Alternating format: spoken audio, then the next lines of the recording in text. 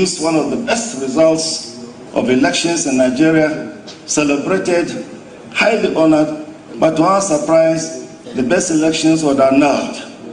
That was the most difficult day in our lives. The tributes have reminded us not only of his place in Nigeria's democratic journey, but also of the personal courage it takes to do the right things under difficult circumstances.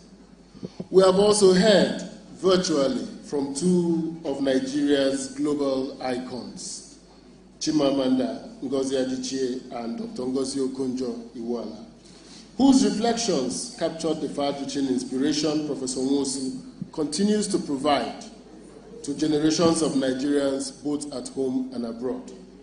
Professor Nwosu was deservedly regarded as one of the main heroes of June 12. For us as a commission, we will forever cherish the enduring legacy he left behind. What are these legacies? There would be no independent National Electoral Commission as it is today if Professor Humphrey Nwosu had not done what he did between 1989 and 1993.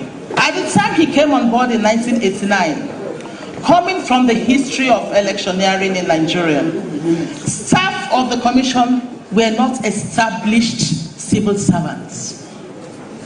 Employment was not gazetted. They were not in the establishments. And Prof said, no, we cannot have a system, a democratic institution, without having permanent staff. And he set out to work. And then the federal government approved, and we started having the staff of the commission as pensionable staff. And most of us are beneficiaries of that today.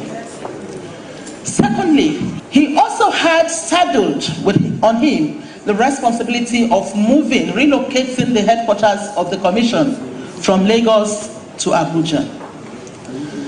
And he set up a committee. Professor Humphrey Nwosu set up a task force for the relocation and charged them that the staff of the commission must be adequately accommodated. The building the commission occupies today as its national headquarters in Maitama was secured and built by Professor Humphrey Nwosu. The former commission's headquarters was in Area 10. He built it while we were still in Lagos. While we were contemplating relocation to Abuja, the task force said, secure any land, we will build. And he built. When Professor Humphrey Nwosu lays his hat to doing everything, not even the military can stop him. I'm very, very happy and pleased to see that friends are gathering, and family and friends are gathering in order to celebrate his legacy. And I have no doubt, I think unfortunately in our country, we seem very slow and hesitant in rewarding national heroes, and I consider Professor Nwosu's contribution and the courage to withstand what I can call the intrigues of military rulers trying to stay and perpetuate themselves in power, really something that is very heroic and that deserves to be appropriately appreciated and recognized and honored in our country. Between Daniel Kano and today's Nigeria is a spectrum.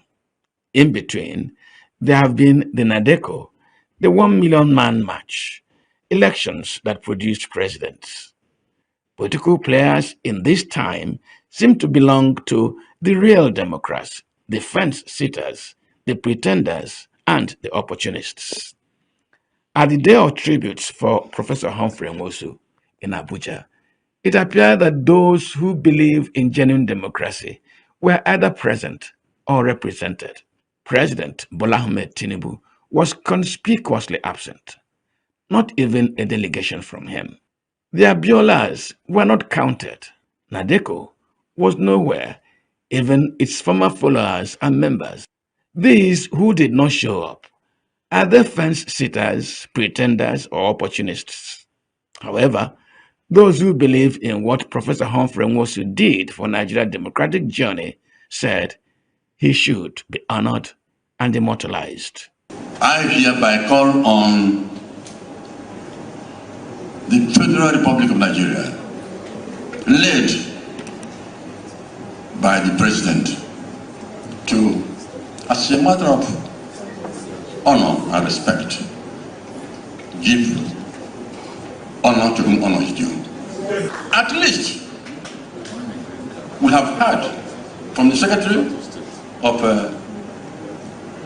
INEC that it was Humphrey that saw to the building of the current headquarters of INEC. Why not name that headquarters Humphrey? Prof should be given Commander of the Federal Republic or Commander of the Order of the Niger. In addition, a national democratic or electoral institution like the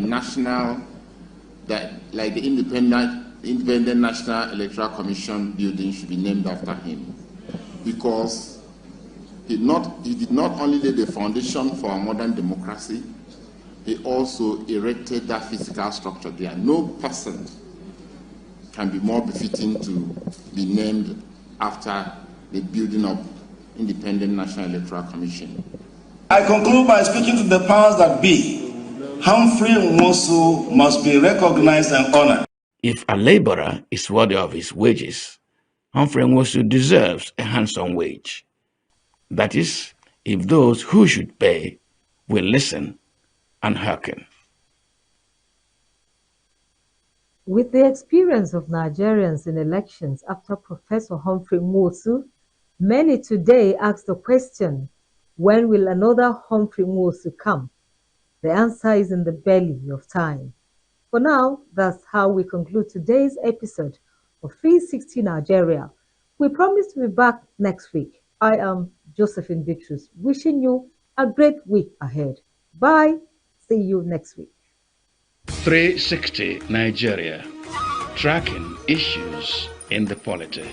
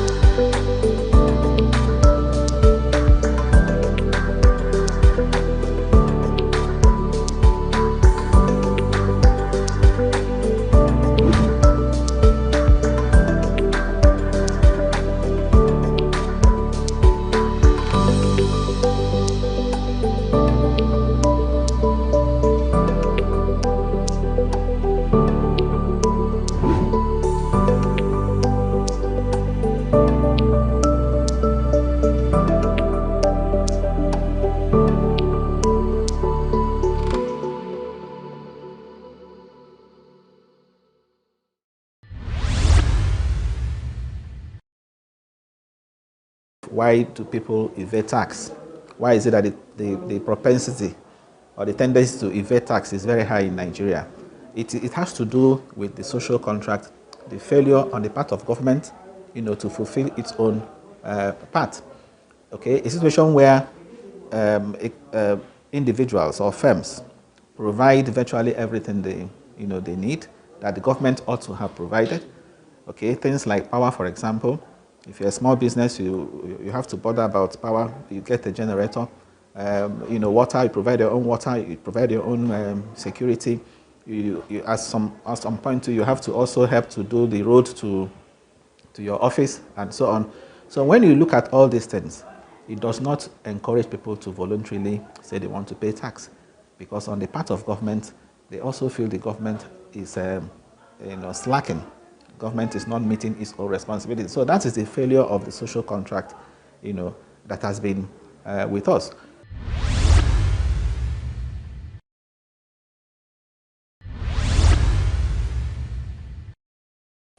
From the president to the ministers to the governors, all of them, 98% of them attended public schools from primary, secondary to university level, paying almost nothing. Now go to a typical primary and secondary school in your locality and see how it has been destroyed over the years, simply because people in the position of power have the resources that they have accrued from the national treasury to take their children and give them the best of education in any part of the world. Keep that aside. 98% of people in the position of power, their mother either gave birth to them in their homes or in public hospitals, because in the last 40, 50, 60 years, How many private hospitals do we have in Nigeria? But now go to a typical private hospital, public hospital, and see what you have there. I was invited for an event, and then the head of a public school was delivering a speech, and he said, government can no more build hostels, government can no more give scholarships. So what can government do? You attended a public university, lived in a public hostel, and now you find yourself in a position of power. You cannot build more hostels for the generation that succeeded you.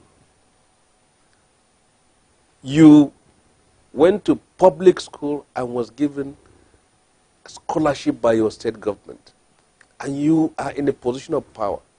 You cannot give scholarship to the children of the poor. You cannot build.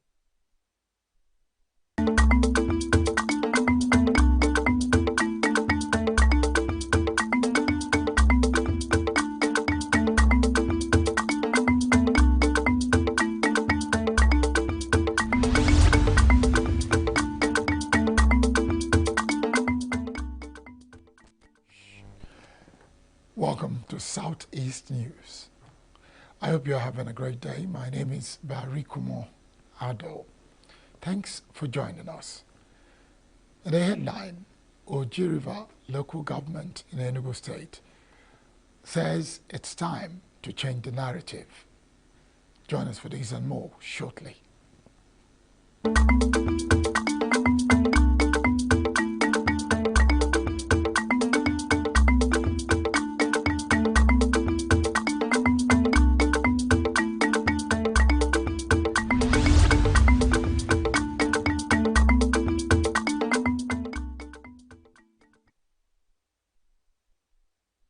Enugu State Governor Peter Mba says the state government will partner with local government for genuine economic development.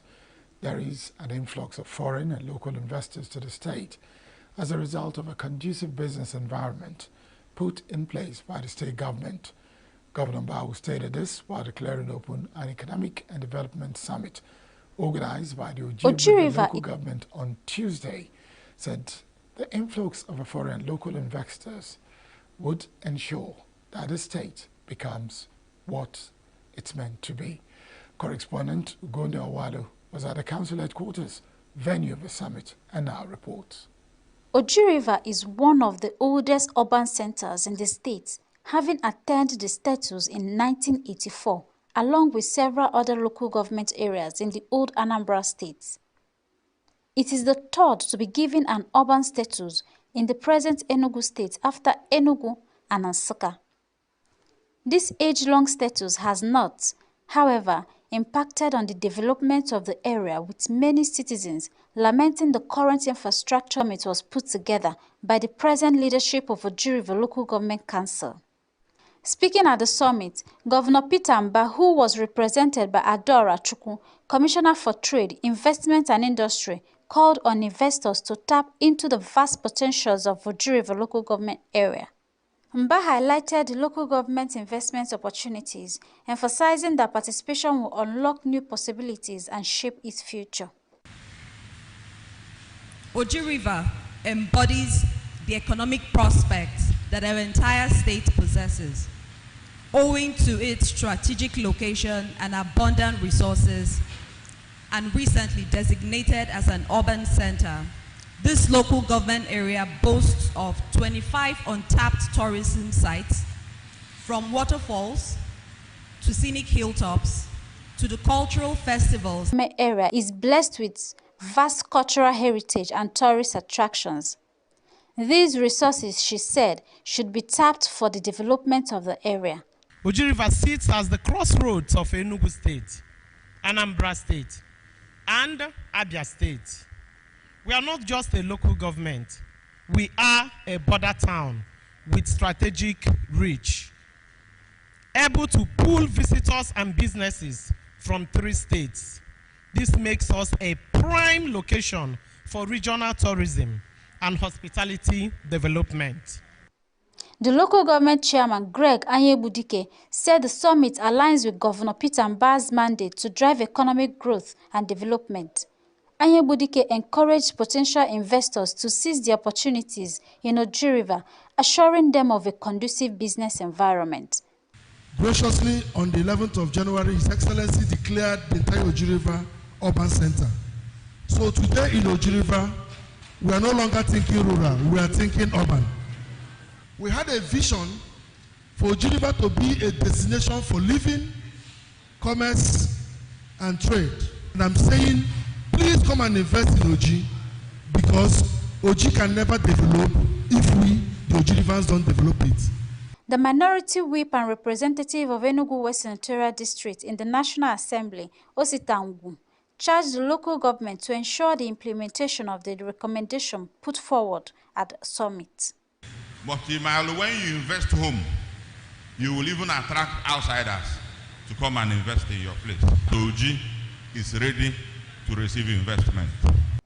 Some participants at the summit, including Honorable Jeff Mba, former representative of Oji River in the Enugu State House of Assembly, and Dennis Onuzulike, expressed optimism about the potential impact of the summit across various sectors in Oji River local government area. All hands will be on deck, both in providing security, both in providing the lands, and even infrastructure. And even when the infrastructure is provided, we have to protect it, we have to own it.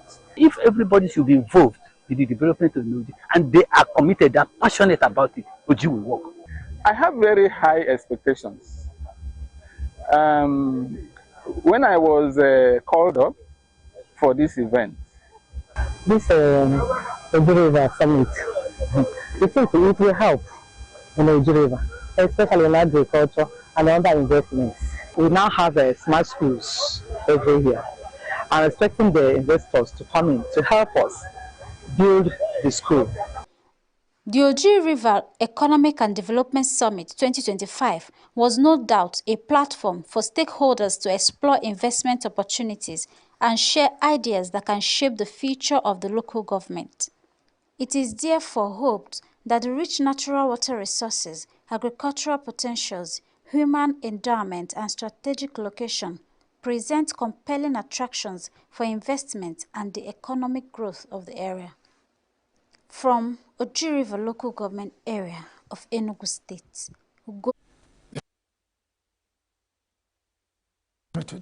Have signed a memorandum of understanding to build a world-class industrial and commercial hub within the Enugu Industrial Park Free Trade Zone.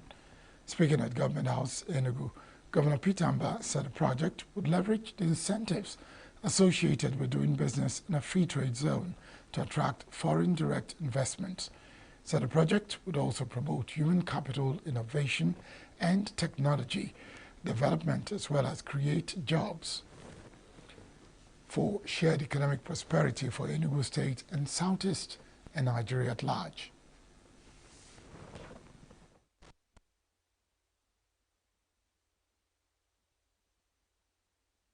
Enugu State government has committed to increase their stake in this going concern by providing all required in order for this business park to become functional and fully functional.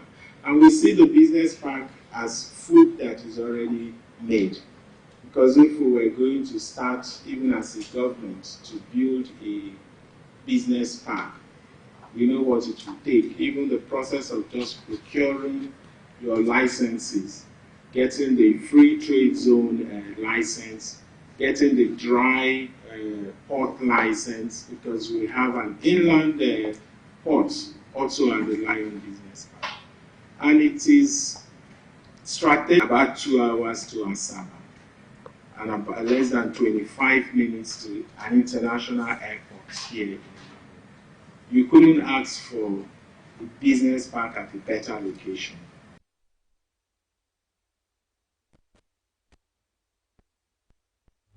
The chairman of the firm, Okechukwu, commended the governor for his visionary leadership, developmental strides and achievements within a short period in office.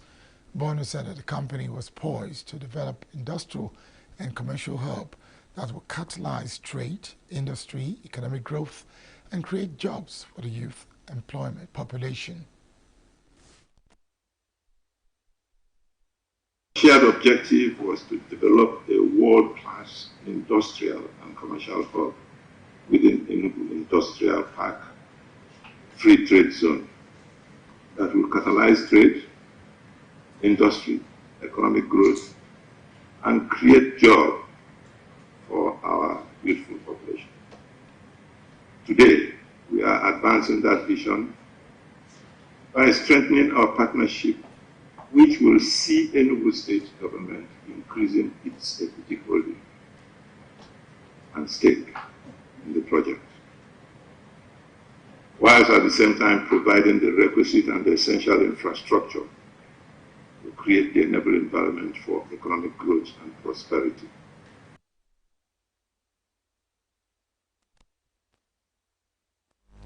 A socio-political group in Ebonyi State known as Francis Frontiers has voiced strong support for the leadership style of State Governor Francis Mwifuru. This was made known during the group's inauguration of its zonal and local government structures held in Abakaliki on Tuesday, where members of the group reaffirmed their commitment to backing the current administration, citing the governor's humanitarian efforts as a key motivation. Speaking after the event, the association's chairman, Chris Usulo, said it that Francis Frontiers was formed as a support structure for Governor Mwifuru. He highlighted the governor's strides in both infrastructural and human capital development, which, according to him, have significantly improved the standard of living across the state. This organization came on board to complement the effort of the governor in dishing out dividends of democracy to the people and showcasing the governor's infrastructural development and human empowerment. If in a situation where it is underreported, our duty is to showcase it to the world. In separate remarks, the Deputy Chairman, Ben Movo, and Vice Chairman for Ebonyi South Zone, Chidi Jem, echoed similar sentiments.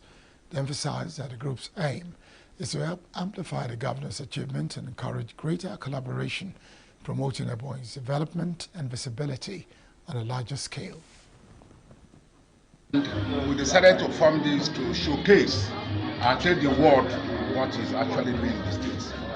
Every son and son of the state are happy with him, especially the peace-making process. Every community of the state are in peace. Constituency by constituency, in fact, Ebonyi State is a one formidable family, and that is why we decided to form this Francis Frontiers to showcase him and tell the world what we are seeing in the state.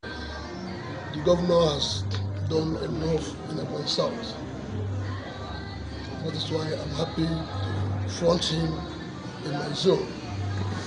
In case, for the purposes, if you're not from Ebonyi South, if you ask any person at all from Ebonyi South, this will let you understand that in every community in Ebonyi South, is an ongoing project. The Francis Frontiers movement includes members from various tiers of government in the state, and it's focused on ensuring that the benefits of democracy reach all communities within Ebonyi. That's the news. When we return, I'll tell you what next. Stay with us.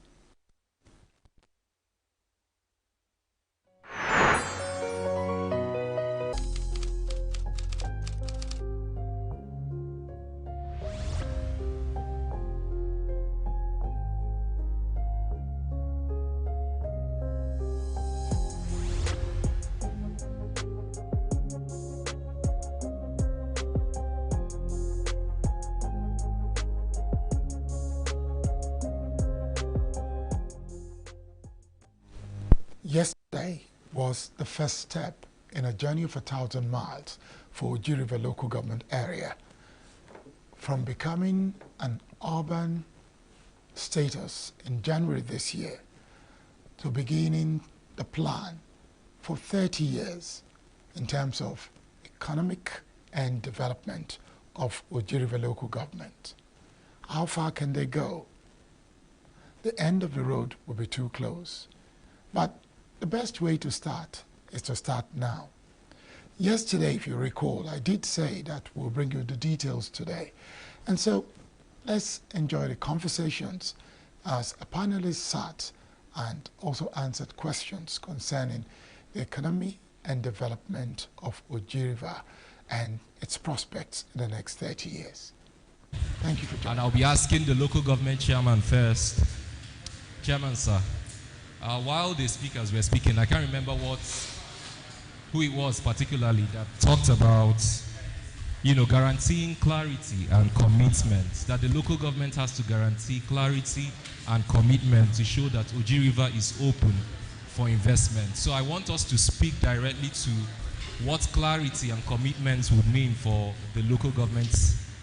Now, what would you do to guarantee clarity and commitment aside what we are doing now, which is the summit? What other things do you have in store in the next few months or in the next few weeks for investors to understand that Oji River is open for investment? Thank you very much.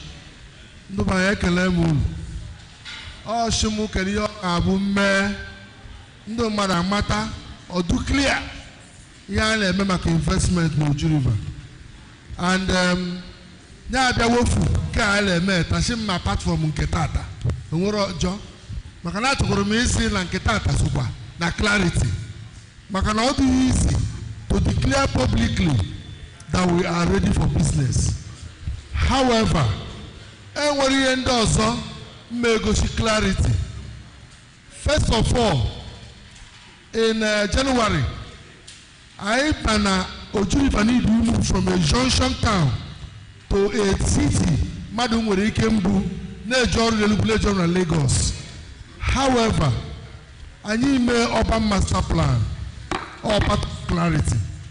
Because the master plan na why neka school mado, neka Greek mado, neka akoubo na yendojo, neka hia mado and all that. So that is the clarity that the master plan is giving us.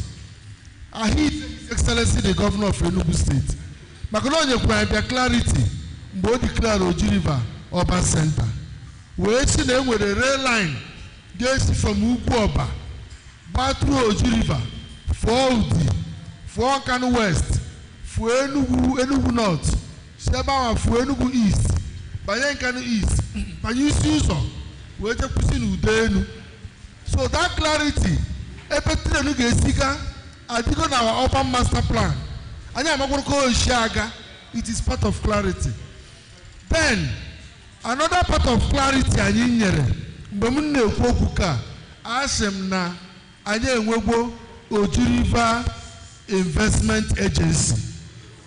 That Oji River Agency, Investment Promotion and Protection Agency, you mean who?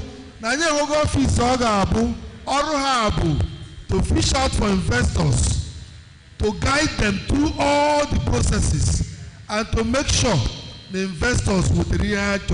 It is part of clarity. And these are policy steps that we have taken as Oji River local government area. Now the agency, a managing director, may make sure they may attract the investors. Now, it could be a desk, it could be an agency, it could be a unit in the office. But the agency, because no dog are bueru, a way can investor pata, a banun kata, bank at investment, always your roibo, what's one roibo for, all nozina a part very serious when they may. It is a clarity that we have created. The next clarity is that Mbani may make campaign and you could make this investment summit. People make out to the end also, and to the end now it is a demonstration of clarity. Mbani may make campaign and you should lay to Sokorota, or like a town Sokorota, or like a town Sokorota. So it is part of the clarity we are bringing. We are bringing strong clarity in what we do. Thank you very much, Honorable Chairman. There are a number of other things that the speaker has talked about, security being one thing that has to be guaranteed for investors to come in. And of course, somebody talked about land. We know that land is a limited resource, but now I'll get to some of the traditional rulers here because they would help us understand exactly how land can be managed. And of course, processing papers for land, it's something that will be requisite with the local government.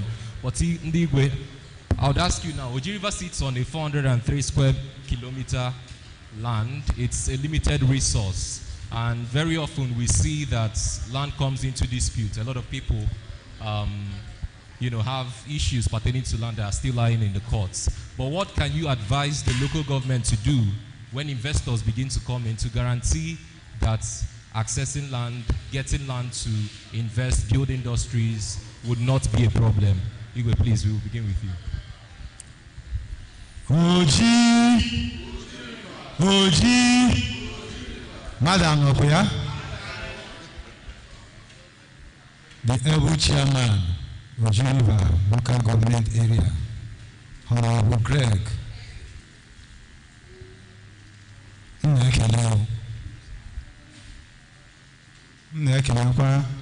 chairman of Geneva Economic Development Steering Committee, Abalanze, Chicken Wadeke.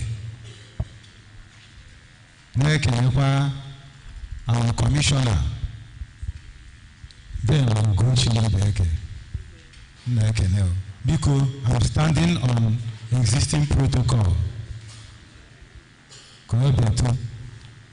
On behalf of Nduji, Nduji Noka, I know Igbo Kenya, Mbakova, making this summit possible. First of all, this is the first of its kind, and from our representatives, from the Senate to the House of Rep, to the House of Assembly, to the commissioners, even governor's representative. You have attracted already personalities and indigenous Hagara join, but I will answer your question, but I just want to thank you for a successful summit because it's an eye-opener. Oji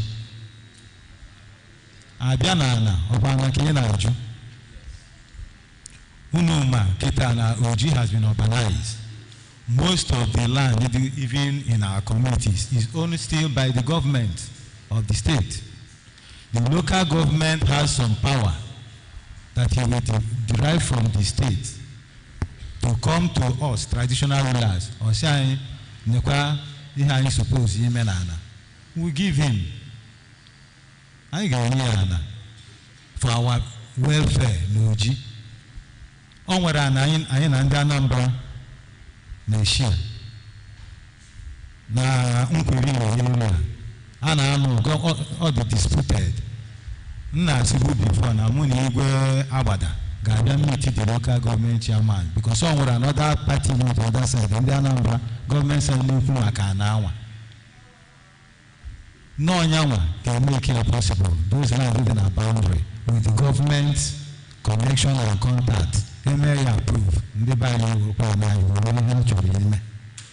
So the local government is in charge. All right, thank you very much. Thank you very much. Yes, the same question on land.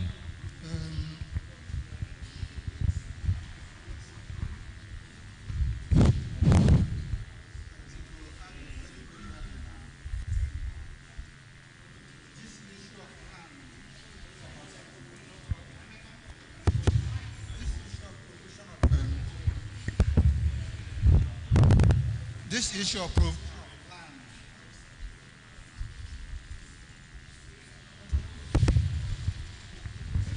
That's it. The issue of provision of land for development like this has already been concluded by ENUGU State customary law on land acquisition and land control, very, very specific. Also, one of the responsibilities the government and the communities gave to Igwe, there are two authorities given to Igwe in the community. One is this land. It is Igwe's that has control over land, given to them by both the customary law and the constitution of the community. The second authority given to on security. These are just the two things, security and land. Can the Igwe and the Igwe be responsible? Even though by now, in some cases, somewhere, can work with Ibe, Igwe and town union, whose the right is it to give land, or who is the right is not. Now, which everybody agrees. Therefore, no higher control land. Such a disagreement, because what we want the chairman of the community of the local government to come and advise us where they prepare to give land based on the consent with the town union. Yes, you have given us the power, but there's that where that happens, it is with the permission of the community. Definitely, I cannot go and give out any portion of land without the approval and consent of the community. But give the Igwes that authority to scrutinize, agree with the government. But once the PGs that is where the problem is. It is the law is very, very specific there. The control and management of land is in the hand of traditional rulers. But who cannot do anything without the consent of the community? Please, I want us to be guided aright so that all of us will be working like a team. In my place, Isiama with the land, the constitution of Isiama is the Naka Igwe, but Igwe don't do anything without the permission of the, that it is, we want to understand it. We have no problem about land. We shall always come to. Mr. Chairman, sir, Chairman of local government, this summit you introduced now, what me as a person has been, I don't know that this opportunity will ever come. Obozi here, Kage Kuwezi, our own contribution. I'm going to make a personal presentation as well as many other persons who have interest on this project. I am not in any doubt that this summit which you are in will succeed. When I see a person like you or a person like Professor Okeka in charge of developing a thing like this, or them mother, from your parents, grandparents, and mother or the mother, with her there, I know the father and what he can do. This project, this summit cannot be a failure. Which is your own size, on your do your own size, or who the size of Chike Modeke. It cannot work. It must go through. It must go through. Because but submissions are going to be made by all of us to make it a successful end. Thank you very much. Thank you very much, Igwe. And he said two things that are quite germane. He talked about the statutory responsibility of the traditional rulers with regards to land, and also he talked about security. And I'll get to you now, Honorable Commissioner for Culture and Tourism. He mentioned security. I would like to understand how you would like to partner with the local government and the traditional institution to enable tourism thrive in Oji River, because without security, first off, I don't know if the local government will be able to attract the number of people that they want to attract. And this is a projection for the next 30 years. I don't know if you can summarily tell us what Oji River portends in terms of the tourism potential. The global soft power economy is at about $1.3 trillion. I don't know how much of that chunk that Oji River can take from the, the global cake. Please, you can let us in on that. Ndoji, ekele humolo. Because ndụ na-eme mkpọtụ ga-alụ nchi o. Ngawa nchi. Ihe ọjọrọ bụ maka security. Security wụ ọrụ ndụ ọrụ mụ na unu. Enweghị onye agharịa iche. Ihe ndụ na security wụ problem ndụ na Nigeria niile. Meaning that Oji River is not an exception. Enugu State is not an exception. It is a global business. Now let us bring it down to Oji. The local government chairman, yes, is the chief security officer of the local government. But let it also be known that Ndigwe are also the chief security officers of their communities. Meaning na enwe ihe mmeweru tata lishiama maọwụ na mkpokoro. Ọ bụ ha bịa jụba kedu ndụ ụmụndị onye ijiji a na-ajụwa onye igwe. So na anyị na-ayọkwa ndị igwe ka ha chete ka ha makwara n'ọkwa ha bụ the chief security. A na-ebidola ụlọ mara mma wee fụwa mbara. And ka anyị marakwa n'ọkwa oke nọ n'ụlọ gwara nke ndọla agụ la azụ dọla ngụga. Ka anyị marakwa na oshiala ha kwa aga ka ọma ha. So abịa n'ọhịa be anyị enwechara ndụ nnọrọ ụghọ. Mana community bịa ọ wụrụ egwu ama m onye ọbụla emechiọla onye ọbụla ada ikpọ. Mana ọrụ security dụọrọ mụ na gụ. Ọwụghọ sọ ndụ police, ọwụghọ sọ ndụ army. We must come together to fight security. Now, His Excellency introduced food estate. Farm estate. Farm estate is a way of using food security to also secure our farmland and also secure the state. We are also doing that with tourism. I will give you an example. The new cave that we found in ENUGU, the Oba Ihunabo. I know what it took us to get to Oba Ihunabo. We had to go with military personnel. Manowuru na Oba Ihunabo ahụ ndola agụ. Ọwụ na anyị bịa kwa ụzọ kwabali ime ka a. Ana agbaji nje, ana akwụ ụgwọ enwe toll gate ebe a. Ana akwụ ụgwọ wee na-abanyezi ebe a. Ndị a nna alọ lidu ala alọ ka a. Ihe ha jiri ọka abụ maka nnụ la mmadụ anọghị ya. Nke ndụ na ọrụ, nke ndụ n'ọrụ obido ori na Owerri Izukala. Nke ọrụ is the biggest in the whole of Nigeria, spanning from Owerri Izukala to Oro. But but if it is developed into a tourist attraction that people will fly in from all over the world to come and see what is in Oro, automatically because now people will now start coming into Oro. Onye Kwoto Gate or Gahero, community will benefit from it. Community will make money. There will be job creation. Our youths will be gainfully employed because now again when tour guides, again when they gonna collect community will also be able to sell food. So I hope I have answered your question. Thank you. I believe so.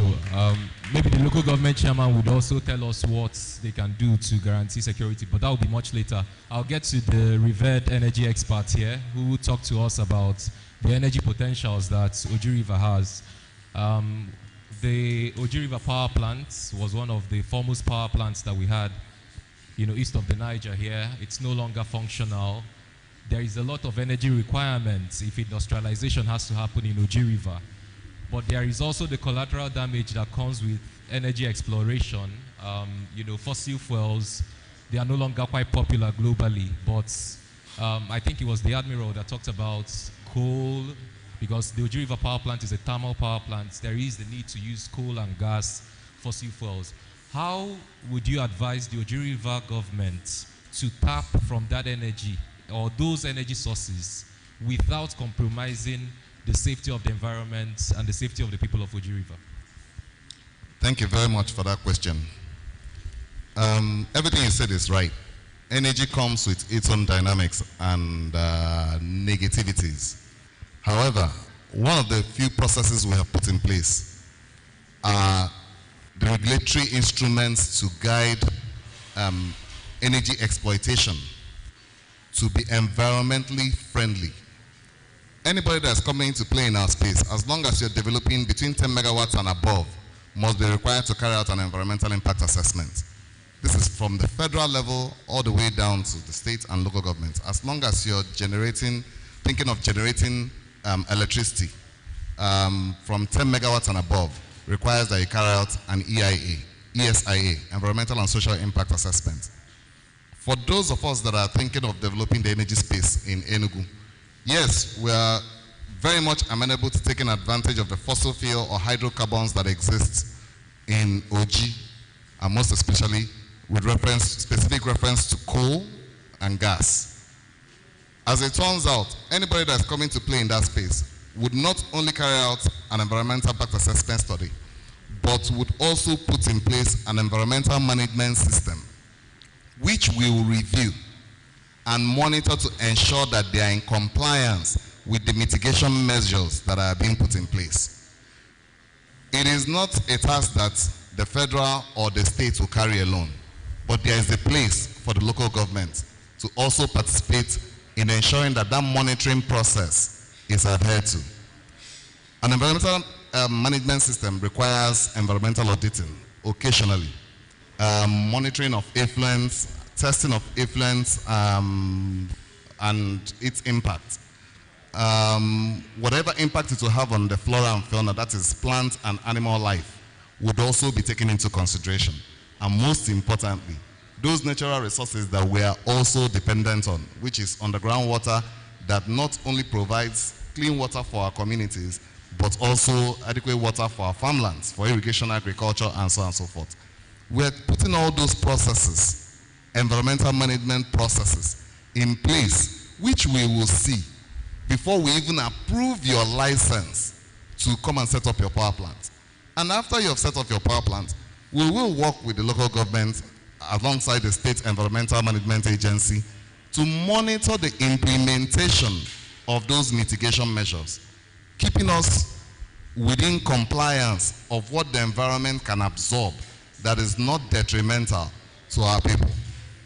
Definitely, in any developmental strategy or initiative, the people are primary concern. Their safety and means of livelihood are at the top of our priority list to ensure that it is not in any way compromised.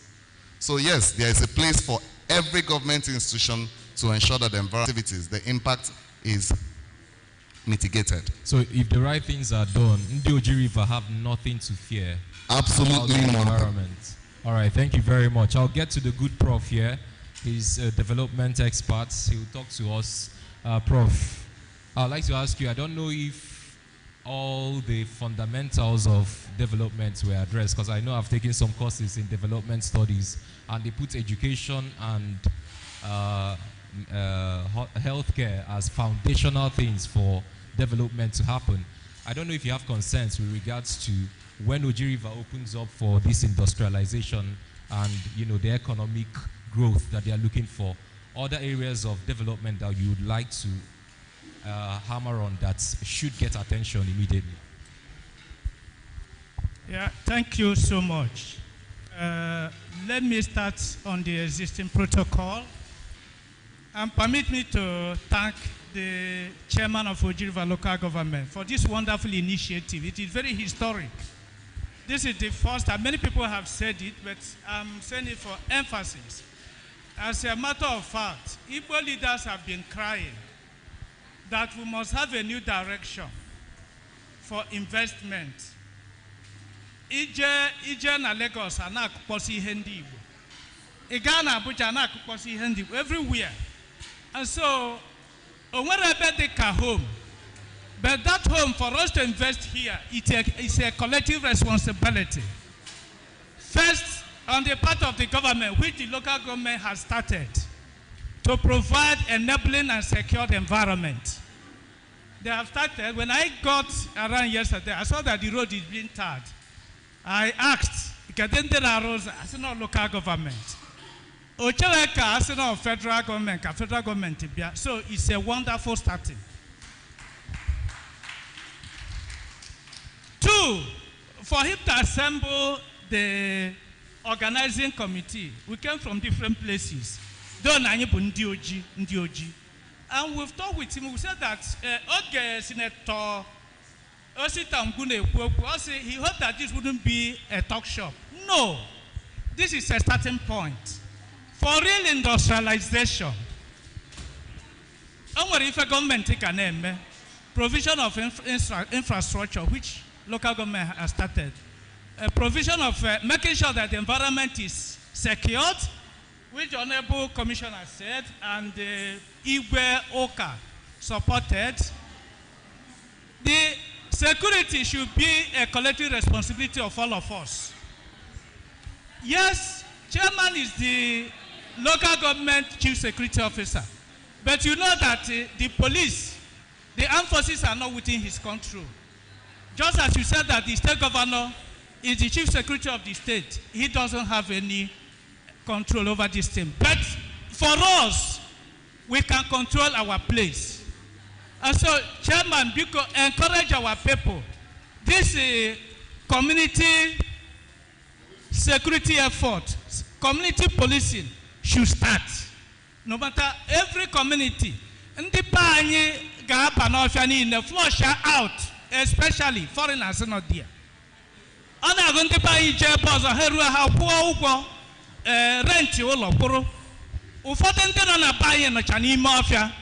We don't want that. If you trailer over 25-50 use Fakata at discharge those you that don't go back, they enter the forest. And with time, it creates a security risk for us. So our community leaders, local government, on the flush out strangers, and the banya down on Northia, address, that is one. Two, for us, if I a talk shop, we are talking of the engine of development world over is small and medium enterprises.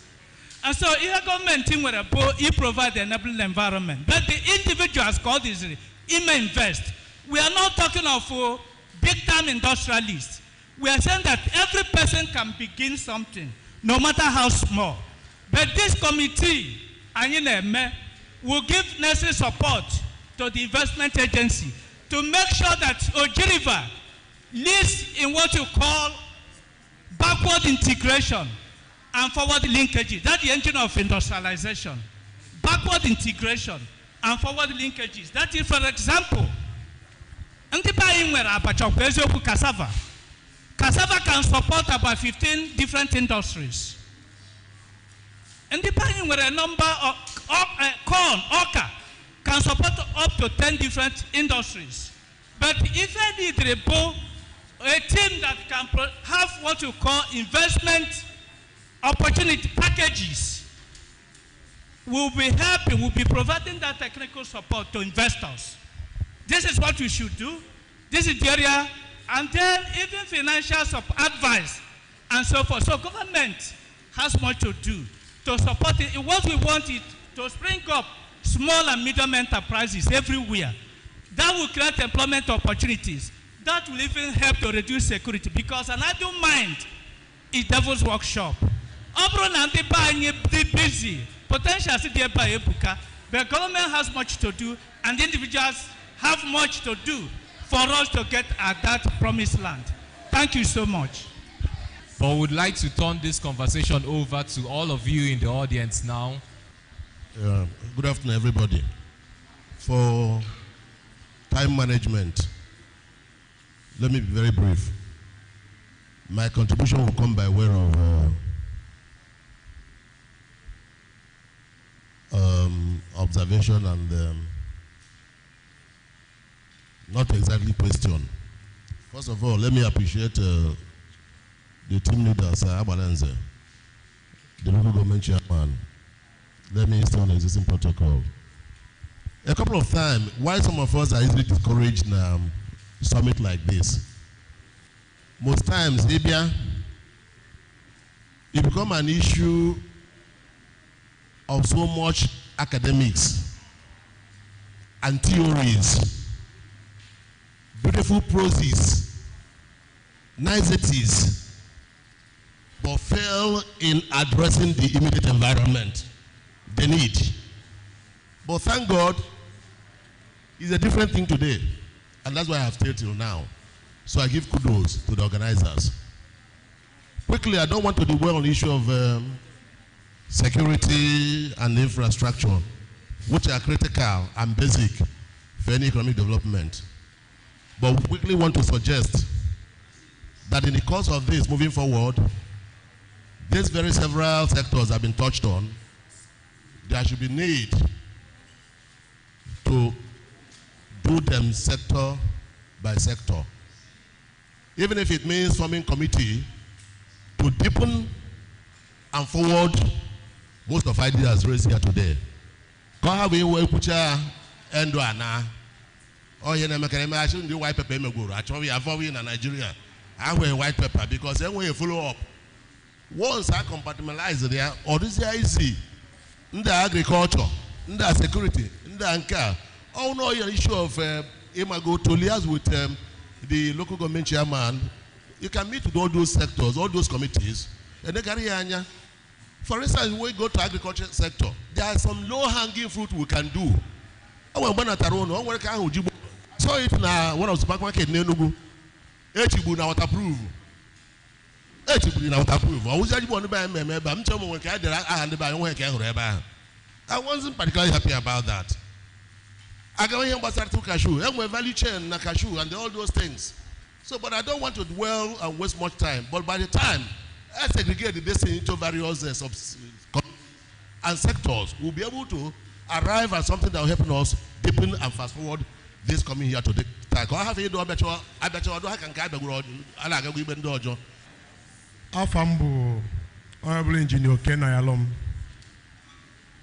I thank the executive chairman and I thank this administration for this.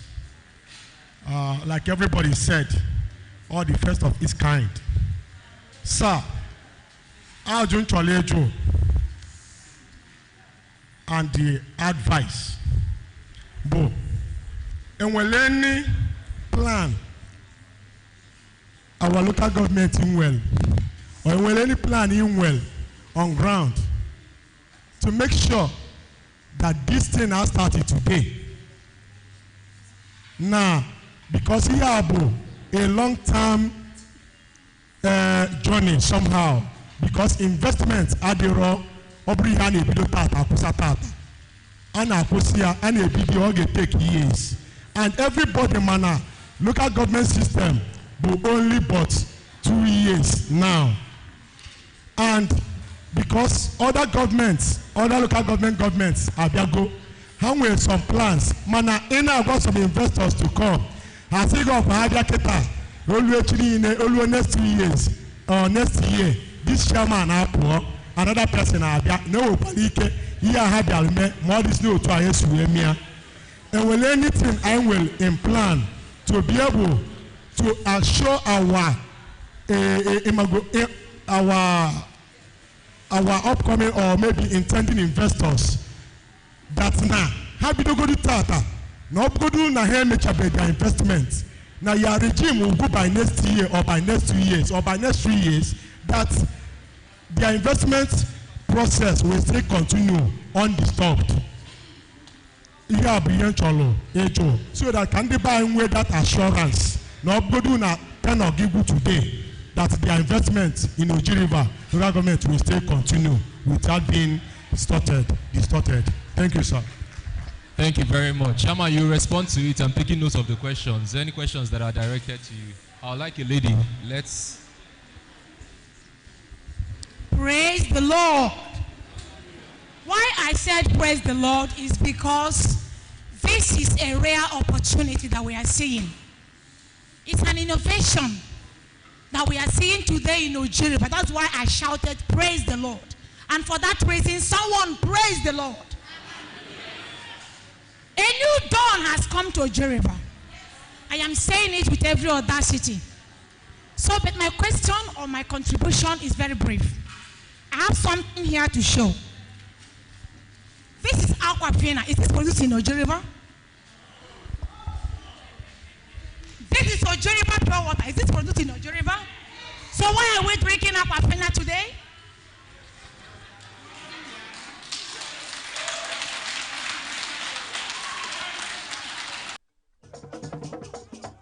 With a population of about 36 million people, the Southeast is awash with stories. Every day on Southeast News, we tell the peculiar story of the Southeast and her people. Our Southeast should be the Silicon Valley of Nigeria. Their successes, achievements, and daily challenges. Do you have a Southeast story to share? Community achievements and challenges, completed and uncompleted projects, bad roads, water scarcity, erosion, flooding, insecurity, or even disagreements? Bring it on to Southeast News. On Southeast News, no story is too big or too small. Southeast News. Let's tell our story. Showing on Signature TV every weekday at 4 p.m. WAT, 1600 hours GMT. A nation, when you rob Peter to pay Paul, if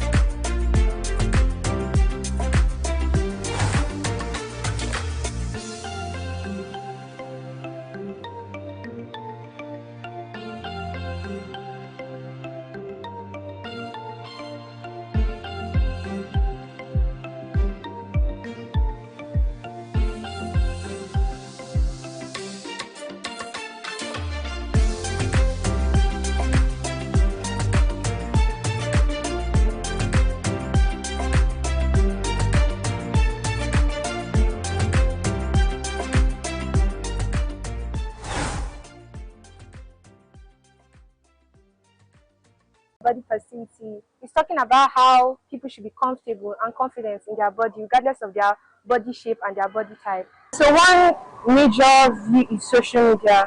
Like, let me give an example. Let's say I'm fat, I'm obese, that type of thing, and I'm not so confident in my body. When I see another person that is like me, you know, posting and being confident in their own skin, it gives me like this sense of acceptance and confidence that, oh my God, this person has the same body type as me and she's very confident. You know, it makes me feel like appreciated. It makes me feel more of a human being, because mostly the fat people, they get body shamed. Like, they are not really confident in their body.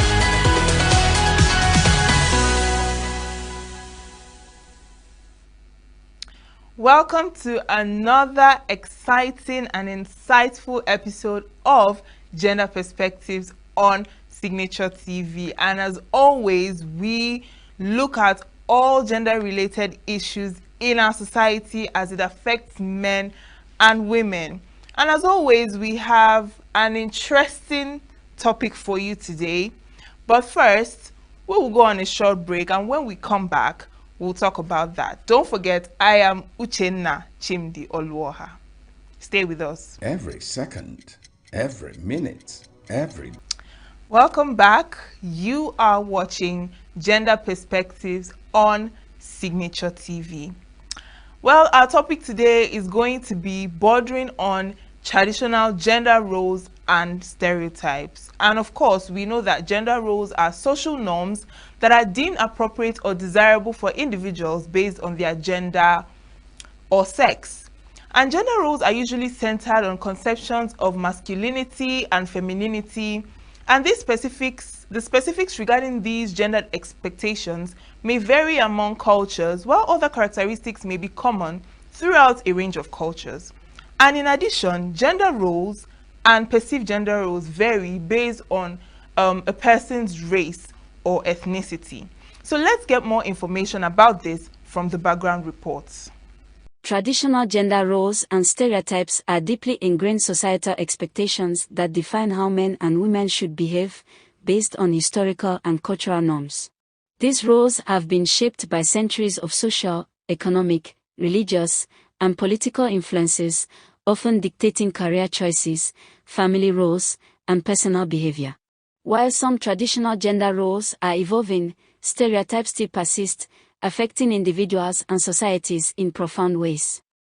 Traditional gender roles emerged from early human societies where survival depended on distinct labor divisions, where men typically hunted and protected the group and women gathered food, cared for children, and managed domestic responsibilities. Different religious and cultural traditions such as Christianity, Islam, Hinduism, and others have shaped gender expectations. Many of these traditions continue to influence gender norms today, though interpretations have evolved over time. Men have historically been expected to be providers, protectors, decision makers, and emotionally resilient. Women, on the other hand, have traditionally been seen as caretakers, nurturers, submissive partners, modest and reserved. These stereotypes have influenced education, employment, and social expectations for generations. These gender roles have highly impacted individuals in various ways. Men may struggle with emotional suppression, leading to higher rates of depression and suicide. Women may experience anxiety due to societal pressure to meet unrealistic beauty or caregiving standards. Women often face barriers in male-dominated industries, while men in caregiving roles face stigma. People who do not conform to traditional gender roles may experience social rejection or discrimination. Rigid gender roles contribute to gender-based violence, harassment, and unequal treatment in legal systems. In recent decades, social movements, legal reforms, and globalization have challenged traditional roles. Women have gained more access to education and employment. Men are increasingly involved in parenting and household duties. Traditional gender roles and stereotypes have deep historical roots and continue to shape societies worldwide. While some norms are evolving, stereotypes still create barriers for individuals and reinforce inequality. Addressing these issues requires education, policy changes, and cultural shifts to create more equitable opportunities for all genders.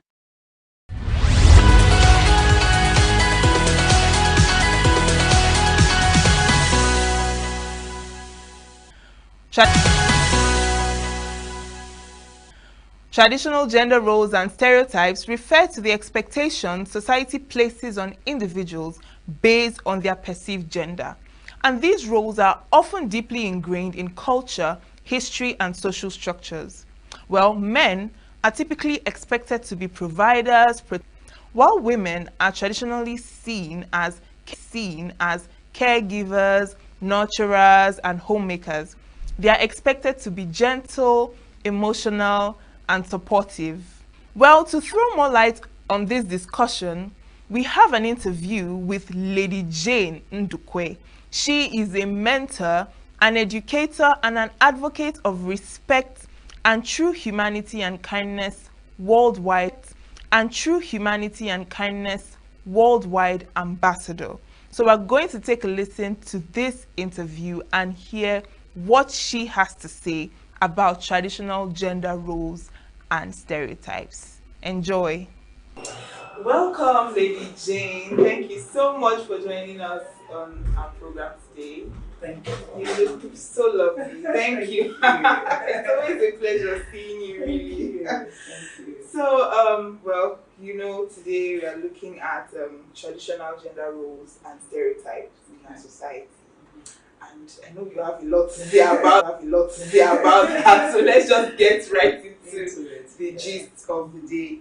So first of all, what do you understand by traditional gender roles? Like, what does it mean to you? Gender roles and stereotypes. Okay, so gender roles, to me, traditional gender roles means that there are roles that are specific to the gender. Okay. You know, traditionally. So traditionally, we're looking at culture, religion, what society says the man ought to do and what the woman ought to be doing. And then stereotypes are the ones that, you know, when you have a bias, you know, against maybe a gender or how something is done or perceived. You know, so then you have this stereotype that, for instance, that says girls are maybe inferior, you know, to men. You know, that's a stereotype. That's a belief that isn't right. Yes. So.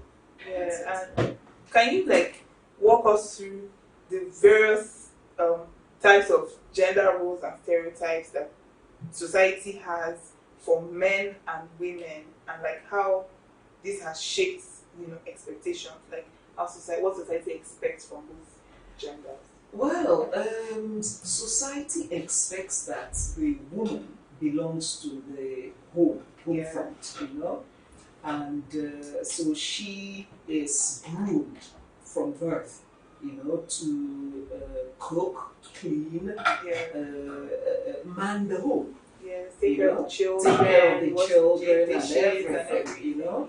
So then you would find that in the traditional setting, the male child is just not allowed, well, no, I won't use the word allowed, but is not supposed to be in the kitchen. It's not supposed to cook and clean. It's the woman's, it's for the woman, it's for the girl child. So that's a gender role and stereotype, you know, the traditional one.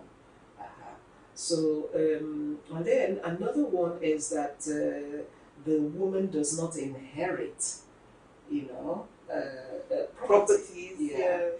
And then going back on the first one that I mentioned, you know, the girl child is already groomed for marriage. Yes. You know, so if she doesn't get married early enough, at a certain age, it's as if what has gone wrong with her, you know. So people begin to talk and, you know, pass some very unwholesome comments, you know, to the family. And another one is education. You know, I mean, back in the days, it was like, you don't really need to educate the girl child. I mean, why do you bother? You know, she's going to be somebody's wife. And we still have these days.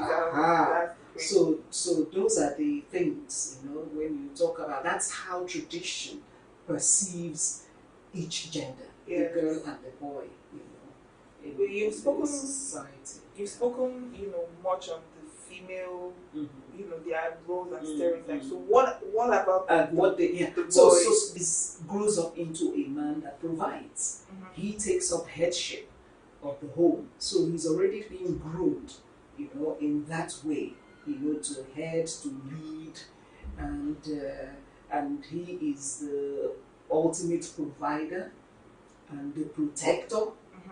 And it's like his word is law. Yes. Final. It's final. So and then if he's unable to do that, it becomes a problem. Yes. His masculinity is questioned. Yes. So these are the traditional roles, that we attribute to gender. Yes. There is one that's quite striking, particularly when it comes to boys. When they say they shouldn't show emotion. I forgot that one. So that they shouldn't show. A boy doesn't cry. So that has actually led to too many mental health issues among our boy children.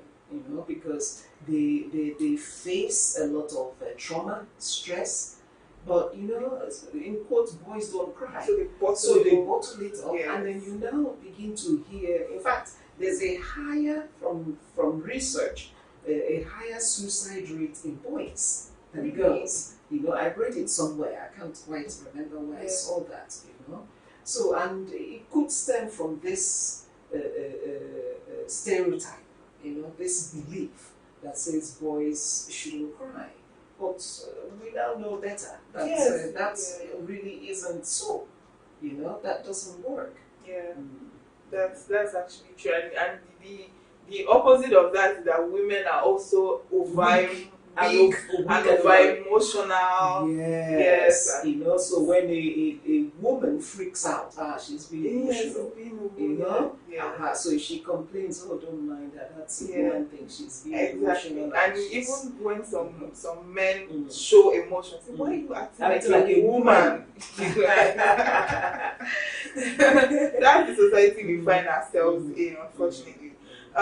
Do you have any personal or observed experience where these roles and stereotypes have influenced, life choices or people in one way or another? Yeah. For instance, in the choice of courses, that our children study, at the university. I mean, then it used to be that only men could do engineering courses. And, there were certain courses that were predominantly male. Yes. I think it was yesterday on television that I heard a woman, she was saying she studied engineering and then she found herself in a male-dominated field, and I think either she was the only woman or something like that. So yes, it does affect our choices, and then it also affects our perception, on marriage, for instance, what is acceptable, So for the fact that we feel that the man's word is law, so the wife, is not expected to speak. She just toes the husband's whatever thing that he has set up, that must be done, must be observed in the house. I mean, just before I came in, I was listening to the radio when somebody was mentioning or referring back to our past president, when he referred to his wife as belonging to the other room, when she was trying to advise, or make a suggestion or something to him, So you find a lot of cases like that, where the woman is not really expected to speak. So whatever the husband says and does, whether they're right or wrong, everybody just toes that line. And do you think that the idea the younger generation have concerning gender roles and stereotypes, do you think it is what it is supposed to be? Do you have any, what is your thoughts or your thought process as to the idea of gender roles and stereotypes and how the younger generation perceive it to be?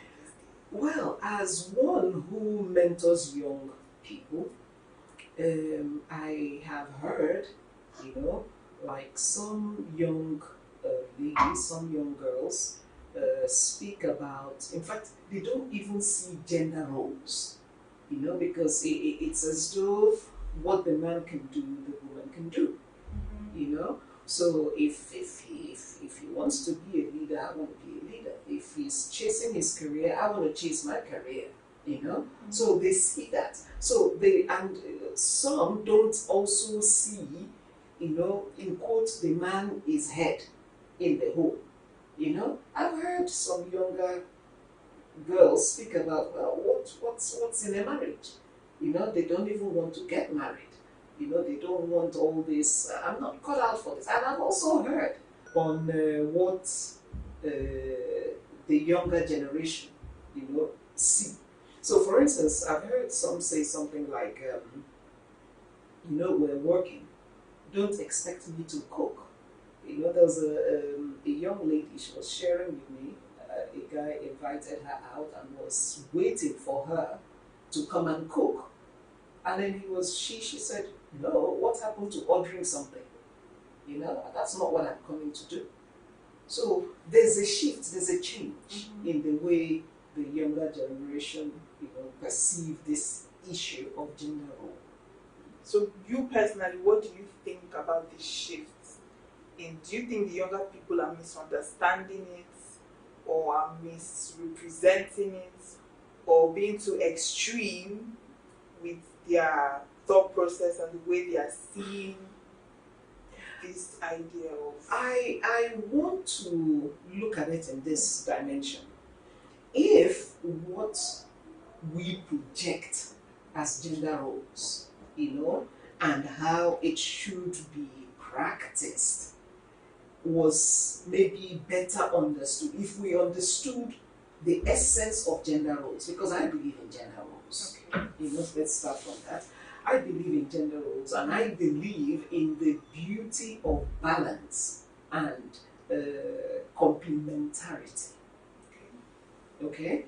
So now, if we had those thoughts of complementarity and balance, as well as mutual respect, three things, then perhaps the younger generation would not have this misunderstanding that seems to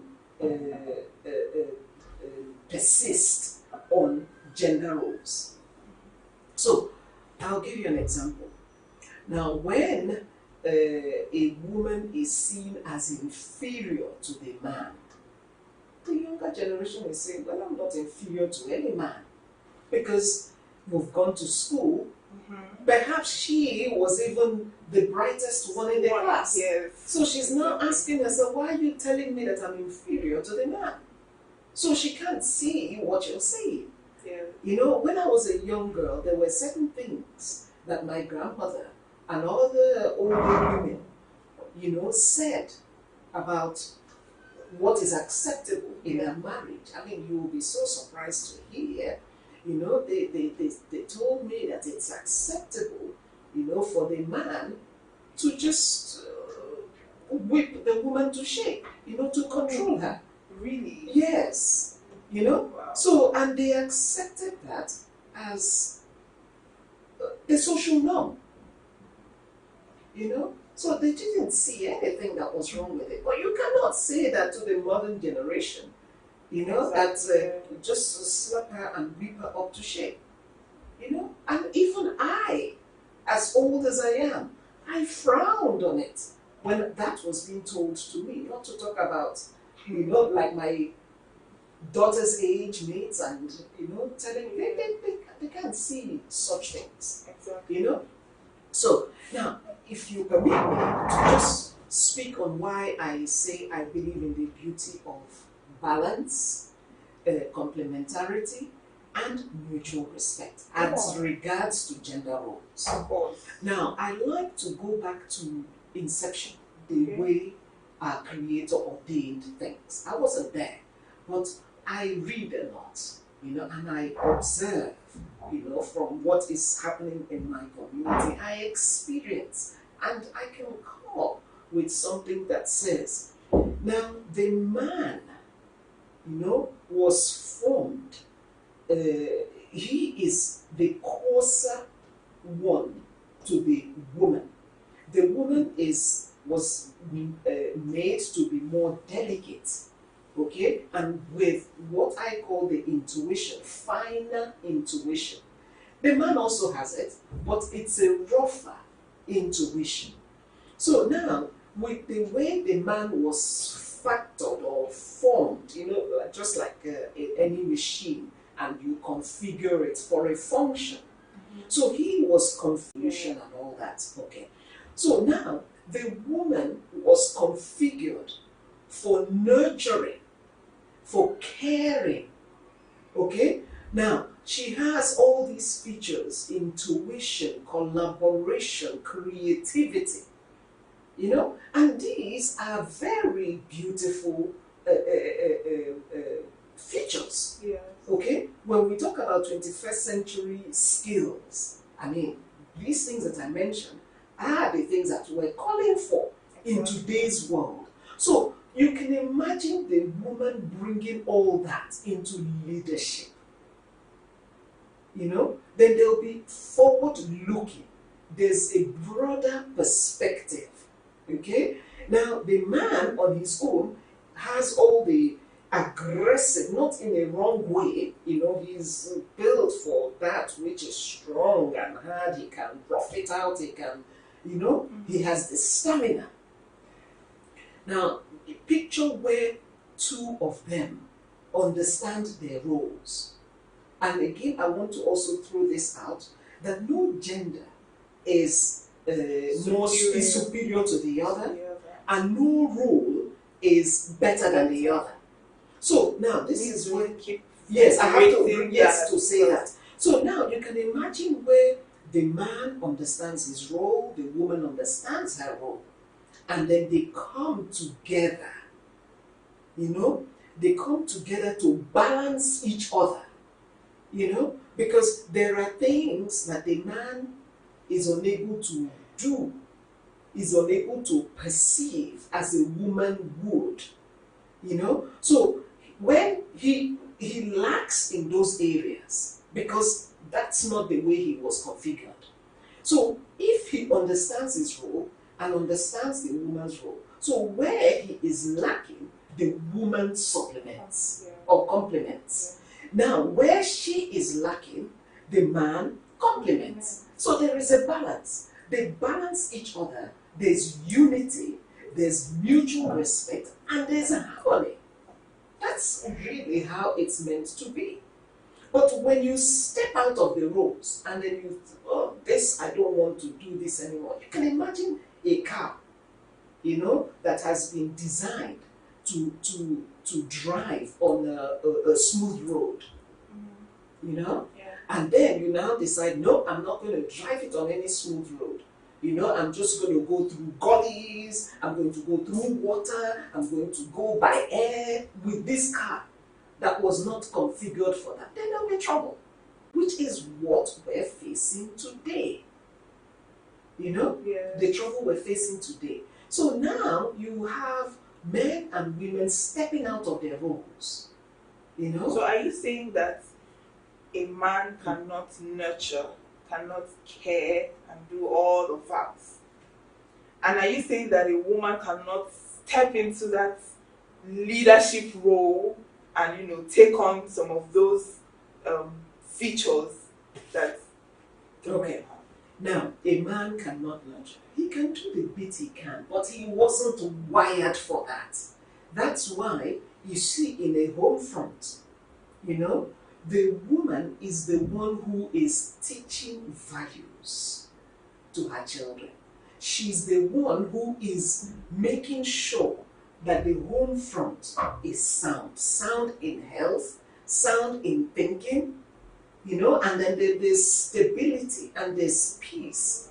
That is the woman's role, because she has this intuition which guides. It's like a moral compass, you know, the inner voice that guides her in the choices that she's making, you know. And whether we acknowledge it or not, you know, when a home, I'll paint two pictures of a home front now. Now let us paint picture home number one. Now there's a man and then the wife and children. So the man understands, okay, yes, I am head of the home. He's not lording it over the wife. You know, he's not saying I'm more superior, but I'm the head of the home, as the way it's been ordained. But she is the neck that carries the head. So if she doesn't move the neck, the head doesn't move. That's really the way it's meant to be.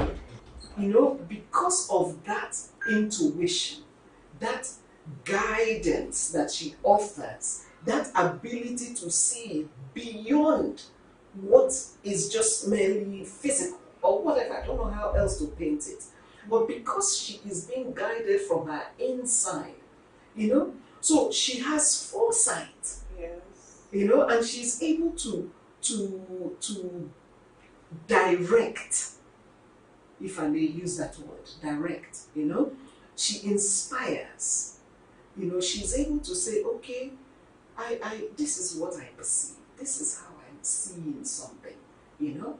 The man who appreciates what she's bringing will not say, oh, and shut up, don't tell me anything. He would think about it, you know. And then once he sees, I never imagined this, you know. And then he acts on it because he is the one that executes what she is directing. And then things work out.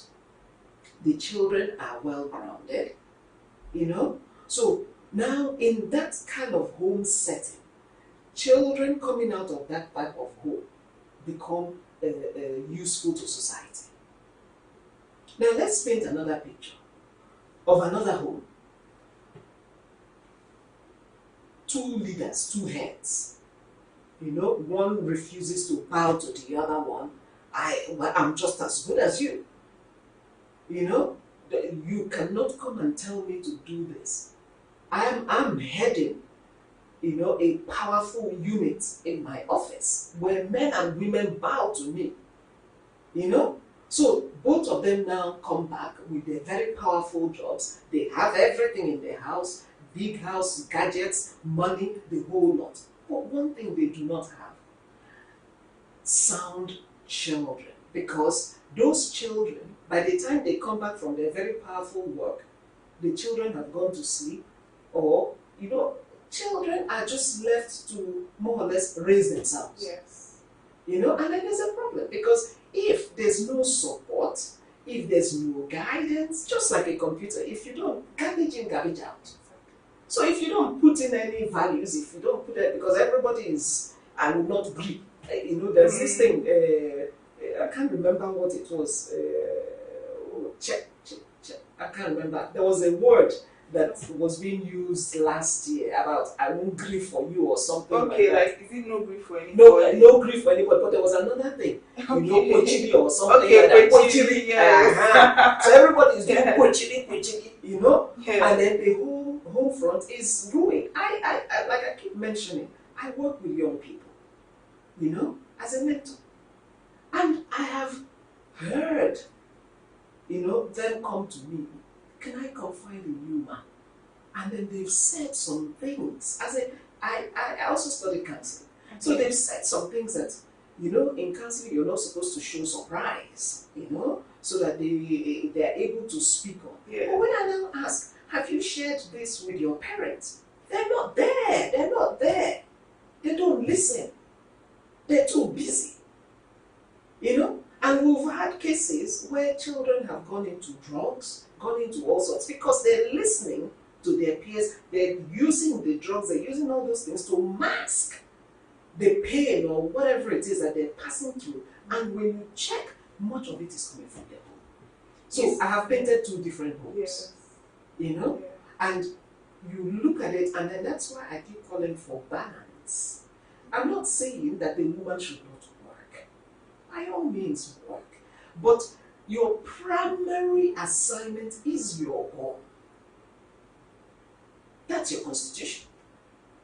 That's where it starts. If you're able to raise well-mannered and well-grounded children, you will reap the benefits. Just to understand you better, you're basically saying that it is primarily the woman's job to do the raising of the children. Okay. In the home. That's basically, yes. The man also helps. Can you see where the balance now comes? Okay, you know, helps. You know, in yes, it helps in the home. I'm not saying he goes to go and wash plates. If he wants to wash plates, there's nothing wrong with that. Yeah. You know, if your wife, maybe you've seen there's some cases where husband and wife, it's just that they don't have helpers. You know, so the man also, maybe she's cooking and he's helping to wash the dishes or get the children ready or help with homework and all that. That's the balance we're looking for. You spoke about mutual respect when it comes to acknowledging the importance and the beauty of these gender roles. Yes. I would like to know, what do you think is the role or the influence of religion and culture when it comes to this particular thing? Because it is something, you know, people always refer to it in our culture, you know, women, the religion, women or men, and it can lead to this idea of superiority, like you said, of feeling like one person is better than the other. So I would like to... Okay, I'm going to say something. You know, I hope they don't have my neck, but I'm going to say something. You know, you mentioned culture, religion. Now, this culture that we talk about, set up by human beings, you know, and I'm sorry to say, some of the things that we refer to as culture were set up to put control, okay, over certain things, and especially the women folk. Yeah. Okay? So now, culture is good, but it evolves. It should evolve. There are certain areas of the culture that were set at times when people maybe didn't have quite as much knowledge as we have, and exposure as we have now. And you cannot continue to carry that into today's world when today the children don't even understand what you're talking about, and then imposing it on them. You know, some areas of our culture, yes, culture should evolve. Yeah. Really. That's how it's meant to be. Culture should evolve. You know, but certain things don't seem to be evolving in our own culture because it helps to put a check, put control. And who are the people who actually set up the culture? I don't think it was the women. Of course not. Yeah. You know? Well, back then it was more of a patriarchal society, so it was more of, like I said, the superiority factor. You know? Yes. So, and that was set because of lack of understanding. You know, because if we had a better understanding, especially in the religious setting now, you know, because you would hear when there's a problem, you know, and a woman raises an issue that she's passing through in her home, the first thing she's told, go and be submissive. Yes, that word has been used, and even in religious circles, it has become a mantra. Do you know, it will shock you that if I say this, because I do not belong to the traditional religious setting, you know, submission is not of human beings. Submission is actually of the animals, not human beings. That's why even in slavery, it was difficult to get the people to really, truly submit. It was beaten eating out of them. Because a human being has free will. Yeah. And that's the way God ordained it. So because of that free will, it's difficult to now beat in submission into a normal human being. Whether male or female. Yes. You know? So when we continue to misunderstand creation, you know, and the roles of man and woman as it's meant to be, then we have problems. So we use our intellect to figure out, okay, you know, this is how it should be here, this is how it should be there, you know. But if we listen to the voice of conscience, then you will now begin to see that, this thing I'm doing is not really right. Because you forget, if you can do that to another woman, another person's child that you call your wife, remember, you have a sister, you have a daughter, you know, you have nieces. I mean, I want to bring it closer to your daughter.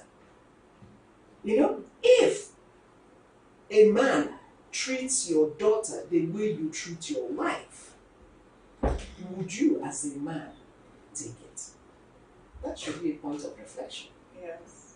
Except if you're saying you don't love your daughter. You know?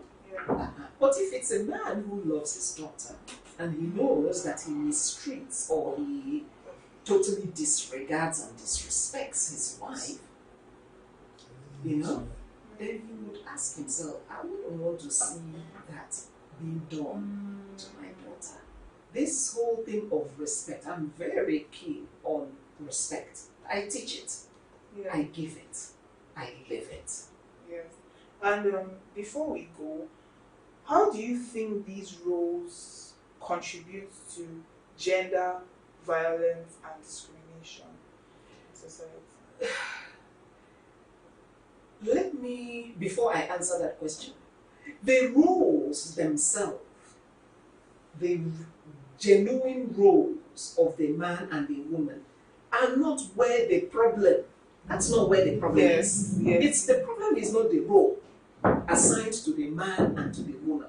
Whether we acknowledge it or not, that's how it is. You know, just like when you have a glass of water, you as far as you're concerned, it's clean, it's pure, because that's all you're seeing. But somebody who brings a gold begins to see some living organisms and all sorts in that same water that you call pure. So whether we like it or not, those rules are there to guide the way we relate with one another, you know, to bring about unity, to bring about togetherness, that's harmony, you know, and growth. Because you don't, one person, like I said, there's no man without woman, there's no woman without man. It has nothing to do with marriage, you know, because every man has a womanly influence. It could be a mother, grandmother, sister, friend, whatever, you know. So, back to your question, how misunderstanding these roles have led to gender violence and discrimination. You know, because we have not understood those roles and they're rarely spoken about and the benefits, and we have not, because if you don't understand something, you can't practice it. Yeah. So because we've not understood, we've not been able to practice it, because if we practice it aright, then the younger generation looking at us will be happy to also toe the same line. But because we've not practiced it the way it should be, then instead what we have done is the way we raise children, you know, the parents already make the boy to know you're the superior one. No, you don't go to the kitchen. You know, send your sister to go and bring whatever. He comes back, where's my food? Where's my this? And she just goes along doing that. And the parents accept that because that's the way they were also raised, you know. So because of that misconception, and what we have now done is propagated competition instead of collaboration. Yes. So now we have where the other one feels I'm more superior. I'm speaking, you don't speak. You know, so any little thing triggers off, and then there's gender violence. You know, but if we truly, I keep going back to this same point, if we truly understand gender roles the way it ought to be and ought to be practiced, and ought to bring about balance and bring about collaboration, yes, you know, then there will be mutual respect. And where there's mutual respect, there's no abuse. Yeah, so we're running out of time, but I want to just note that because of all of this starts from the home, yes, and it spills over into the workplace, the schools, you know, just society in general. Because when this mentality of superiority comes in, even in the workplace, you find the man looking down on his female counterpart. If he has a female boss, he looks down at her like, why would you be telling me what to do? And it also goes, you know, the other way around as well. So just some final words. What are your final words to our viewers as to how to change their perception and their ideas surrounding gender roles and stereotypes? Okay, with the little that we have shared, you know, I'm hoping that the people listening to us would rethink in the way children are being raised. You know, like our final word would be, no gender is superior to the other, and no role is more important. You know, so even a stay-home wife, I'm giving an example now, a stay-home wife that you think, okay, what is she bringing? You know, she's just cooking and cleaning and raising the children and keeping it.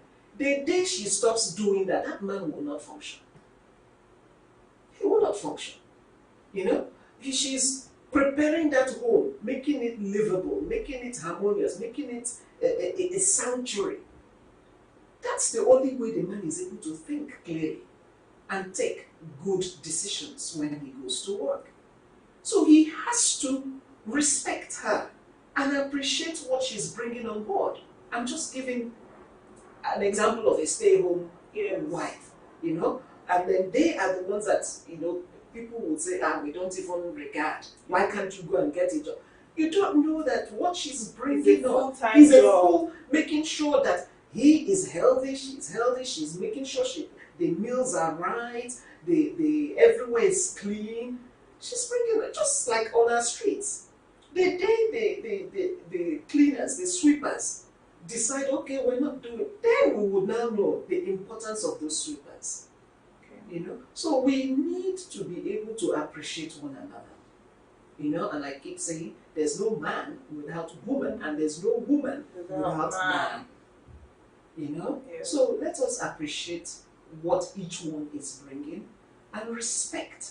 Because when we have that mutual respect, then we have peace, then we have harmony, and then we're happy. And we can progress. That doesn't mean the woman cannot work, but go and work. But remember, your primary assignment is your home. Don't relegate it to the background, expecting house help to do something for you. The house help will not raise your children. And it also goes... It goes the other way, yes. Wow.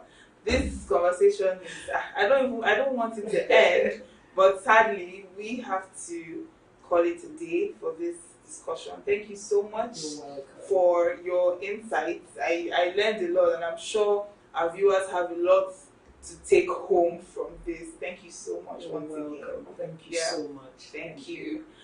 All right, we'll be going on a short break right now, and Gender Perspective continues. Stay with us.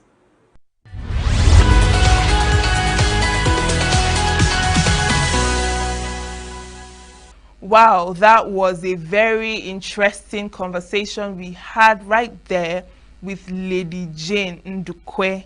And like I said, I hope we all have something to take home from her opinions about this discussion. Well, gender roles and stereotypes have shaped societies for generations. influencing how men and women are expected to behave, work, and interact. But in today's world, are these traditional expectations still relevant, or are they changing? We hit the streets to hear what people think about gender roles, the stereotypes that come with them, and how they impact our daily lives. Do people still believe that men should be providers and women should be caregivers? Well, let's hear what they have to say. To my own knowledge, gender role and stereotypes are those expectations that the society and the people, family expect from men and women, to carry out in any situation. It can be from the woman or from the man. In the case of the woman, a woman is expected to be the one to nurture a home. A woman is expected to take care of her family. A woman is expected to take care of her husband without complaints. And you are expected to look good from beginning to the end. You are expected to look classy. You are expected to, represent. Do you understand? So a woman also is expected to, okay, in the olden days, when women were not even allowed to go to school. You remember when women were not even allowed to go to school? Okay, there is a popular saying that says, education of women ends in kitchen. I don't know how to put it together. In the traditional version, women don't have a say in a cabinet meeting where chiefs are gathered. Women don't have a say to change any rule in a family. Women don't even have the right to give her daughter out in marriage. A woman cannot go to the farm. In the traditional aspect, you cannot go to the farm and start cultivating and harvesting. It is a taboo in some parts of Nigeria. You cannot carry what is it called, a hoe or a cutlass to start, digging. You want to make ridges, make your crops grow and every other thing. And then a woman is supposed to be so submissive to the husband that when your husband says sit down, shut up, you will sit down and shut up. The stereotypical aspect of men, a man is supposed to be the sole provider in every home, every organization. You're supposed to be the head, the shoulder that women lie on. We are supposed to come to you for everything. And then a man is not supposed to be a nurse. You're not supposed to be a nurse. When people see a man that is a hairstylist, I've seen so many men that are hairstylists, most of them start behaving like women. It's stereotypical, even if they are not gay. Do you understand? And some of them, they are nail technicians, they are into different things.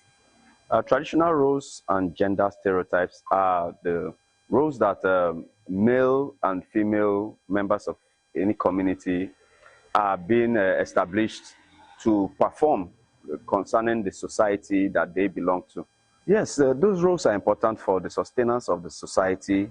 The male have their particular roles that they play, mostly in rural societies, is very amplified. And the females also have their roles that they also abide by to make sure that the smooth running of the society and the family in particular is sustained.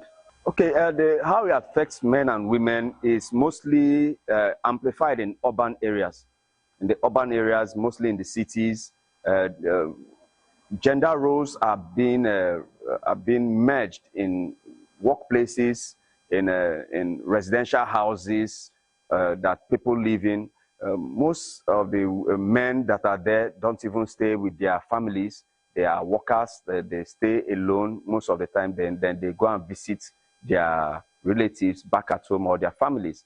So some of the men do not play those kind of roles that traditional men in the rural areas play. Something like some of the men go to market to go buy things to cook for themselves.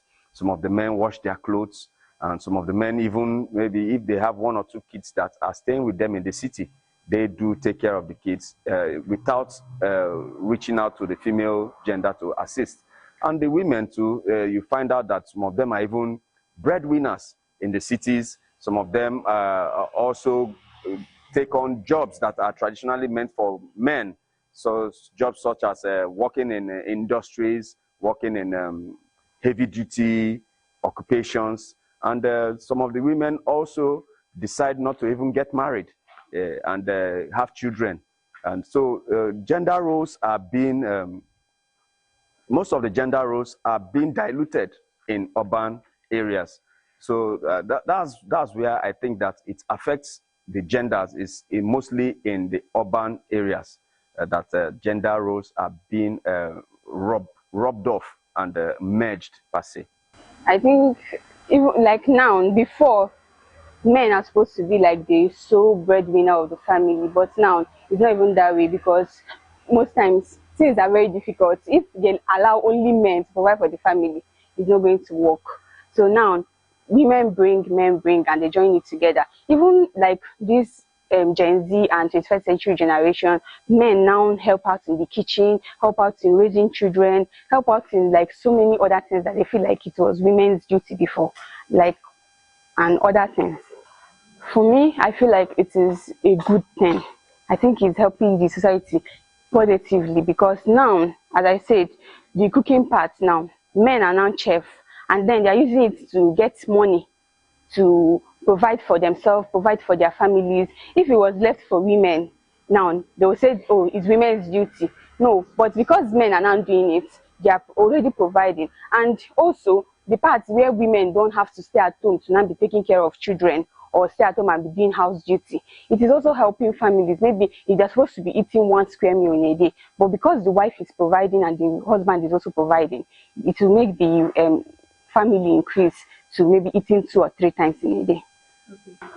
Gender roles and stereotypes supposed to be an old kind of topic. We shouldn't be discussing it in this present times, because actually it's not relevant in the times and seasons we are now.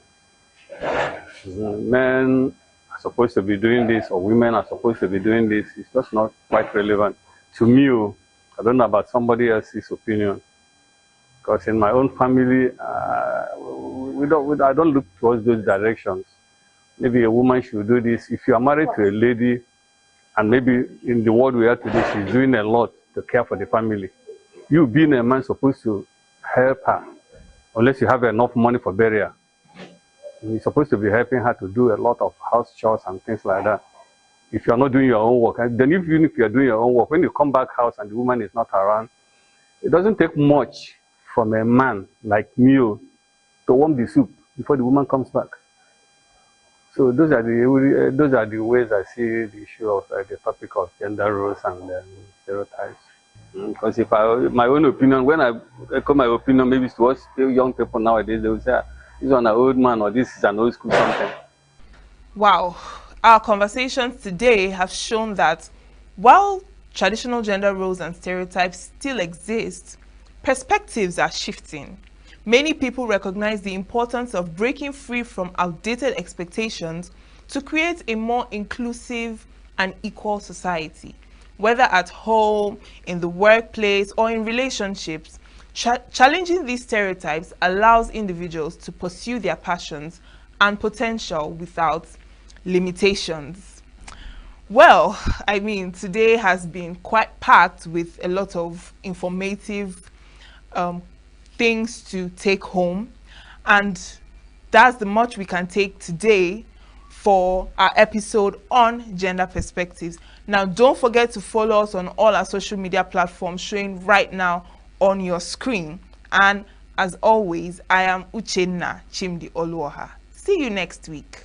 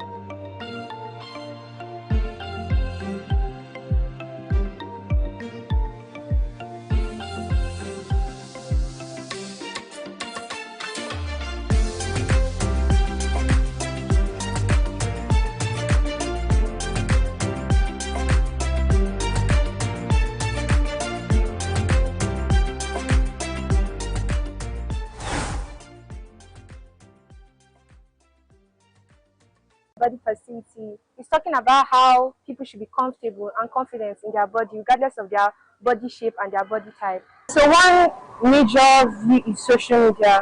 Like, let me give an example. Let's say I'm fat, I'm obese, that type of thing, and I'm not so confident in my body. When I see another person that's like me, you know, posting and being confident in their own skin, it gives me like this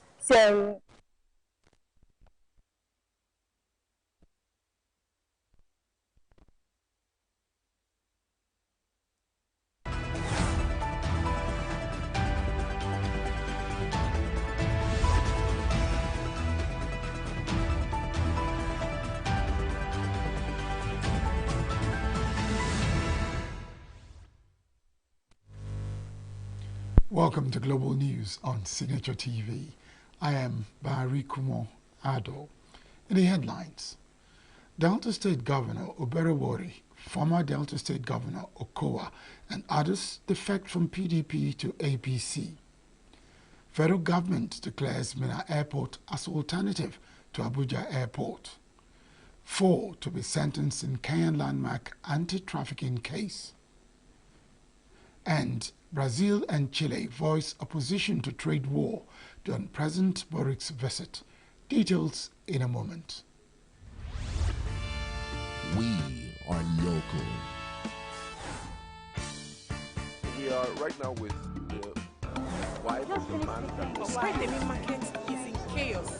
People... We are national. Those in support of this motion as amended, say aye. Aye. We have taken it through by default.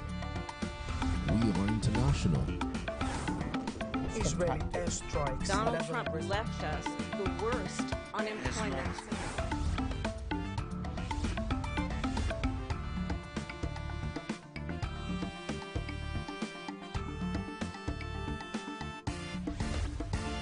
Signature TV, news in your pocket.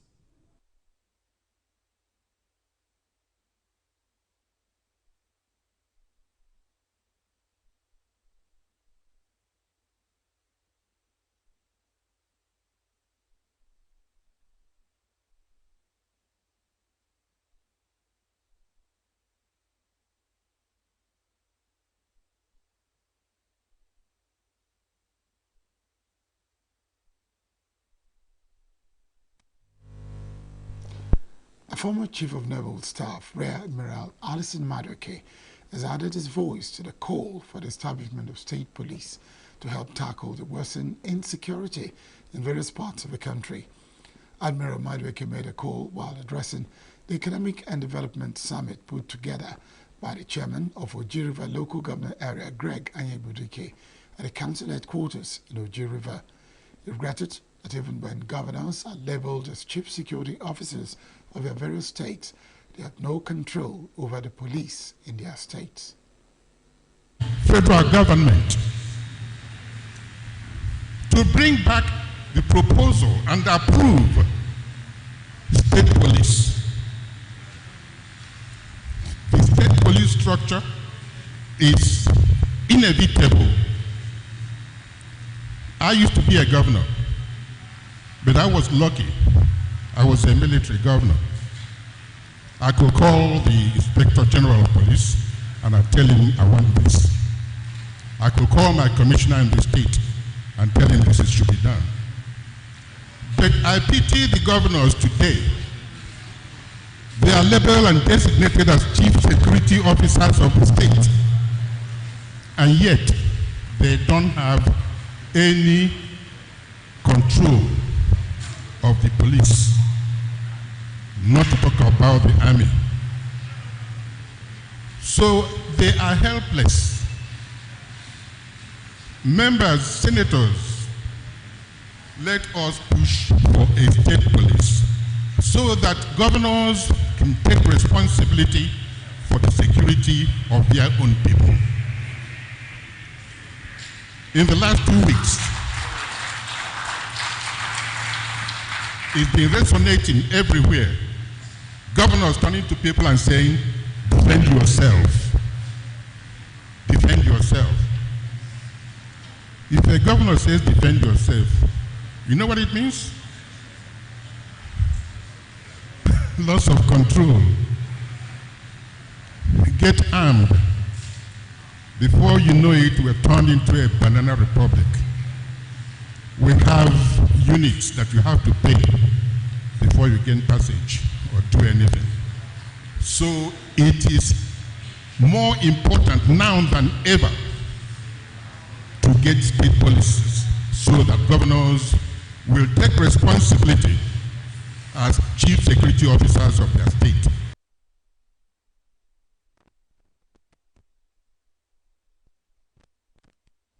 Madueke, who was also a former governor of Old Anambra State, commended local governments for organizing the summit, which he said is the first of its kind in the area.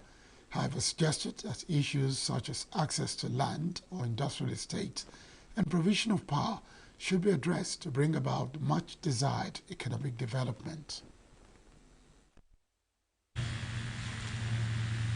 And you run on generators, you can never break even. I'm doing a pharmaceutical factory in ENUGU. Just the electricity bill alone is so scary. And I'm imagining how much I'll be paying for electricity when I go into full production. I'm happy our governor is very energetic and very focused. Power supply to industries should be subsidized to attract industries. If not, no matter what you produce, you might not compete even with imported items. Enugu State Governor Peter Mba says the state government will partner with local governments for the rapid development of the state. Governor Mba stated this while declaring open the Economic and Development Summit organized by the Oji River local government on Tuesday. Said there is an influx of foreign and local investors to the state as a result of a conducive business environment put in place by the government. Correspondent to Gona Awado was at the council headquarters, venue of a summit, and now reports. Oji River is one of the oldest urban centers in the state, having attained the status in 1984, along with several other local government areas in the old Anambra state. It is the third to be given an urban status in the present Enugu state after Enugu and Nsukka. This age-long status has not, however, impacted on the development of the area, with many citizens lamenting the current infrastructure deficit and other negative indices in the area. It is to address this disturbing problem that the Investment and Economic Summit was put together by the present leadership of Oji River Local Government Council. Speaking at the summit, Governor Peter Mba, who was represented by Adora Chukwu, Commissioner for Trade, Investment and Industry, called on investors to tap into the vast potentials of Oji River local government area. Mba highlighted the local government investment opportunities, emphasizing that participation will unlock new possibilities and shape its future. Oji River embodies the economic prospects that our entire state possesses, owing to its strategic location and abundant resources, and recently designated as an urban center. This local government area boasts of 25 untapped tourism sites, from waterfalls to scenic hilltops to the cultural festivals that showcase the soul of the Igbo people. The State Commissioner for Culture and Tourism, Ugochi Madueke, noted that Oji River local government area is blessed with vast cultural heritage and tourist attractions. These resources, she said, should be tapped for the development of the area. Oji River sits as the crossroads of Enugu State, Anambra State, and Abia State. We are not just a local government. We are a border town with strategic reach, able to pull visitors and businesses from 3 states. This makes us a prime location for regional tourism and hospitality development. The local government chairman, Greg Anyebudike, said the summit aligns with Governor Peter Mba's mandate to drive economic growth and development. Anyebudike encouraged potential investors to seize the opportunities in Oji River, assuring them of a conducive business environment. Graciously, on the 11th of January, His Excellency declared the entire Oji River urban center. So today in Oji River, we are no longer thinking rural, we are thinking urban. We had a vision for Oji River to be a destination for living, commerce, and trade. And I'm saying, please come and invest in Oji, because Oji can never develop if we, the Oji Rivers, don't develop it. The minority whip and representative of ENUGU West Senatorial District in the National Assembly, Osita ENUGU, charged the local government to ensure the implementation of the recommendation put forward at the summit. But when you invest home, you will even attract outsiders to come and invest in your place. Oji is ready to receive investment. Some participants at the summit, including Honorable Jeff Mba, former representative of Oji River in the Enugu State House of Assembly, and Dennis Onuzulike, expressed optimism about the potential impact of the summit across various sectors in Oji River local government area. All hands will be on deck, both in providing security, both in providing the land and even infrastructure. And even when the infrastructure is provided, we have to protect it, we have to own it. If everybody should be involved in the development of Oji, and they are committed, they are passionate about it, Oji will work. I have very high expectations. When I was called up for this event, this Oji River Summit, we think it will help in Oji River, especially in agriculture and other investments. We now have smart schools every year. I'm expecting the investors to come in to help us build the school. The Oji River Economic and Development Summit 2025 was no doubt a platform for stakeholders to explore investment opportunities and share ideas that can shape the future of the local government. It is therefore hoped that the rich natural water resources, agricultural potentials, human endowment, and strategic location present compelling attractions for investment and the economic growth of the area. From Oji River local government area of Enugu State, Ugonne Owalo reporting for Signature TV. A lecturer in the Department of Finance at the University of Lagos, Dr. Peter Ama, has advised the federal government to take another look at its economic policies and remove the inherent pains. Dr. Ama, who spoke in an interview with Signature TV, noted that even though the policy reforms are good in themselves, the timing, concept and implementation are bad. Said that all the markets and economic indices in the country have been negatively impacted by the reforms, with accompanying backlash. The twin policies of removal of subsidy and also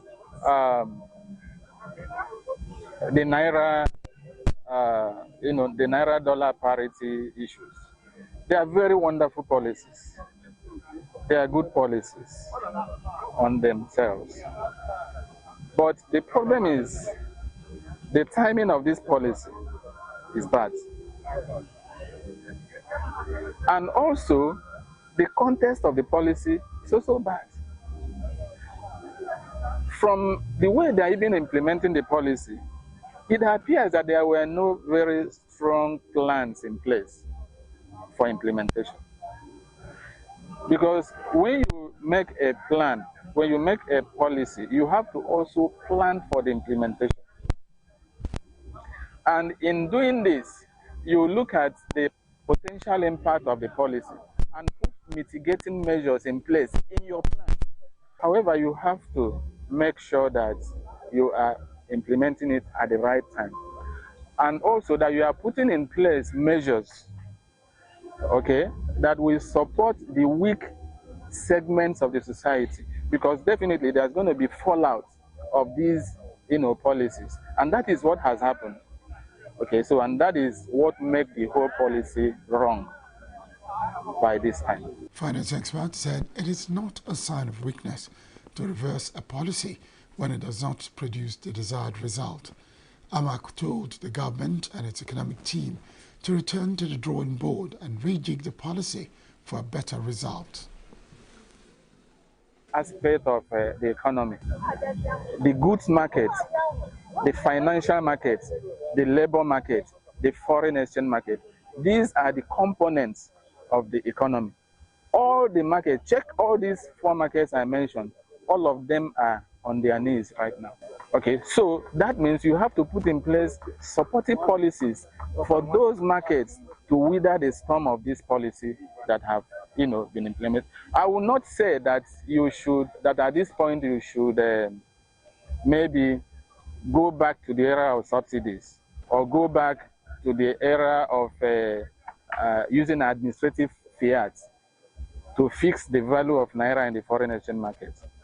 Okay, now that you have already started doing the policy, put in place frameworks that will mitigate the problems that these policies are causing in the sectors. The ENUGU State Government and the Lion Business Park Limited have signed a memorandum of understanding to build a world-class industrial and commercial hub within the ENUGU Industrial Park Free Trade Zone. Speaking at Government House, ENUGU, Governor Peter Amba said the project will leverage incentives associated with doing business in a free trade zone to attract foreign direct investments. Said the project would also promote human capital, innovation and technology development, as well as create jobs for shared economic prosperity for Enugu State, the Southeast, and Nigeria at large.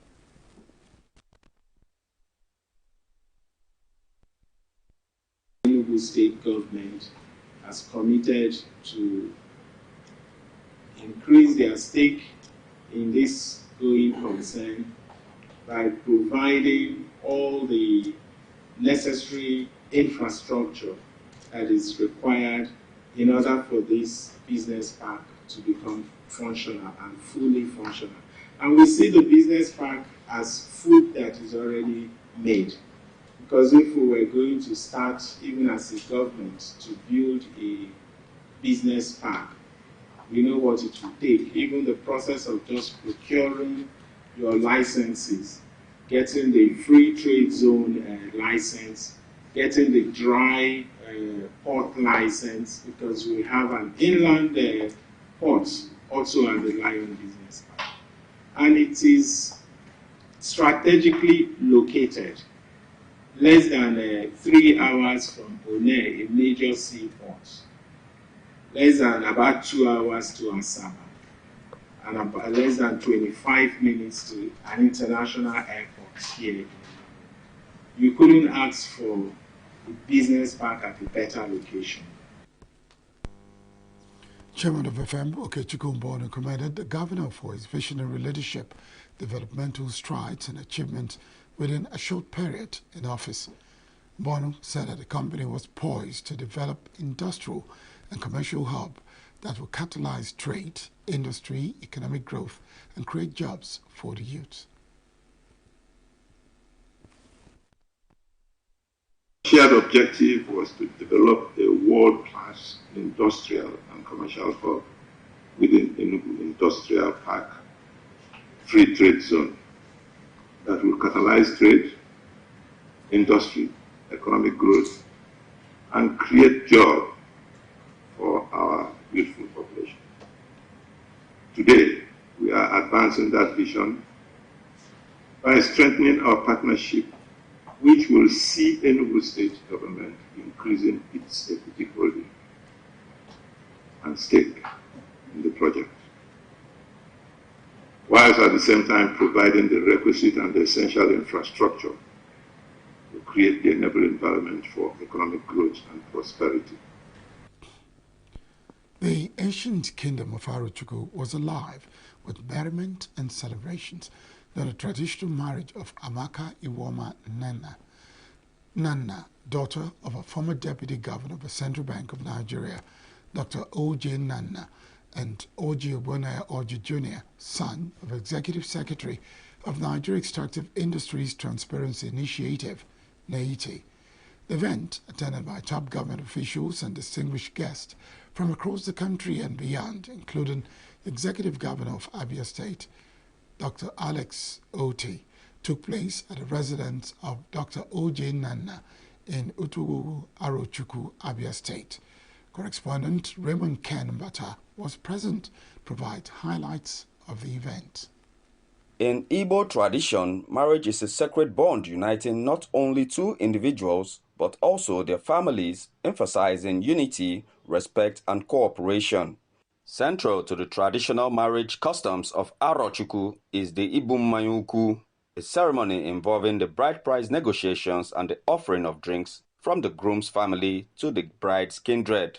For this occasion, the family of Dr. Oje Ogbonnaya Oje, the Executive Secretary of Nigeria Extractive Industries Transparency Initiative, NEITI, and the National Coordinator of AIT Implementation in Nigeria of Ugwavo Village, formalized the union between their son, Oje Ogbonnaya Oje Jr., and Amaka Iwoma Nnanna, daughter of a former Deputy Governor of the Central Bank of Nigeria, Dr. O.J. Nnanna, of Atani Village, both in Arochukwu Kingdom. Eze Aro of Arochukwu Kingdom, Eze Eberechukwu Oji, a paramount ruler, stressed the importance of performing traditional rites to secure and strengthen marital unions. He noted that Arochukwu marital customs forbid infidelity and promote love and unity throughout the marriage. Ọlụlụ nwaanyị n'ala Igbo wee gba ndụ. Ọgba ndụ ahụ ọ mere mgbe e bụrụ a na-ekwu ekwu ahụ gbaa isi nwaanyị. Nna nwa were mmanya sutu ya ọnụ nye nwa ya si ya were gaa butere ya onye wu di ya. Ihe ahụ wee gba ndụ pụrụ iche iji kwuoro ndị ndum nọ n'ebe ahụ na-elekwa onye ọ na-aga ịlụ. Mgbe o dutere nwata nwoke ọhụrụ bịa wa ṅụọ mmanya ahụ bụ nkata bụ na ọ agbala ndụ. Nna nwe nwa kwụọrọ ọnụ eji alụ mma, anyị kwuru ya nọ 24 naira ọ gbala ihe ọhụrụ n'okwu bekee. Ahụ ọgụ ahụ ndị ahụ akwụ ụgwọ ọhụ ya wụrụ na ọ agbala ndụ akwụọlụ mgbe isi nwaanyị ọhụ. The event began with the arrival of guests including government officials, dignitaries, and the groom's family village. The entrance of the Executive Governor of Abia State, Dr. Alex Oti, marked the start of the colorful ceremony at Dr. O.J. Nnanna's compound at Utugugu in Arochukwu. Elders from Ugwavo village visited the bride and returned to the venue to commence bride price negotiations.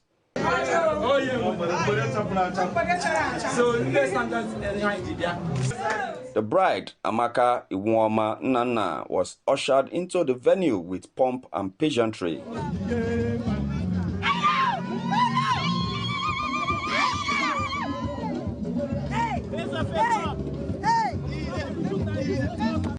In line with Arochukwu tradition, Amaka presented a cup of wine to her groom, Oji Jr., who had playfully hidden among the guests.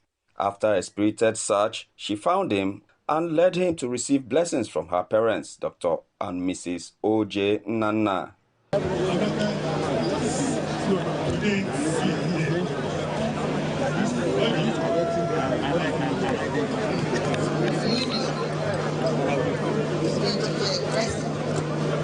This act symbolizes the traditional consummation of the marriage. The couple then took to the dance floor, accompanied by choice music, while guests enjoyed drinks and refreshments.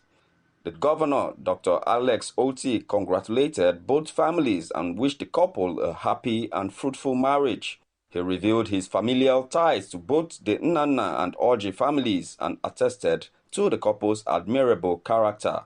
I want to congratulate the two families. I want to say thank you for bringing up wonderful children. I know them. They're very happy marriage together. And I pray that God will bless all their efforts. I have no doubt that in the next 9 months we will come back again to celebrate a birth of a set of twins. And after that, we will come again, maybe after 2 years, to celebrate the birth of a set of triplets. A member of the House of Representatives, ENUGU Ikenga, spoke of the ancient revered tradition of the Aro and reminded the couple of their prestigious lineage while wishing them well. First of all, looking at my Oga that made me come here, I don't need to tell the son that his father succeeded because he worked hard and he has a stable home. And the most important thing why I came here is that I'm attracted to the rich tradition of the Aro people. From ancient civilization to today, something I have read over and over. So I like to associate with Aro people because of their dedication, their loyalty, their family spirit, and so on and so forth. And this is a marriage that's happened in Aro. They were born in Aro, raised, and are marrying in Aro. So I wanted to be part of that success story. And I don't need to remind them that Aro people are known for greatness. So that marriage should be an example of that Aro tradition that they should continue to project. So I can only but wish them well in what they are doing. The groom's parents, Dr. and Dr. Mrs. Oje Obonaya Oje, expressed joy at the successful completion of the traditional rites and wished the couple a happy, healthy, and fruitful marriage. That I'm alive and well, and my wife picking strong. I'm here today to see our son getting married. I mean, I can't ask for more. This is something I wish to every parent who has toiled, paid school fees, and got to a certain level where the child can begin to fend for his or herself. So we are bringing him fully into manhood today here in Aro Chukwu Kingdom. And the marriage is being consummated according to Aro culture and tradition. We're Aro, and the marriage must be made in Aro. That's why we're here. I wish they will live in peace. I wish my son should work hard and provide. I wish the wife should submit, support, and then also care, because women care. We build, but women care. They care. Without a woman, it won't be possible. So we need them to work together and then fear God. And above all, we wish God Almighty to bless them with children, boys, girls, and how many that they can be able to train. I feel so elated, so happy. I'm thankful to God for making today a reality in our life. My prayer for them is that their marriage will be a blessing. Children will surround their table. They will see their children's children. Some guests wish the couples a happy married life. And I wish Audrey and Amaka nothing but the best happy married life, the joy, the love that they enjoy in their relationship currently will be sustained. The grace of God will continue to guide them and protect them, and they will live a very long, healthy, and happy life. I wish them good luck, happy married life, I wish them success. As Amaka and Oje embark on their marital journey, may they find strength in love, wisdom in compromise, and joy in the shared moments that make life's adventure unforgettable. Raymond Ken Mbata, reporting for Signature TV. Delta State Governor Sheriff Oborewori, the immediate past Governor Ifeanyi Okowa, and all members of the People's Democratic Party in Delta State have defected to the All Progressives Congress. Announcement was made on Wednesday in Asaba by Senator James Manager shortly after a meeting that lasted over 6 hours at Government House, Asaba. Manager declared that all PDP members in the state, including the governor, former governor, the speaker, the state party chairman, all the local government chairmen and others have agreed to move to the APC. The Bola Ahmed Tinubu International Airport in Minna, Niger State, has officially been designated as the alternate airport to the Nnamdi Azikiwe International Airport in Abuja.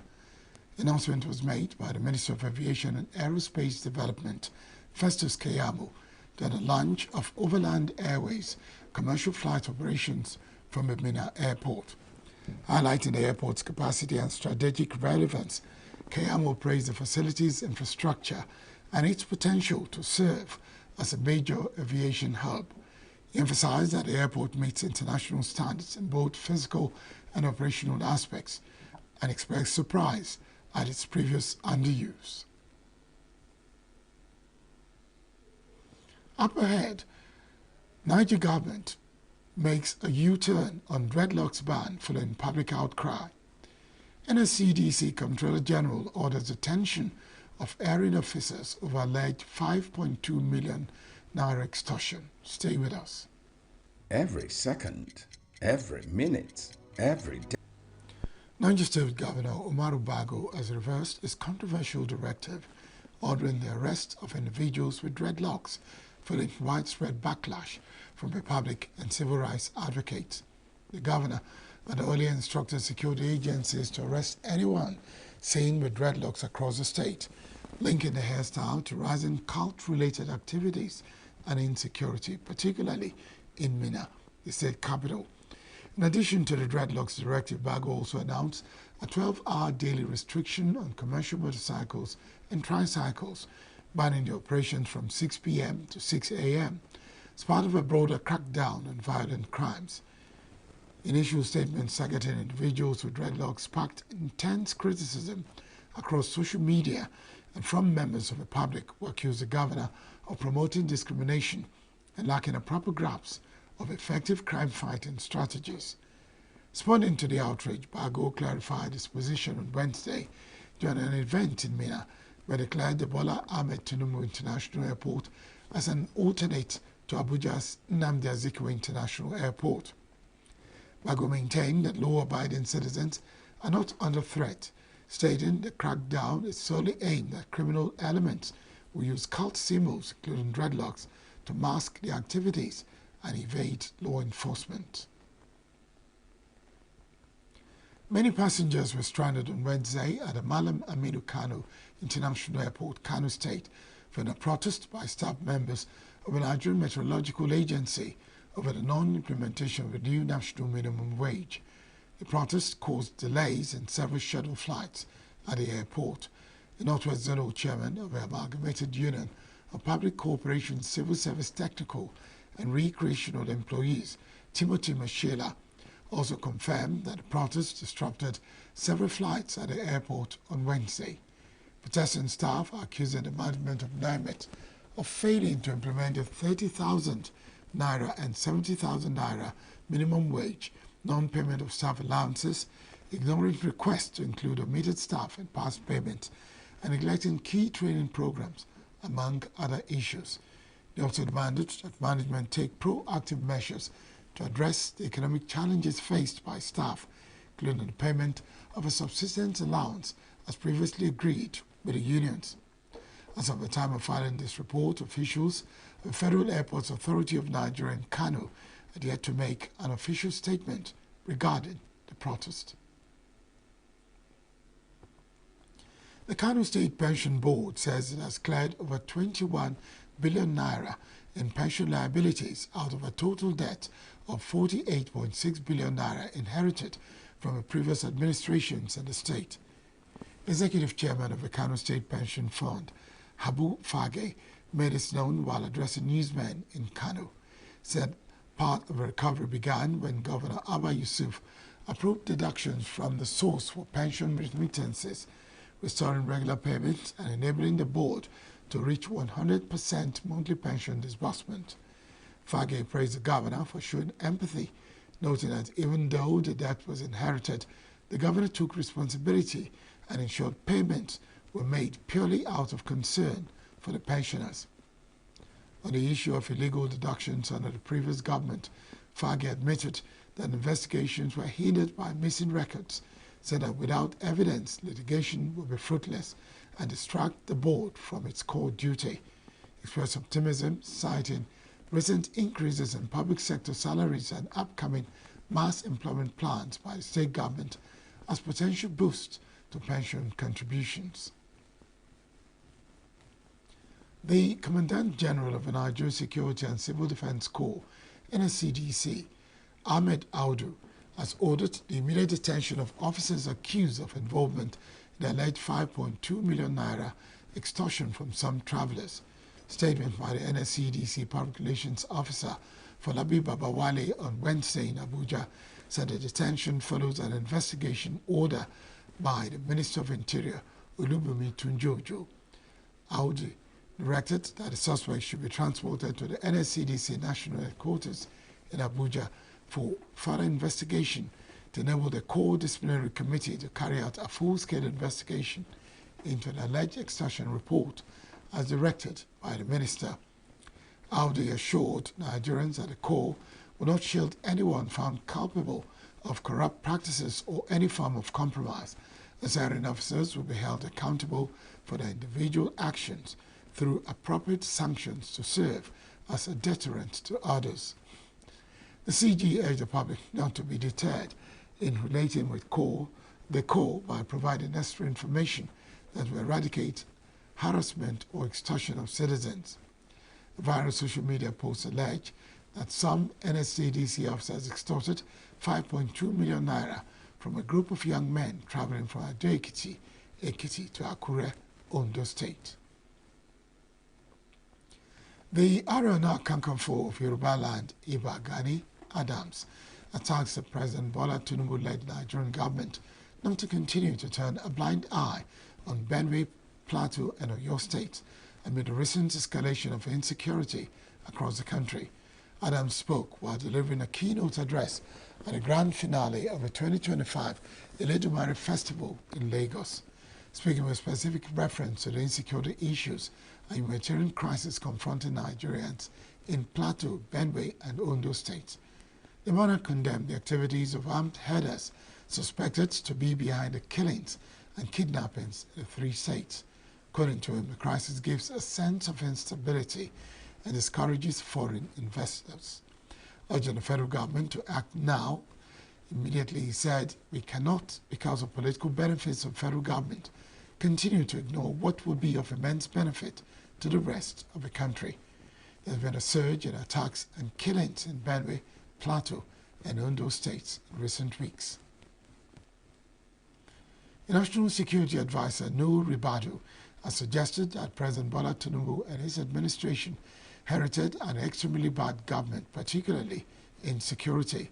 Ribadu stated this on Tuesday when he visited Benue State to commiserate with the government and the people over the killing of over 72 people by terrorists masqueraded as headsmen.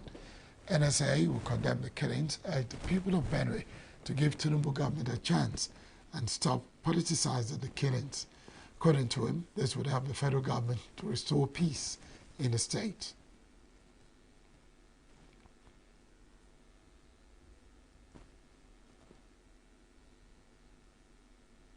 Still to come, Trump sees trade deal with China, says tariffs will not be anywhere near 145%. Putin says Russia lacks certain weapons despite beefing up military production. Stay with us.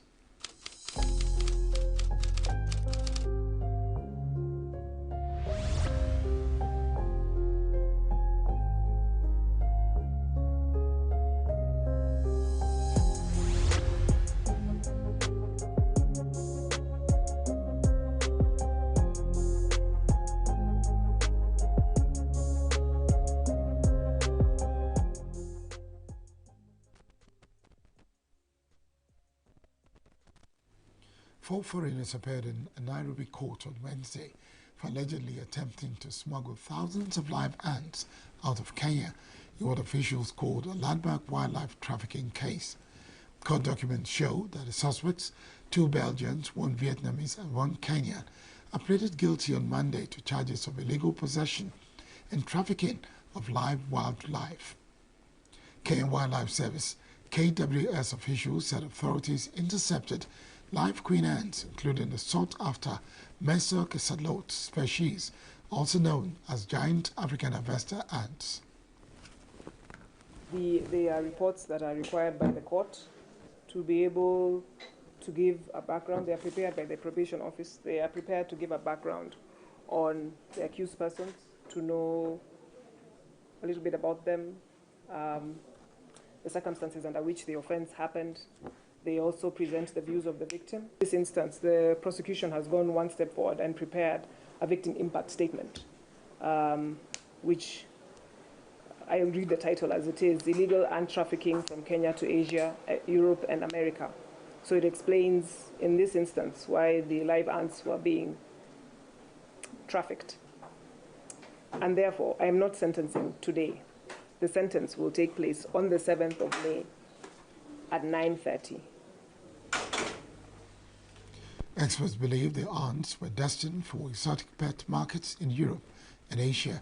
Magistrate Njeri Chuko will issue the suspect sentence on May 7, according to court officials. Case highlights growing concerns over illegal trade of lesser-known wildlife species conservation, experts say.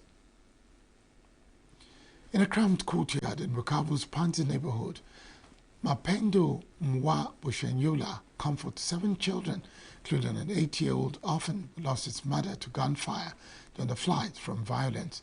As peace talks between the Congolese government and M23 rebels in Doha drag on, Bushenyola, who fled a destroyed home in Nyanjagzi, now faces a daily struggle for survival. Bushenyola's story reflects the human toll of the ongoing conflict in Eastern Democratic Republic of Congo, which has intensified since January, displacing millions and leaving thousands dead.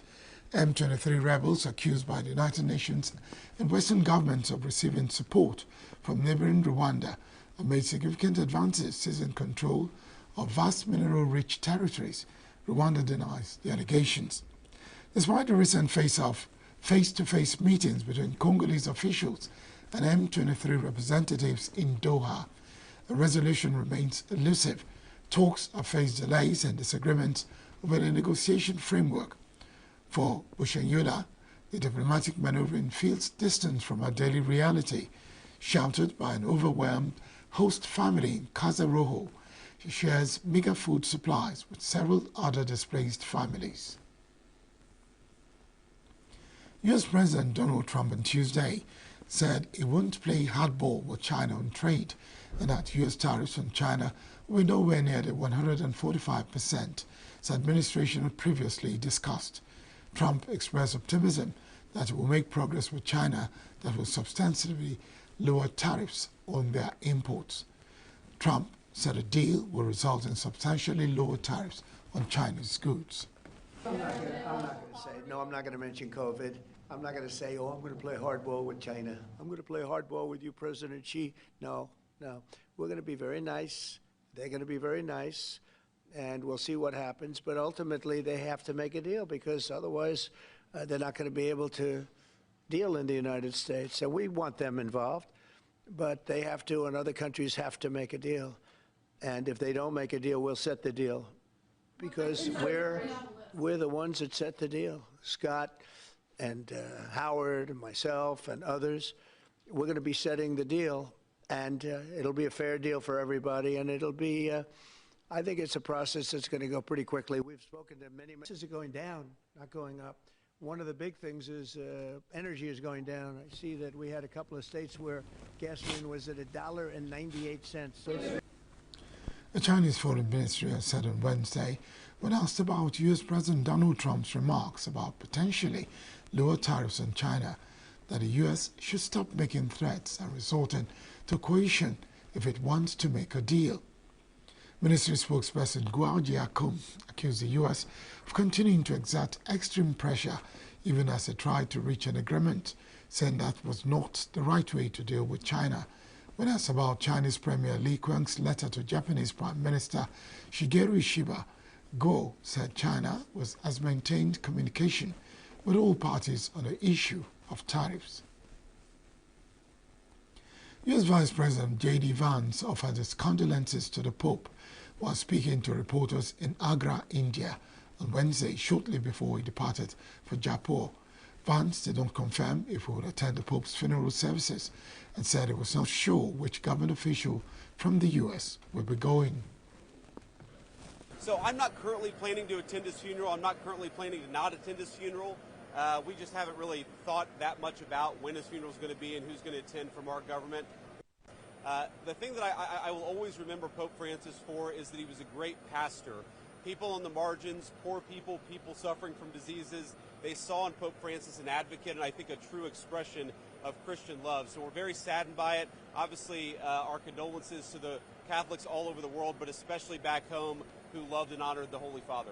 Yeah, you know, I've thought a lot about that. I mean, it's pretty crazy, actually. And obviously, when I saw him, I didn't know that he had less than 24 hours still on this earth. I think it was a great blessing. Yes, I'm aware that he had some disagreements with some of the policies of our administration. He also had a lot of agreements with some of the policies of our administration. I'm not going to soil the man's legacy by talking about politics. I think he was a great Christian pastor, and that's how I choose to remember the Holy Father. Would you like a more traditional path? You know, I won't pretend to give guidance to the Cardinals on who they should select as the next pope. We've got plenty of issues to focus on in the United States. I'll just say a prayer for wisdom, because I obviously want them to pick the right person. I want them to pick somebody who will be good for the world's Catholics, but I'll let them make that decision. And obviously, Pope Francis held a private meeting at his Vatican residence with Vance on Easter Sunday, the day before the pontiff died. The meeting lasted a few minutes. Vance's trip to Agra with his wife Osha and the 3 children was part of a 4-day, mostly personal visit to India. India is seeking an early trade deal with the U.S., its largest trading partner, before the end of a 90-day pause on the steep tariffs announced by Trump's administration. U.S. Food and Drug Administration Commissioner Martin McCary has said that the FDA plans to remove petroleum-based synthetic food dyes from U.S. food supply, citing studies that have raised concerns about the link between dyes and health conditions like ADHD, obesity, and diabetes. Speaking at a press conference in Washington, McCary said the agency will begin the process to revoke authorization for 2 synthetic food colorants within the coming months, and would work with the industry to eliminate 6 other dyes by the end of next year.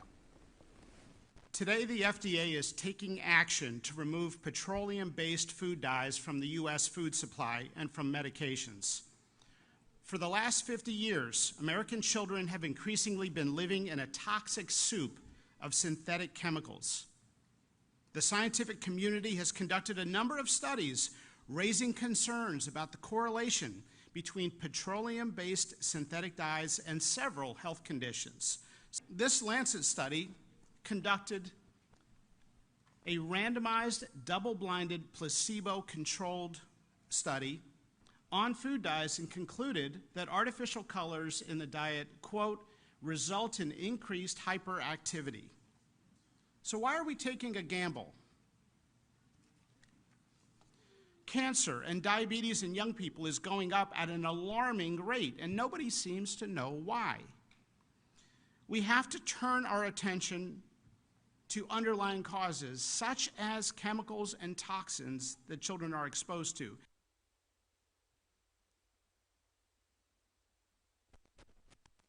The Food and Drug Administration, in a press release, said it plans to authorize 4 new natural color additives in the coming weeks, while also accelerating the review and approval of others. The presidents of Brazil, Luiz Inácio Lula da Silva and Gabriel Boric of Chile, have reaffirmed their commitment to international trade and globalization on Tuesday during a bilateral meeting held during Boric's state visit to Brazil. 2 leaders emphasized their support for multilateralism in a world challenged by Donald Trump's tariff war, refusing to choose between commercial partners.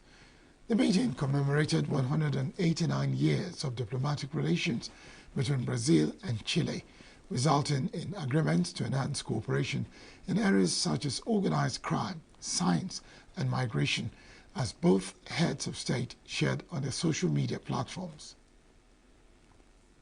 Protesters took to the streets in various cities of India's Jammu and Kashmir on Tuesday after a militant attack killed at least 26 people in the region's Pahalgam city. Some chanted anti-Pakistan slogans, while others called for India's Home Affairs Minister Amit Shah to step down. Local politician and former national parliamentarian Fayez Ahmed May joined a candlelight protest in the region's Baramulla city and condemned the attack. The attack occurred in Pahalgam, a popular destination in the scenic mountainous region, where mass tourism, especially during the summer, has resurged as Islamic militant violence has eased in recent years. The nationalists nationalities of the victims were not immediately known. A little-known militant group, the Kashmir Resistance, claimed responsibility for the attack in a social media message. It expressed discontent that more than 85,000 outsiders have been settled in the region, spurring a demographic change. Meanwhile, India has scaled up security as shops and markets shut down across Jammu and Kashmir territory on Wednesday in response to a recent attack on terrorists by suspected militants that killed 26 and injured at least 17. As soldiers and police were deployed across the territory following the attack, some local political and commercial organizations also called for shutdown of businesses in protest against the attacks. The attack, which took place on Tuesday in the middle and Pagram area of the scenic Himalayan Federal Territory, includes 25 dead Indians and 1 Nepalese national. Hundreds of security personnel were deployed to the territory's Basaran area to aid in the search for suspected gunmen who remain at large. India's Prime Minister Narendra Modi has cut short his 2-day visit to Saudi Arabia and returned to New Delhi on Wednesday morning following a militant attack on tourists in Jammu and Kashmir. Immediately upon his arrival, Modi held an emergency meeting at the airport with National Security Advisor Ajit Doval, Foreign Minister Subrahmanyam Shashanka, and Foreign Secretary Vikram Misri. India revoked Kashmir's special status in 2019, splitting the state into 2 federally administered territories, Jammu and Kashmir and Ladakh. The move allowed local authorities to issue domicile rights to outsiders, allowing them to get jobs and buy land in the territory. Meanwhile, India's Interior Minister met with the families of victims of a recent attack by suspected militants that killed 26 and injured at least 17 in India's restive Jammu and Kashmir territory. Interior Minister Amit Shah also laid a funeral wreath along coffins belonging to victims in Srinagar, the territory's largest city. It was the worst attack on civilians in India since 2008 Mumbai shootings and shattered the relative calm in Kashmir, where tourism has boomed as an anti-Indian insurgency has waned in recent years. A massive blaze destroyed hundreds of shanty homes in downtown Manila early morning on Wednesday, leaving hundreds of residents without homes. The fire, which started around 1:55 a.m. along a shanty community in Manilah's port area, was put out 9 hours later. Philippines has a partial record in efforts in enforcing fire safety in buildings, homes and offices in August. 11 people died after a 5-story apartment burnt down in Manila's Chinatown.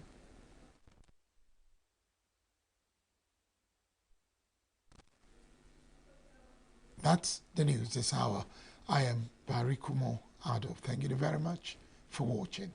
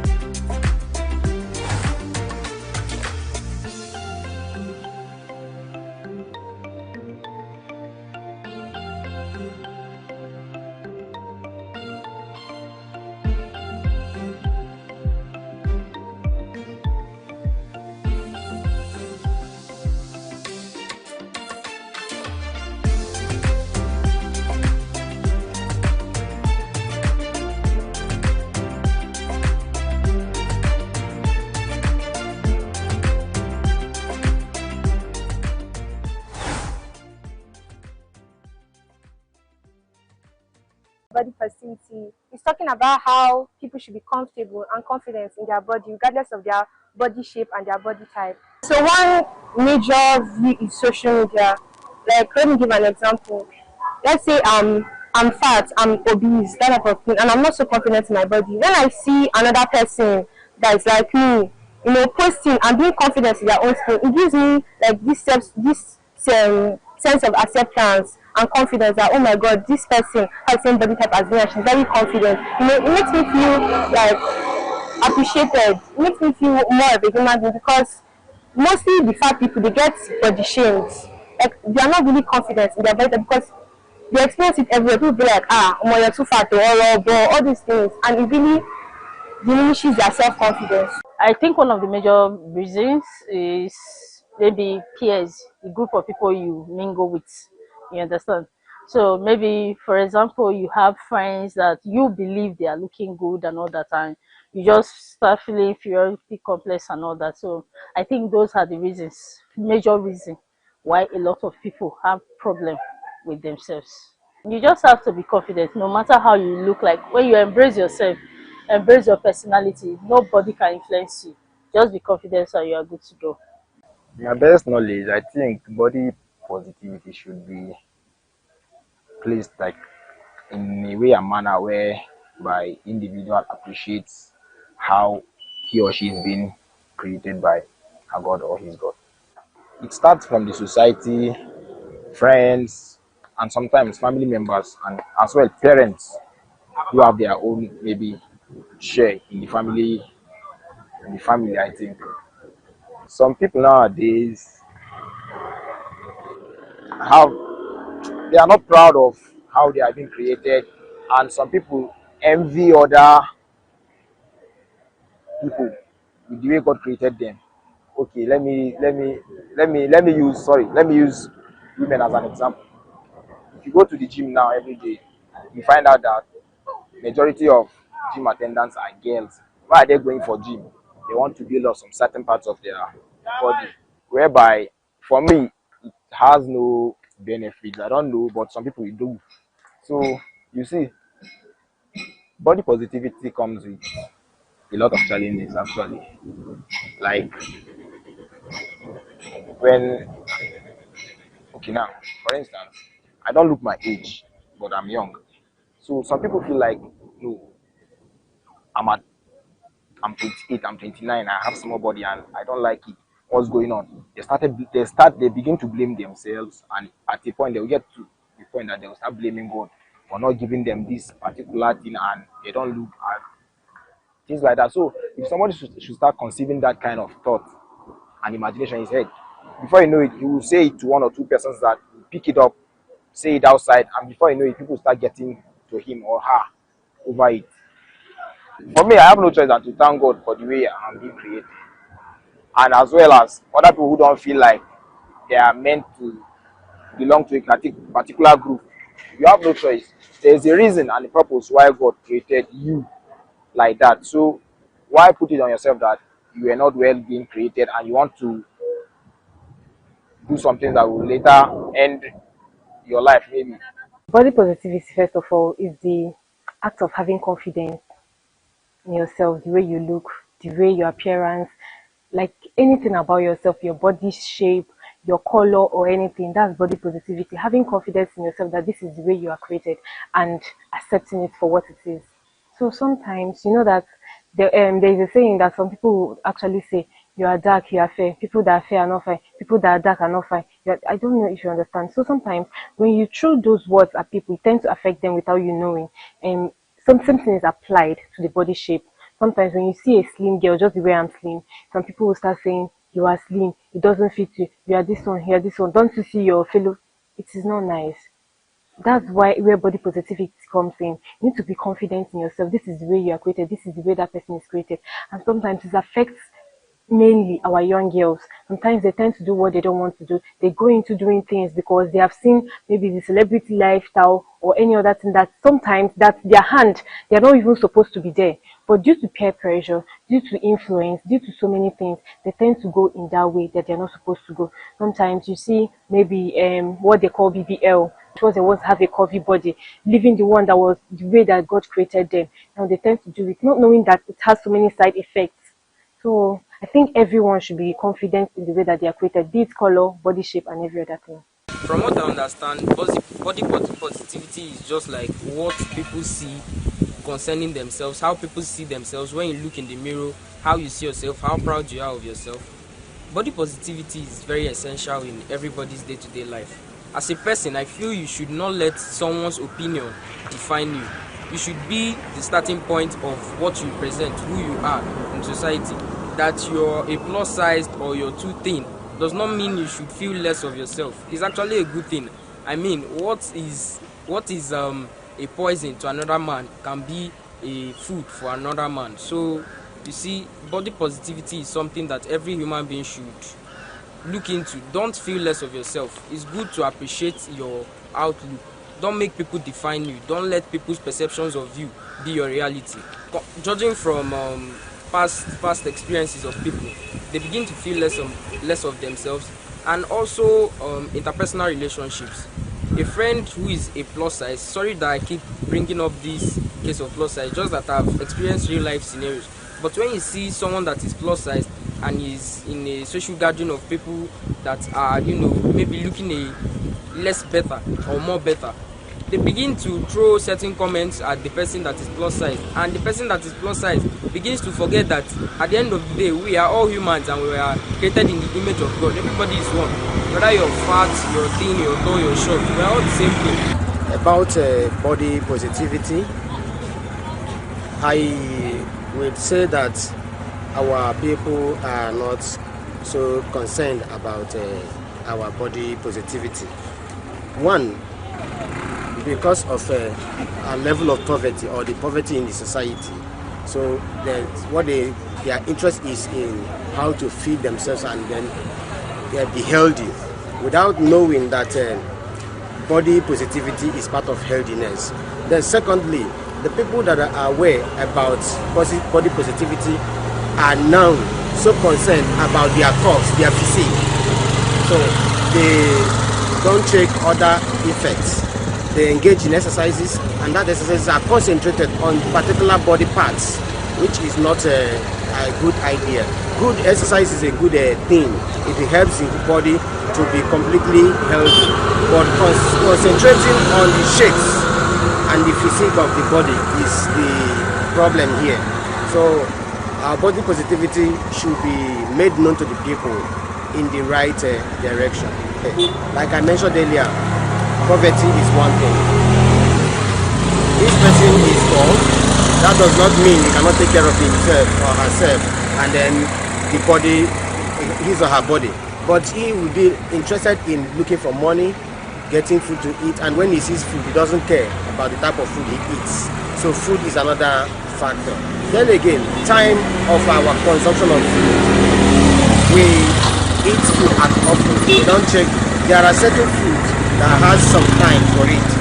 Like when you want to eat food at odd hours, like in the middle of the night, it's not proper because of digestion. So we need to be guided in the way we eat, taking our food, and then the type of food we eat that will suit our health. Social media has a lot to do. One, we copy the Western world, so many ways. And then in this course of copying the Western world, we don't follow their routine of body positivity. They do a lot of things to check their body, but we don't do. For instance, our people go far as engraving tattoos on our bodies, and most often we don't know the effect of tattoo to the body. Then because they want to look at like the white.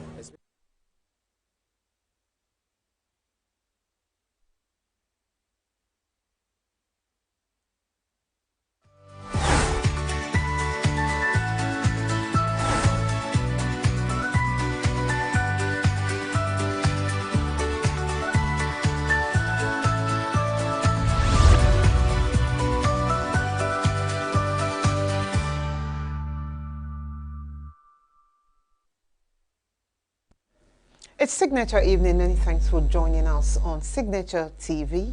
My name is Ngozika Mba, welcoming you to Another evening with several segments for your delight. I'm not going to do this alone. Quinsley is here. Good evening, everybody. My name is Quinsley Rowland, and welcome to Signature Evening on Signature TV. We will be taking off with politicals today to look at some national issues, majorly on trade unionism. But of course, we'll be having a political talk when we will be looking at state police and national security, where Ebubago Felix Okafor, who is already seated right here in the studio, will be our resource person to have that conversation. After the politicals with the various topics on trade unionism and workers' welfare as well as workers' productivity, we'll be moving on to other segments of the show. In the news will come where we'll be looking at some corresponding reports of some stories that we are yet to carry on the show since Monday. And don't forget the regulars, Fashionista, Artful Graft, and Chat Box discussions from the chat room, which will end our evening with you. Don't forget to follow us on all our social media handles as currently displayed on your screen. After the break, we will commence with the first story on politicals. Stay with us still. Every second, every minute in your pocket.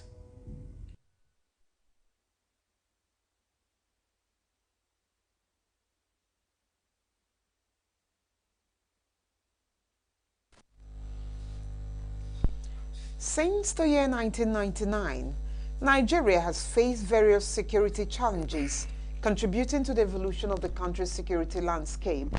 State police to tackle insecurity can only be achieved through a constitutional amendment that will require the collective support of all stakeholders, including the National Assembly and socioeconomic groupings. Unfortunately, this type of collegiate support for state police is lacking. Amidst the challenges, there have been calls for restructuring the security architecture to make it more relevant to the reality of Nigeria and Nigerians. Many Nigerians advocate for state police to address specific local security challenges more effectively. They believe that decentralized law enforcement can better understand and respond to the unique needs of each state, enhancing overall security and law enforcement capabilities. However, opinions on this issue vary, and concerns about potential abuse or misuse of power also exist. And that forms the fulcrum of our subject matter, the first on politicals this evening, state police and national security. We'll be having this conversation with the public affairs analyst, Ebubago Felix Okafor. Nice to have you as our guest, Chief. Good evening, viewers, and thank you for having me. Good evening. I would say that since the Civil War, because that's the height of insecurity I can remember, I don't know if there has been worse insecurity situation in the country thereafter or even before, that Nigeria has been battling. This is the worst case scenario. And the country has been has been making efforts in trying one thing or the other to ensure that insecurity becomes a thing of the past in the country. And over time, part of the measures that have been moved, that has even been considered, is that of state police. And so before we get deep into the conversation, I'd like you to, pass us through the concept of state police. As the name suggests, is it literally translated? The fact is that a section of the Bible said that you shall know the truth, and it is only the truth that shall set you free. In Nigeria, we have hydra-headed security problem because of centralized security system we have. And that will continue until state security is decentralized. To me, state security is what Nigeria needs now. because it is only the state security that will, free Nigeria from these security challenges. Let me give you an instance. Security-wise, it is easier for a man from Nkano area to understand the Nkano language and understand the road terrain of Nkano. But when you post somebody from Zamfara state to come and police in Nkano land, that is a very huge joke. So you are bringing somebody that don't understand the language of the people he is policing, a person that does not understand the terrain, don't know even the way, a person that is not even friendly with the environment, to come and secure that place. So state police is where states will employ persons of the locality, irrespective of tribe or religion, to be part of the security architecture of the state. They can draw the security map of their state, design it, execute it, and ensure security of life and property. When we're talking about security, we're talking about the primary responsibility of government. No governor is the chief security officer of his state. Presently, no governor. But that's what we are told.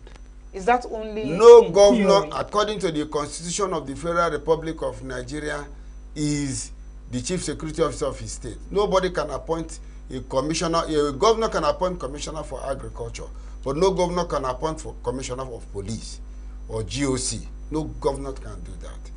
Before the Civil War, we have regional security system, and that has helped Nigeria in those days to implement the law, the security of the state, where people will begin to secure their environment. Even our families, even in houses. You build your house, you secure your house. It's only members of your house that know the security of your apartment. But you can't build a house and somebody will transfer a security man to you. That is very dangerous. That is how Nigeria has been governed. So the state security policing and state security architecture is the only solution to Nigerian problem. And the only solution, the only pathway we can move on now. If you look at Nigeria, Nigeria is in tatters. If you go to Zamfara, you will see Lokarawa terrorists. If you go to Kaduna and Katsina, you will hear bandits. If you go to other areas, you see criminality is going, ISWAP, Boko Haram, and so on and so forth. Even in fighting Boko Haram that has started over 10, 15 years, it is only when the military goes to Borno State, they will employ local JTF to assist them, to direct them on the pathway. So the state security system is not a hoax. It is a reality that Nigeria has continued to wink at. And because of lack of this security, state security, Nigeria will continue to banter, Nigeria will continue to tumble on insecurities that has been going on. Look at what happened 2 days ago. We learned that some persons were killed in Plateau State, and the governor wanted to arm local security agencies with pump action. But national security agencies intercepted them so that killers will continue to kill. But if people of Plateau State will be allowed to guard and protect themselves, I tell you, this insecurity will be a thing of the past. If the people of Benue State will be allowed to secure themselves, I tell you, this insecurity in Benue State will be minimized. The state police we are talking about, is it going to be in any way different from the local vigilante that has been operational? And in this past, we have forest guards. Yes. So what we are proposing, is it going to be entirely different from that? You know, in Edo State, you know, Uromi killings. Yes. We understand that it's something that looks like what I just described. The people who use that platform intercepted people who they could not identify with having guns and stuff, and they had to lynch them there and then. So is that also the kind of state policing we are talking about, or are we looking at a different structure? When we're talking about state police, in Kano State, they have what they call ISBA. That ISBA, they are provided with the law that will allow them to drag somebody to Sharia court and try the person on Sharia offenses. But the local vigilantes we have here don't have right to charge a criminal to court.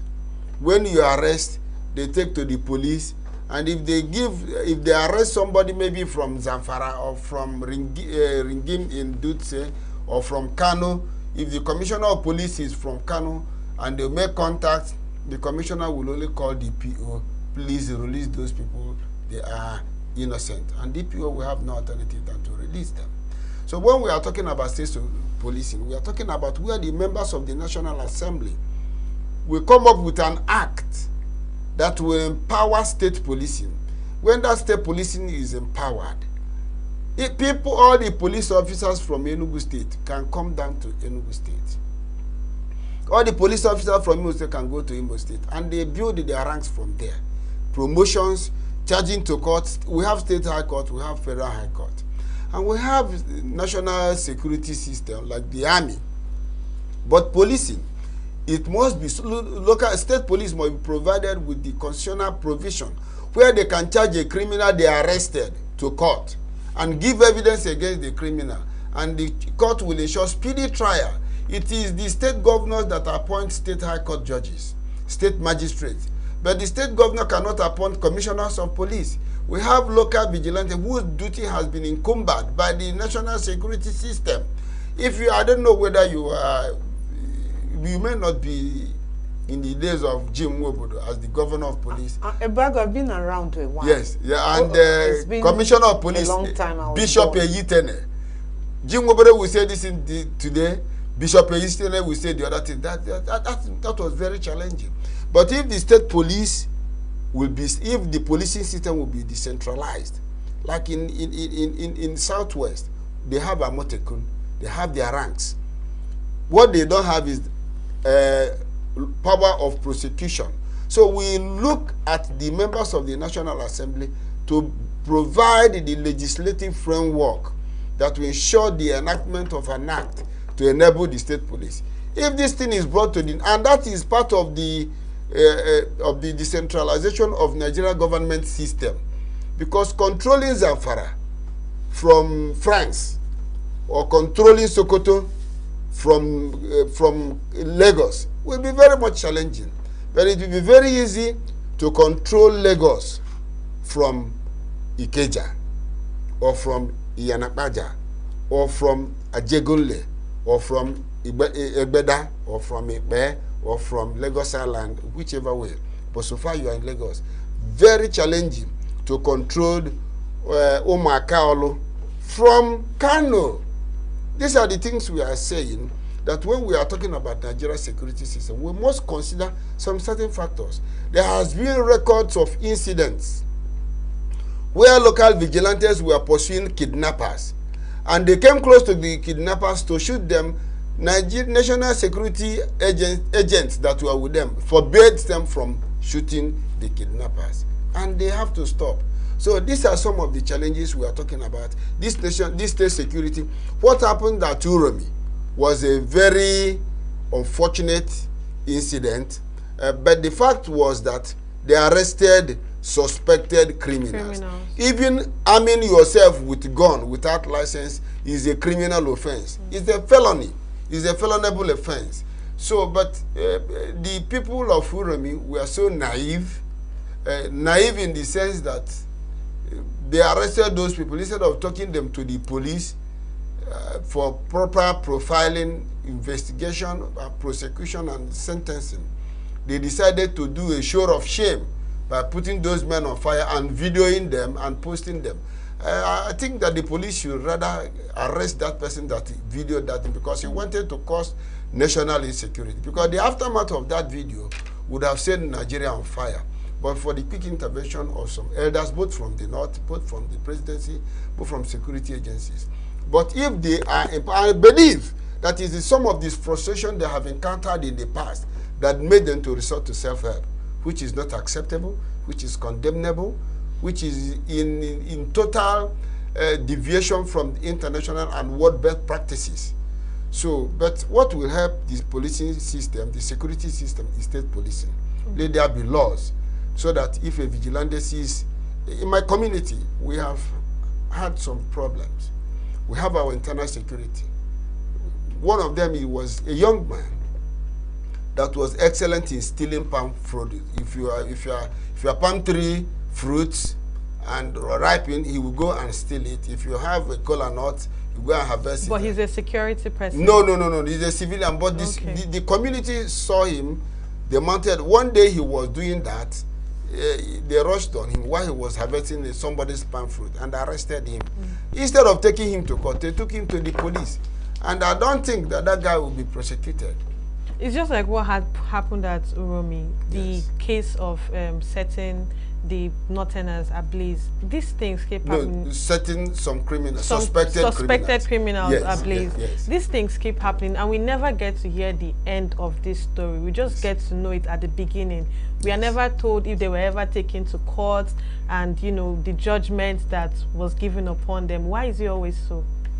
Well, the Nigeria judicial system is very simple. We practice accusatorial law, where a person is deemed to be innocent until proven guilty by a competent court of jurisdiction. And the Nigeria judicial system is so cumbersome, it has a lot of delay. If you can agree with me, there have been cases of kidnappers that has been in court for the past 10 years. One is the famous billionaire kidnapper. Since his arrest, he has been on trial and appeals. Anybody who don't have financial muscle cannot prosecute that matter. It is only that the state is prosecuting it. And sometimes cases may delay in court until the prime witnesses will die. And when a prime witness dies in the matter, the case dies a natural death.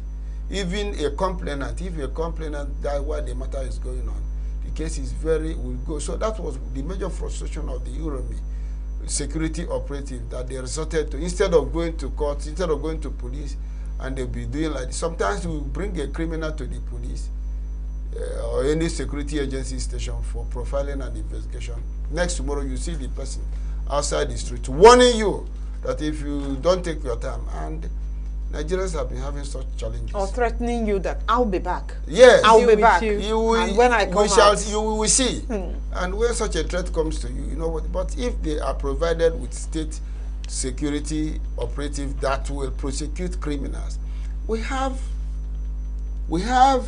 customary courts that can try minor matter. Communities have customary courts. You can take them, some of those customary issues, to customary court, like Sharia court. We have Sharia court, we have Sharia high court, Sharia appeal. That's where it ended. So, but the trial system in Nigeria is very faulty, particularly criminal trials. And proving a case in Nigeria court is also very challenging. But court is very consistent in making sure that before they convict person, that person you must convince the court that this person, committed an offense. There was a time I was in a court. Somebody was brought for stealing motorcycle, and the magistrate looked at the boy. Did you steal this motorcycle? He told the magistrate. She told the magistrate, please help me. I don't know what drives me to steal. He admitted that he's a criminal. He was arrested by local boys and handed over to the police. Graceful to the police, they prosecuted the boy. The boy was asking the magistrate to help him. What help?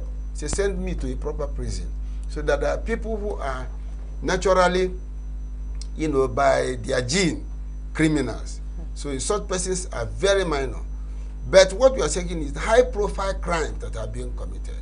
If you look at the way people are being killed in their farms, the way women are being raped, and when you are talking about rape, that is the most challenging case I have ever seen.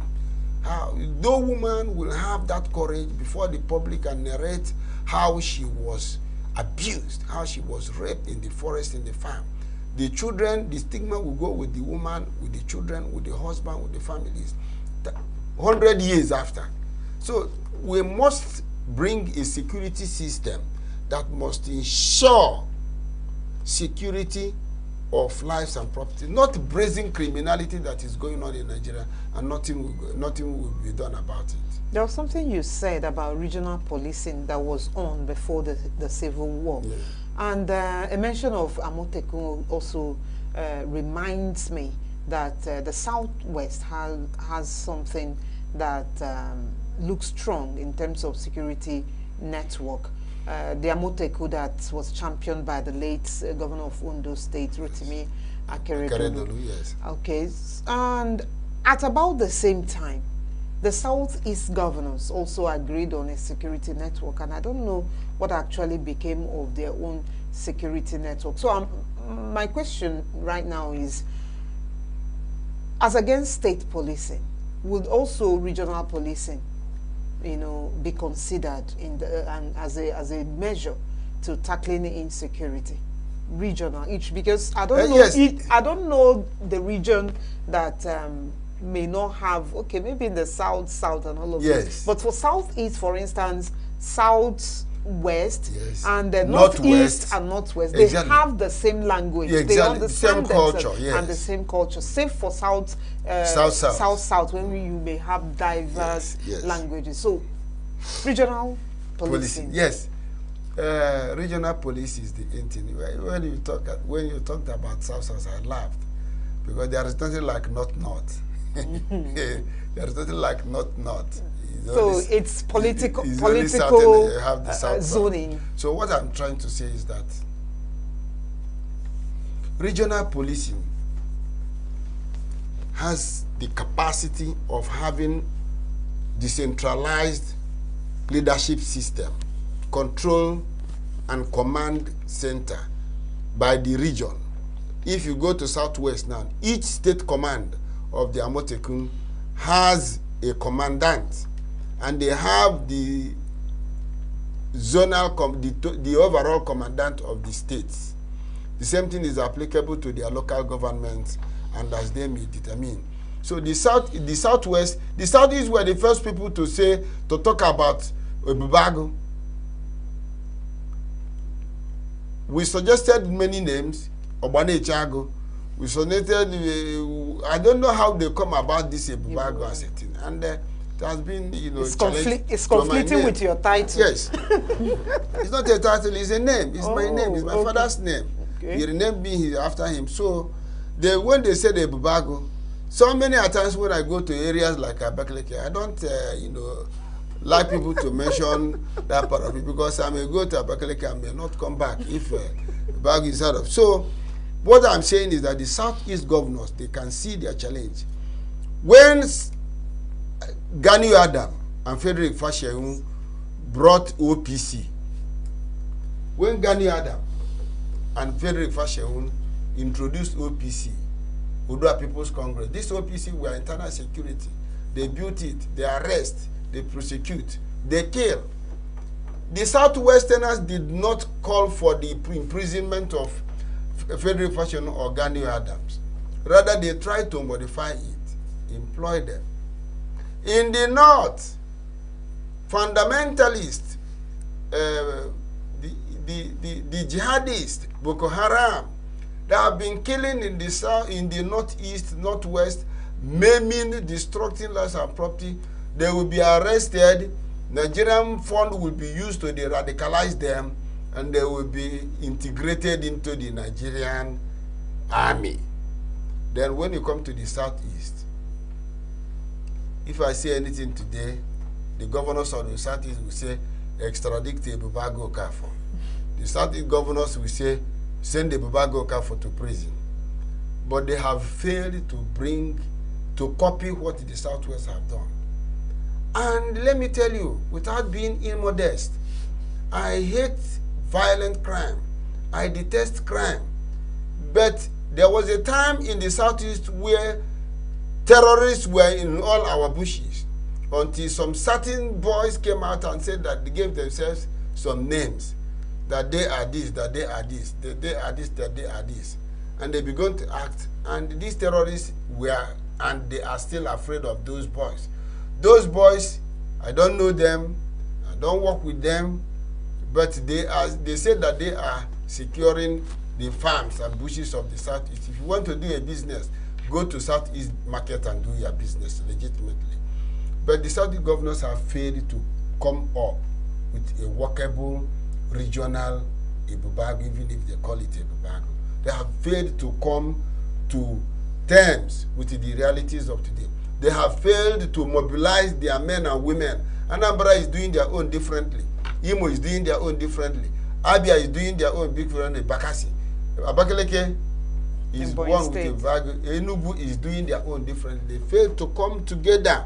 I am challenging the governors of the Southeast to please lay your political differences aside. Raise regional security operatives so that if somebody escapes from Abakaleke to Enugu, Enugu will arrest him and hand him over to Abakaleke for prosecution, or from Owerri to Anambra, or from Anambra to Imo, so that they can synerge with even the people of the South. When we are talking about Southeast, when we are talking about Southwest, Southwest should also raise the security network that will secure the Southwest. One man was talking the other day, said that before Buhari came into power, there was no internally displaced persons in Katsina State. But now that Buhari has been the president, they have about 6, 7 or 8 local government areas where they have internally displaced bandit persons. Worst of it all was when Buhari was the president of the Federal Republic of Nigeria, criminals threatened his security. Criminals attacked his convoy. They even threatened to come to Abuja and attack him. And if the Southwest, if the Northwest will have a Northwest security system that will secure their forests, that will secure their farmlands, Northwest will be protected. If you allow the people of Borno alone, if you allow the people of Borno to challenge this Boko Haram, they will wipe Boko Haram. In 1982, let me tell you, I was in Meduguri, Bulunkutu Police College area. There arose a religious sect that is called Metesine. When the police wanted to, led by Inspector Akuya, wanted to arrest the leaders of the Metesine, the Metesine, countered and killed Inspector Akuya, and that infuriated the president and Shehu Shagari, and he declared a total war against Metesine. And within some weeks and a month, Metesine was wiped out and was never heard in Nigeria up to today. Even their leader, Issa Mechanic, was bombed when he was in air speaking, challenging the government. Shagari declared that all the military equipment, air, land, and sea, will be deployed to get this thing down. And it was done. But Nigeria has been playing politics with bandits. Obadiah Melafia came on television and named some persons that are behind this banditry. Up to today, none of them has been arrested. Nor prosecuted. Nor prosecuted. The bandits that has been, does it mean that there has never been any single bandit that was arrested for prosecution since 10 years, since 2015, that bandits were named as a group? No, now. Nigeria must be very fair to themselves. If you allow the Northwest, they will arrest the... One man came up the other day, said that these bandits were known. That a military officer, that it was being, that they were being politics with it. How do you send an Igbo boy to Meduguri, where they speak Kanuri, to go and confront those people? If somebody that is standing with the Igbo soldier and say, I will bring him in Kanuri language for you to kill him, will he know?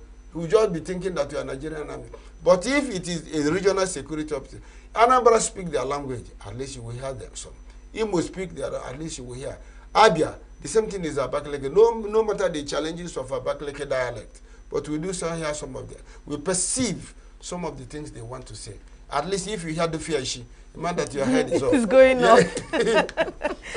Just to get a clearer view, how best do you think the state police and the local law enforcement agencies can actually collaborate in terms of proper security, and how well can they foster this relationship?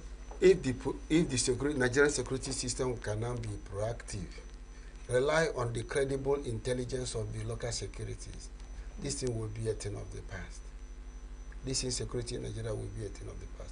But very worrisome. Let me give you a shocker.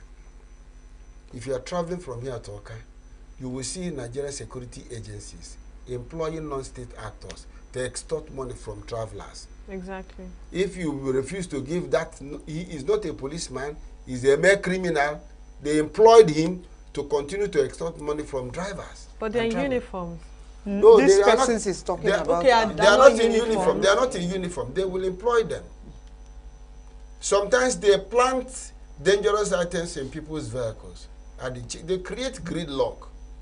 Where the thing is going, they will signal, they will stop you, accuse you of what you don't know.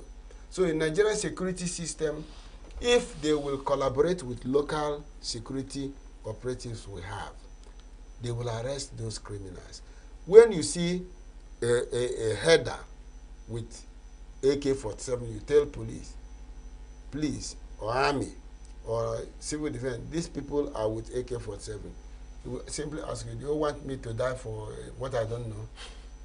But if the local security agencies will be empowered, I think there will be a change of security system. And if Nigeria will stand, what will help us is state security system or zonal security. If Nigeria will continue to exist, because the way things are going today is very unfortunate. You see somebody today, one man was kidnapped, but I'm not, kidnappers are kidnappers. Whether you are a Fulani man, whether you are from ENUGU state, whether a kidnapper is a kidnapper. One man was kidnapped, and after the kidnapping, they paid their ransom, was released. 2 months he died. That's the trauma. You see justice, a House of Assembly member, so there was somebody that died amongst them, and they were contributing money for the burial using his account as a depository account for the burial committee of friends. Now they kidnapped him. Who can tell you that it is not a member of that platform that provided the information that led to this kidnapping? Worst of it all was that they kidnapped that man, he paid the ransom, they killed him. So when we are talking about insecurity in Nigeria, it's very challenging. So we are appealing to the police, to the army, to the civil defense, to rely on the credible intelligence of the community security systems. We have Ndinche, we have Ochinche in our states. They have informations, and their informations are credible. When information was provided about a guy that was stealing palm fruits, he was kept on a watch list, on the community watch list. And at the appropriate time, he was apprehended. I think he's still in the police now. But the challenge is that, yes, let me use this opportunity to appeal to the governor of Enugu State. Most of the courts in Enugu State are centralized in Enugu. If you arrest a criminal in Umabe, for instance, bring him to Udi police station for prosecution. Police will charter motor to take the person to Enugu. The accused must fund the taking of the accused to the trial court until court grants him or her bail.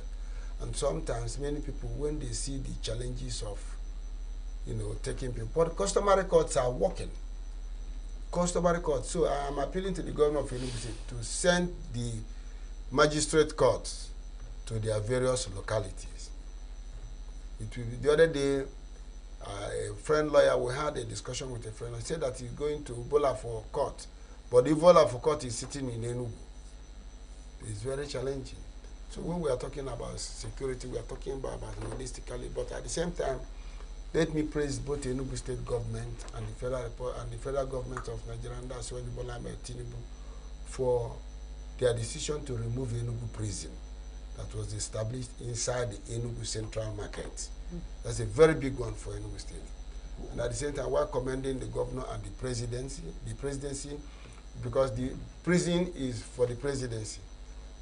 At the same time, politically, I must commend the governor of Delta State and the entire Deltas for their wise and But we are going to pay for this particular thing. I know where you are going. I don't want to mention that you're of APC extraction, so I'm not giving you I'm not giving you this opportunity to say what you wanted to say. Yes. Maybe we invite you on another occasion to talk about that. Now, the state policing, it's there are many convincing benefits, much coming from you. But on the other hand, there's been concerns. Okay, concerns also exist in the eventual formation of state police. Except you think otherwise. Yes. Are there concerns really? Are there challenges foreseeable in the future? There is no challenges associated with state policing. There is no such challenge whatsoever. Politically, if you have state police and you are not doing well politically, they will the same policing system will remove you. Because they will have their families. If you have a state police system, you are not treating them fine, you are owing them salaries, you can't influence them politically. If you have a state police system, any community that you fail to address their security situation and challenges will remove you. So what we have, Nigeria is growing, is developing with speed. People are speaking with their voices.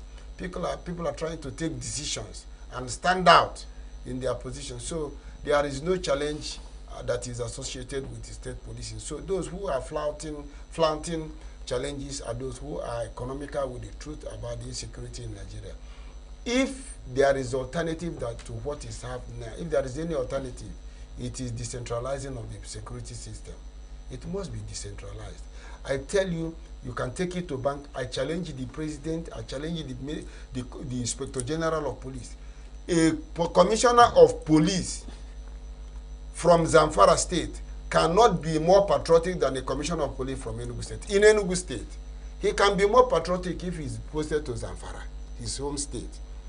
You know him. You know his father, you know his mother, you know his village. Any commissioner of police that comes here must do, from Enugu State, he must. He must. But when you bring Pharaoh that does not know Joseph, what do you expect?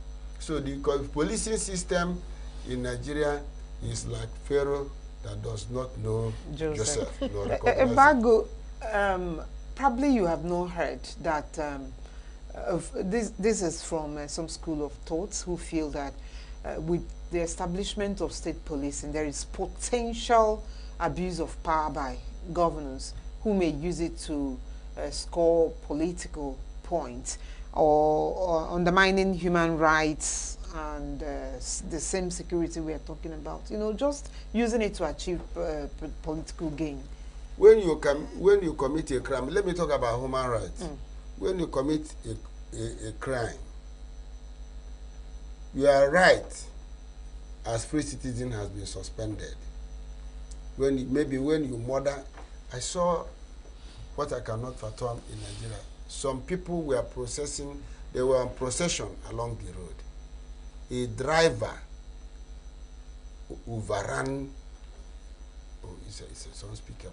Here in Nigeria? In Nigeria. Now, when you are arrested as maybe for culpable homicide, for manslaughter or for whatever, your right to freedom has been suspended. So anybody talking about fearing of abuse of human rights must know that criminals, their right must be suspended when they are caught in their crime. If you are a kidnapper and you are caught, or if you are caught raping a woman and you were caught, you'll be talking about human rights. Which right have you? So the issue of abuse by governor, no governor... I think what that is all about is, for instance, the case of EFCC, where some presidents in the past have been accused of using them to silence their political opponents because it's a federal government agency. Good. Sullivan Chime said, the former governor of Enugu State, I am not his fan, but he said that it is madness to finish as a governor. He's your party member. He's not a party member. He's not a member of it. He said that it is madness for a person to finish as governor and run to be a senator. Since he finished as governor, he's in his house, waiting for EFCC to come. None has come. 12 years or 10 years after his reign. So EFCC can only... They have never come for you for once. They have never come for me for once. They can go on people who they think that they are criminals. When you hear governors embezzling 200 billion 300, what are they going to do with it? Do you know that a governor of Abia State and the son were accused of embezzling 500 billion naira? Is it not madness? When we are talking about EFCC, EFCC is the checkmate. They will checkmate criminality in governance. Last time, about 4 years ago, when a PDP governor was in Enugu State, local governments do returns to the state government. For Enugu State, it has always been PDP. You're saying a PDP governor was... We have a governor of Enugu State, not a political governor, but a governor. There are differences between governors of a state and political governors of a state. Yes. I wish I am getting what you're driving at. The governor of a state is governor for the people, by the people, and for the people. That is the governor of the state. When he is asking you for task, he don't care the party you belong to. When he is constructing smart school or hospital or road, he wouldn't ask whether your Did you town. vote for him? No, whether your town voted for him or not. He will just do the needful. Okay. Do you think state police should be given full autonomy, or it should still be under federal control? When you are talking about state police, it is state police. Because if you allow, there are policemen in the state now that are under federal control. We don't have state police now. If you have state police, the governor will have command and control room to act on a particular matter and a particular security situation at a particular point. But when the governor cites a security situation in this state, for instance, he will act, he will tell the police to act. The police will go to the zonal commander. The zonal commander will go to the IGP. IGP will say, wait, let me investigate. And the crime will continue, or the criminals will escape. But if you have a state police, it will be under the command and control of the state governor, irrespective of who is the governor of the state. Governors come and go, but the state police system will stay. And their promotion will be systematic. You see, recently members of the Nigerian army came to Enugu and complained that the Southeast are not filling their slot. Why? Because the Southeast knew that in the generals of the Nigerian army, let them tell us the spread. Northwest has how many generals? Southeast has how many generals? That was why there was apathy. They have lost faith in Nigeria's central security system. The Southeast has lost faith. They have no faith there. Because you will recruit them and put them in a dangerous situation, and they will just go like that. They have watched it over the time. They observed it in the promotions. Even in schools, if you are from the Southeast, you score 370, 320 or 280, let me use 280. Anybody from Zamfara that scores 150 will gain admission. Why 270 will not? Because you are from the Southeast. Do you know about that? Are you aware of that? The same thing is applicable to the security system. I think that particular scenario is because of the literacy level in that part of the country. The literacy level will make you to disqualify somebody that scored 270 in JAMB over someone that scored 150. That is the security situation. Can't you create special class for them instead of disqualify? So that is what has been happening in our security system. Even in the police, the promotion, the number, they have, thank God that this administration under Asiwaji Bola Ahmed Tinubu has come to at least correct some certain things. At least we are hearing for the first time. Certainly not on appointments, political appointments into... I said that for the first time in Nigeria, we have heard that Southeast were allocated 200. How much was... For admission, right? Yes, into the army. How much was Northwest allocated? They should tell us so that we know the balance. Now that you have mentioned it, don't you think that having state police will exacerbate ethnic tensions? I mean, divide us further along ethnic lines, knowing that my state, for instance, has no business in terms of security with your own state or with the government at the center? Let me tell you the clear difference. Nigerian police is their friend. State police is nobody's friend. If you commit a crime, they will arrest you. That is the order. And there is no threat to ethnic existence because of the security. When we are talking about the security, state security, a northern man that has been in ENUGU for 30 years will be part of it. A Delta man in ENUGU State that has been that was born in ENUGU will be part of it. Somebody from Imo State will be part of it. When we are talking about ENUGU State, we are talking about inhabitants of ENUGU State. There was one Hausa guy I had discussions with. He told me that is at the Umonna meeting. I was a bit. It's at the Umonna meeting. He pays his dues. I was taken aback. The other day I was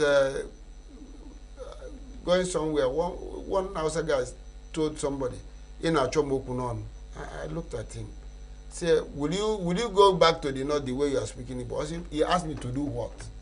So these are the things. There are some people from Enugu State living in Kano. If you tell them to come back to Enugu, they will tell you no. Even in the midst of this insecurity, they have refused to come back. They claim that all die. Whether they die in Kano, they die in Kano. If they come here, they can even die. So if you give them opportunity to protect their common environment, this Signatures TV is situated on a street. If the members of the street will employ security within the street, when you are coming out from any premises in this vicinity, they will know where you are coming from. Because over the year, they have linked with you, they have monitored you, they know you are going out and coming in. And when a visitor comes in, it is easily detected. So the issue of state police exacerbating tribalism, there is no tribal sentiment in Nigeria. You're sure about this? Yes. There is no tribal sentiment. If you bring akara, and somebody from Kano brings akara to the market, if the Kano woman's akara is sweeter than your own, everybody go to akara in Kano. That's very correct. So state police, why it is more important, it is nobody's friend. But Nigerian police is everybody's friend. In this era of heightened insecurity, I described from the beginning that it appears we are having it worse than ever since the Civil War. Do you think that state police will rebuild trust within communities? Trust has eluded us. We no longer trust Nigerian police. That is a fact. You see why? This state police is very simple. It can be understood by anybody. When you have state police, Ababa will have their own unit. These thinkers corners will have their own unit, command and control system for the thinkers alone. If you caught any criminal in the thinkers corner, everybody in the thinkers corner will know that this is a criminal. The house is coming from and keep him on a watch list. So state policing will rebuild confidence, restore sanity, streamline security of lives and properties, and enhance economic activities and productivity at all circles. Let me tell you, why these courts were decentralized is because of insecurity. Opi Nsuka Road, Opi Ugogo Road is a flashpoint. The same thing is applicable to 9th Mile, Okana, Ebo Road. It was a very good. All of them in Enugu State. All of them in Enugu State. But if you employ state security and their localities are secured, people will be going their normal businesses. This food insecurity we are having in Nigeria, we are as a result of insecurity in the farm. Women are afraid to go to farm because of the fear of unknown. So, but when you bring state security into play, they will be part of the farmers. Because if you employ somebody from Ishiago or from Muamankano or from Nome to be a security, you will not pay his house rent. He will live in his house 24 hours. He will be farming in his house. He will go to their local market and so on and so forth. So they will be there doing their duty every day. There is no, like in every community now where you have this neighborhood watch, if anything happens by 12, you simply call them to come.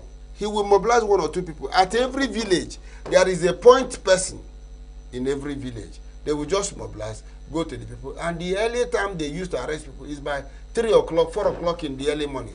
But if you tell Nigerian police, come from Modi and do arrest, armed robbers are here, we'll ask you, how many are they? What type of gun do they have? Have they killed any person? Who they kill and who? So they may not be able to come at that hour of the night. They may even try to come, their wife will stop them. But in the village, no, you don't do that. Because you can say you lay hand on this. You can also call police from ENUGU to come to Umabi at 1 p.m. They told you that they don't have fuel. Yeah. But if you call a state police officer in our community to come, they will come. Even if they don't have Okada, they will walk down and rescue the situation. So the security, state security will restore sanity in our society. It will restore security. It will rebuild the confidence of our people. It will enhance productivity. It will also bring in inclusiveness of multi-tribes, because people will be coming to the east to do their business. People will be going to the northwest to do their business. And our people will be happy to pay their taxes, security taxes. Look at what is happening in some states in the southeast. I won't use the ENUGU state as an example, because if I use the ENUGU state, my party may say that I praise the ENUGU state. But in some states, any governor that charges high tax is ready to do the job, because he will answer what he used their tax to do. He will be answerable to the taxpayers. So if you go to any state in the southeast now, look for any state governor that have moved the state from civil service state to economic point and see how far it's faring. So that is the same thing is applicable to insecurity and state security. When you bring state security down to the southeast, in the south you have state, do you see that the number of kidnapping activities in the southwest and criminality has reduced to the barest minimum because of Amotekun? They are there. Before Ore, Bini Road, if you have been to Lagos, Bini Road was a very challenging road, because when you get to Shagam, from Shagam to Odobolu, you will see massive forest going on. The vehicle will be running at any block, criminal activity, but the Amotekun has stopped it.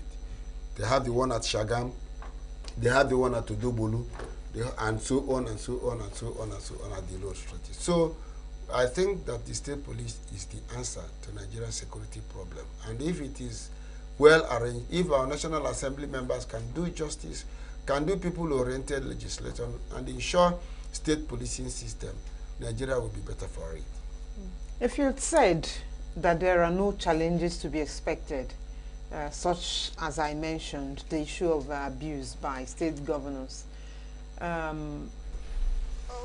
what role really will the legislative bodies play in overseeing state of police operations and ensure accountability? We are a nation, or let me not use certain descriptions for the country, but we know how it plays on here. We get an idea that is working elsewhere, and when it comes to our own climb, it looks like our soil does not accept it to thrive. So how can accountability be ensured if perchance state police is instituted? It's very simple, very simple. The forest guard that we have in ENUGU and the neighborhood watch, they don't have accountability challenges. They have central system of paying their salaries, and it has been going on. And they don't owe a security officer, mind you. So the issue of accountability there is, I don't see it in anywhere, in any form or shape, or in any form or shape. But to the members of the National Assembly, it is my appeal to them that they do all they can to enact an act providing for state policing. That will help the governors to have command and control system of their states. If you listen to Nyesom Wike on the other day, governors, every governor of a state have state security votes. So with that state security vote and state security taxes, because if that is done, people will happily pay for their taxes. If they will ensure, if I am sure that I can drive from here to Onitsha. There was a time night travel was the order of the day in Nigeria. There was a time if you want to go to Lagos, ENUGU in the evening, night. Lagos in the morning. Will be ENUGU in the evening, Kano in the morning.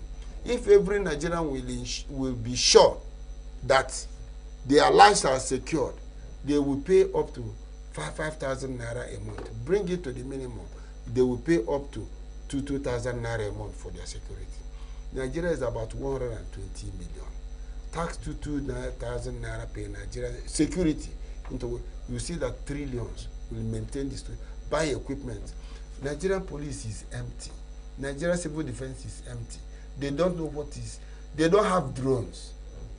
There is no security drone in any police division in Enugu State. Where the drone, you send the drone to areas, it will go and map and see. It is only now that the governor of Enugu State is trying to build satellite security. When you bring satellite security system in a state, at any flash point, Enugu is very small. Yes, Enugu is not up to 1/4 of Niger State. In land mass. Geography? Yes. Okay. Enugu is not up to 1/4 of Niger State in land mass. If there is any crime in OP Sokaro, you deploy drone there, move your helicopter there. No matter where the criminals we had, you track them down. In America, my cousin that was in America said that they went to a very far area where they killed goat and put it in a sack and be coming to town. On a filling station, they were about to gas their vehicle, and a drop of blood was there. They phoned police, helicopter from the up, ambulances surrounded him. In a twinkling of an eye, or not to him, enter mode to move there, said no, stop, park. They cleared him out of the gas station, and they began to search him and discovered that it was meat. Yes, but Nigeria will be talking about 10 students being kidnapped, 200 people being kidnapped. They will tell you that they are negotiating. And even government officials will pay. There is no security system. So, but the state security will allow that. You will see people, there is nobody from Enugu State that can donate vehicle to police today. Nobody will do that. But if you have a good security system, I tell you in communities, these local communities where people are donating Sienna buses to those locals because they have confidence in that and what we have in Nigerian police. So if you decentralize police, if the National Assembly will put an act to create state police, it doesn't harm anybody. The Nigerians will do donations, free will donations. We go to the security. They do it freely, without molesting people. Not when you see criminals, they give you 200 naira, you pass them. You see a husband and wife, you come down, everybody, madam, hands up. You'll be searching madam for nothing. Okay, you've talked about the effectiveness of state police, and just to be on the other side, what do you think are those things that can compromise the effectiveness of this state police as well? Well, what can compromise the effectiveness of the police is when the citizens are not giving support to the police, because everything rallies around the people. If there is any state police, let the citizens cooperate with the state police, provide them critical intelligence, of the security situation, support the government, pay your security levy, and be law-abiding. It is only when you are not law-abiding that will be at cross purposes with the security agencies. But to me, I see nothing wrong with the state or regional policing system. That is the only way forward in Nigeria political security logjam that we have. For now, there is a security logjam. Nobody is sure of what is going to happen tomorrow. They kidnap magistrates, they kidnap generals. Generals in the Nigerian army have been kidnapped, have been killed. One General Bade was kidnapping his farm in Abuja and killed. General of Nigerian Army. He fought all he was, survived it, to his farm. Criminals kidnapped and killed him, and so on and so forth. So these things will stop only if we have state security. But in the meantime, Ibubago, what can we do? How can we cope with the federal police still on ground? Do you look at it at the angle of having an effective collaboration between the Nigerian police force and local I have exhausted my opinion on that. I said that people have lost hope. The way Nigerian police is structured, there is no hope in it. It cannot be restored. You saw what the IGP did yesterday. He withdrew the mobile police officers from every VIP. From VIP. They abandoned the policing system and they were on VIP. Wherever you see burial or wherever, they follow big men here and there. The IGP has withdrawn them and they will not be happy about it because they benefit more from being VIP escort than securing Nigerian citizens. The solution is state policing system. Thank you very much, Ebuvagu. Though you have said that that is the solution, I mean the establishment of state policing. But this particular issue is a complex one because of the pros and the cons that have been shared by others. Thank you for sharing your view on this subject matter with us on Politicals this evening. Thank you, Ebuvagu. Thank you so much. Thank you for having me. We shall return for the second discussion point on Politicals. Stay with us. We are local. We are right now with the wife of the man that was... Why the main market is in chaos. People are... We are national. Those in support of this motion as amended, say aye. Aye. We have taken the vote by default. We are international. Israeli airstrikes. Donald Trump left us the worst unemployment.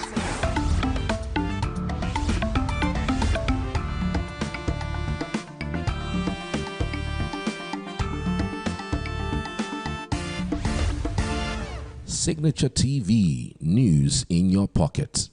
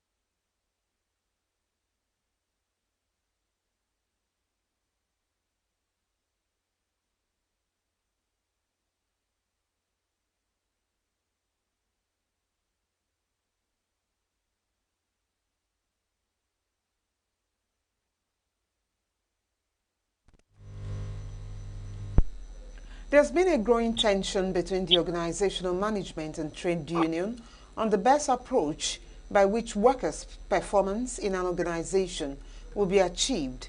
Often, agreements reached between management and unions have been breached, leading to conflict in the workers' performance in an organization.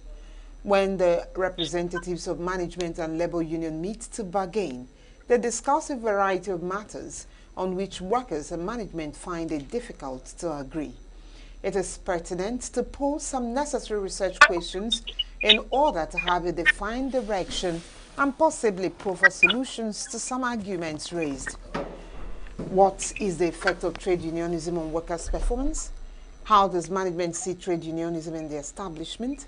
Can trade unionism improve workers' performance in the organization? What should be done to improve the relationship between management and union to achieve workers' performance? These and more will be in our conversation with the chairman, Nigerian Labour Congress, ENUGU State Chapter, Barrister Fabian Nwibo, and our focus shall be on trade unionism and workers' productivity. Comrade, we welcome you to Signature Evening. Thank you very much for having me. Good evening. Good evening, sir. Thank you. All right. Okay, just to get the background knowledge on trade unionism and workers' productivity, can you tell us how important it is for trade unions to always be in line with the workers to foster productivity? All right, thank you so much. I feel delighted that this question is coming at a time when it is necessary. In about a week time, we will be having the Workers' Day, the May Day, Workers' Day, aspect of May. And it's a period and a time that we celebrate workers. We celebrate our heroes first. We celebrate those who have worked hard to ensure that workers' welfare is attained. Productivity with regards to workers' productivity, you know, it has to do with what the worker gets, the condition of work, enablement, encouragement. If you employ or recruit or hire a worker, and that person doesn't take care of the person adequately, then the person will not do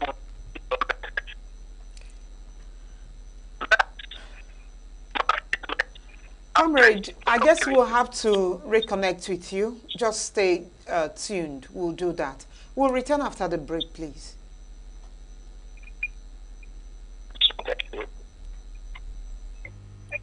Welcome back. We have connected back to Barrister Comrade Fabian Nwibo, who is the chairman in Nigerian Labour Congress, Enugu State Chapter. And our topic for discussion today is on the trade unionism and workers' productivity.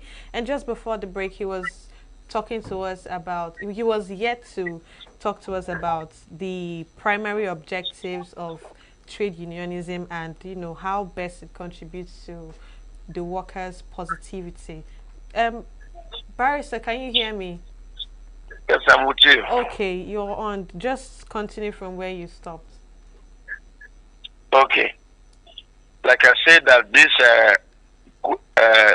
question is coming at a time that it is needed, so apt, because by next week, Thursday, May 1st, we shall be having Workers' Day. A day I will celebrate workers, we will celebrate the retirees, we will celebrate those who works tirelessly to ensure that we enjoy what we enjoy today as workers. When you talk about productivity, you cannot talk about productivity without talking about motivation. Both of them go hand in hand.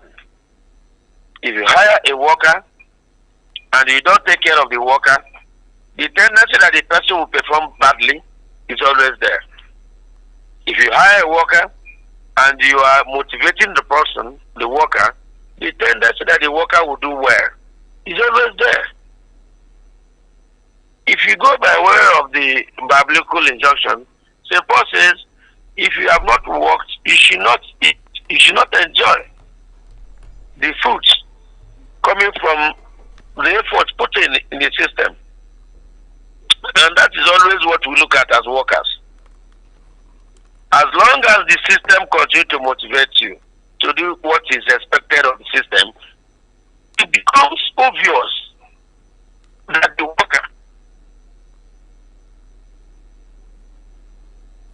Barrister Comrade, can you hear me? You don't hear me? Okay, I can hear you now. You want me to start again? No, just continue from where you stopped. So, like I said, 1st of May will be Workers' Day. Last year, the theme of the birthday was People First. This year, the theme is reclaiming the civic space in the midst of economic hardship.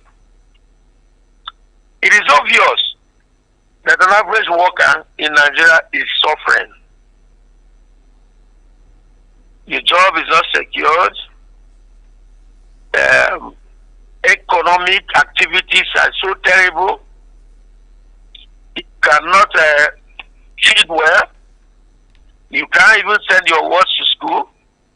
You can't pay your house rent and a whole lot of things. So, and what we're looking at is, what is the position of a worker who's facing these challenges? Can he still speak? Can he still talk? Can he still work? Can he still produce effectively? So, if you hire a worker and the person is not well settled, the tendency that the person will produce well is not always there.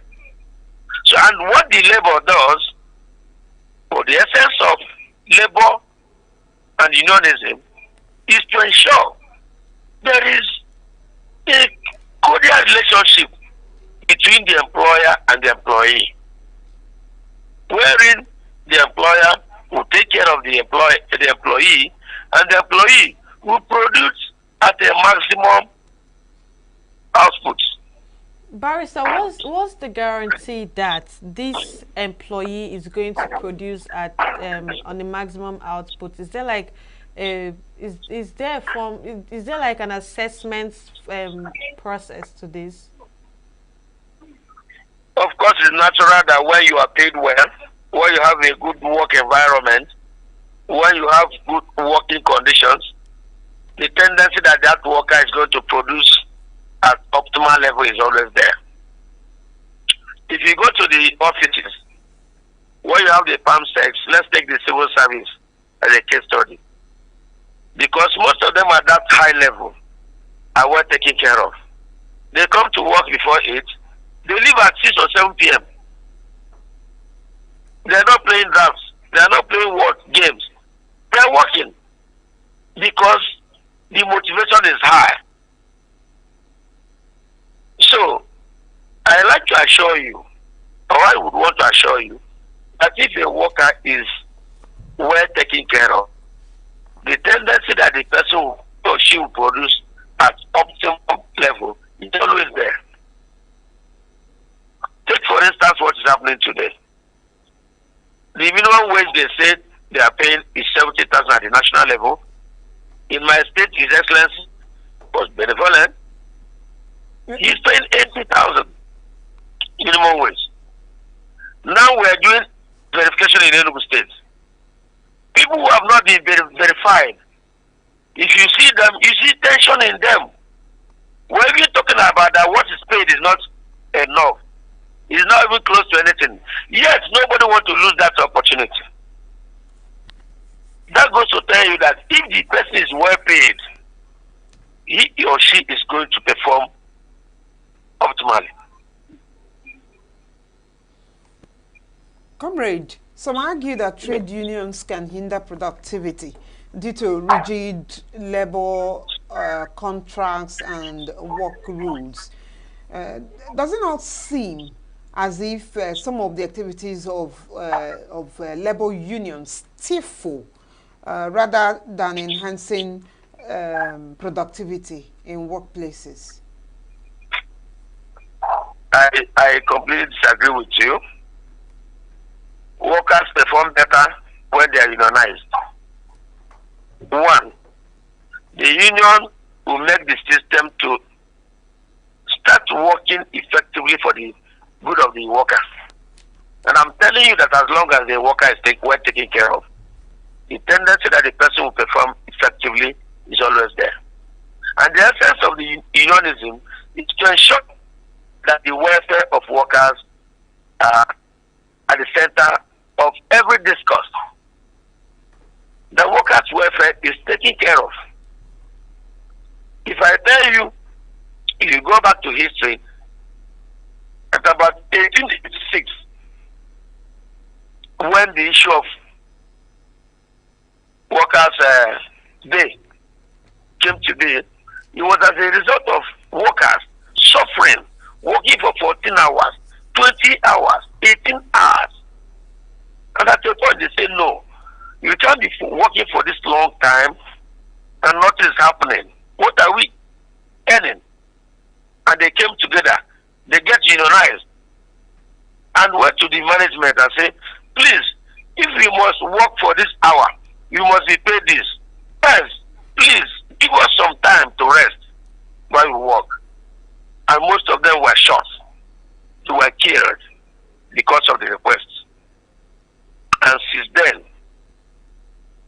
unionism came in, and the essence and purpose for that unionism is to ensure that workers are not made slaves. The workers earn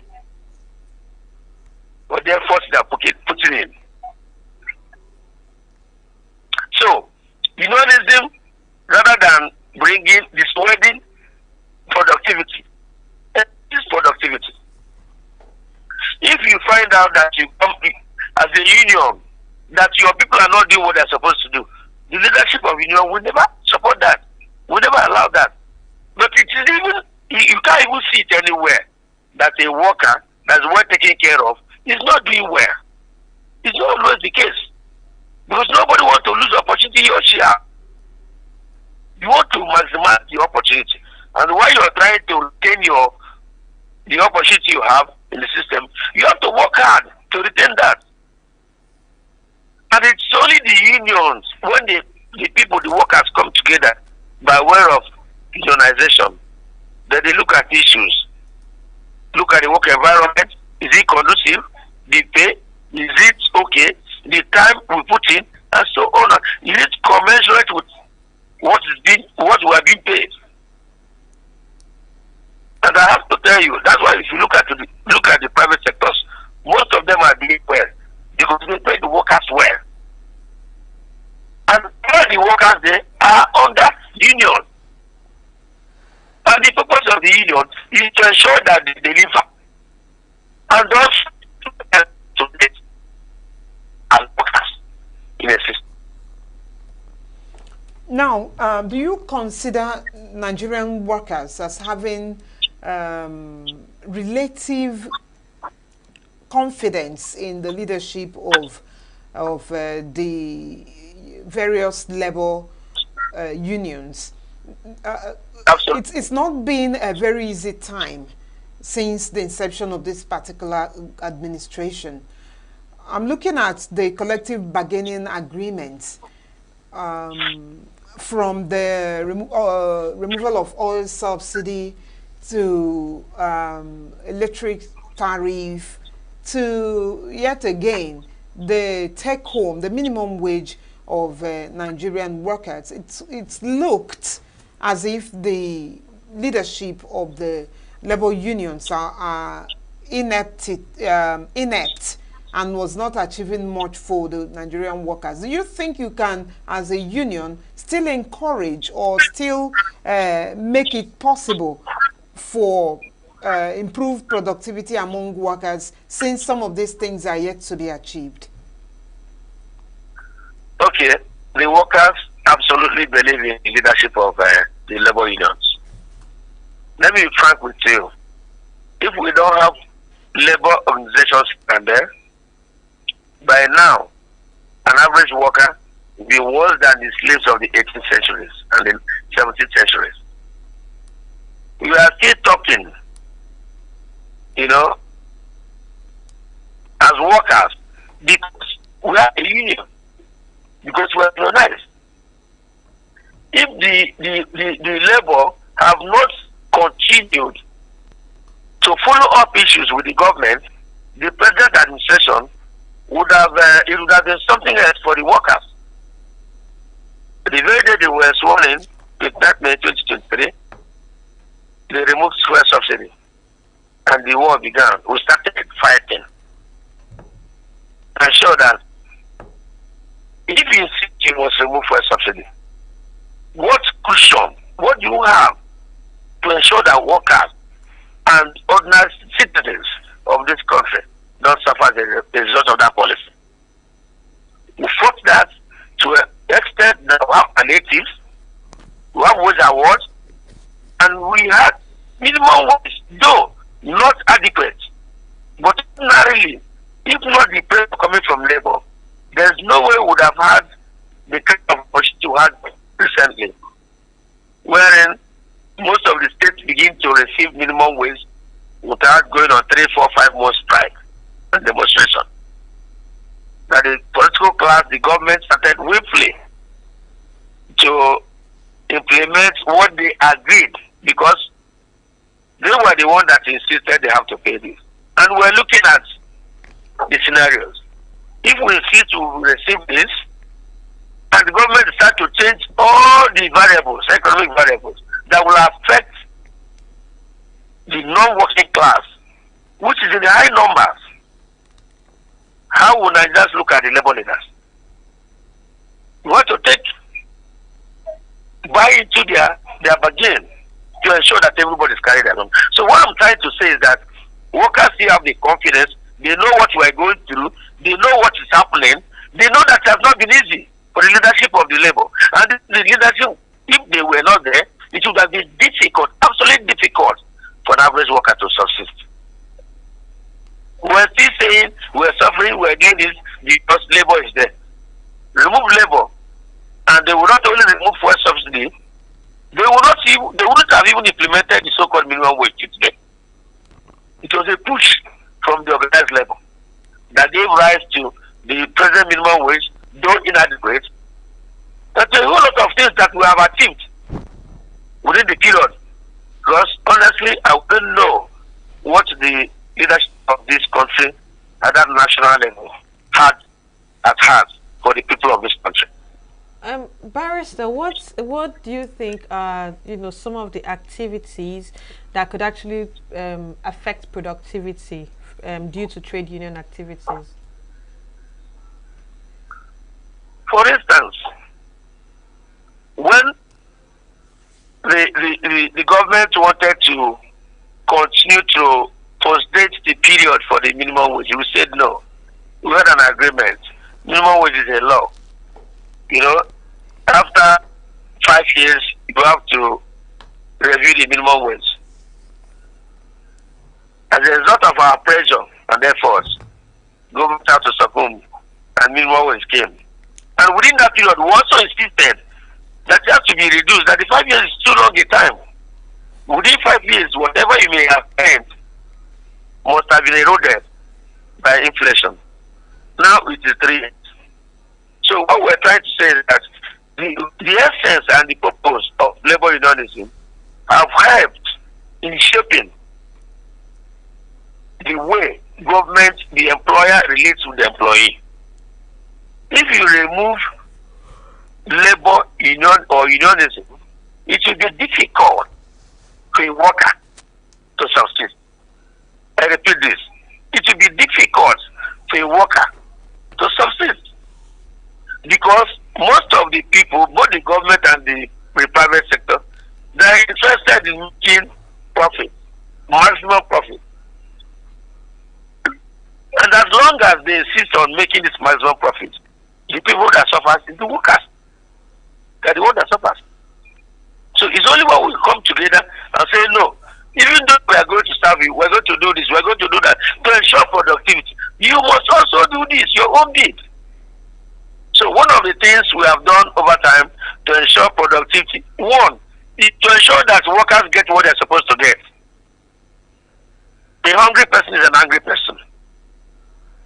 Two, as a union, we come together most of the time to discuss. It's not sufficient that you ask for this from government or from the employer.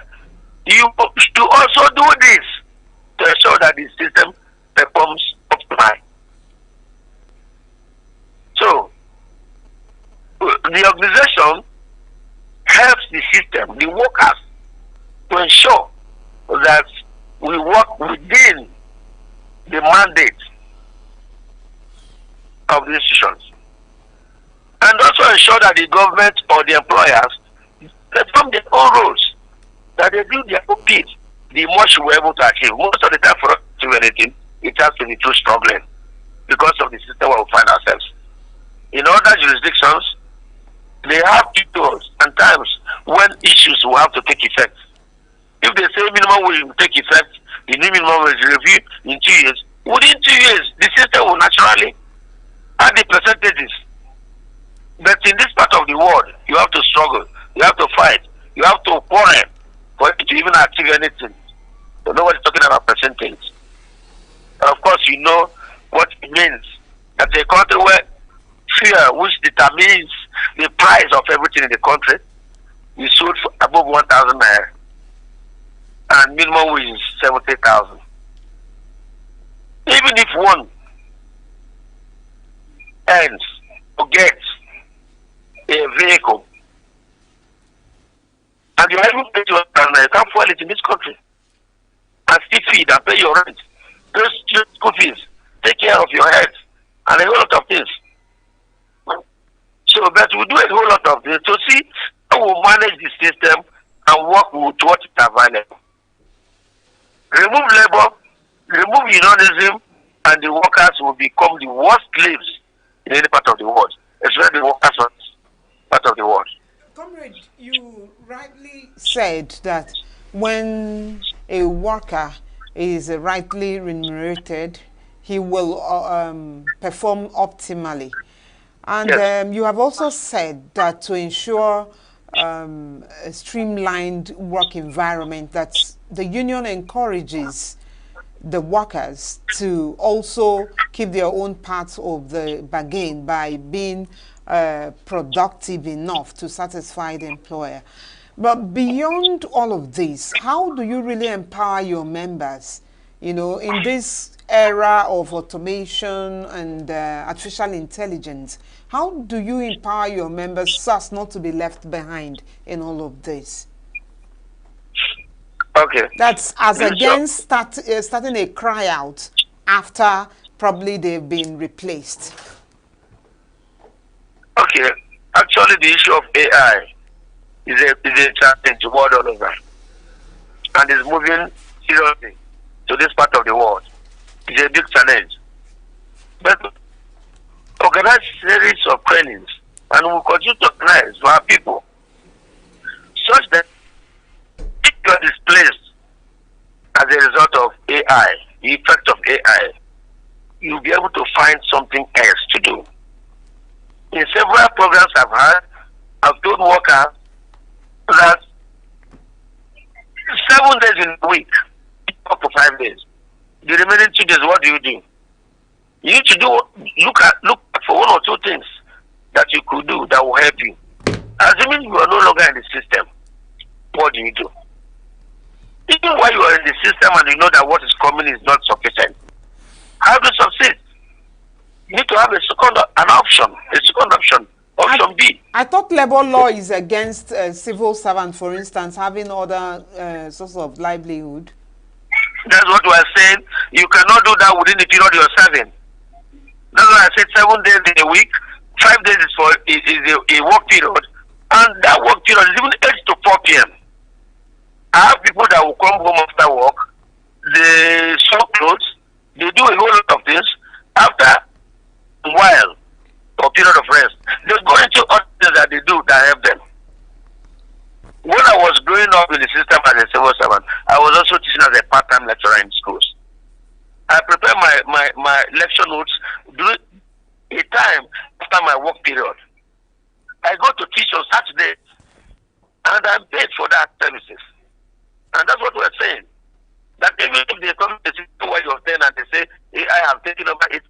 only have 2 people that work in the place, the 8 people that will leave will have something to do since they have planned themselves, since they have second option. This is a song we have been singing for a very long time. But how about them improving themselves, self-improvement to also fit in? Because I'm sure that if you are up to it, you won't be left behind. That is what we're saying. One, some workers are really out of this thing when you talk about computer operation and so on and so forth. And we're saying you have to be up to date. You have to improve yourself in some other areas. Those who have BSc or HND or OND, please step up action. Go beyond that. Though not within the period of your services. We have a lot of programs going on here and there at part-time period where you can improve on yourself, upon yourself. And tomorrow, if anything happens with regards to improvement as a result of AI, artificial intelligence, or other things like that, or even outside of that, that you're no longer happy with what's happening in the system, you can work out and have other things to do for yourself. But what we're saying is possible because we have organizations. We come together, we discuss this. Honestly, we've had series of programs and trainings where we tell workers, it's not that business as usual. If you stay and remain the way it used to be, I go to work on Monday, I end up on Friday, Saturday, Sunday is a period to rest, that you will suffer very soon. Start now to do one or two things. Some are into agriculture. Okay. Comrade. Some have started farming. Once they leave work at evening, they go to attend to their farms. Saturdays, they are in the farm with their children. Some have poultry. They got a lot of things as a second option. Okay. So that if anything happens Comrade, tomorrow, I think you have made your point on that. Hello, Comrade. You have actually made your point on that. But I'm going to ask you the next question because you are a legal practitioner and your place of primary assignment is the State House of Assembly. We want to look at legislations, that labor legislations, and how much they affect the Nigerian worker or the labor unions. I don't know if you can achieve that in 1 minute. Our time is actually up. Okay. The challenge we've had in this country with regards to labor legislations is that the ILO, Social Labor Organizations, have a lot of laws in place. And over there, they use them positively. But here, most of them are applied negatively. Negatively against the workers from the part of the employer. For instance, why you see most of the time that our strikes are called off on the eve of the day we're supposed to commence is because the law says now, for you to commence any strike, while you are preparing for it, if your employer says, stop, go for negotiation, you must call up and call for negotiation. That was not the old law. That is the recent law. And what people have decided to do is that once you send notice of strike or demonstration or protest, they will wait until the eve of it. They will not say, come, let's negotiate, let's discuss, let's talk. And for you to come, you must call off. That's what the law says. And once you call off, they will come to the table and mess up the whole thing. Because they know it will be difficult for you to go back the next day and say that you're going back to the same thing that have taken you a week or 2 weeks to plan. And they destroy it overnight. There are a whole lot of things in that nature, in that manner, that affects labor functionality. Because those who are making the law, they don't know what you are suffering here. They have positive mind in making the law. But here, most of the laws are implemented negatively against the worker. All right, thank you very much, Barrister Fabian Nwibo, Chairman, Nigerian Labour Congress, ENUGU State Chapter. Funny enough, I just saw on the screen a banner of the organized labor agitating the hike in petrol pump price.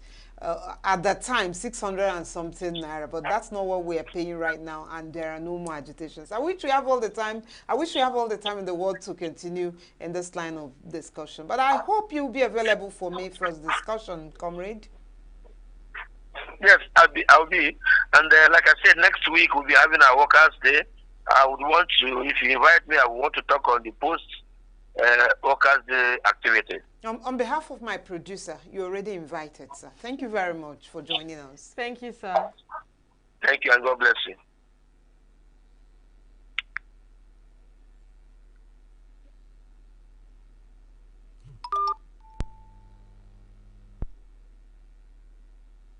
Every second, every minute, every day pocket.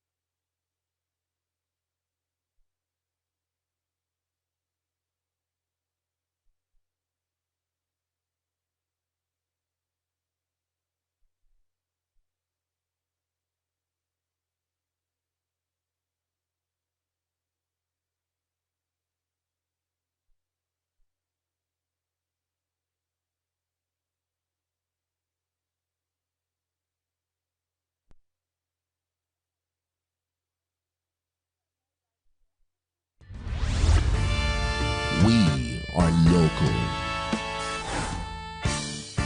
We are right now with the wife of the man that was Why the main market is in chaos. People are We are national.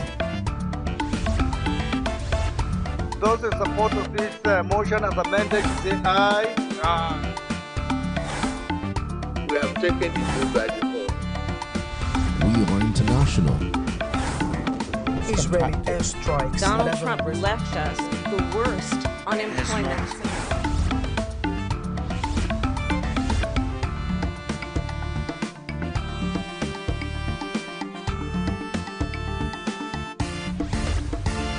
Signature TV, news in your pocket.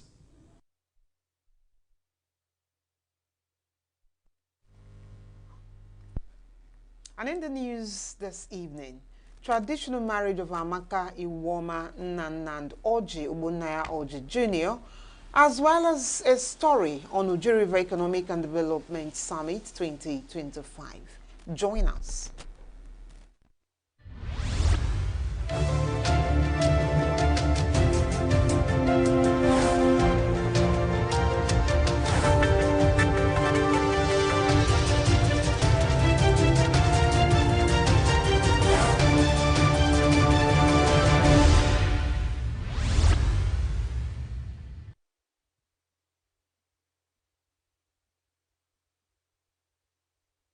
In Igbo tradition, marriage is a sacred bond uniting not only two individuals, but also their families, emphasizing unity, respect, and cooperation.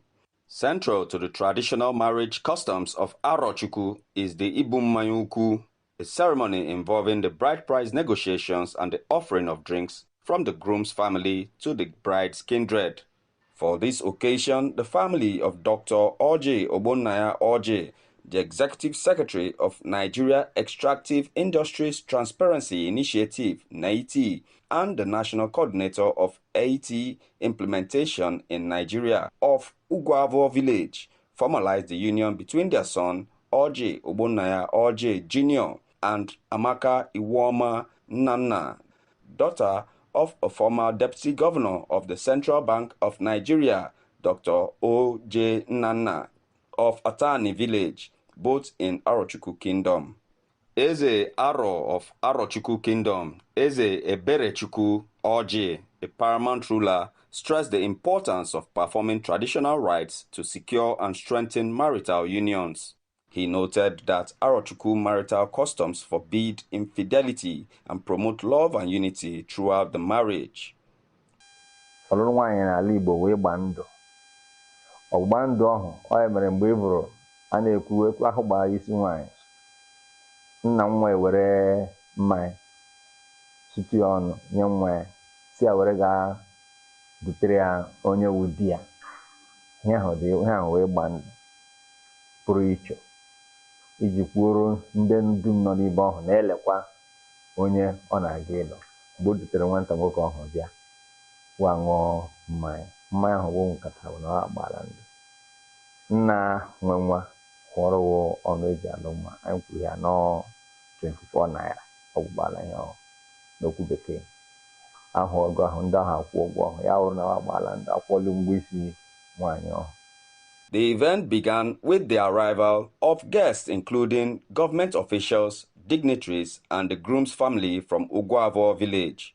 The entrance of the executive governor of Abia State, Dr. Alex Oti, marked the start of the colorful ceremony at Dr. O.J. Nnanna's compound at Utugugu in Arochukwu. Elders from Uguavo village visited the bride and returned to the venue to commence bride price negotiations. So next time that say aye. Next time we have that say nay.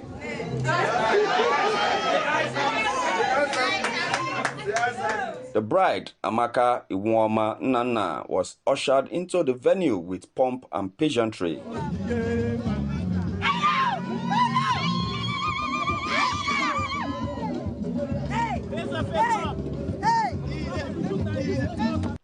In line with Arochukwu tradition, Amaka presented a cup of wine to her groom, Oji Jr., who had playfully hidden among the guests.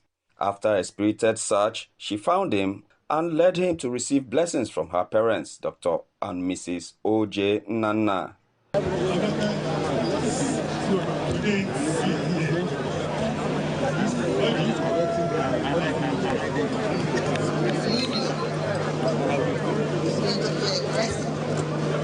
This act symbolizes the traditional consummation of the marriage. The couple then took to the dance floor, accompanied by choice music, while guests enjoyed drinks and refreshments.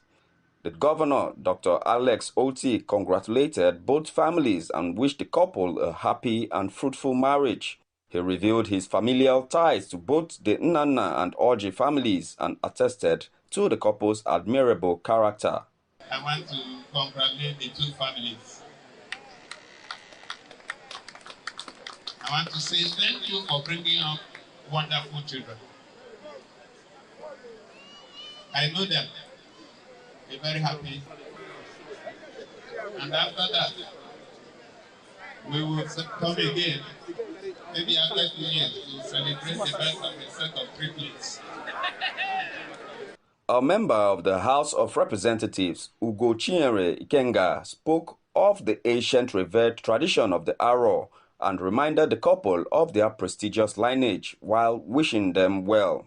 First of all, looking at my Oga that made me come here, I don't need to tell the son that his father succeeded because he worked hard and he has a stable home. And the most important thing why I came here is that I'm attracted to the rich tradition of the Arab people. From ancient civilization to today, something I have read over and over. So I like to associate with Arab people because of their dedication, their loyalty, their family spirit, and so on and so forth.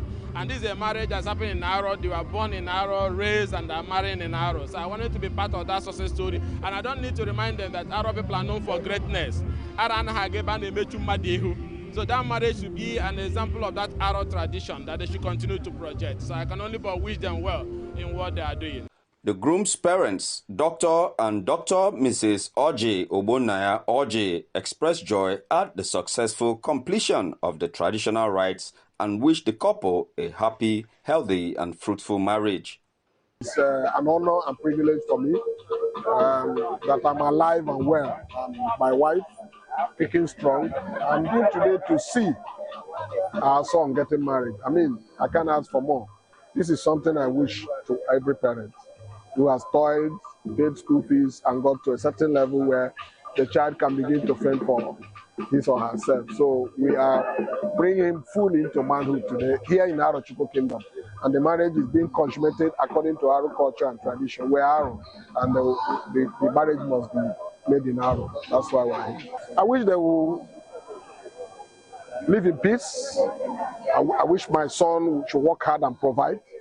I wish the wife should submit, support, and then also care, because women care.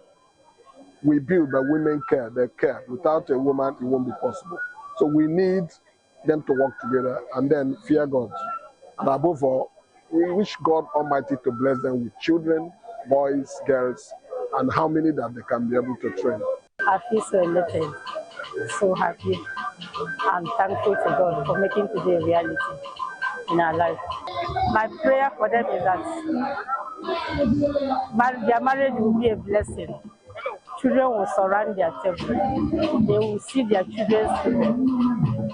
Some guests wish the couples a happy married life. And I wish Audrey and Amaka nothing but the best happy married life, the joy, the love that they enjoy in their relationship currently will be sustained.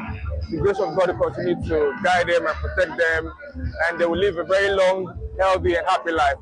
I wish them good luck, happy married life, I wish them success. As Amaka and Orji embark on their marital journey, may they find strength in love, wisdom in compromise, and joy in the shared moments that make life's adventure unforgettable. Raymond Ken Mbata, reporting for Signature TV.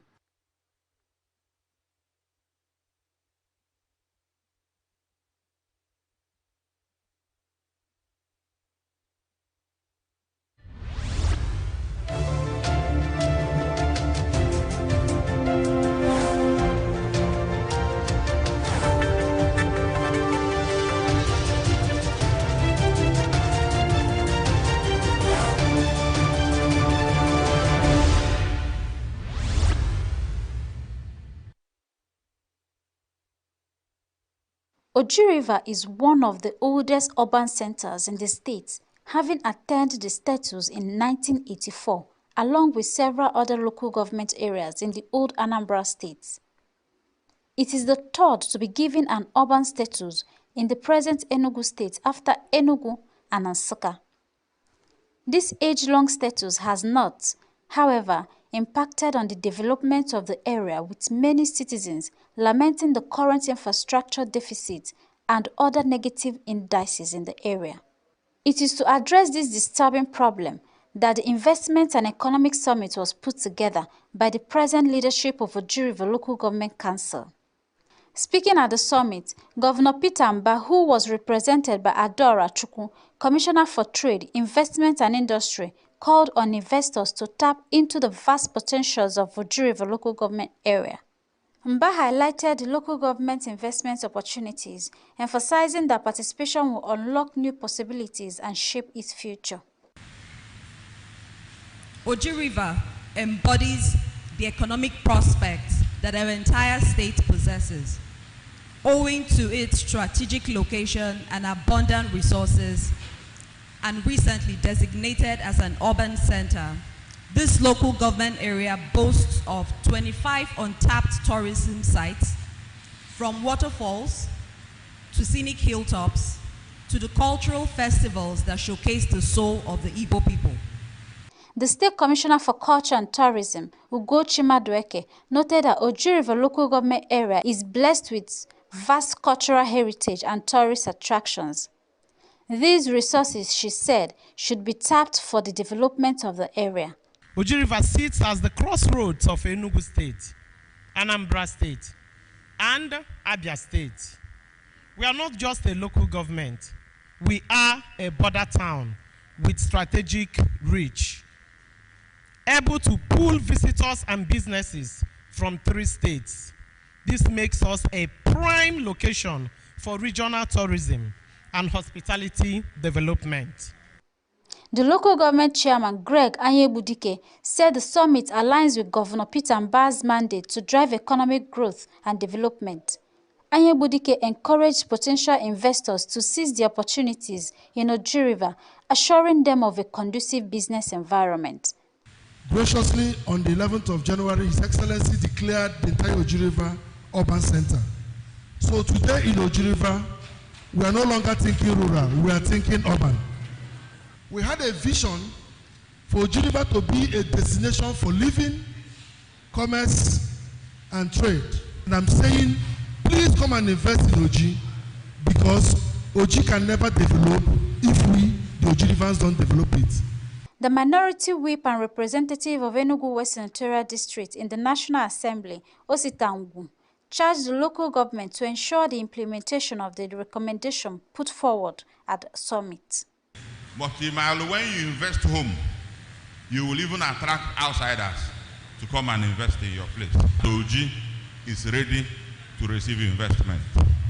Some participants at the summit, including Honorable Jeff Mba, former representative of Oji River in the Enugu State House of Assembly, and Dennis Onuzulike, expressed optimism about the potential impact of the summit across various sectors in Oji River local government area. All hands will be on deck, both in providing security, both in providing the land, and even infrastructure. And even when the infrastructure is provided, we have to protect it, we have to own it. If everybody should be involved in the development of Oji, and they are committed, they are passionate about it, Oji will work. I have very high expectations. When I was called up for this event, This Oji River Summit, we think it will help in Oji River, especially in agriculture and other investments. We now have smart schools every year. I'm expecting the investors to come in to help us build the school. The Oji River Economic and Development Summit 2025 was no doubt a platform for stakeholders to explore investment opportunities and share ideas that can shape the future of the local government.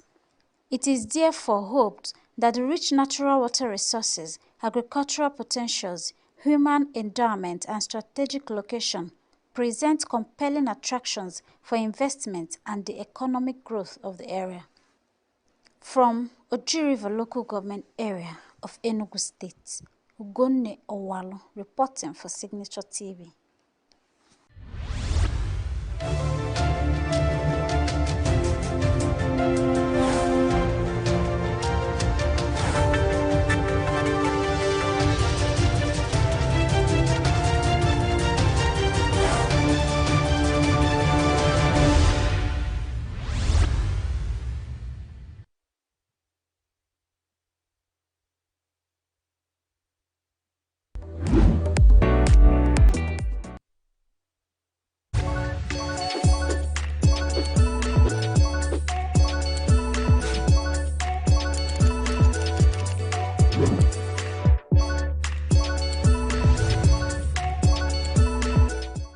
Drum rolling. Grrr. It's another episode of Chatbox. Good afternoon, good evening, good morning. Hi, everybody. You don't do. You won't beat me. Thank you all, sane people, for joining us. You just have to. you just have in to. a sane program for sane people. Yeah. Welcome to Chatbox on Signature TV. I am your. I see what is all this demurity. I am your. What are you? I am your host, Uche. Please, people should not mind Queenette. I don't know what's her problem. It's you that started, but it's fine. We'll settle down after the show. And you introduce yourself now. You don't want to introduce yourself. You know me. If you don't know me, what are you doing? I'm your baby girl, Queenette Wokunta. Of course, we have something very juicy for you all. You get people with the we have people that want to fight us. They want to fight. They are eager. Reason, I don't know why. I don't know. But it's like it's because of one or two things we may or may not have said. You know, allegedly. Allegedly. So, you know, they said they have something to talk about the submission in marriage. You remember that episode, right? Mm-hmm. Yeah, so they are here. So they want to answer us. Gentlemen. So you both sane people, let's help us to welcome on your. I beg you. I don't know. I'm saying I don't know for you. Not for you. Because the way you emphasize on the sin. You come out from psychiatry. I want to say that's not one right here. Right here. No, I'm from Abia State. People should talk. They are closer. So that's what I was saying. Domestic violence. You can't tell a woman a woman that is suffering from domestic violence to stay in the marriage because of Bible knowledge. Okay. Because she went through a Christian home. Yes. That she should stay in the marriage when they propose high. No man. That's one. Well, let me finish now. Go ahead now. That's one. Number two, brother, if your husband is not satisfying, I'm not advising you to break cheat, up or to cheat or anything. But guy, some people make the mistake of before going into marriage, they don't have maybe sexual intercourse or anything with their man. And when they are going into marriage, they are now moved to cheat. So people make the mistake of not having sexual intercourse. Apart from all those romantic things with their man, with their partners before they go into marriage. And when they go into marriage, they are moved to cheat. Before you know, they start.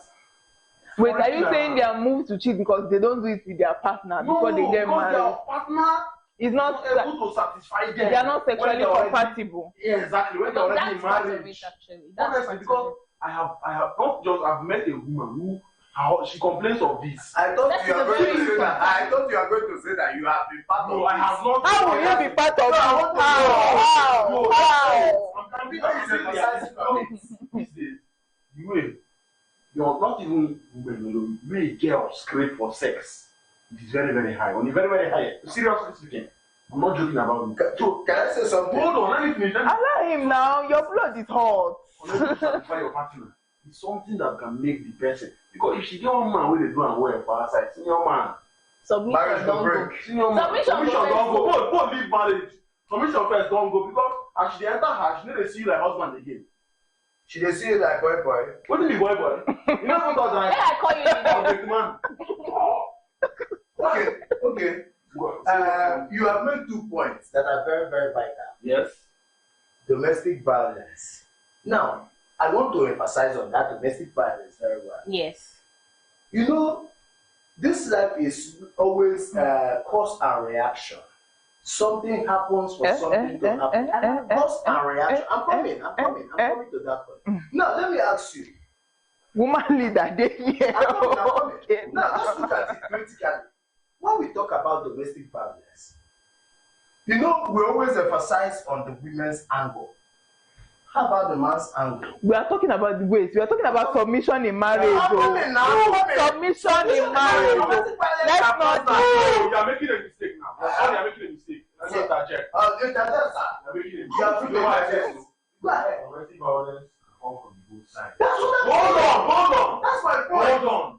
A woman can bully the husband, and the husband will not be submissive in the marriage. That's one. Now that's why I said cause and reaction. I'm not saying something. Hold on. Something must happen for something to happen.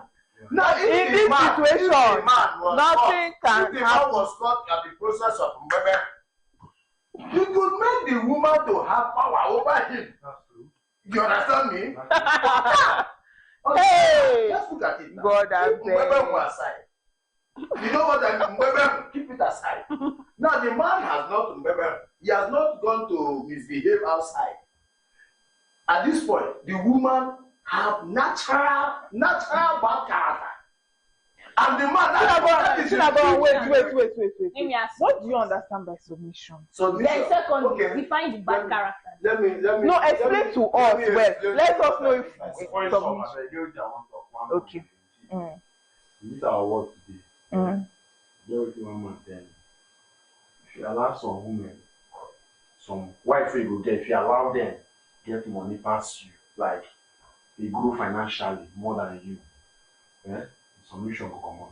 Okay, when we talk about submission, thank you for bringing that point. We are coming back. That point is very vital. We are coming back to that. Okay. Submission is when I'm not looking at submission from the angle of a woman must lick the feet of her husband. No, I'm looking at submission from the point of a woman being the woman of the house and doing her duties as a woman in the house. Do you understand me? Mm-hmm. First, what is the duty of a woman?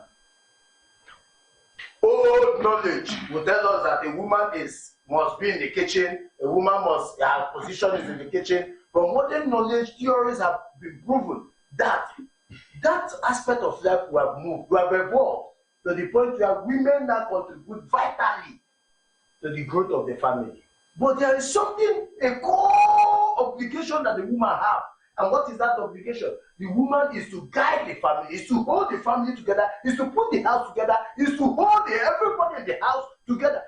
By doing what? Taking care of the children and making sure that the husband and everybody is carried along.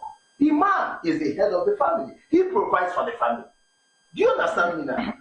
Now, at the point when the woman is unable to do that obligation, that simple obligation, entailed in the Holy Book, because if you read your Bible very well, a man should love his wife, and the wife should respect the man.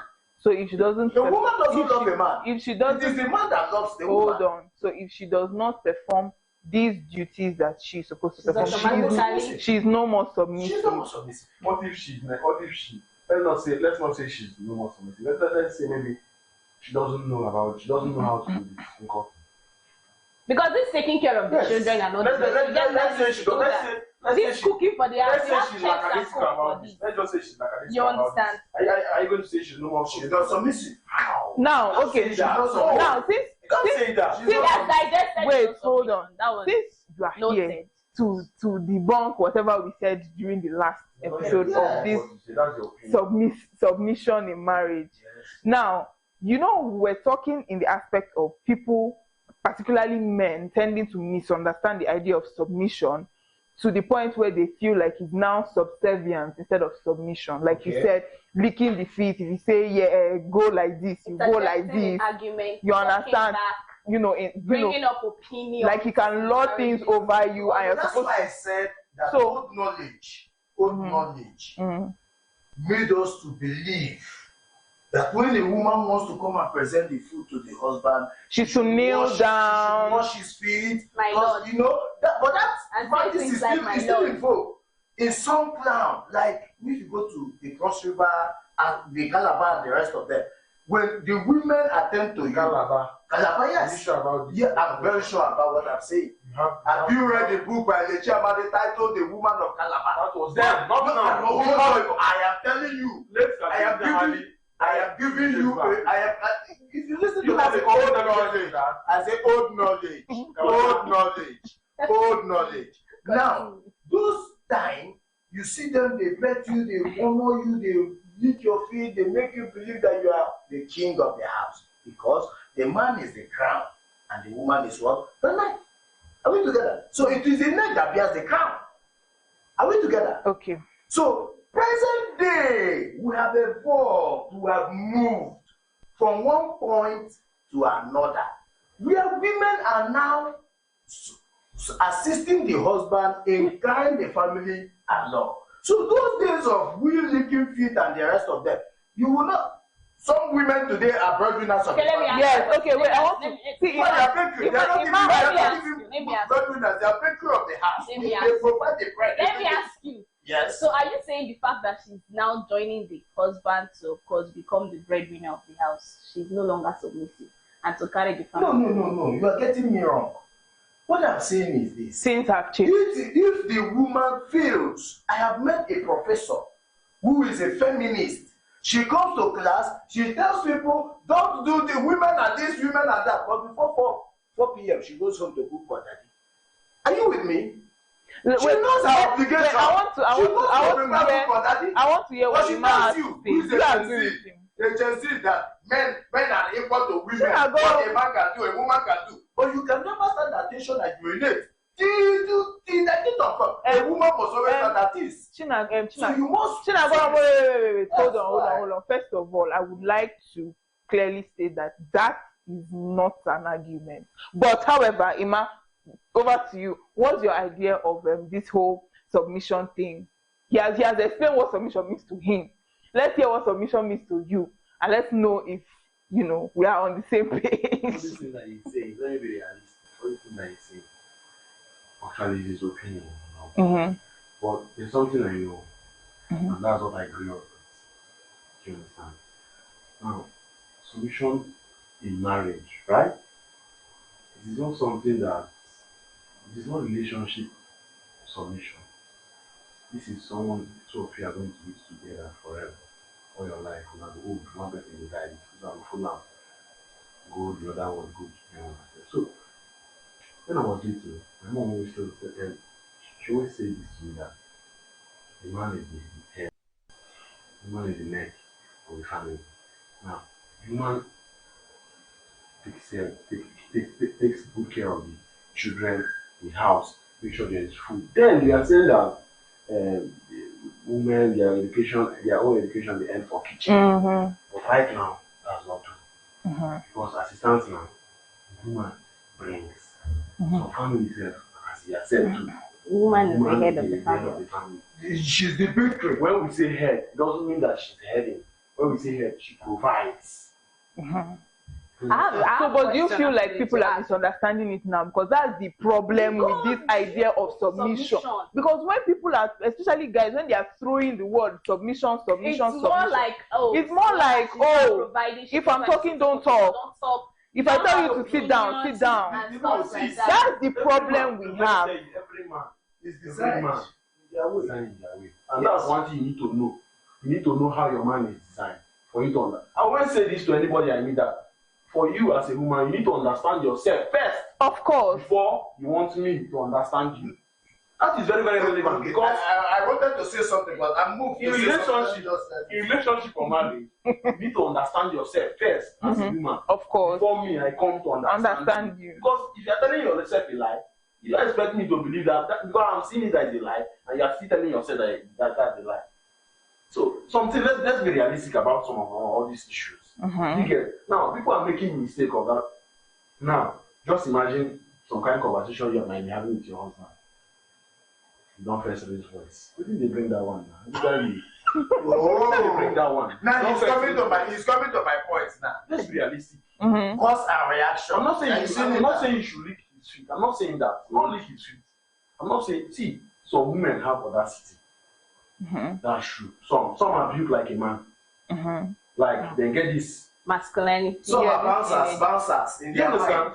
But it doesn't mean that you're going to disrespect. See, every man has this thing that they call ego. You don't disrespect them as a man. So are you saying I feel like every ego and pride is inherent in every human being and not particularly men. So the way people make, do you understand? Like the way is as if men have pride, men have ego. Yes, allow me to land. Your name is Anawo. Later you might say it's miscommunication or something, but you're misunderstanding me. I'm not talking about the general pride or ego that every human being has. I'm not talking about that. Yes. As a husband and wife. Husband. The way you are pointing, husband, you. Wife, she, I don't understand. Point this thing well. Let's know what we are saying here. No, I didn't understand what we are saying here. As a husband and wife, okay? There is this. Normally, a man, you have this ego. You are the head of the family. Okay. That's just the truth. So you don't expect me. We are just having a conversation in the evening. Just the man and my wife sit down and talk. So there is a see. And this thing won't be. Go shout. No, for what now? He shout for. Another thing, yeah, your husband will be outside, like in a commode, go somewhere. Person make you will be wife, or person make one her first. She didn't tell you, say, I don't do. You don't do. But she didn't listen to you. She won't down in her mind. Is she submissive? She didn't listen to you. She's not obedient. I think I wanted to say something about it when you said. But don't you think it should also go the other way around as well? I want to say something with that. Yes. Don't you think it should go the other way around? Let me go the other way around now. I mean, man, of course, I'm not going to speak so bad about myself. But see, as a man, see, when you are not submitted to your first one is when you go outside to cheat. Yes, that's true. Yes, when cheating is your lifestyle. Is beyond cheating. Beyond cheating. Allow him now. You can talk things now. When he's going the right point, I have to also assist him. Okay, man. See, everybody has their opinion. This is my opinion. Yes. And I'll give you from my own perspective. Now, I come back to the house in the evening from work, stressed. I'm not saying I have high. We are still talking about men, no? Yes, I'm not Okay. saying I have high libido. I'm talking about, I want to tell you about the reason why some men cheat. I'm not talking about high libido for sex. I'm talking about I came out from work 4 p.m. I don't bath, relax. So I come back from work, my wife sit down for a cross leg. I have a bath. What is that eagerness? Like, what is that thing when you see for her body? I mean, they say rapper is the easiest. What do you do towel? What do you do towel? Tie towel. Tie towel. You see the problem? No, I'm just saying. Some men cannot open up to tell you this. I'll give you. It's not like I'm trying to open. I'll give you an instant. When you come back in the evening, sometimes you go dey tired. Sometimes you don't. If you just after work, if you just follow your people go drink, and as the drink finish, you come back house. I something there eyes near man. As you enter house, your wife tired apart. Be like this for bed or for here. Looking so native. Looking so dirty. Not even native. All the sweat and everything. What are they having? Wait, are you saying this is why he will not be submissive? If I'm trying to understand where this thing is going. You know that some women deny their husband for sex. You know that. Is that what's going to make him not to be submissive? Yes, now. This denial of sex is also. It's a big problem. The way you were saying, like when you know when he was talking about like the women, he was like, okay, like me and you they talk, that's the race boy. No, we go out, somebody vex you, they shall say, oh, no, I'm still giving instance. No, and they wait, make him talk. I just give you one instance. Why cheating? Okay. On one part. Number two, sure, when your husband they talk, you don't have any reason. Yes, your husband don't get any reason to go and shout. But when it's a cause of like reaction, something reaction. No, hold on now. See, when they say women, some women get bad character. So are you saying that men don't have bad character? That a woman will get angry? I've seen this thing now. I just named for women. Yes. But hold on. I want to get something straight. This conversation, I think, is for us. We don't have your own opinions. Your own opinions on top. Shebi na wetin we talk when people na come here. Don't be waiting with. I don't talk am. I don't talk am. The truth is, okay, say what you're saying. When we talk about submission, it is a two-way thing. Thank you. Now it's I said that, and that's what I said from my earlier postulations. I said it is a cause and reaction. Something both sides. Something to happen. Let both sides. You understand it? But the point now is this. When a woman deserves to be submissive. One, that's the major thing. It's in our nature. I'm coming. It's supposed to be yes. Because one, you are made out of the ribs of a man. One.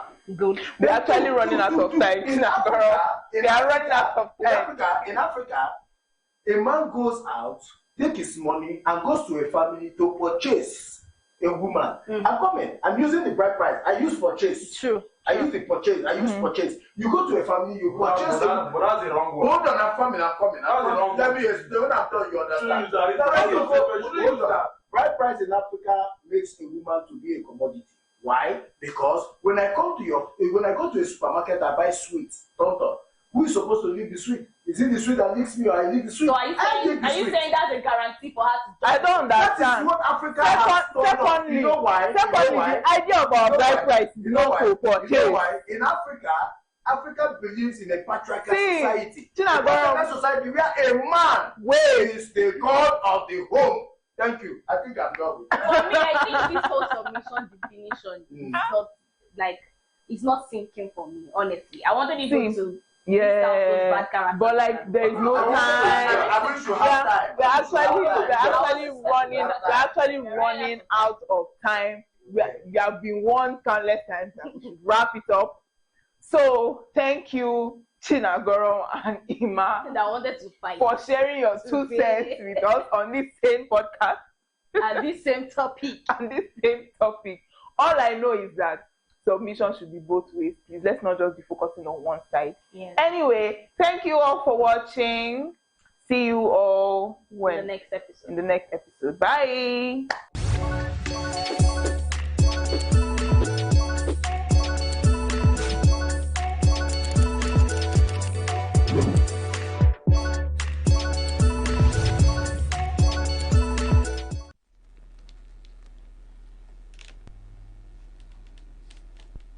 And this time on chat box, the question is balanced.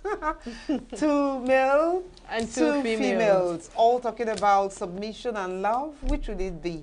Submission before love, or love is before expressed, submission. or submission before, or love before submission is observed. I don't know which one works for you, dear viewer. But on that note, we conclude Signature Evening this episode. Do join us tomorrow for a fresh package of all the segments. My name is Ngozeka, but don't forget to join us at 11 o'clock for the late night show with Vim Martin Obiorailu. My name is Quincy Roland, and we'll see you tomorrow at 7 p.m.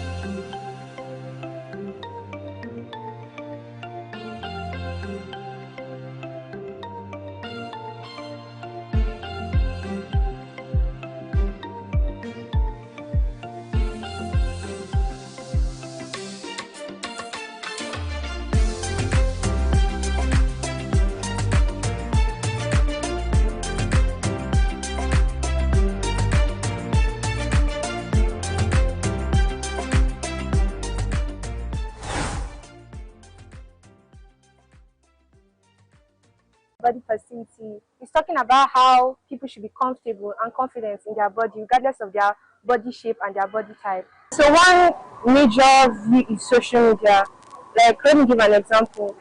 Let's say I'm fat, I'm obese, that type of thing, and I'm not so confident in my body. When I see another person that is like me, you know, posting and being confident in their own skin, it gives me like sense of acceptance and confidence that, oh my god, this person has the same body type as me and she's very confident. You know, it makes me feel like appreciated. It makes me feel more of a human being, because mostly the fat people, they get body shamed. Like, they are not really confident in their body type because they experience it everywhere. People be like, oh, you're too fat, all these things, and it really diminishes their self-confidence. I think one of the major reasons is maybe peers, the group of people you mingle with. You understand? So maybe, for example, you have friends that you believe they are looking good and all that, and you just start feeling inferiority complex and all that. So I think those are the reasons, major reason why a lot of people have problem with themselves. You just have to be confident no matter how you look. Like, when you embrace yourself, embrace your personality, nobody can influence you. Just be confident and you are good to go. My best knowledge, I think body positivity should be placed like in a way and manner whereby individual appreciates how he or she is being created by a god or his god. It starts from the society, friends, and sometimes family members, and as well parents who have their own maybe share in the family. I think some people nowadays have they are not proud of how they have been created, and some people envy other people with the way God created them. Okay, let me use women as an example. If you go to the gym now every day, you find out that majority of gym attendants are girls. Why are they going for gym? They want to build up some certain parts of their body, whereby for me it has no benefits. I don't know, but some people do. So you see, body positivity comes with a lot of challenges actually. Like when, okay, now for instance, I don't look my age, but I'm young. So some people feel like, no, I'm at I'm 28, I'm 29, I have small body and I don't like it. What's going on? They begin to blame themselves, and at a point they will get to the point that they will start blaming God for not giving them this particular thing, and they don't look at things like that. So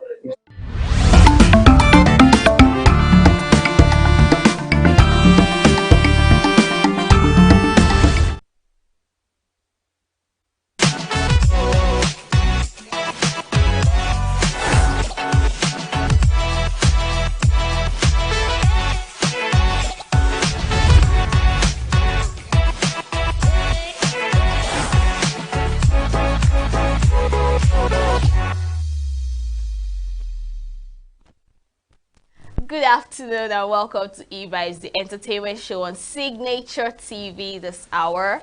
I'm your baby girl, Queenette Wokunta. We have interesting stories. We have a whole lot of stories for you today, and I promise that I'm going to review that art gallery visit today. It's a promise. Hold me accountable if I don't do that. So let's delve into the stories of the day. Nigerian billionaire businessman and nightlife connoisseur Obinna Iyebu, popularly known as Obi Kubana, has cleared the air on who his real next of kin is. This came after his adopted son Chidi went viral on social media after he joined a TikTok challenge where he vaguely claimed to be the billionaire's next of kin. In the TikTok video, Chidi could be seen strutting proudly with a caption that read, "Nothing do my shoulder. I just realized, say, I be next of kin." So this particular story has been, creating a buzz on social media, Instagram, TikTok, and the likes, especially immediately after Obi Kubana posted a picture of he and his first son shaking hands and, you know, holding shoulders, and captioned it next of kin with laughing emoji and face filled with heart emoji. So when you go through the comment section, you will get to find out that it's as if people are against him, you know. And I could understand, because why being petty, especially after the young boy made a post on TikTok. This is actually a TikTok challenge, you know, this challenge of raising shoulder, and people will just say something, you know, just create a caption and all that. And you would find out that people have been calling the young boy next of kin, you know, calling him adopted son, giving him so many names. So he had to use a caption that didn't fit for him. It doesn't necessarily mean, because of course I know and I'm sure that, in fact, so many people know and they're sure that that young boy Chidi knows that he is an adopted son. But what people do not understand is why exactly he had to come online to make such caption. But on a second thought, it is literally none of our business, because this is a family matter, you know. He can decide who he wants to be his next of kin and who he doesn't. But that doesn't necessarily mean that other brothers or other sons of his do not have shares in whatever he have. No, you know. And another thing is, I think it's even good that he cleared the air right now, so as not to cause any chaos or problems in future, you know, and this whole misunderstanding later on in future. Because the way the guy has actually portrayed himself as next of kin on TikTok, maybe tomorrow, if it is said that the other son is the next of kin, it could cause chaos between the both brothers, you know. And other people were coming out saying this is a woman's doing, this is a woman this, a woman that, a woman, you know. Someone said, of course, a woman's name will never go out of people's mouth, but no, this is an African man. And if you have an adopted child, and after that adopted child you have a son, of course, trust that man not to give his property to the adopted son. That doesn't mean that the adopted son would not have a share in whatever he have. He would, but his first son would be his next of kin. Take it or leave it. Let's call it spade a spade, you know. So whatever comments that's been trolling on that particular post on Instagram, I don't think it has anything to do with Obi Kubana. He would care less about it. He has made his statements and he has made it clear to everybody. I think that's the whole drama. That's all he wanted. He wanted it to be very clear and known that this particular boy, which is his son, not the adopted one, is his next of kin. So let's move forward. In another landmark feat, Burna Boy recently sold out the Coupe Manchester, which is England's biggest indoor arena. The concert, which took place on April 21st, 2025, comes just days after the Grammy winner made history by filling up the 80,000 capacity Stade de France in Paris. At his Manchester concert, Burna Boy thrilled fans to a rendition of the hit records with which he has built one of the most enviable touring repertories for an African pop star. Similar to his Paris show, he brought out Nigerian street hop sensation Charlie Poppy, with whom he performs the remix of his single Laho, which is quickly becoming a global viral song.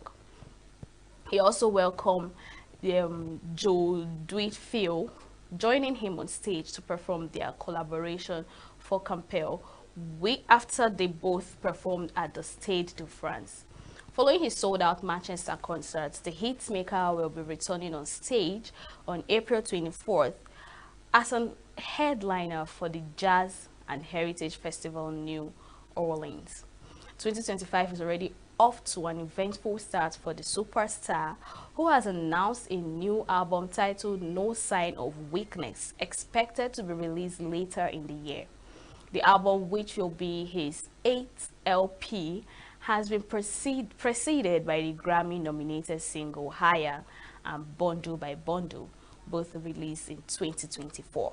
Earlier in 2025, he released Update, which further raised anticipation for his upcoming album. Burna Boy's last album, I Told Them, enjoyed commercial success and has become a big part of his performance lineup. Fans will be expecting the same from the next album, whose title suggests he has no intention of slowing down. So a big congratulations to Burna Boy. We're so proud of him and we're so happy for him. In fact, I don't think I'll be surprised again if headlines like this come up that he sold out this arena, he sold out this, he sold out this stage and all that. I don't think I'll be surprised because it's becoming a norm for him. You know, he's always having a sold out. He's always having a sold out. And it's not like he's just a Nigerian artist. He's now a global artist. Wherever you see a story, you would get to see that tag. Grammy winning global artist, this and that. So it's a big win for him and we're so proud of him. We are all expecting and anticipating the new album that will be coming up later this year. So keep your fingers crossed. Let's move forward.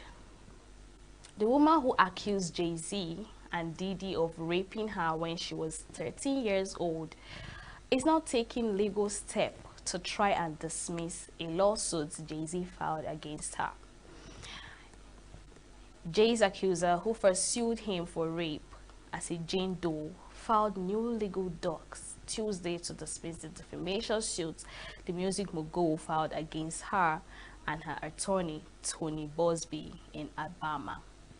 The woman claims Jay-Z can't sue her over the claims because she made them in court documents and are therefore privileged. Adding that the interview she did with NBC was based on her claims in the court document. The woman claimed Jay and Diddy raped her in New York back in 2000. She ultimately dropped the rape lawsuit, and Jay-Z then sued her and Bosby in Alabama, where she lives, over bringing the case in the first place. The woman now wants Jay-Z's lawsuit dismissed with prejudice, meaning it can't be filed again. Bosby previously filed a motion to get Jay's lawsuits against him dismissed, claiming they struck a deal and Jay reneged, and allegations Hobbs Camp previously said bogus. In her motion, the woman makes a similar claim about dismissing her lawsuit per the alleged agreement. So, you know, we brought the story up earlier this year, I think sometime this month or last month, stating that she has, you know, taken down the whole claim and allegation. She's taking it out, you know, stating that no, they didn't do that. Jay-Z didn't do that to her. Of course, I don't know why, because you came out plain to make this statement that actually went viral on X. So, you know, I think Jay-Z doing this right now is him being angry, because why would you, according to what I just read, why would you bring up the case in the first place if you know that it really didn't happen? You know, I know people would be like, he's being petty right now, but take yourself for instance.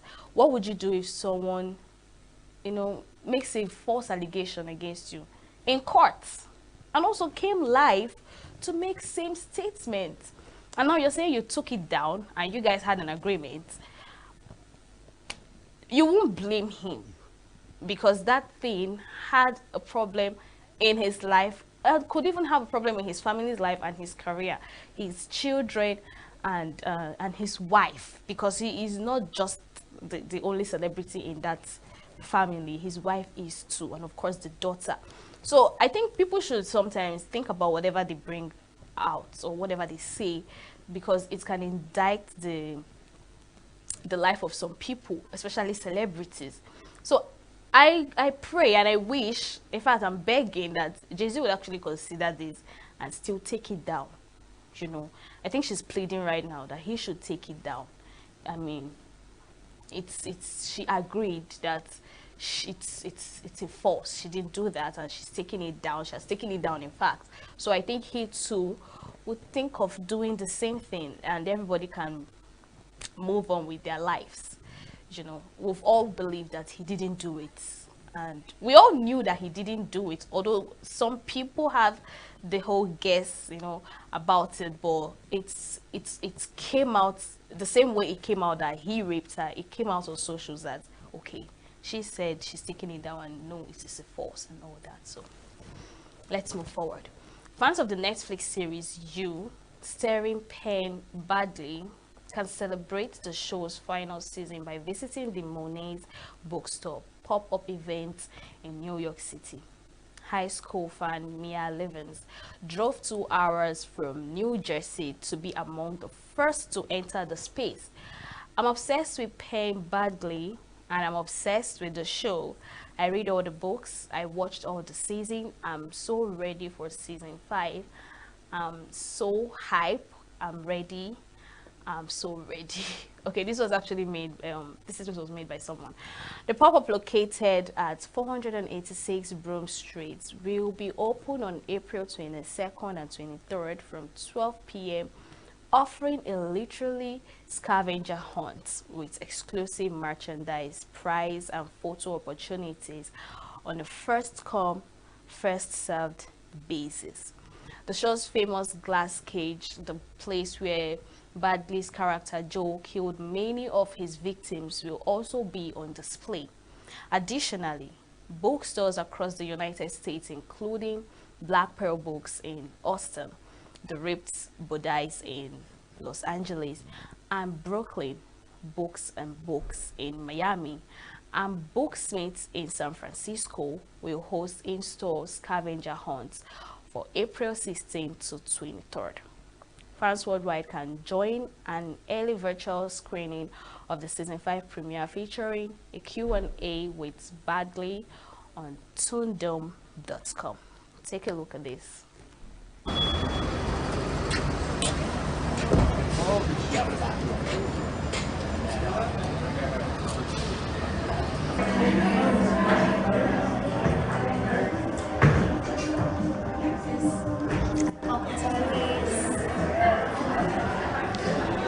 Thank you.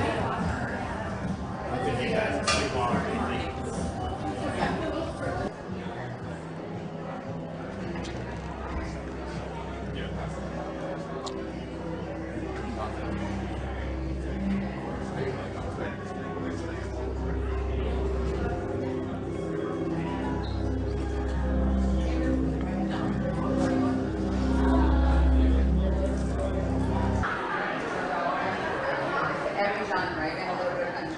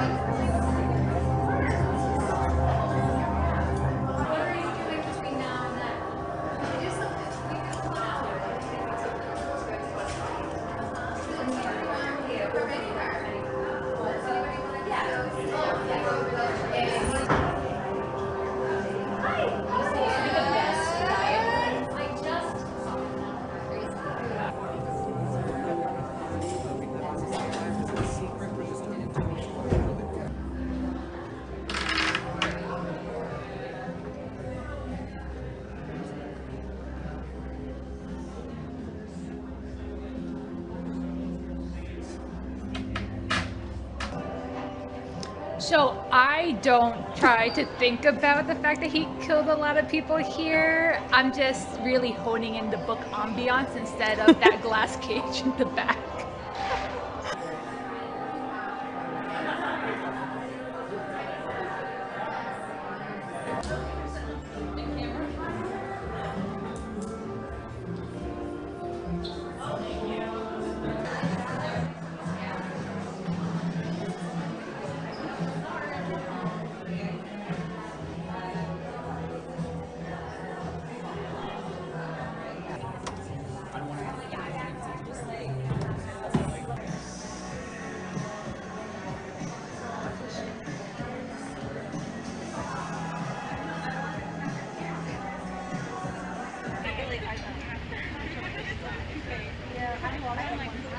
I'm obsessed with Penn Badgley, and I'm obsessed with the show. I read all the books. I watched all the seasons. I'm so ready for season 5. I live in New Jersey, so I drove like almost 2 hours to get here. I'm so hyped. I'm ready. I'm so ready.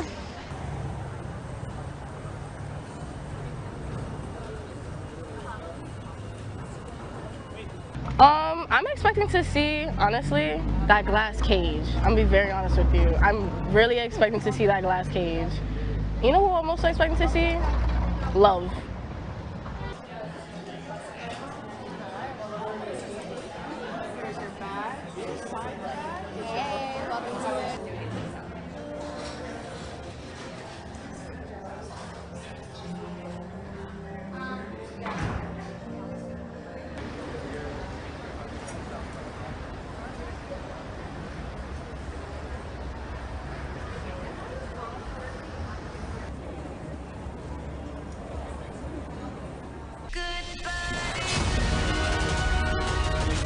You led me to believe you can love all of me.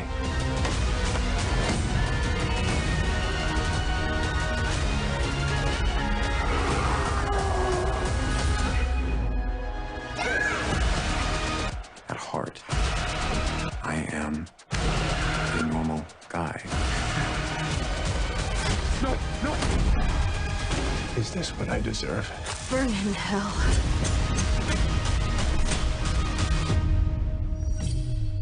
As for you, we're not done with each other yet.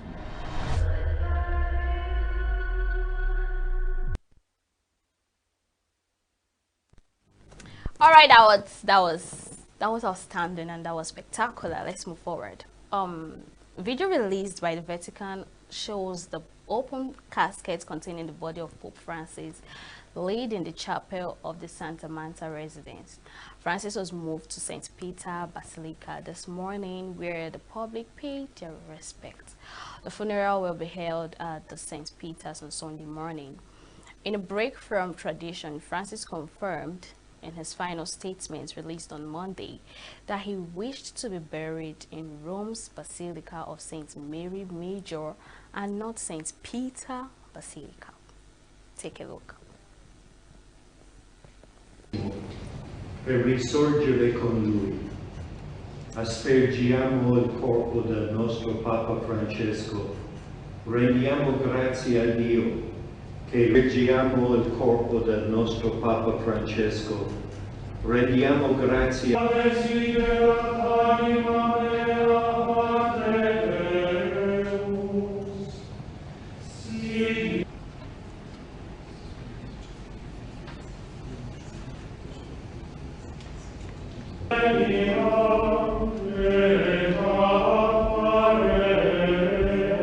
nella luce della beatitudine eterna, per Cristo, a una vita nuova in Cristo, nello Spirito Santo.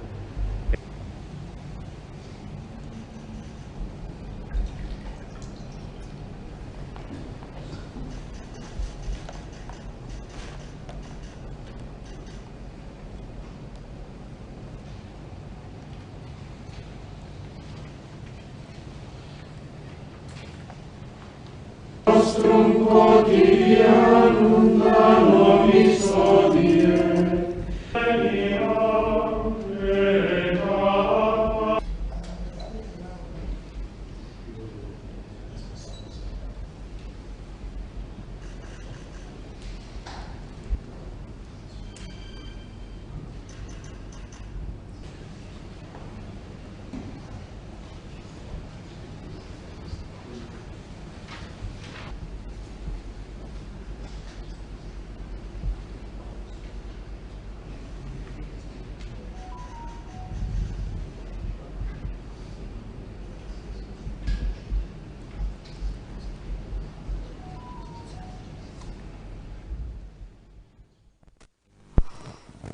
May his gentle soul rest in perfect peace. So his burial will be happening pretty soon. I think this week, Saturday or thereabouts. So I know this particular story is it's about Easter, and Easter just passed. That was on Sunday 21st, but I thought to bring this up to you. So on Easter Sunday, Lagos Island hosted the annual Fanti Carnival, featuring music, dance, and parades rooted in Afro-Brazilian heritage. The event drew crowds to the streets, where participants in coordinated costumes performed choreographed routine in traditional samba rhythms. The Lagos Fanti Carnival is one of the city's oldest cultural festivals, tracing its origin to the 19th century, when formerly enslaved Africans returned from Brazil and settled in Lagos. These Afro-Brazilian returnees, often referred to as Agunda, brought with them elements of Catholicism, architecture, cuisines, and carnival traditions, which blended with local Yoruba costumes. Historically, the carnival was held in neighborhoods like Campo Square and featured family-led masquerade groups, many of which have passed their traditions down from generations. This year's edition was organized by the Lagos State Ministry of Tourism, Arts and Culture in partnership with the Brazilian consulates. The event is part of border efforts to preserve the cultural ties between Nigeria and Brazil and to promote Lagos as a hub for heritage tourism. So take a look.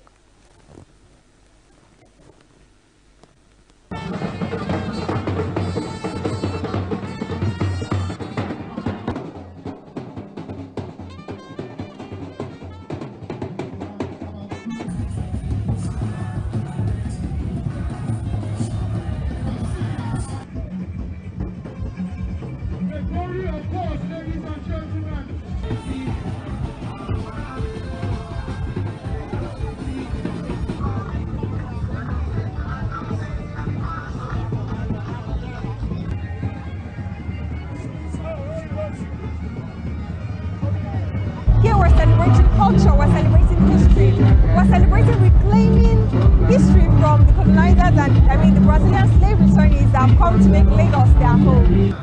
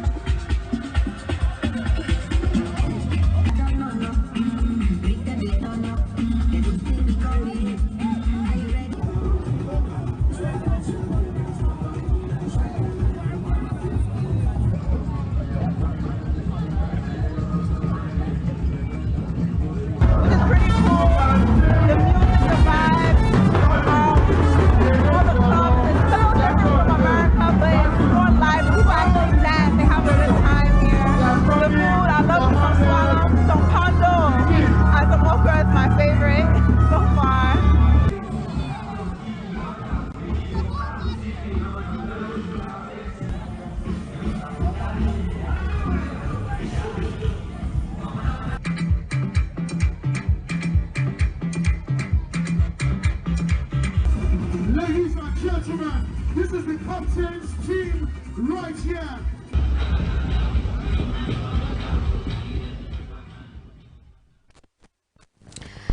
All right, that was so beautiful. I love the blend. I love the fact that they had to come together to, do this. And this is their 16th edition.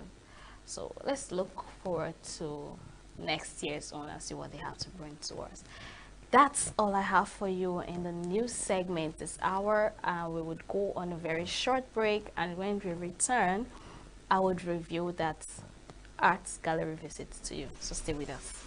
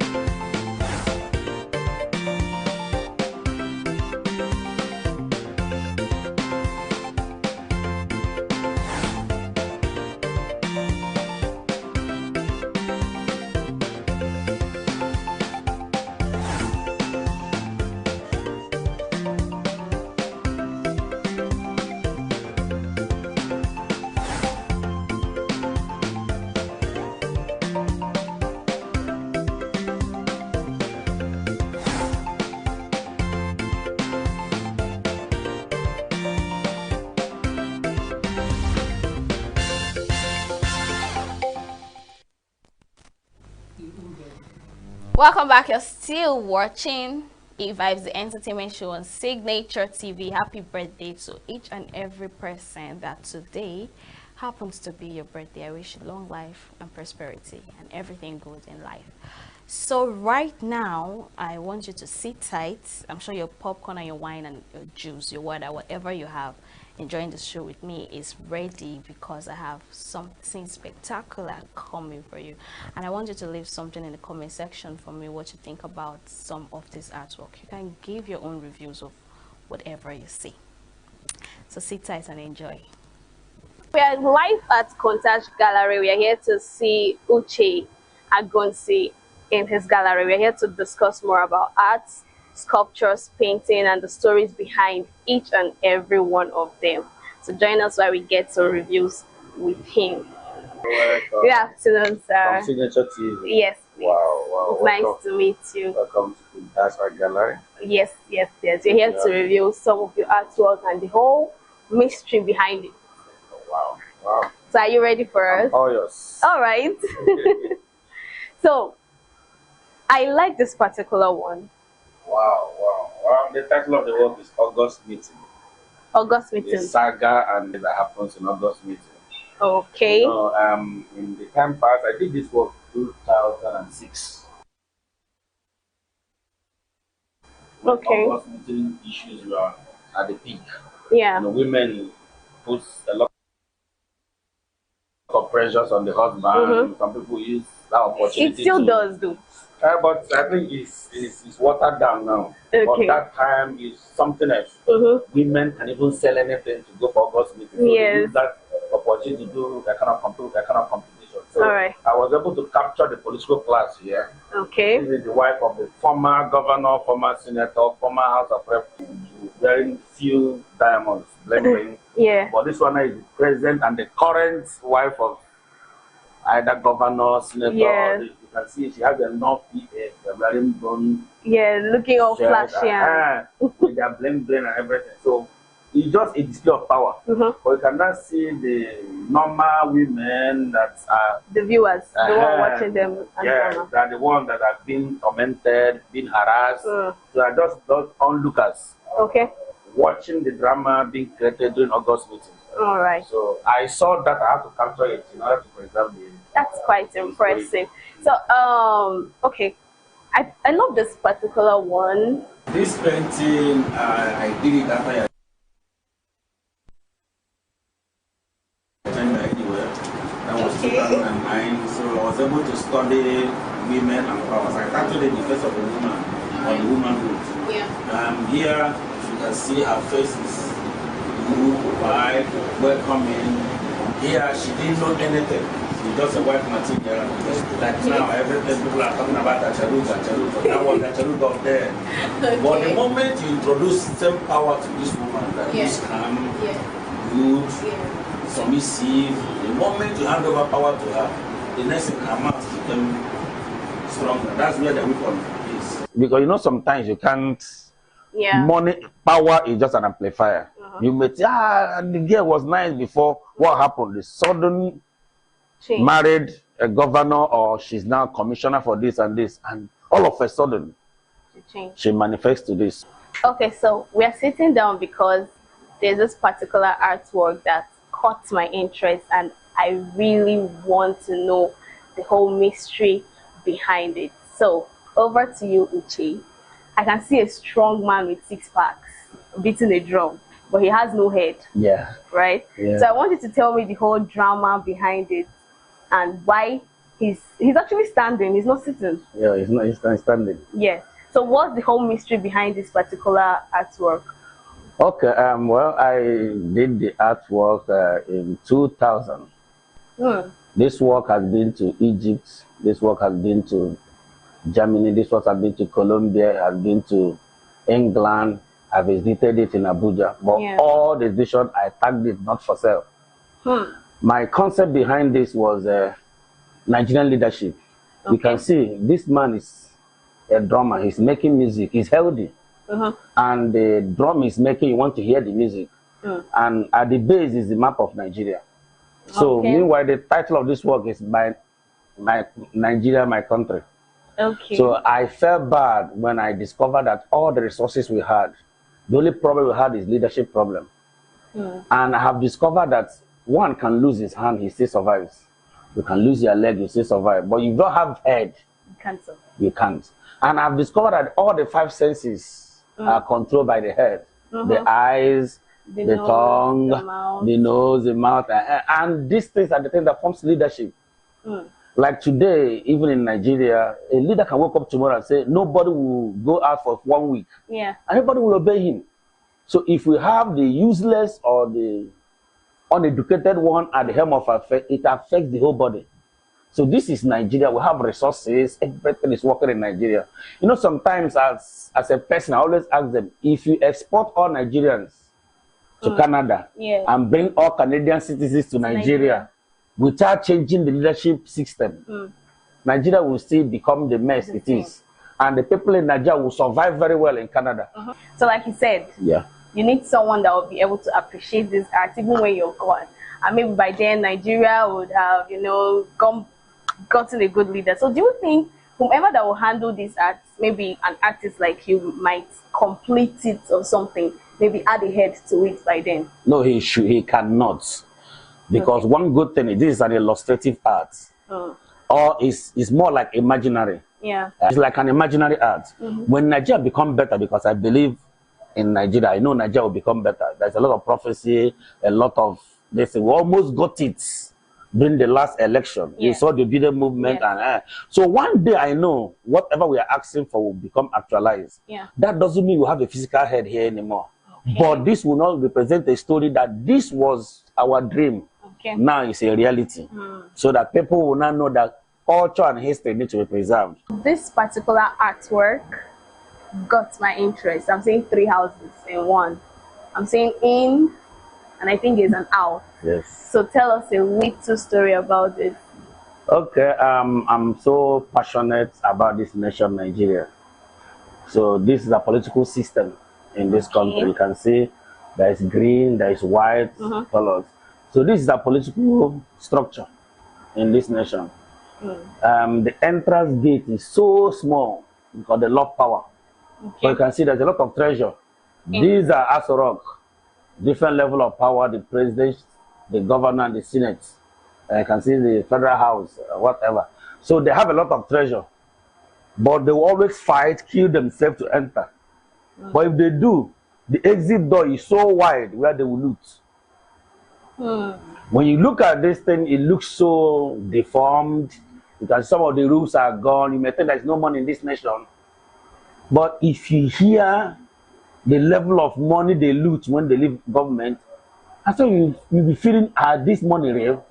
One man that will be alive will be stealing 17 trillion, 15 trillion. And you know how many millions to get to a billion, to get to trillion. But you now look at Nigeria as a nation. You're not feeling the impact of the looting. If nothing changes, if they do road for us, we appreciate them. If they don't do, we'll still celebrate them. But there is wealth in this nation. So they won't even allow you to get in. And if you succeed in getting in, you see what is here. And outside, you see, I use black. So they paint this government as if nothing works in the government. We don't have money. We don't have this. Nothing. But you keep seeing the level of money. This EFCC people announcing that so and so man steals trillion. Some people steal as big as the whole nation budget. And you keep wondering, is this nation? And one thing about Nigeria, no matter how much they steal, this stuff is still standing.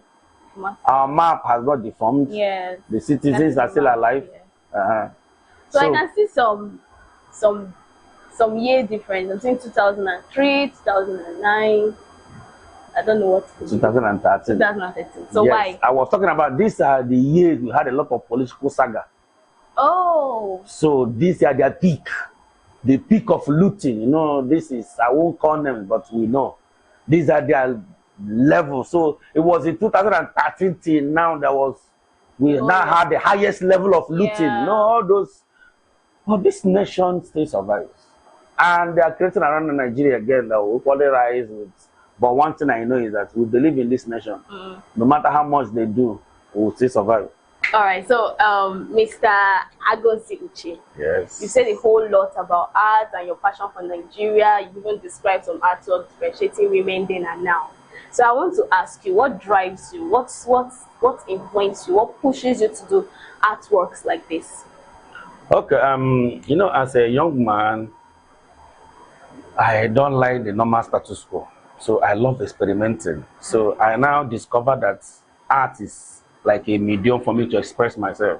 Okay. You can hear that lady that talked about the presidents that are giving capital punishment. But with my art, I can talk and be free because it's real. So, and I believe in future. So sometimes if I see future, I can capture it now. Yeah. And sometimes I help people establish their vision. You tell me your vision, I can now turn it into an artwork that can help sustain you, like your vision box and this. So as a young man, I want to do things that are beyond, like in my family, nobody has studied arts. There's no artist in my lineage. Okay. I'm supposed to be a medical student. But I'm supposed to be yes, I picked art because it's not the normal norm everybody knows. So when I became an artist, they say, this is a strange cause to us, this is a strange subject. I said, don't worry, I'll make you proud. And today, by the grace of God, I was the best artist in the whole Nigeria 2008 with art. I've traveled abroad with art. I've eaten federal government money, in quotes. You know, I'm about to ask you that question because I know art is there, but it has not really gotten there. Just the way we have Grammys Award, AMVCA Award, like globally. Do you understand? So I want to know, do artists, like you in particular, do you make money from this?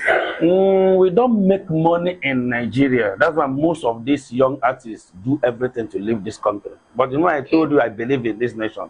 The last time I did an exhibition with the Japanese artists, they almost adopted me. They said, for you to be a Nigerian, you're doing this level of ceramics. Like, you need to come to a nation. Does it mean Nigeria do not appreciate artwork? They don't, even federal government. There is no time you will hear the federal government organize an art auction or celebrate an artist, the like of Ben and Wong. They don't even give them an award, the like of Bruce or Blackwear. And sometimes you see most artists either enter into commercial, that now become artisans or crafts. When you produce an artwork, the normal people will ask you, we've not eaten, doctors to buy an artwork. And you see this chaotic disorder, even people that are building houses, they don't consult an artist. But like as a ceramist, automobile has us to do because we design the cars, like the car plug, those things in that car plug is ceramics. We make it. The windshield is ceramics, it's silicone.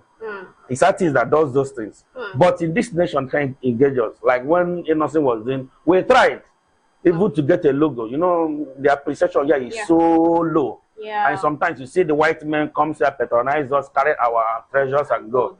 But this nation, they don't even organize an art competition, talk less of. Even the other time I went to my alma mater, I felt like crying. There's no culture we are preserving, no nothing.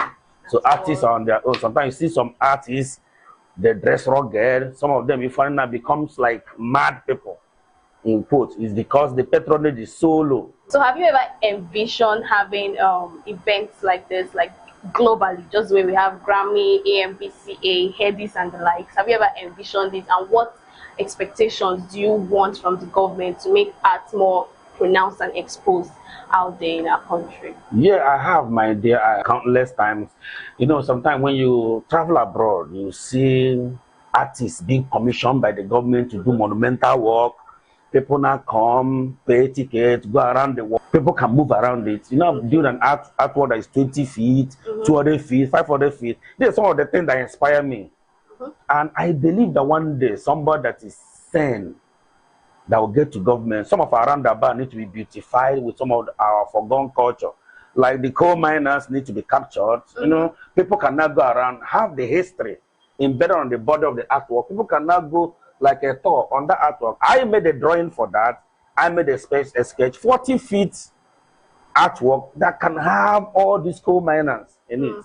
You didn't see the light of the day. I've gone from one government to another. And I believe one day the right man will be there who will not understand what it takes and the place of art in our society and not patronize, because even when we are gone, our children will look at our art and remember the history and things are preserved. I'm really glad to be at your gallery, and I'm really, really impressed with what I've seen, especially the works that tell so much about the challenges we have as a country, works that say so much about the dream we have as a country, works that so much about what can be done for the country to move on. I mean, you didn't deliver a speech, but you captured all of it in those works. You know, you talked about the politicians, you talked about the country without a head, you talked about women,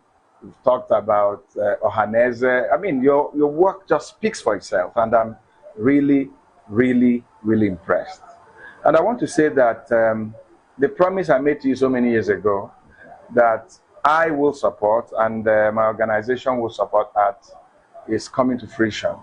Today we are with you, looking at what you do and how you do it. And I want to reassure you and other artists in Enugu and all over Nigeria that at Signature TV, we will partner with you.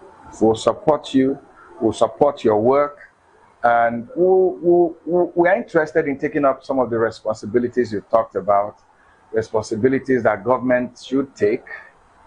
And as I say, yes, government should take up responsibilities to use art as a money spinner, a money earner, foreign exchange earner for our country, by organizing exhibitions, organizing competitions, organizing a coming together of artists, that the individuals and companies should also support government and support the art. Because I've been around the world, and in a lot of places, endowment in the art is done by individuals and, you know, rich companies. So for us at Signature TV, we look forward to growing and being in a comfort zone where we can do the big things that we really want to do. But we'll take the low-hanging fruits like we are doing now. We have designed a program that is specifically for arts. We have designed a program that, you know, talks about the works of artists. And those are small things we are doing, which we hope that as the years go by, will grow even to make it even bigger. So once again, thank you for the opportunity of letting me into your gallery. And I here and now offer you, you know, a hand of friendship, a hand of partnership, that together we can do so much for the art world. Thank you so much, sir. Thank you. Thank you. Pleasure. My pleasure. I'm so grateful, sir. I will always put this Sir V. Martin Ilo for being in Kuntasha Gallery today. Sir, you've been an inspiration to me, I must tell you, because some of these artworks I produce, you inspire them one way or the other. Because when you're at the corridor of power, I see a man with another spirit. You are not contaminated. You are like a catalyst. You are in their midst, but you're not consumed. So, and I've always seen a man with a bigger dream. Like today, I'm so glad that Signature TV has come to pass. This is a dream you had almost 25 years ago. It's not something you cook up yesterday night. And even the name Signature means this is final set of television. You are now putting your signature on it. Even the name is so unique, it's so artistic. It's something that is outstanding. So I am so overwhelmed that you made it to my gallery today. And with these promises you made, sir, I'm giving you my 100% support. Because I didn't know you last year. I've seen you work with individuals. I've seen you work with corporate bodies. I've had your testimonies. I've experienced it. And I know you can never change. Because you're a man of integrity. See how you visited my gallery. You didn't send... just go to the gallery and cover. You came in a person. That means that you value what I'm doing and you value my person. So I am so grateful.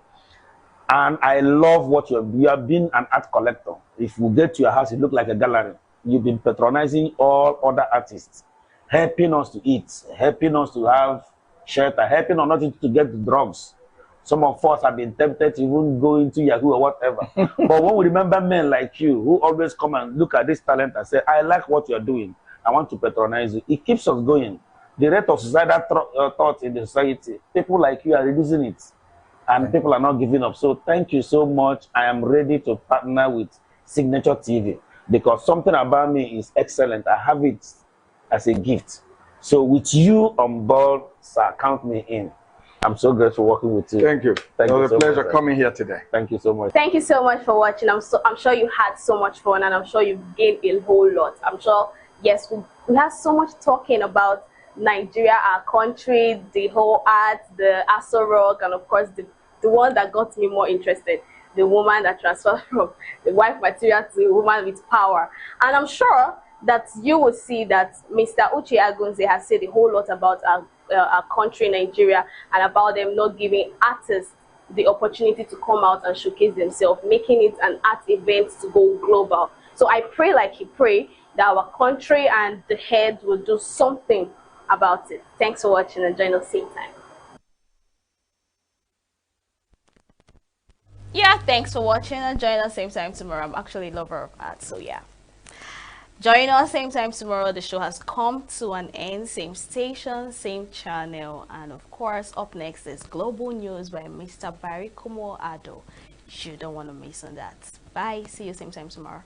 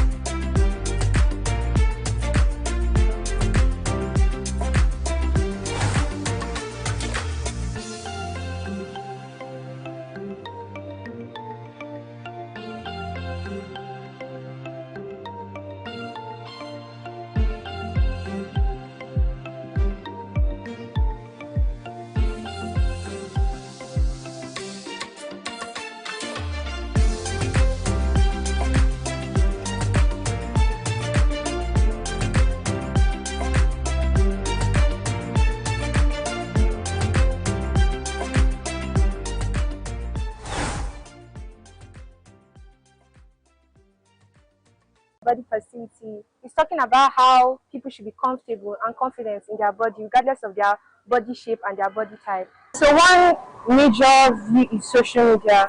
Like, let me give an example.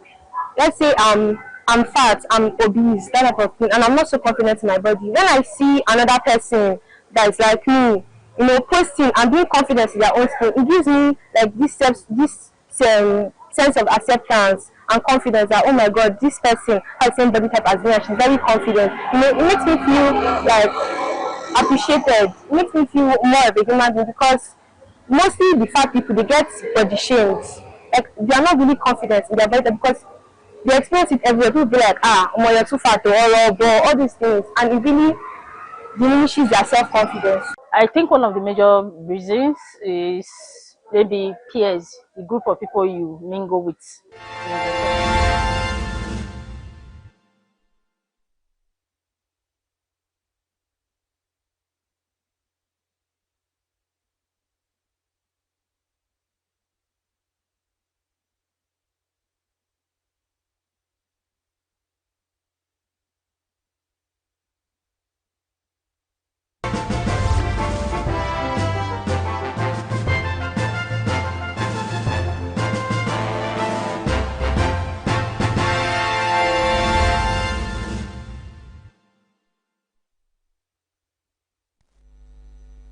This is Full Day on Signature TV.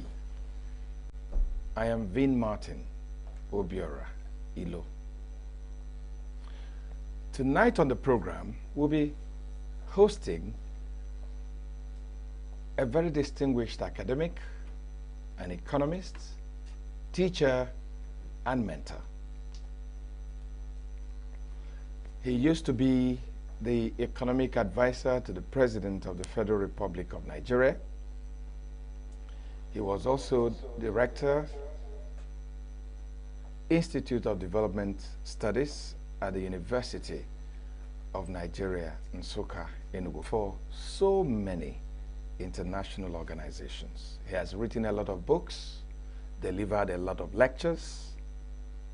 But tonight, our interest is his new book, Development as Attitude. My extreme pleasure to welcome Professor Osita Ogbu. Prof, you're welcome to the program. Thank you very much, Vin Martin. It's a pleasure. We'll take a break, don't go away.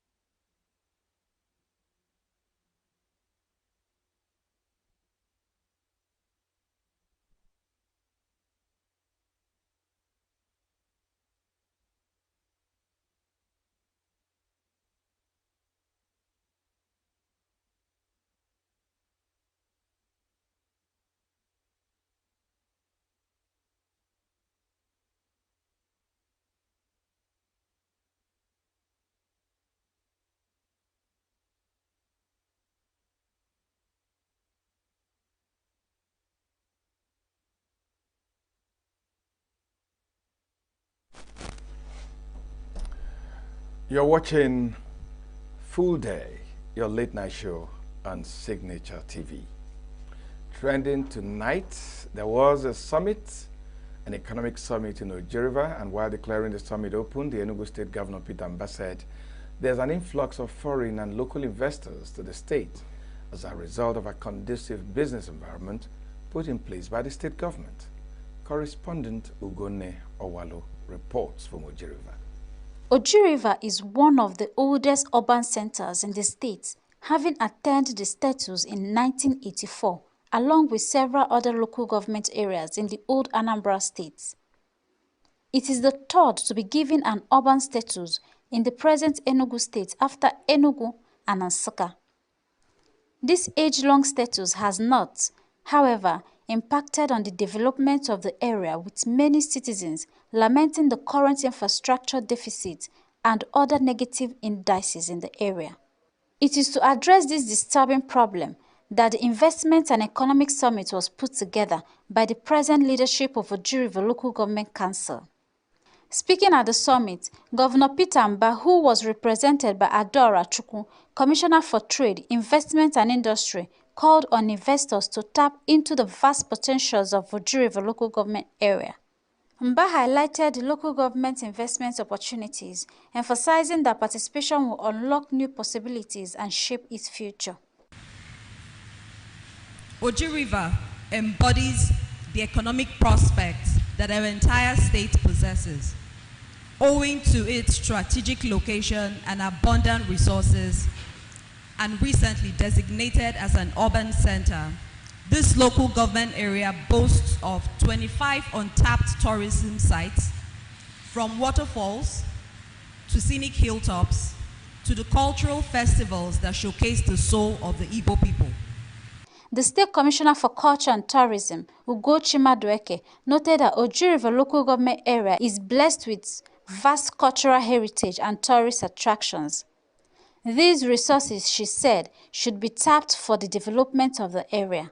Oji River sits as the crossroads of ENUGU State, Anambra State, and Abia State. We are not just a local government. We are a border town with strategic reach, able to pull visitors and businesses from 3 states.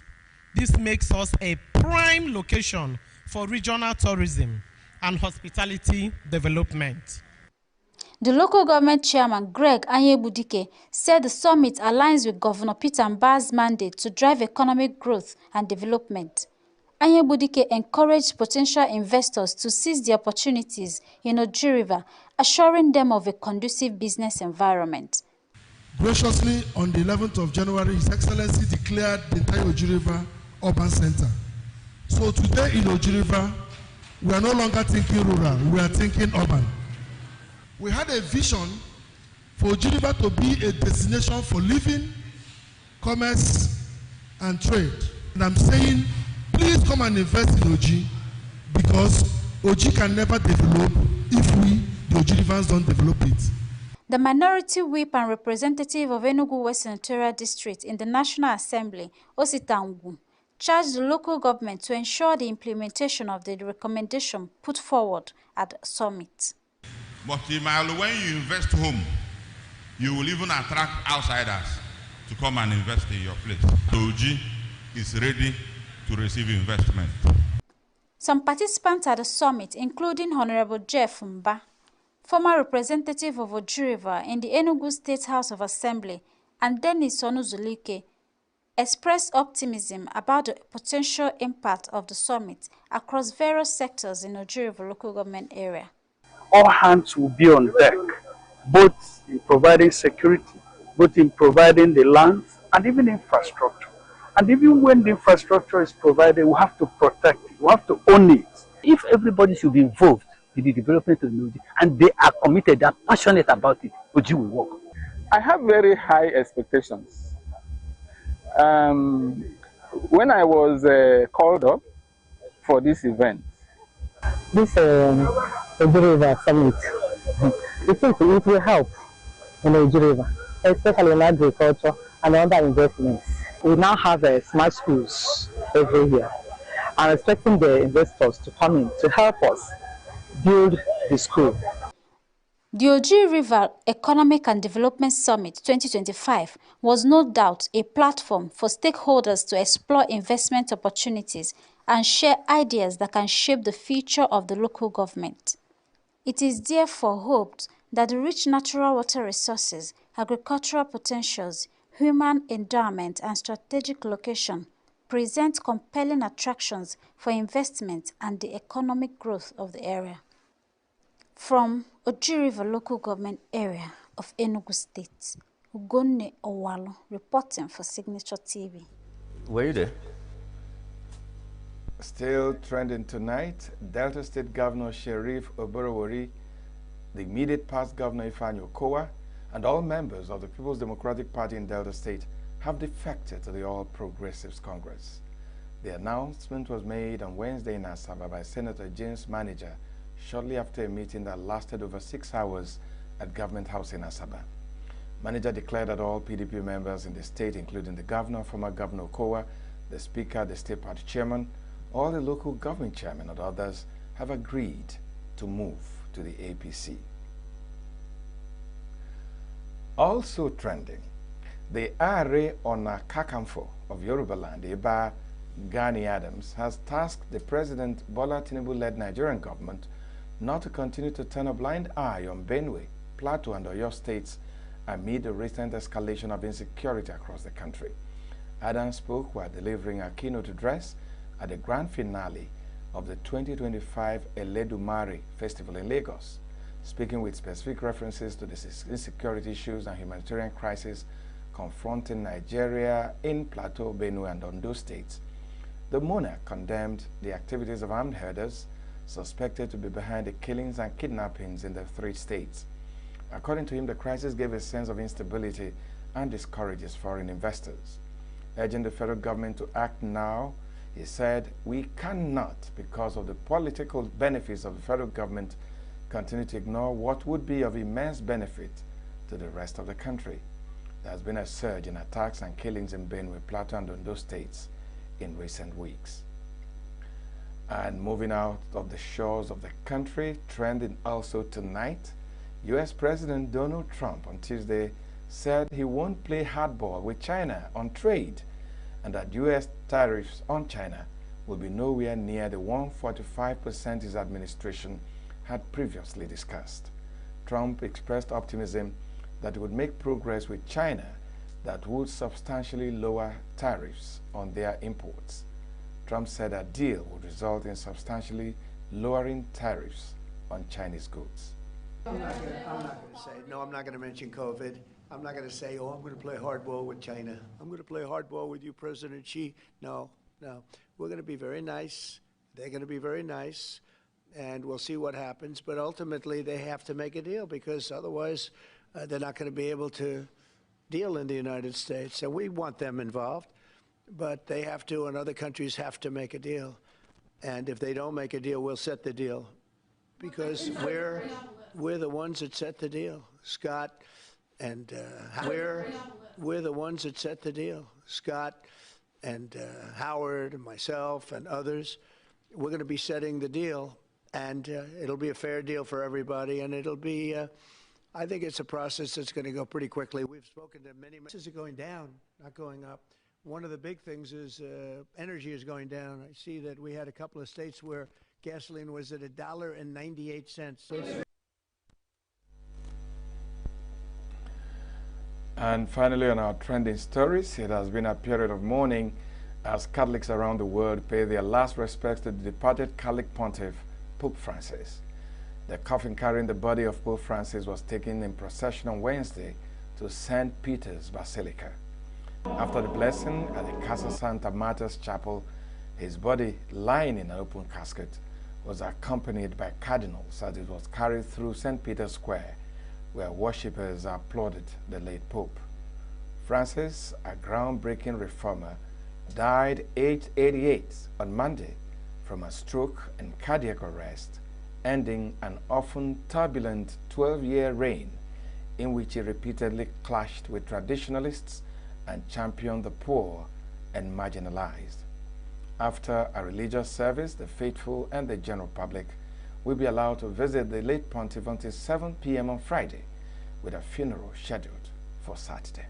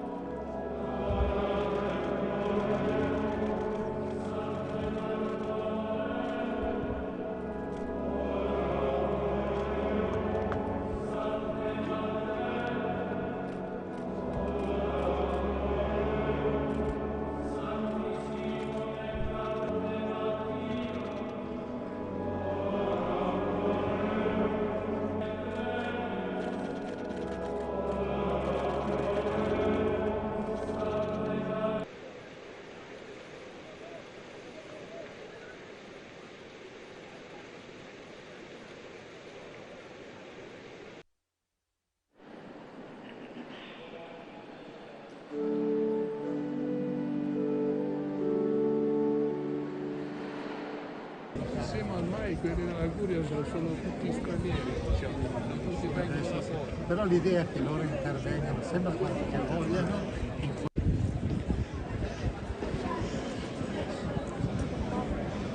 Prendo io il consegno.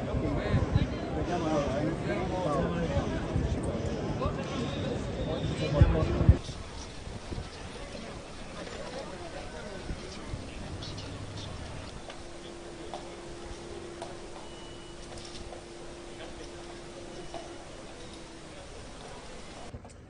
sua umiltà, suo coraggio, suo spirito missionario, tutto questo. I pray. Well, we join the rest of the world in wishing him safe journey to everlasting life. We'll take a break. When we return, I have Professor Wu right here in the studio.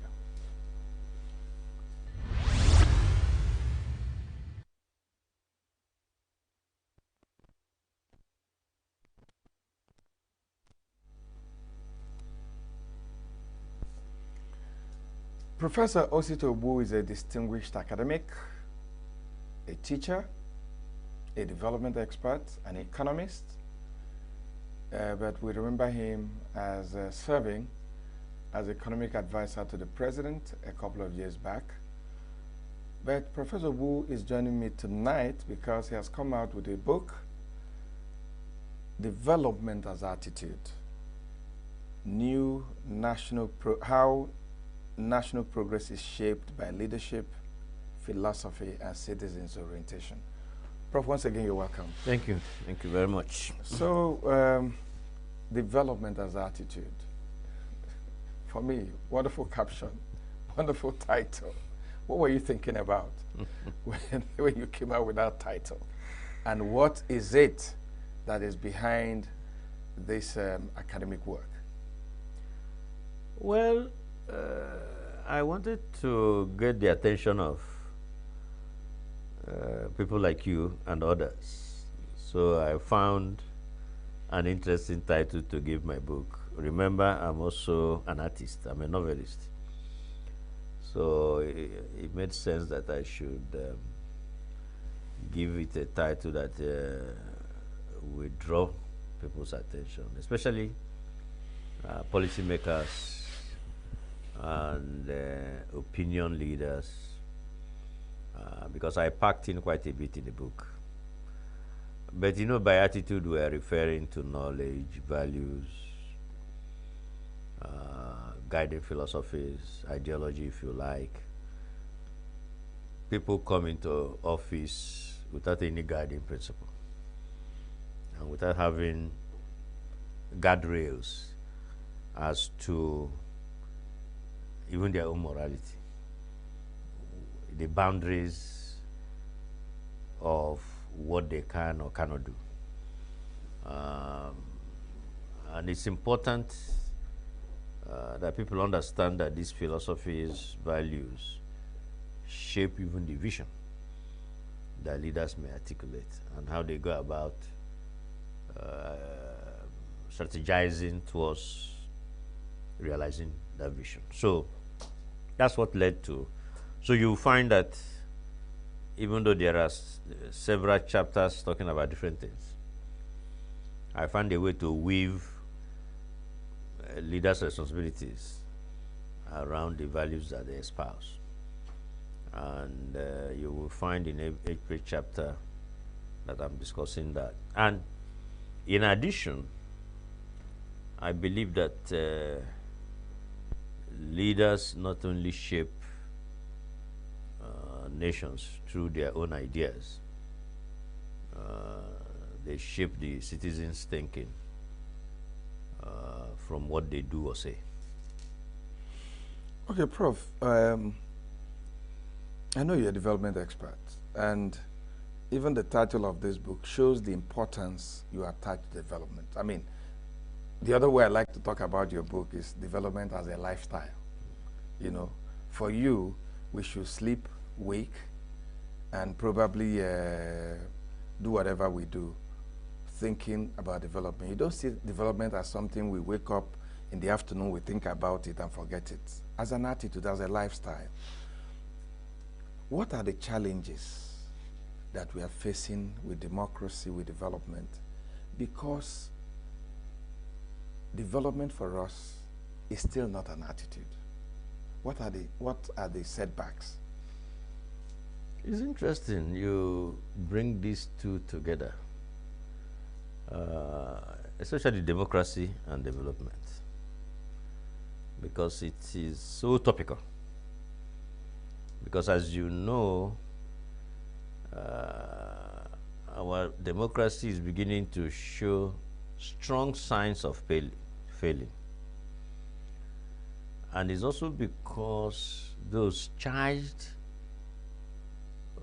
with guarding and promoting democracy are not fully aware that some of the things they are doing are undermining the democratic dynamics. I'm not interrupting you, but when you say that our democracy is showing signs of failing, can you elaborate a little bit? I'm coming to that. Yeah.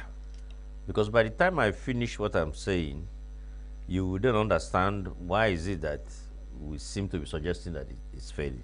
Okay.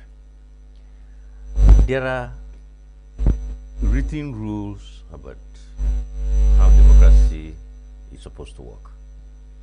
So you have a constitution, you have the referees, the court, the electoral body, those that conduct elections, and then you have elections every 4 years or 5 years, depending on the constitution.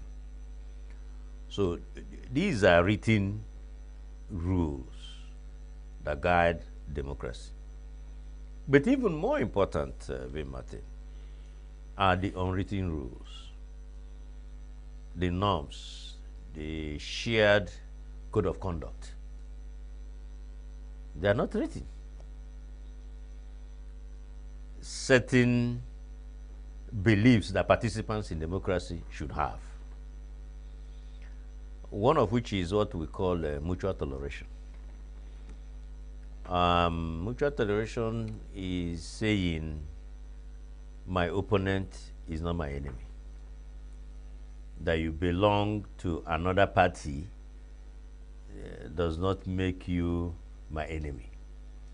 In fact, you have as much legitimate right as another person, another party, to canvass for votes and go for election. So that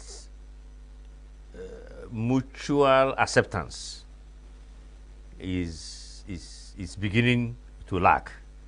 You know, before we started the program, we were talking about people who are defecting. So it seems as if there is a certain conscious engineering, almost as if we're moving towards a one-party state, because people who are on the other side sometimes feel like they are being treated as enemies. So these defections are reacting to these unwritten rules that are being broken. The second pillar of that unwritten rule is what we call both individual and institutional forbearance, meaning self-restraint, that even when the written rules, the Constitution, confers on a leader the right to do certain things, that leader will restrain.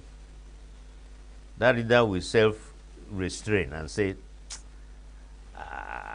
I have a right to do this, but I won't do it. It's like governing with executive orders.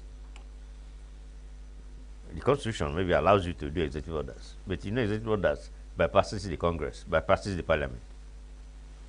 So self-restraint is part. So this you will understand that the explanation I'm giving, you can see that we don't exercise that self-restraint. We don't,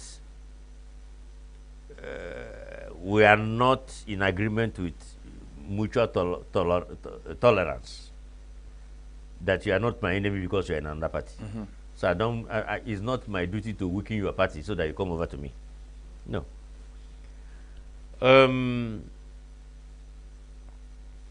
It then behoves on the players to not only obey that which is written, but to also conduct themselves within the parameters of these unwritten rules that I have described. But if you come down again to our own, the way we practice democracy, you find that we have a system where the party that is supposed to checkmate even the leader, The opposition. even not the opposition. If you are a member of a ruling party, that party leadership is supposed to even control the head of state. Or at least wield some influence. No, they must wield influence because you run on our platform. We are the ones that presented you to the nation. Under the party's manifesto. Under the party's manifesto. And you find that that guardrail again, because when democracy was established, they were established with strong guardrails. You don't throw power to the street. There are people that decide that 3 people are going to contest an election, and any one of them who wins is okay by us. So you can't say, here is power, it's on the street. Anybody who grabs it, you grab it. No. Nobody does that. Because supposing a madman grabs it. So now, supposing that party doesn't have that influence again, where a party chairman is also now being determined by the presidency, and you have different ways in which the people who are supposed to exercise control over our leaders have lost that control because of the power of those who govern. Prof, I have to, because you are playing up to something that is worrisome for everybody. And for a lot of scholars in leadership, especially in third world and developing countries, powerful individuals, weak institutions, instead of powerful institutions and probably a less powerful individuals. Is this not what, for instance, is causing a lot of problem in Nigeria, where, for instance, the president is everything? Nobody, not the National Assembly, not the party, not even the opposition. Governors. Is that not part of our problem, that we have too powerful individuals? No, it is the way our constitution was crafted. Was it the constitution that made them powerful? The constitution conferred a lot of powers. And the way the federation is currently constituted, weak subnationals and a very strong center. Is that why you're calling for self-restraint? Yes. On the part of the leaders? Exactly. You have this armada of powers, but you need to use it well. Exactly. That is that forbearance. I have been given this. For instance, you win an election. You are supposed to form a government. But nothing stops you from saying, I won, but I want to govern well. I will, in fact, invite everybody to join me. It's forbearance. I know I'm in a multinational, multi-ethnic society. I need to be president of all. I need to expand my circle of trust.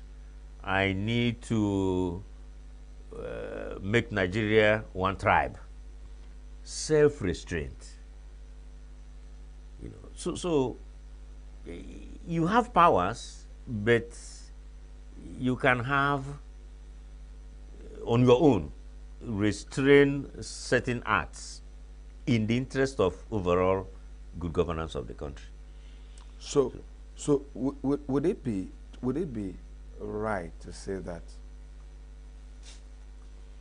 leadership, philosophy of the leader, and other qualities distinguishes one leader from the other? Absolutely. In fact, should even distinguish one party from the other. It's just that in our case, you can see how we are crisscrossing. If you take the US, for example, it's an unfortunate, we need to keep citing this example, but that's why we copied even our democracy.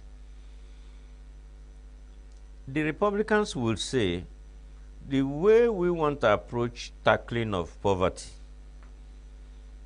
is to give tax breaks to the rich so they save more and invest more and employ people. They trickle down. Democrats will say, no. I want to address poverty head on. I want to increase the allocation to education, Head Start, no child left alone. And tax the rich. And tax the rich to give me the resources to help the poor. So there's a line. You can see. The target is to help the poor. But we are coming from a different philosophical, ideological base. That's why I teach my students to say, knowledge is not value free. Knowledge has ideological content. It depends on where that knowledge is cooked and who is cooking it. So,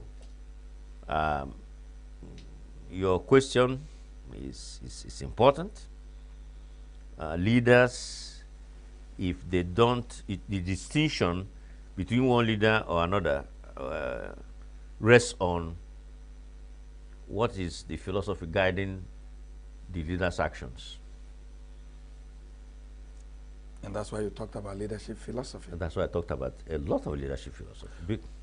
Prof, let's go to, because your book is quite a big project.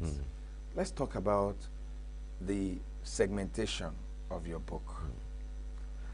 There are different chapters or segments of the book or sections of the book that address different issues. Yes. Can you tell us some of those issues that you put, in different places, and how and why those issues are important to you? Well, and to development and leadership. There are issues of national planning, for instance. You shouldn't be surprised because I was in charge of national planning as minister in this country, and I knew that there is a lot of struggle, especially in a federation. So you're doing national planning that is supposed to also cover the subnationals. But one of the points I make in that chapter is, can you actually plan in the absence of a sense of a nation? You call it national planning. But then we're a country, not necessarily a nation. And so if you notice, there's no elite consensus as to where we are headed. If you notice, we draw plans every now and again, but the national budget, which is an annual plan, does not make reference to the medium-term plan, let's say 4 or 5 years. If there's an agreement on a plan, there will be no huge debate on the annual plan because it's derived from the medium-term plan. I don't know whether you understand what I'm trying to say. Yeah. I'm with you. It's just like saying, this is a 4-year plan. Every year we pick 1 year out of it. And do this. And do this. But you discover that every time the president even presents a budget to National Assembly, National Assembly dismembers that budget, puts their own, repackages it, and returns to the president. And in many instances, you've had the presidents, maybe not, I'm not sure whether the current president has, but many presidents will be angry, upset, that this is not the budget they sent to the National Assembly. And National Assembly will be saying, again, remember, self-restraint, will be saying, we have the right, that what you have sent to us are mere estimates. We have a right constitutionally given to us. And to tinker with it. And it's not even tinkering, they rearrange. Rearrange. So that's why, for me, that chapter is important. And I think in that section, I dealt with also the issue of national integration and citizenship. because all of them are interwoven. Do people feel like they are citizens? And if they don't feel like they are citizens, they will not carry citizenship responsibilities. And they will not have sense of nation. They will, yes. You know, sense of nation is something you've talked about for years. And you have advocated that if that sense of nation, if we don't, put it in what we do, that all efforts probably to make Nigeria better, to develop better, would run into problems. Absolutely. Because I guess that what you're talking about is patriotism, commitment to nation, dedication to nation, selflessness to nation. Yes, absolutely. And it doesn't look like your gospel is catching up. No, it's not, unfortunately. You see, my anguish, my frustration is that sometimes I go back to papers I wrote 30 years ago, or 30-something years ago, and I find them relevant today. In other words, the problems I identified in a research paper 30 years ago, I could still feel them. It can be very frustrating. My inaugural lecture was titled, "Why Are They So Poor?" And this was how many years ago? 2013, or thereabouts. My inaugural lecture. About 14 years ago. About 12 years ago. Yeah, but the point is not even when I did it. But in the course of writing it, an inaugural lecture is actually a lecture that brings together all the things that made you a professor. Because it is that lecture that inaugurates you as a professor. And so you have to go back to 86 when I was a PhD student. The work I did and so on, and that's still so important, so relevant. So apt, like you wrote them last night. And I'm frustrated. And I'm asking myself, I will finish my career and I have not resolved these questions. You've not caused the kind of change that you wanted. Yes, what are we doing? That's why I'm so grateful to the Nigerian Economic Summit Group, who is trying to use my book to engineer a national dialogue, which is why we're in ENUGU. It's not necessarily only a discussion on the book. It is to use the book to stimulate discussion on our development. And a new kind of advocacy. And so, getting back to the sense of nation, you remember I talked about elite consensus. Mahathir Mohamad, the Prime Minister of Malaysia, they wrote, and it's in the book, I think so. Yes, it is. It is in the book. Yeah. This is what I'm going to say now. When they wrote a beautiful, I think, 10-year plan for the country, the Prime Minister said, "This is excellent, but first thing first. I first want to build a Malaysian nation, what he calls Bangstar Malaysia. We are all from different backgrounds, different nationalities, but we must believe in one Malaysia." So he went on a campaign. Malaysia has Malays, Indians, Chinese, and others. He said, "I must first integrate, give them a sense of being Malaysian. I'm not saying you won't be Chinese, but that sense of belonging in that nation." That nation. That's the sort of project I'm talking about.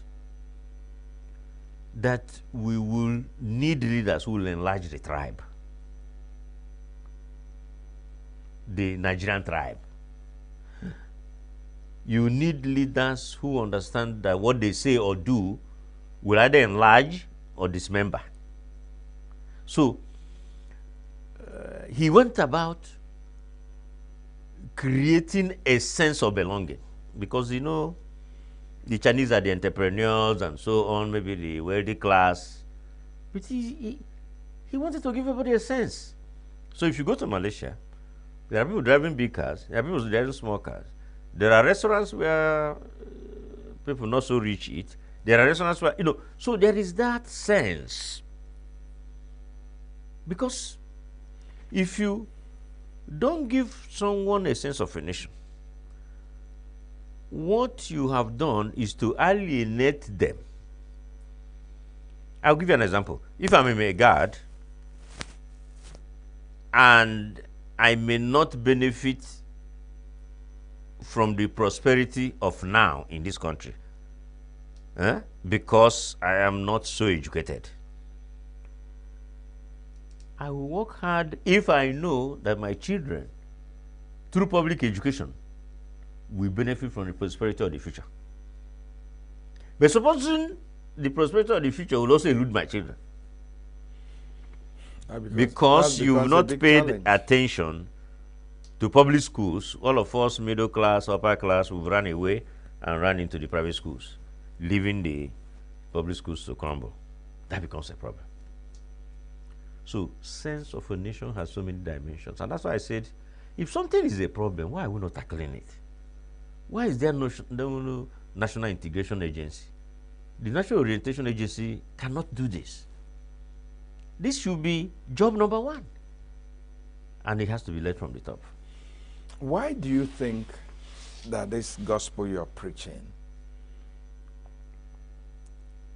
does not have the buy-in of those in those leadership positions that can cause this change in attitude, that can cause this new orientation, that for us to make any progress, we need to think, work like one nation? What do you think are the drawbacks? Is it the public service recruitment? Is it the process? Or what is the challenge?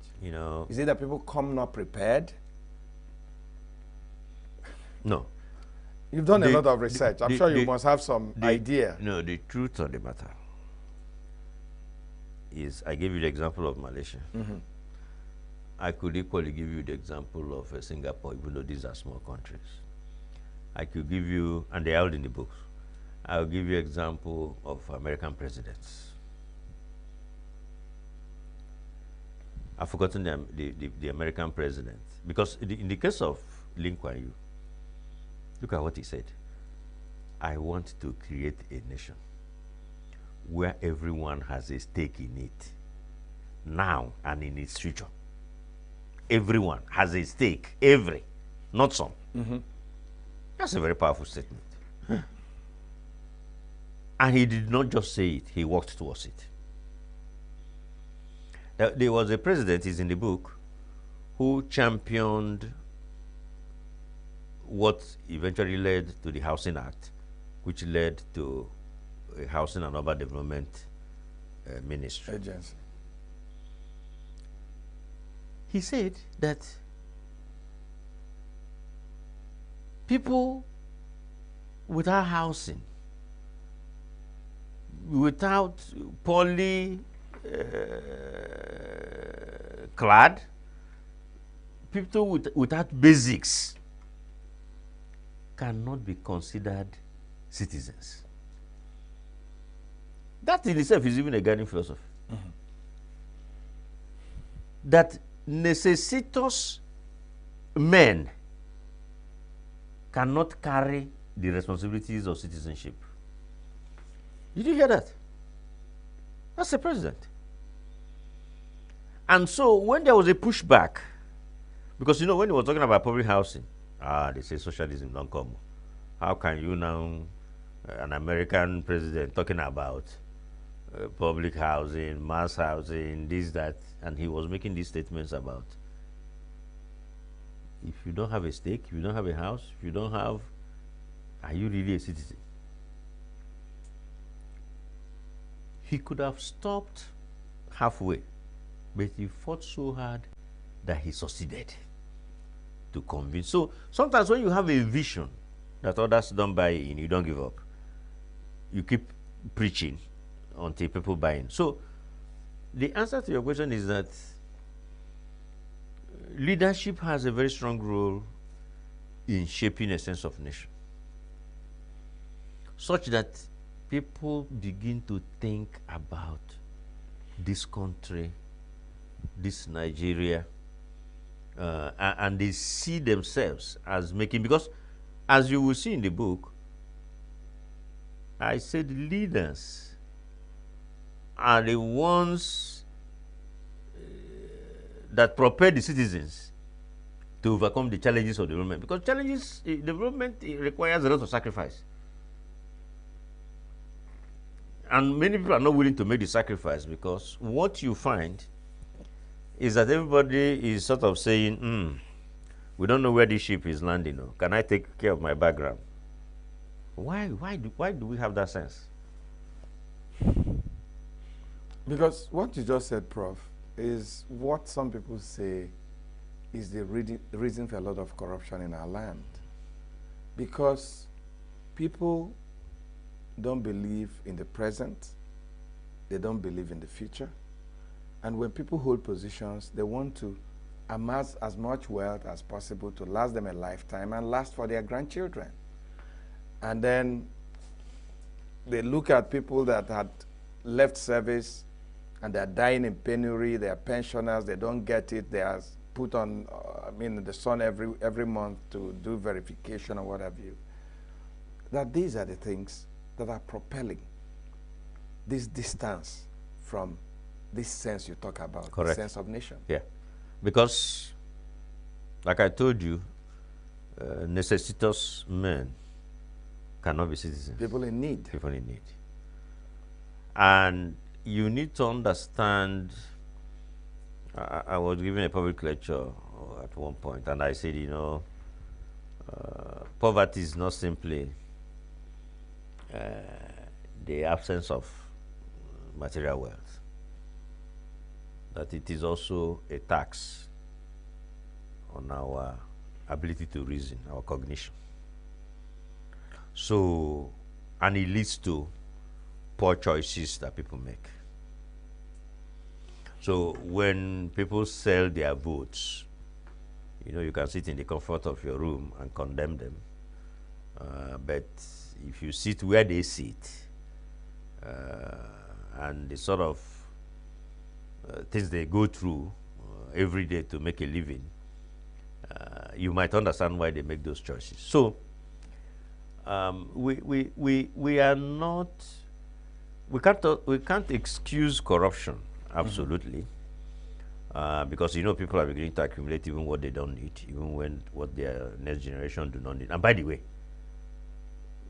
whoever thinks that the right thing to do is to accumulate wealth so that your child will not work hard to accumulate their own wealth is not doing any good to that child. Life is about struggle. Life is about aspiration. Life is about doing things your way and getting your own things. Yes, we might give you a little cushion, but anybody who tells you life will be meaningless. You need to drive your own car. Life will be meaningless if everything has been provided for you. So what's the essence of life? Prof, each time we have conversations, it looks like time is flying. And that's why I want to, look at what's going to happen during this your visit to Enugu. Yes. Working with the Nigerian Hamilton Project. On Thursday, April 24 at 4:30 p.m., there's going to be a national dialogue, which I understand is like a kickoff of the National Dialogue Series, which will also see you and your book going to other cities in Nigeria. Correct.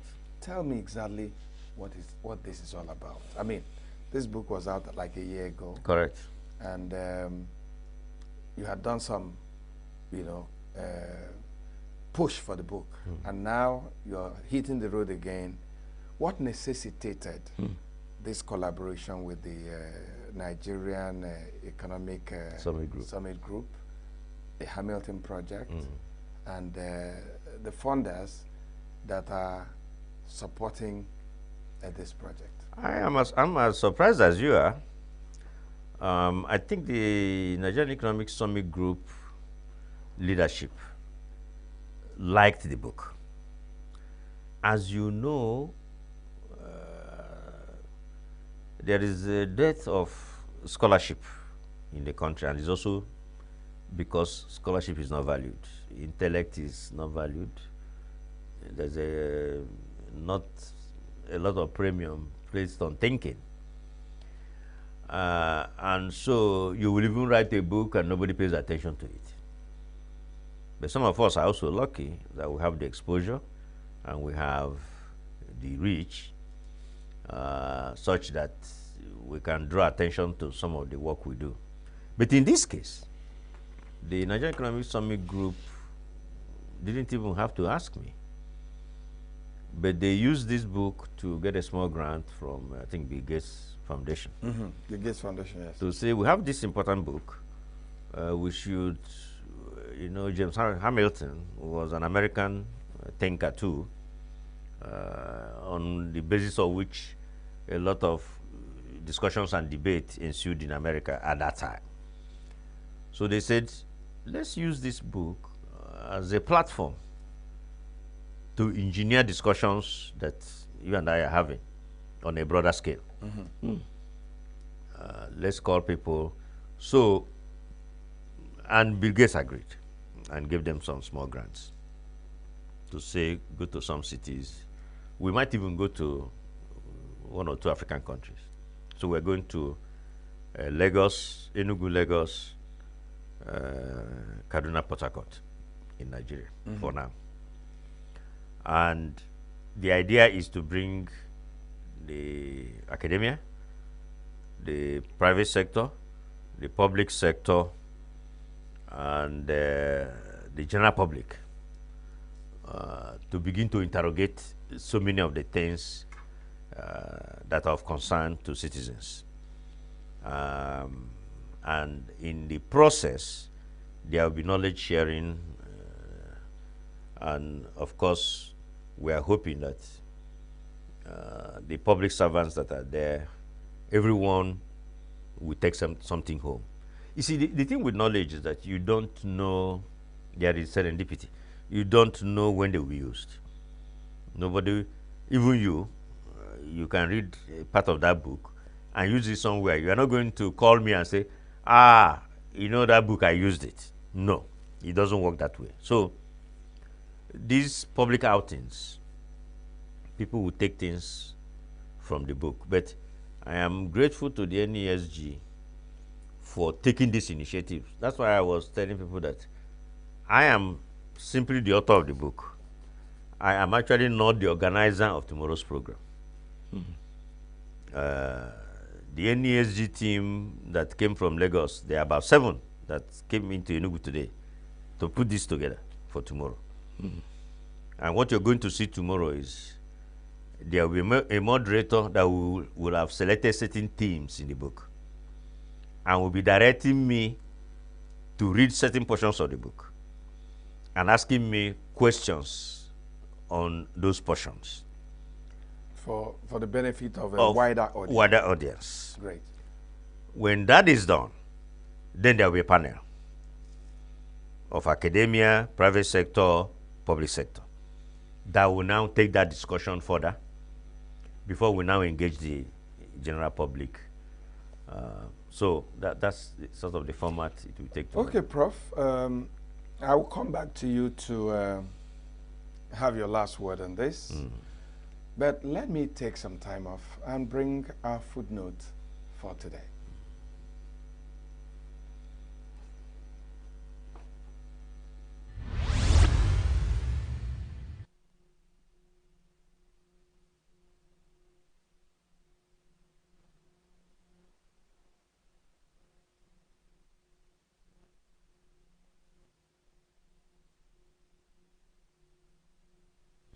On Easter Monday, a day that breathes with the promise of resurrection, the world lost more than a pontiff. We lost a presence, Pope Francis, the gentle shepherd in white, slipped quietly into eternity, leaving behind not a crown, but a legacy etched in mercy, humility, and love. He was a pope of the people, choosing foot washing over funfair, back streets over balconies, and kindness over control. From the villas of Buenos Aires to the grandeur of St. Peter's, he carried the weight of the world's wounds with nothing but an open heart and outstretched hands. Where others saw doctrine, Pope Francis saw souls. Where others built walls, he dared to build bridges between faiths, between nations, between broken hearts. He was a voice for the voiceless, a calm in the chaos, a light in a world growing dim. And now, as incense rises and bells toll, we mourn not just a man, but the message he embodied. Pope Francis didn't just preach the gospel, he lived the gospel. And though he's gone, the echo of his compassion, courage, and quiet revolution will outlive even Rome's ancient stones. Bye-bye, Pope Francis.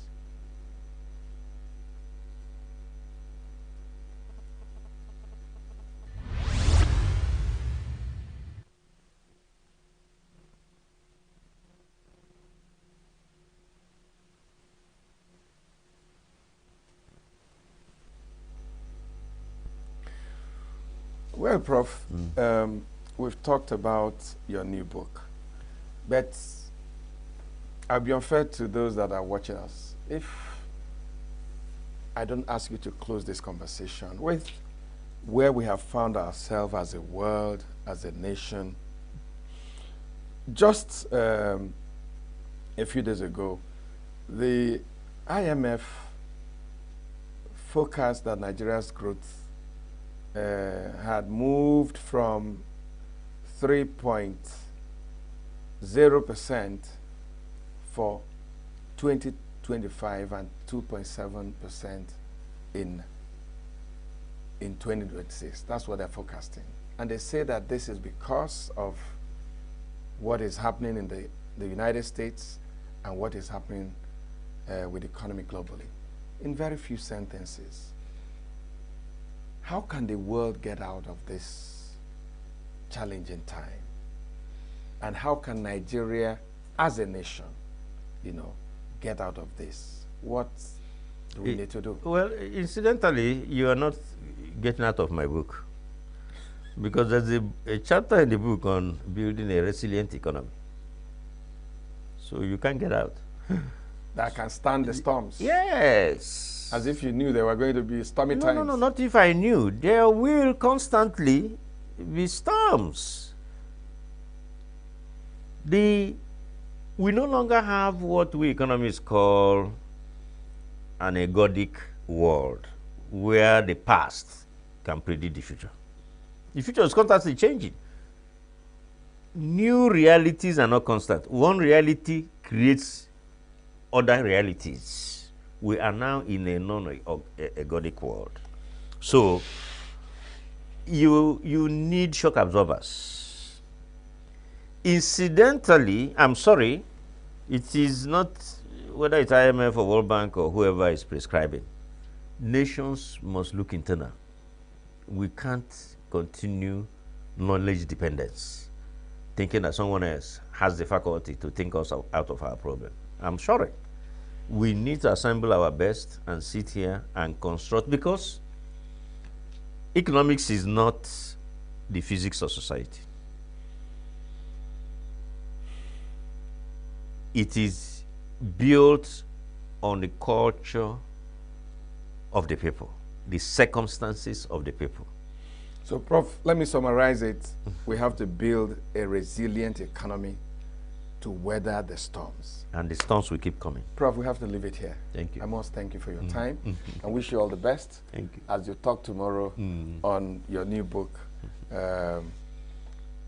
Development as Attitude. You're welcome. I am Vin Martin Obiorelo in ENUGU, Nigeria, thanking you for joining us and asking you to join us again tomorrow when this book will be discussed. And I must say that we're excited that Signature TV will be carrying that event live from the venue in Enugu. Thanks for watching, and let's do this again 11 p.m. tomorrow night. Bye for now.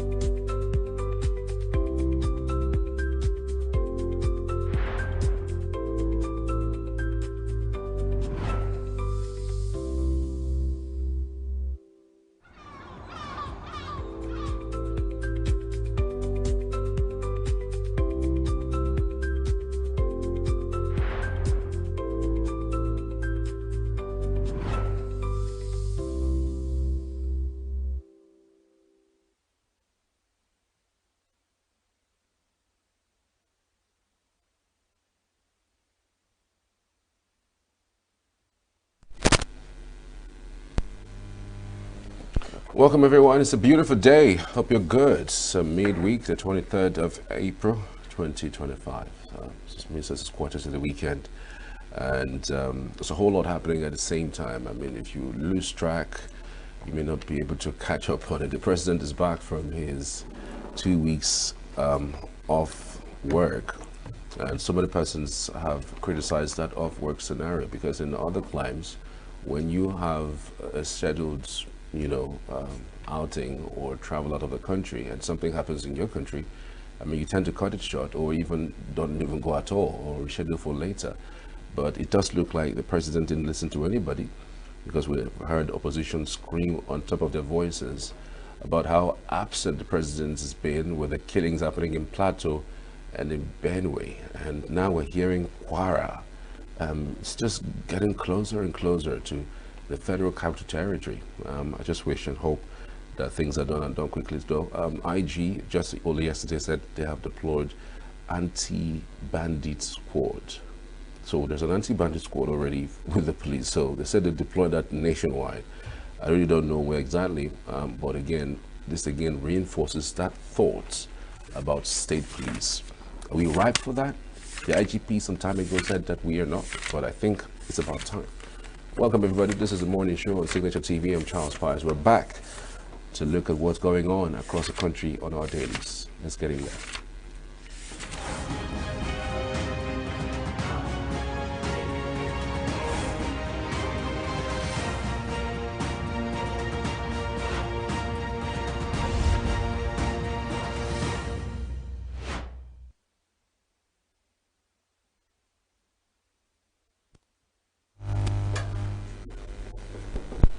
Kickstart on the Nigerian Tribune. On the Nigerian Tribune this morning, attacks on Plateau. Communities direct assault on humanity, rule of law. Attacks on Plateau. Communities direct assault on humanity and rule of law, says the NBA. IMF projects 3% economic growth for Nigeria. 43,000 Nigerians to perform 2025 Hajj from states. Armed forces. Still on the Nigerian Tribune. NSA in Benue says attacks tragic and evil. Reiterates federal government's commitment to ending insecurity. Warns against politicizing attacks. Killings have devastated state economy, says governor. Senate replies Bakari, we are interested in result-driven engagement, not theatrics.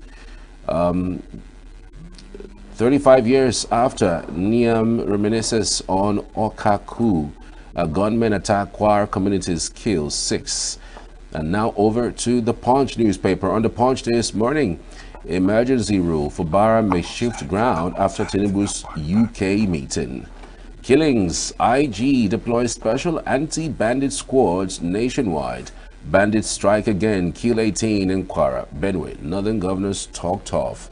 Nigeria's rebased inflation to hit 37% in 2026, says IMF. 8 banks spend 4.61 trillion naira on salaries and operations. 18 Africans among cardinals to elect new pope. Flight disruptions likely over NIMET workers' strike. Stray bullet kills 16-year-old at Lagos anti-cultism walk. Senate lambasts Bakare over rubber stamp remark. All the details you can find on the Punch newspaper. And now over to the Guardian. On the Guardian this morning, Customs records 1.75 trillion naira revenue in Q1 2025, exceeds target by 106 billion. Monarch backs African Pope as 9 stands to succeed Francis. Monarch backs African Pope as 9 stands to succeed Francis. Nigeria walks tightrope as IMF sees higher inflation, lower oil prices. Plateau, NBA advocates self-defense against attacks. Coalition urges National Assembly on bill to reserve seats for women in Parliament. Federal government targets $4 billion. Imports reduction VA proposed steel. Armed headers kill in fresh Benue attack as Ribadu defends federal government security efforts. Lagos recorded 517,394 traffic infractions in 1 year. PDP sacks Bayelsa Edo executives, appoints interim officials. All the details you can find on The Guardian. And now over to the Daily Trust newspaper. On the Daily Trust, new terror group Mahmuda intensifies attacks. Experts disagree as IMF downgrades Nigeria's 2025 GDP forecast. Curfew in Minna amid surge in thuggery and robberies. Aliyah, NSA differ over Benue killings as death toll rises to 83 in 5 days. 180 students occupy a room of 20 at Kaduna College. Find out the details on the Daily Trust. And now to the Blueprints newspaper. Vatican declares Saturday for Pope's burial. Italy in 5-day mourning. 7 killed in Kemanji, Ilesha, Baruba attacks, bandits, informants nabbed. World Athletics Relay, Nigeria to participate in 4 events in China. Okpebolo suspends Edo Monarch over alleged kidnappings. And now Adebayo to Atiku-led coalition. SDP won't be vehicle against Tinubu in 2027, vows to contest on party's platform. Still on the newspaper headlines, we are finally doing The Nation. On The Nation, IMF cuts global growth forecast over Trump tariffs. Projection for Nigeria now 3%. Airlifting over 53,000 Nigerian pilgrims to Saudi begins May 9th. Bakare's spineless rubber stamp tag misleading, says Senate. Attackers of communities are foreigners, says Governor. Armed men storm Benue villages in hundreds. Ribadu assures of intensified action. All the details you can find on The Nation newspaper. We're back to the table of discussions, and so many things happening at the same time. Just pick a few of them to analyze. Chris Manuka joins us. Good to have you. Good morning, Chris. Good morning, Charles. Good morning, the world. And welcome to our newspaper review on Signature Television. It's another brand new day, and it is bright and early. Indeed, bright and early. How bright can it really be? I mean, from our end, where we are hearing that there have been more encapsulation, if you like, a creation of a new terror group called Mahmoud, and they are operating around the north central region. I mean, Lakurawa or Lukarawa, whatever that means. I mean, we heard the other time that they are operating in the northwest, and now we have another one operating in the north central. I'm just wondering, and we still have an issue with Boko Haram that has not even gone away. do you think that our security apparatus, are in tandem, are in line with what is going on right now as the security issues that we're having? Do they have the capacity to dismantle these security issues that we're having? Charles, I don't know. I do not work with Nigerian security apparatus. I'm neither a policeman, neither am a member of the Nigerian Army, nor Nigerian Air Force, or Customs, Civil Defense, or DSS, and special squads, and so many of them exist these days. But let me start at my usual way of saying, if you hold down a giant and you're not able to slap him, is it when the giant stands up that you'll be able to hold down and slap? Are you going to be jumping and slapping the giant? Since 2012, we started with Boko Haram. It was when the giant fell flat on the ground and you were on top of the giant and you could not slap or do anything you want to do with the giant. Is it now that the giant is standing up? Ijidim banana. That is my explanation, and I always use the knowledge, the little knowledge I got from my father's philosophy. Now, what am I saying? Because of the interest, whatever that interest is, you find out that insecurities is having a, what do you call, I don't know whether you know in food, they call it GMO, genetically modified organisms. It's like our insecurity issues are mutating. I don't know what kind of gene they developed. Even COVID-19 at the point, they say it was, there was no kind of English we had during the COVID days, of variants of COVID-19. Now we find out that the insecurity situation in Nigeria is mutating into different variants and species. Now it's still time, like you asked me. You can do list from the days we had of Boko Haram. At a point, we start hearing of ISWAP. At the point, we started hearing so many other things that the factions, even ISWAP, had factions that are fighting and who will control one territory or another. Suddenly we started hearing Lukarawa. And then we have whatever we call themselves now, Mahmuda, or whatever. I don't know what we hear tomorrow morning. Meaning that some people that were recruited into this terror, probably given incentive and motivation, even more than, I think whoever, the way they are recruiting and getting people to fight and kill people, mean that they are giving more motivation more than probably Nigerian security is giving to the people personnel. And they find them in various videos crying that even the sophistication of weapons that these terror groups have, command, is heavy. Now, if we, I've said that yesterday, if we as a nation we should probably stop. My little knowledge of economics is that if you have money, you don't spend, you are saving it. You still, any money you do not spend, you save. So anything we do, if we do not do anything, stop this mutation and this growth expansion now. Only God knows. But do you think it's in any way political? Because again, we haven't had these things in the last 2 years. This security situation was quite quiet for a bit up until this year. I mean, it's just 3 weeks, 1 month or so that we started hearing about these consistent killings in Benue and in Plateau and all that. Do you think it's something sinister that's building up to the 2027 elections, and maybe somebody is doing that in order to make this government look bad? I mean, worse than it's already looking, in terms of economic policies and all that. We can always try to put fingers on it and blame whoever want to blame. Since 2012, there's insecurity in Nigeria.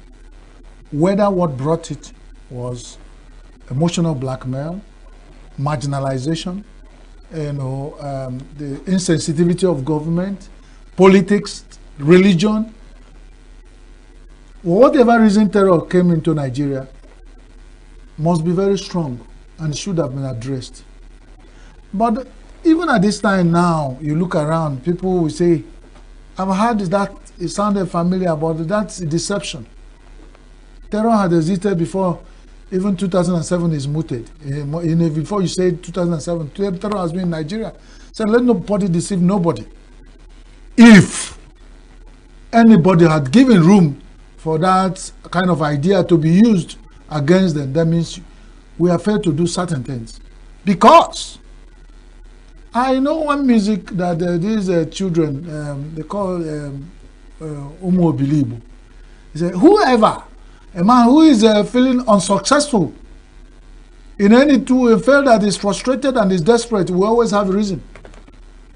If any man would go into business, he fails and then he can hold on to drug abuse or alcoholism as the only thing that he will fall back on.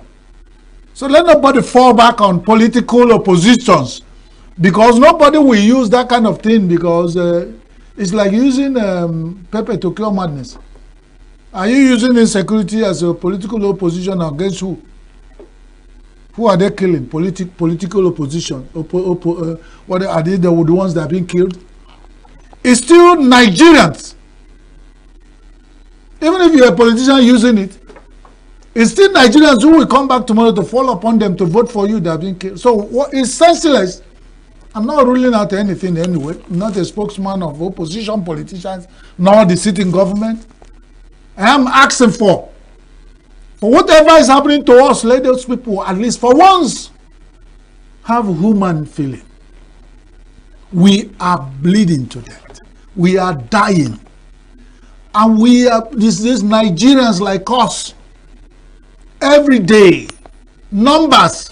Look at how we are counting numbers in Benue. Numbers risen to 86.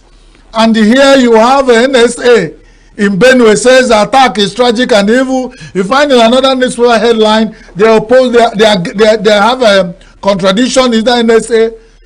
At what point are we going to leave all these talks? The fact remains that whether they are not one single person, they're still Nigeria. Even if it's a single person that died in Benue. And now we're talking about 86. In which crisis in Nigeria have we had such people die in less than 1 week? From one location. For just being Nigerians, and we are here arguing on, on sentiment, or whether you pronounce it right. In this our business of broadcasting, there are times people will be talking something serious. Somebody say, "Hey, you didn't pronounce Charles very well. You should have bent your mouth to say Charles." But if I remember, Charles is Charles, no matter how I pronounce it. This security in Nigeria, in Benue recently, in Plateau, it's not something anybody will be disagreeing with anybody. It's just to sit down, accept the fact that the National Security Advisor may not have advised well for us to have this case. If you visit there and start looking for who to blame, this is not time to throw blames. There's time to sit back, no matter the differences, and look at how we solve this. Otherwise, it will happen again.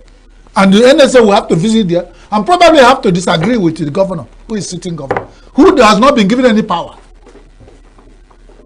I don't understand why you should say I'm the chief security officer of a state, and my house is burning. I can't say, hey,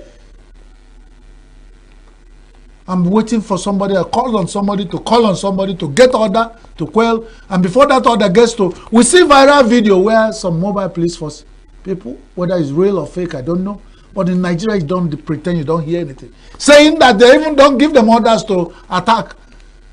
Now that guy was saying, you know what counter force will be, whatever that means. I'm not. But these days, you keep putting 2 and 2 together to make a sense out of this puzzle. It's a puzzle for whoever using that, because my father told me, once Nigeria is not at peace, that is where the evil men thrive. So how long can we remain? The Bible says, for how long can you remain in sin for grace to abound? The Igbo Bible says, to fiakwa. God forbid. That's the Tufiakwa in Igbo is God forbid. How long are we going to remain in this mess? And we are trying to be political correct. God forbid. But then, the Libya that specializes in doing juju for diarrhea or cholera, he did not put his nyash up here. Because by mistake, he will test it, he will enter his mind, and then everybody. You know, what goes around will come around. That is true. Libya Golo Otolo, and that is it. Whether the NSA, someday he will not be NSA. He has a village where he comes from. He might not be there. And when we are crying, there are some generals who are crying up north or somewhere in the middle belt. When they were in the Asorok, and when they were very close there, whether it was Asorok then or whether it was in Lagos, Northern Barracks, they were in power. Now some of them are regretting and crying. Do whatever you have to do right now. That's my advice. Well, if you take it, fine. If you don't take it, the house will not collapse and the roof remains. When it comes to this issue of security, the sooner Nigeria realizes this, because mutation is mutated into ISWAP, mutated Boko Haram, mutated into other things, herdsmen, mutated into known and unknown government, mutated into Mudaba. We don't know what the next mutation we have spreading like kerosene. We heard on the Punch newspaper this morning that Fubara actually met with the president in London, and the publication actually suggests that Fubara might shift ground after the meeting. That they must have discussed a thing or two regarding the emergency rule in Rivers. Do you think that this might in some way quell the situation or maybe escalate it, because Wike is also a particular factor? There is, in this time we're only talking about 2007 build up. 2007 is already built. It's not more like building up. It's already built. So some of this horse trading are related. Directly or indirectly. There's no how they pretend it has to do. So Fubara might have moved, graduated from being a career accountant to being a full-time politician. And then whatever, the snake that use their tail to touch other politicians will bite him soon. And he will know how the venom of Nigerian politics tastes. He's already testing it. And for him to remain alive, might decide to use whatever means available to cure the venom. But the venom of Nigerian political situation has beaten Fubara. And he's running around looking for heal or cure. So nobody can predict. There are a lot of magic makers who come predict that I can cure your venom. He has beaten you. Whatever solution, what the man is looking for is solution to cure the political snake that has beaten him, and the venom is running in his blood. So I wish him good luck. Whatever way, what remains is that Obi went to army to return and show evidence. And that's what. So the last duty of a man, according to Isdo Peho, I read that book in higher school. Isdo Peho, prolific writer, he said the last duty of a man is not to go to war to die. The last duty of a man is to go to war, come back and tell the story. And he called that book The Last Duty of a Man. You read it, very unique writing style there. So, the last duty of Fubara is to find a way of curing the political snake that has beaten him and has the venom running around his brain. Like one musician said, he's smoking Igbo, is running around his brain. This one is political Igbo that's running around Fubara's brain. So if he solved the UK Congress or conference or meeting, fine. If it's to shift ground, fine. What is important is that venom, if it doesn't go out of his way, he will keep running around. That's the way I talk about it. All right. We're also seeing some interesting developments as it relates to IMF cutting global growth forecasts because of Trump tariffs. Nigeria's growth was actually slashed to around 3%. Nigeria walks tightrope as IMF sees higher inflation, lower oil price. Well, each time you bring the issue of IMF, some of them will sit somewhere and say, what problem do I have with IMF? My problem I have with IMF, World Bank, all those big financial institutions, let them allow the small nations like Nigeria to breathe.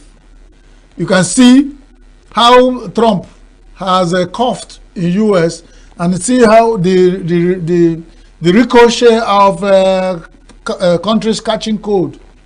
And you see, one is a minor. The major players are working around, but the only thing that made them put us here is that oil. The oil. They will make sure they're getting that oil almost free to go and process it and send it back here. Nigeria has population, and all the world are looking for, they are standing upon us not to grow so that they will have market for their goods.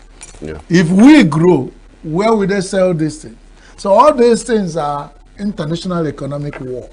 The only thing is, whatever you do for your girlfriend, he will not call you a son. He will not call you papa. He will only look at you as that man.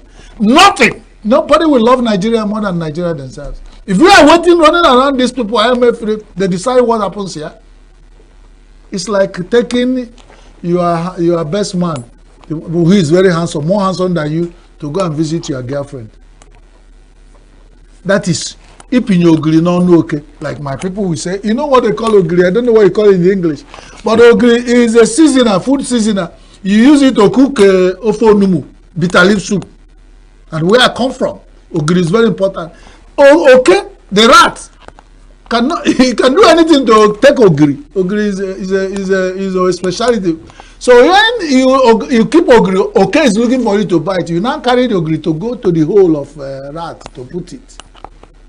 That is what Nigerians are doing when they carry all our economic structure and policy and the secret and lay it bare with IMF and the World Bank. And you're hoping that they'll give you advice. Every advice I see coming from IMF about Nigeria is suspect. Because nobody loves you more than... Of course, they told us there's no free meal, not even in Freetown. So why are we talking about them to decide for us what happens? Until we stand strong, we can't go to international negotiation. Because a bird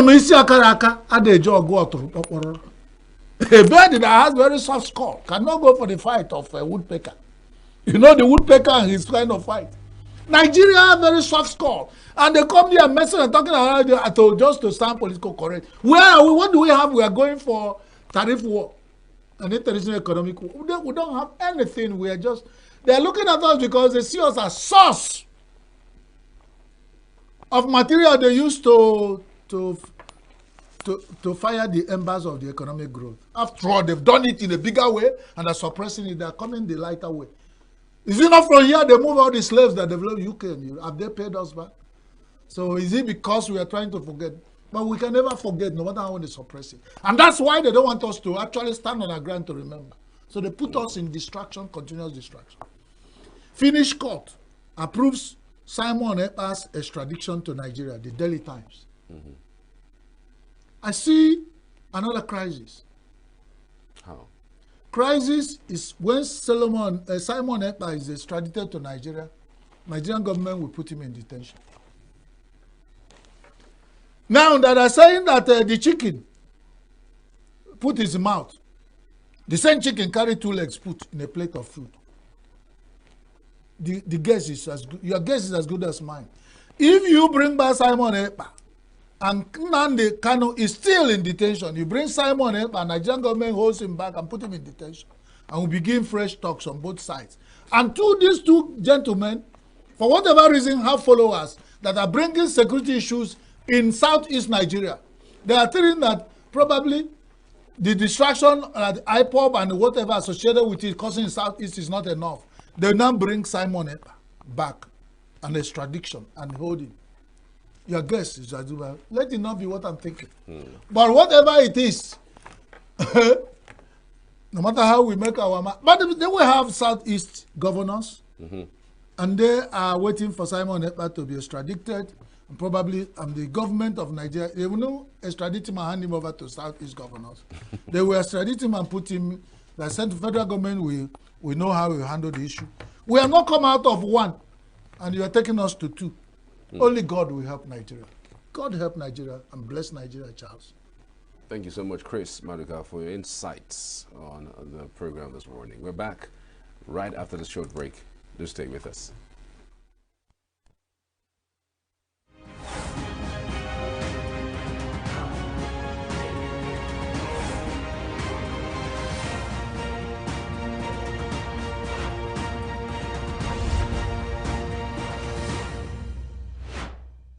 Every second, every minute.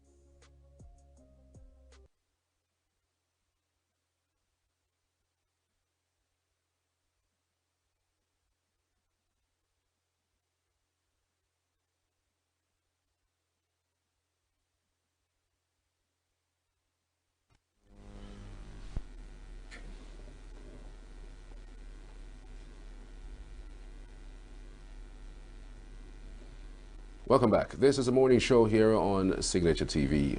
Recently, Nigerians lost 1.3 trillion naira to scam associated with CBEX. And CBEX, is reminiscent of MMM. I mean, they're promising several thousands, several percentage when it comes to investments. And what we wonder really, why does types of scamming agencies succeed in scamming people to that tune in times like this, even when the government has warned the people from investing in these kinds of Ponzi scheme? We have with us via Zoom this morning Honorable Ephraim Chukwuma Okenwa. He's an entrepreneur and a leadership expert. Good to have you, Chukwuma. Thank you so much for joining us. Good morning. Yeah, thank you so much. Good morning, Charles. Right. I mean, some persons would attribute what has been going on in the country as to investment in scamming agencies to, poverty. Some others say is greed. For you, which one is it? Well, I think it's a combination of both, and maybe a third dimension.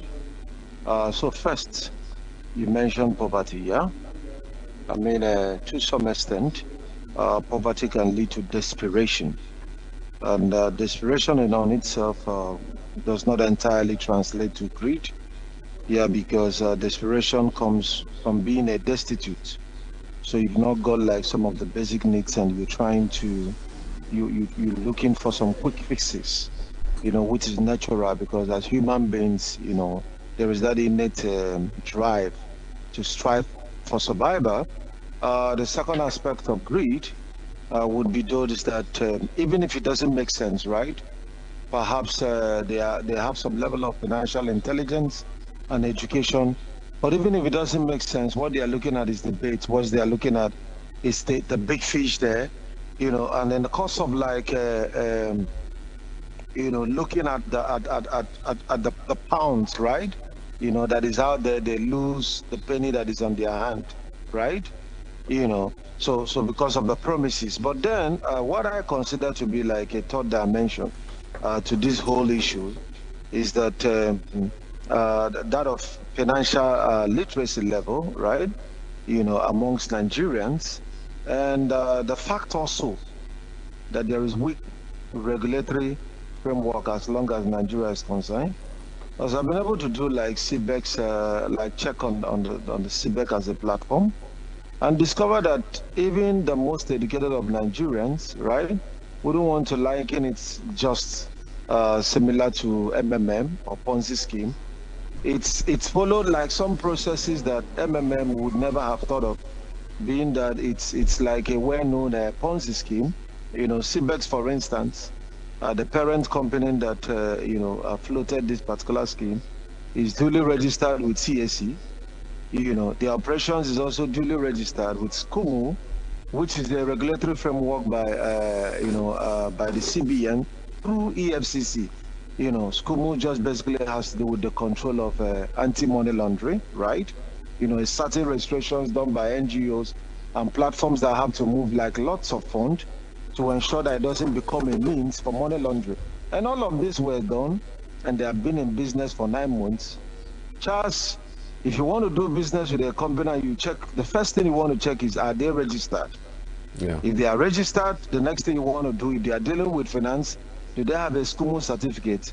So the average Nigerian would have fell in, and that's why this is really very sensitive and calls for like attention, whether all of the needful is done by the Corporate Affairs Commission, the EFCC, even in ensuring that only credible organizations get that necessary certificate that presents them in good light to do businesses with Nigerians. Right. Quite an interesting point that you have put out there, given the development. But I'm still a little bit skeptical because, again, how do you even identify what is Ponzi and what is not, Ponzi? I mean, you'd say it's not greed. People are desperate. They just want monies. But even if you want money, I mean, you don't lose the one you have to look for the one that you don't have. And sometimes some of these promises by these people are quite outlandish. I mean, what investment gives you more than 100% in just less than, 2 months or even 1 month? I mean, are there indications to basically say and that people would see and say, you know what, this is a Ponzi scheme, and they would warn themselves and probably warn other people, not to get involved? Okay, so before I get to that, 2 things. Number one, you asked a very important question. Are you going to lose what you have to gain, right? That is what investment is all about. You use what you have, you sacrifice. More like you have your seeds, and you have to sow that. Maybe like some cup of grains and stuff like that. You sow that because you know that there is a harvest season, right? And then in this particular case, let's not forget, like they call the scheme crypto, right? Bridge exchange. And you asked a very important question. What kind of scheme, investment scheme, can give someone such a outlandish return on investment? Well, like in terms of finances, like well-established financial markets, like maybe like the CBN, if you want to do like treasury bill, maybe you could get between 12 to 24%, surrounding which ranges. But then we'll see that the crypto, right, as a digital platform, has disrupted the process that the crypto value today to be at a certain value can increase by 100% in 1 day, right? That is very possible when it comes to crypto. So I see those that are behind this, the Nigerians behind this, as those that has evaluated the thinking of Nigerians, right? Ask themselves, what are some of the things that can be challenged? That if we come and promise these Nigerians, I mean, MMM just promised 30%, right? In 30 days, right? Of your money. Now you have a platform promising 100% of the investment in 30 days, right? Now, one of the things that we actually have made someone like me to begin to have doubts would be the fact that, when it comes to like blockchain, right? Determining the value of it is not dependent on one component, but a couple of factors. So someone would have asked, what will make a particular platform to guarantee a return on investment over a certain period of time? It's just like there was a time we had this platform called NBA Forex that also took lots of money from Nigerians. So you invest in like your money, They promise to trade in dollars, right? And then at the end of the day, you are sure to get a certain return on investment. Charles, is there anywhere where it is written that someone can be for sure, you are certain that Naira or dollar is going to increase against the Naira in a certain template and a certain form? Certainly not. So where I think that financial illiteracy comes in is the fact that you use what you know, one financial template you know, to validate every other thing when it comes to finances, without realizing that some investments, right, and the certain ones that can come with certain return on investment, like fixing your money in the bank, fixed deposit, the interest rate is usually very low so that all relevant stakeholders can manage their risk. But when somebody assures you 30%, 100% in a free market where a lot of factors can determine that whilst you are looking at that the crypto value could go high, there have also been instances where it's crashed. Then that means the person might be over-promising and you actually need to watch your back. But what I'm trying to say in essence is, whilst I'm going to blame like some Nigerians that fell for this, right? You know, considering the fact that there have been a lot of these happening and stuff like that. But I will blame more of the Nigerian government for registering their company, declaring them competent and credible. You know the process that it takes to get Google. They have to check all of the people that are on the board of that particular business, check if they have had criminal record, if they have had source, great source of livelihood. And if that happens, then the third order aspect also I will be interested in knowing, because I've seen a lot happen in Nigeria, is to actually know whether if the government has done the needful, registering these people, allowing them to operate freely as a registered business, perhaps paying tax to the Nigerian government. What I would be very interested in knowing with time would actually be when we hear the part of their own story, to know if the government, right, some actors within policymakers decided to rubbish the platform, which, sometimes political players are notable of doing within Nigerian sector. But for those that lost their money investing into platforms they haven't known, in Igbo language we say "Afie maradas," and I always want people to have that a bit patience before concluding and jumping into investment, because it's not as easy as one could think, especially without financial advisors. Well, why do you think some of these fake platforms target Nigerians specifically? Is there something about Nigeria that is so attractive to them? Yeah, we've heard about poverty and all that, but again, I mean, you have to be a little bit smart, at least way ahead of time, for you to be able to tell and detect that this is actually a scam. For you, what is that attraction for Nigeria, that these guys coming and then they thrive? Now, let me say something, that it's not just the gullibility, it's not peculiar to Nigerians. Humans world over, sadly, tends to trade more with what it looks like rather than what it is, right? So assuming you have two guys now trying to toast a lady, and one look wealthy and rich, but hasn't got money in his pocket, one just look, you can guess maybe what the income is like. I'm sure that the average lady anywhere will want to fare for the one that gives impression of wealth that is not there. And it will also surprise you to know that some Nigerian scammers and some Chinese scammers, Indian scammers, like nations with a renowned number of people trying to make wealth, their audience are actually the educated audience in Australia, in the United States of America. But guess what they do? They try to find out, because, I mean, if someone wants to swindle you, one of the first road the person will have to do is just like you want to purchase, someone want to buy something with a counterfeit money. You have to kind of make that money to look as much as possible as the good one, right? If not that, you don't really know a way to put in the seal and to put in the numbers, and of course, who actually have the device to begin to verify numbers. Or sometimes people may really want, for every note they want to spend, to check if it is counterfeit or not. And that's why even counterfeit funds stay thrive in a nation where maybe people have used money over time and over time, but they have not mastered it enough that, you know, to some extent that people cannot be able to slip through the fake one while spending the original one. So it's normal, like as humans, people will always, like even in those nations, Australia, because ladies, for instance, when people engage in love scam with those Australian ladies, it's very high there. That's why I'm using Australia. You know, their government will keep educating them. Please don't fall for this. But guess what? If you're a lady and you want to fall in love, you are not going to consult your government.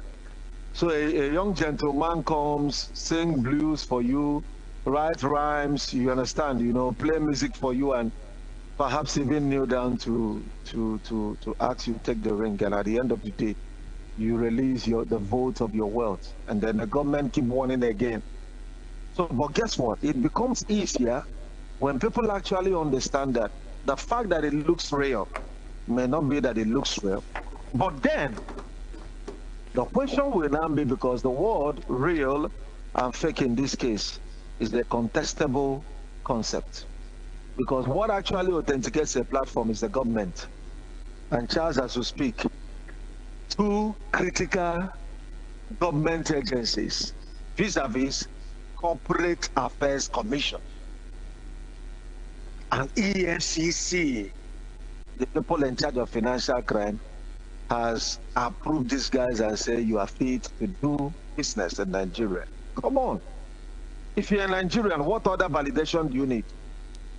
Charles, you don't need any other validation than that your government has said these people are fit to go. So I am not going to sit back and let the government just only blame Nigerians and say you are gullible. Even our government has become gullible. If truly these guys are scammers and they were able to go through processes that should require some level of serious interrogation before giving the seal of approval, and that means the gullibility also reach palace. Right. You know, the world is moving really fast, and everyone is talking about cryptocurrency. And the fact that this company even has crypto in its name, you know, brings to the fore some persons doubting, you know, this thing called crypto. I mean, how much of, you know, this scam, especially from CBEX, would make people now start doubting the veracity of cryptocurrencies in Nigeria? I mean, crypto, just like every other financial sectors, has been fraught with both prospects, right, and problems. And we are not going to deal with that anytime soon. Yes, there have been like that concerns about crypto. In fact, the word crypto for so many people, being that a revolutionary and a bit of entire ecosystem, right?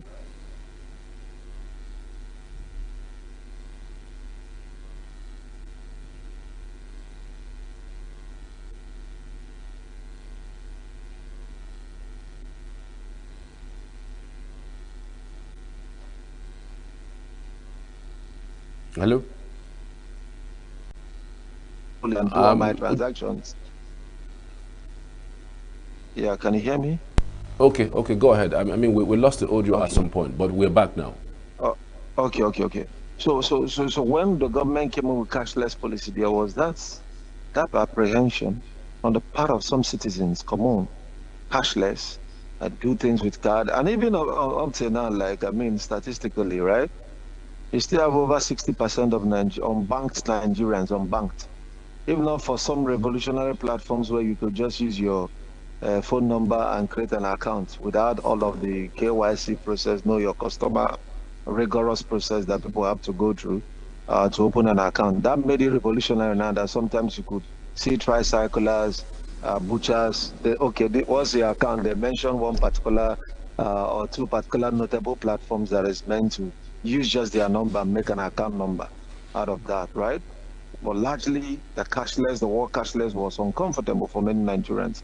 And now you are talking about crypto. So many people are just watching from afar off. With this, some people will just only conclude.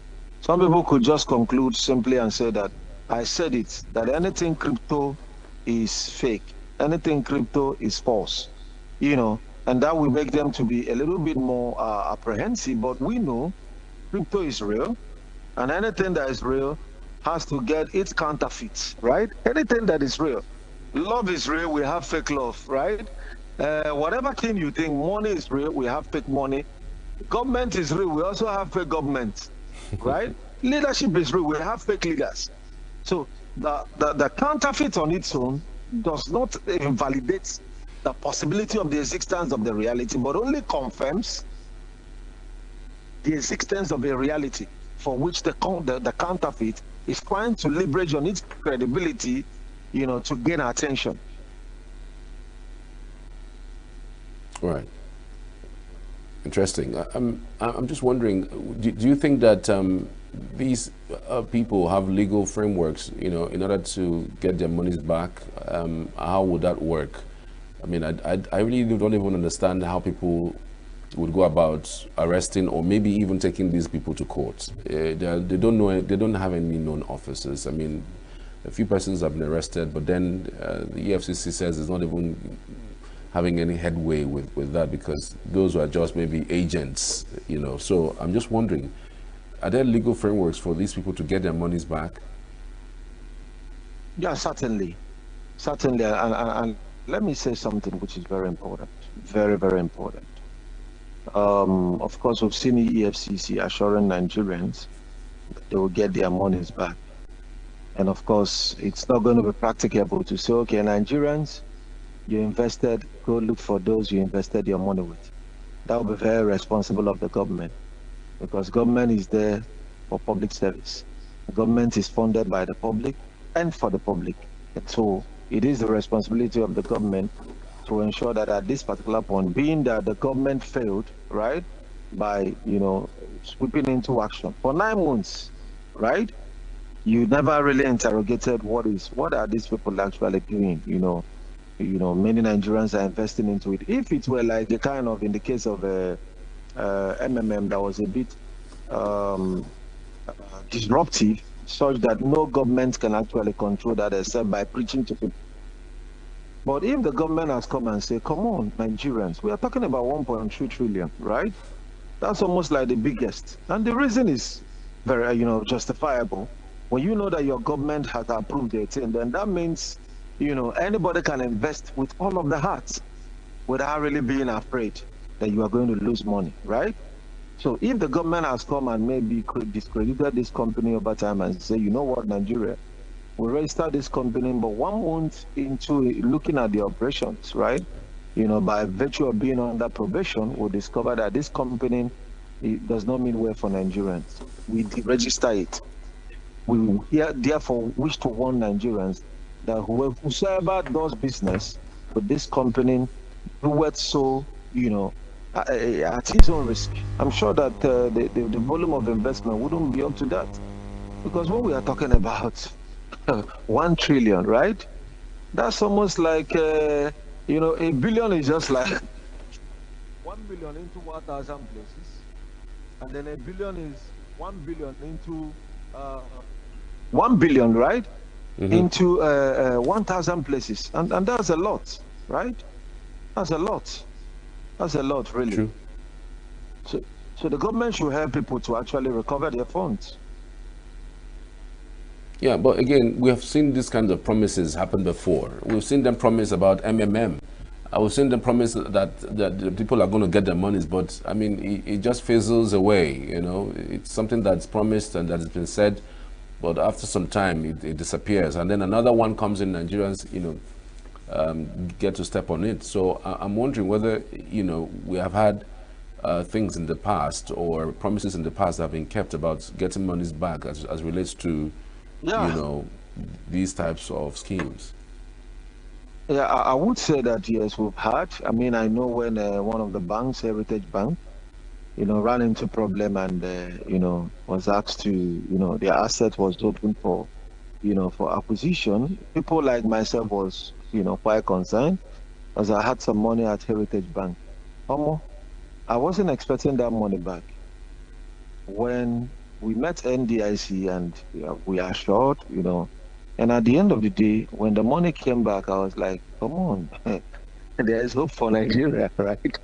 But that's a Because to me, bank. I just A concluded. bank That's the is bank. registered and has equity with the CBN just in case anything happens. So it's not the same thing with a scam Don't forget, we've company. had some banks. We've had some banks in Nigeria, right, where people lost their money till dates. You understand? Like people lost all their fortune. There are many. In fact, you could recall that, you know, the person that came with this capitalization policy, you know, that was during Sanusi. And without that policy, I tell you, 5 guys can float a bank just like this, register it, follow all the due process, and would weak Nigerians. Now, having said that, you will discover that in the case of MMM, which, by the way, really one thing I learned from MMM was Nigerians could actually trust and love themselves. So Charles, a Yoruba person calls you and say, I am Olukemi, I've been paid to pay you. And then the payment is made without knowing who the person was, right? Just because the platform says so. If you were the government, how will you get all the money from Olukemi, from Peter, from this? The money were just going into the hand of the people. The only thing is that as at the time that the company, right, decided to end, through like some of these agents, which they call guiders, they were not able to recruit massively. But then some Nigerians all made fortunes out of that, as they played the show, right? But then it was dealing with Nigerians, so there will really be any way of actually gathering all the money. But in this particular case, we know the company to hold responsible. And if the government ever comes up, and Charles, do you know up to now? What the EFCC keeps saying is, oh, we already, you know, apprehended the people. We don't want to disclose their identity. We don't want to do that. We don't want to do that. I see that as, you know, something that may be an indication that some players, even within the government, knew about this business, and they may even have 1 or 2 strong men who will be part of the beneficiaries. Interestingly, now we've seen like federal government come to deny even about the 80-year concessional plan of the airports.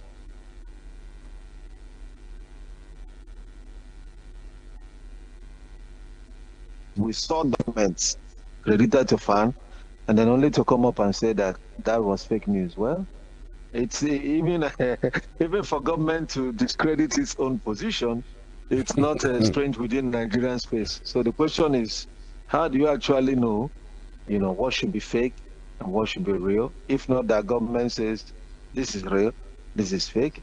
If INEC says, despite if I win an election, and INEC say, well, it's Charles that won election, then Charles becomes the authentic candidate. So the word reality, the word fake, it's relative, it's contestable, and especially within Nigerian space, where it seems sometimes we can operate double standard. But the Nigeria government, if you ask me, if they don't find those people, let them pay back people though. That's government should take responsibility. I mean, you can't have like a US government approve businesses that will come, leverage on the gullibility. You can't deal with, I mean, gullibility cannot even be drained by education. You cannot. Because you can see a PhD holder marry like a fraudster who come with a love scam. Right. On the final note, how do you think people can protect themselves, especially from scams like this? Yeah, so in protecting oneself, right, you know, what I would actually advise is invest into only known parts. Parts you've known, right? They have been along for a while. One of the things we've seen about Ponzi scheme is that it doesn't last for 3 years, right? MMM stayed like barely a year in Nigeria. This one now like 9 months, right? MBA Forex was around like 2 years, and so it looks like any business that stays like financial investment sector more than 3 years, it might be an indication that, you know, there's some level of sustainability. But also check like their tax profile, the people behind the business, and most importantly, get a financial advisor, right? If you must be an investor, don't just become a wannabe investor, right? Investment in money making is the riskiest, you know, part to money making, and any person that must do so counting on the prominence and competence of worthy financial advisors. Otherwise, your money can be up for grab. All right. Thank you so much, CEO Chukwuma Ephraim Okenwa. Thank you so much for your time. We truly appreciate your insights on the program this morning. You're most welcome. Thank you so much. All right, we're back after the short break. Do stay with us. With a population of about 36 million people, the Southeast is awash with stories. Every day on Southeast News, we tell the peculiar story of the Southeast and her people. Our Southeast should be the Silicon Valley of Nigeria. Their successes, achievements, and daily challenges. Do you have a Southeast story to share? Community achievements and challenges, completed and uncompleted projects, bad roads, water scarcity, erosion, flooding, insecurity, or even disagreements? Bring it on to Southeast News. On Southeast News, no story is too big or too small. Southeast News. Let's tell our story. Showing on Signature TV every weekday at 4 p.m. WAT, 1600 hours GMT.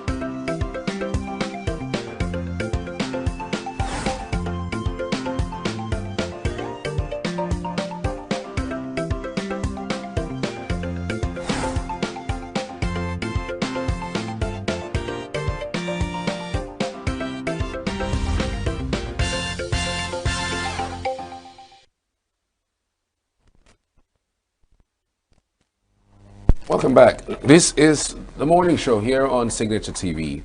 Charles here. It's 4 after 9 a.m. on a fine Wednesday morning. Hope you're good out there. So in time past, I mean, when you speak of issues regarding teenagers, you tend to, try to talk about peer pressure, try to talk about parenting, try to talk about, what they are going through in terms of discovering themselves, trying to rewrite some of the things that they, had known while they were young. I mean, that's the time that they're, moving into adulthood, and sometimes some of the things that they had known from childhood tends to try to dissipate. They tend to now see the world in a totally different light. Yeah, you may speak about all of those things, but you would never mention a few years ago that maybe social media will be a problem to the teens. Well, we'll talk about that a little later, or better still, just this morning, because Ifeoma Charrington Watu, the teen handler and a public servant, is with us. She will speak to us about that particular topic, the teens, their psychology and positions in times like this. Good to have you. Good morning. Good morning. How do you do? I'm fine, thank you. I'm fine. Good morning. I mean, did you at any point, you're a teen handler, did you at any point envisage that social media will be a major issue for young people? Yes, I did, because at some point when social media started becoming a kind of a bad influence, becoming a standard for teenagers more than the family values, and owing to the fact that in recent time we have more absent parents than it used to be before now. So I had that feeling that social media could actually be an influence on the teenager. But is it more of a bad influence or a good influence on teenagers? Because again, when you look at social media, there are different, you know, spheres. The social media world is wild. So why is it bad? I mean, it's only when you go to the bad part that it becomes bad for you now. But don't you think that it can be used for better too? The teen's brain is still developing, and the part scientifically, the part of the brain that helps you make informed decisions is still developing in a teenager. Then when we look at the social media, it seems the negative part of the social media is louder than the positive parts of the social media. And to a very large extent, even you as an adult, you stumble into these negative ones, the trends. When positive things happens, it hardly trends. But once there's a negative news, it flies like wildfire everywhere. And it's influencing these teenagers because their minds are not strong. They are easily influenced because they don't even know what to do part-time. They are trying to figure out things. So they go with the principles, what the social media presents to them. They go with the values they see on social media. They go with these standards because they feel, oh, that's a trend, and because it's popular, it makes it right. Mm-hmm. Yes. Interesting. So that means beyond just teaching the teenager how to behave, what to look out for, you start teaching them also how to use social media, isn't it? I mean, it should be part of, you know, the parenting. Yes. I mean, it adds to the pile of things. I tell parents at some point your teenager should have no business on the social media, except they are using it for something positive. But if it's just to be like where you come to social media, you keep scrolling, getting information that are not useful to them, what is a teenager doing on social media? If a teenager is using a social media to build a brand, it's different. Like I have teenagers who are working on, there's a program they call, yesterday was Earth Day. They had some presentation of converting waste to useful materials and the rest of it, and they need to upload it. If it's for fun, I don't think a teenager have any business on social media, except when they are up to maybe say 18, 19. At that point, you as a parent already knows the values you have inculcated in this teenager, because most of the times parents leave these teenagers to themselves. You just give them phone, you don't regulate. How many parents can come out and say, this is who my daughter or my son is following on social media? Who are their influencers on social media? Most of them come to social media, they just look at the trends, the fashions, the new music, and all of that, which is somehow, to an extent, is not beneficial to their growth. So to me, I would say, if a teenager must be on social media, there should be a regulation. To what extent, really? What kind of regulation are you looking at? Is it parental regulation, societal regulation, or even government regulation? Because again, it's a thin line, because we've seen people become social media managers. Yes. And now it's even a thing. Like when you are in the past, when you are a social media person or an influencer, you tend to be downgraded. Just stay on one side. But right now, it's like it's a major deal. Yes, you know, it is. There isn't no company right now that is not on social media. I know. Yes, most of the teenagers are into tech, except for reasons like that. And if they are going into this tech, I think there's regulations, because if you're managing somebody's social media page, there are things you're not meant to do as a social media handler. Like when there's toxic comments, you don't become so loud, you don't reply people rudely. So there are regulations. If you're a social media handler, there are regulations, there are things you don't do, there are trends you don't jump into. But leaving them all to themselves, when they are not using it for something profitable, something beneficial, something non-productive. That's what we are looking at.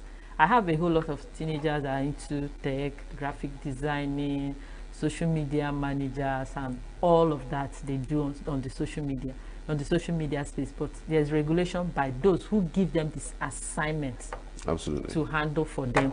But the regulations I'm talking about, charity, they say, begins at home.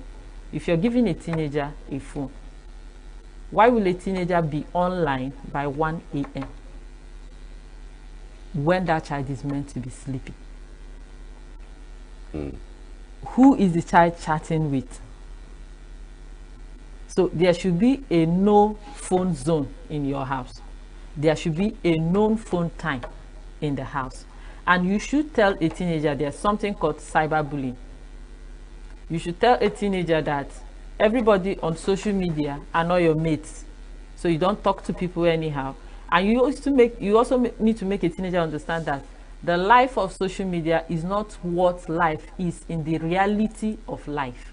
That what people show you is what they want you to see. So you should not be moved by that. Because in recent times, teenagers are taking their standard from social media. So once people are pushing a narrative, okay, set for example, this last weekend, we just had the wedding that trended. You know the wedding I'm talking about. And there's this bestie, oh, they have been besties for over time, and everybody's like validating it. Oh, he's a wonderful person. There was no strings attached. He allowed her to get married and all of that. A teenager who have not been guided from home, who doesn't understand the principles of relationship, who doesn't have his or her feelings in check, will feel, oh, having a relationship with the opposite sex is fine, forgetting that there are some points your feelings will play tricks on you. Is valid, is normal, but it doesn't give you direction to life. I don't know if you're getting it. So these are the things you need to teach these teenagers before you release them into the world of the social media. A lot of people say that that teenage age is the rebellious age. Is that true? Have you experienced that? Rebellious in the terms of they tend to go against what their parents say most of the time. They tend to say no to some things. Yes. They tend to test the parents' resolve, you know, and see where it takes them. Because the Gen Z teenager believes that they have their rights. In our days, we were taking instructions without even knowing why. Like you come home and your parents tell you, this cup, don't keep this cup here. And the answer is yes, ma. You don't have any rights to ask. There's this fear. But the Gen Zs, no, they want to know why. And until they understand the why, they rebel. So that's the gap. That's the problem between this generation of teenagers and the generation before now. So if there's lack of proper communication, two things happen. It's either the teenager is rebelling or the teenager stays on his or her own, doesn't communicate, doesn't want to seek any form of advice or take instructions. They just withdraw. That's the word. They will just withdraw completely. But those ones that want to be heard will communicate it wrongly. That's where the rebel comes in. But if there's effective communication between the parent and the teenager and have an understanding, because recent time we want them to understand us without we understanding them.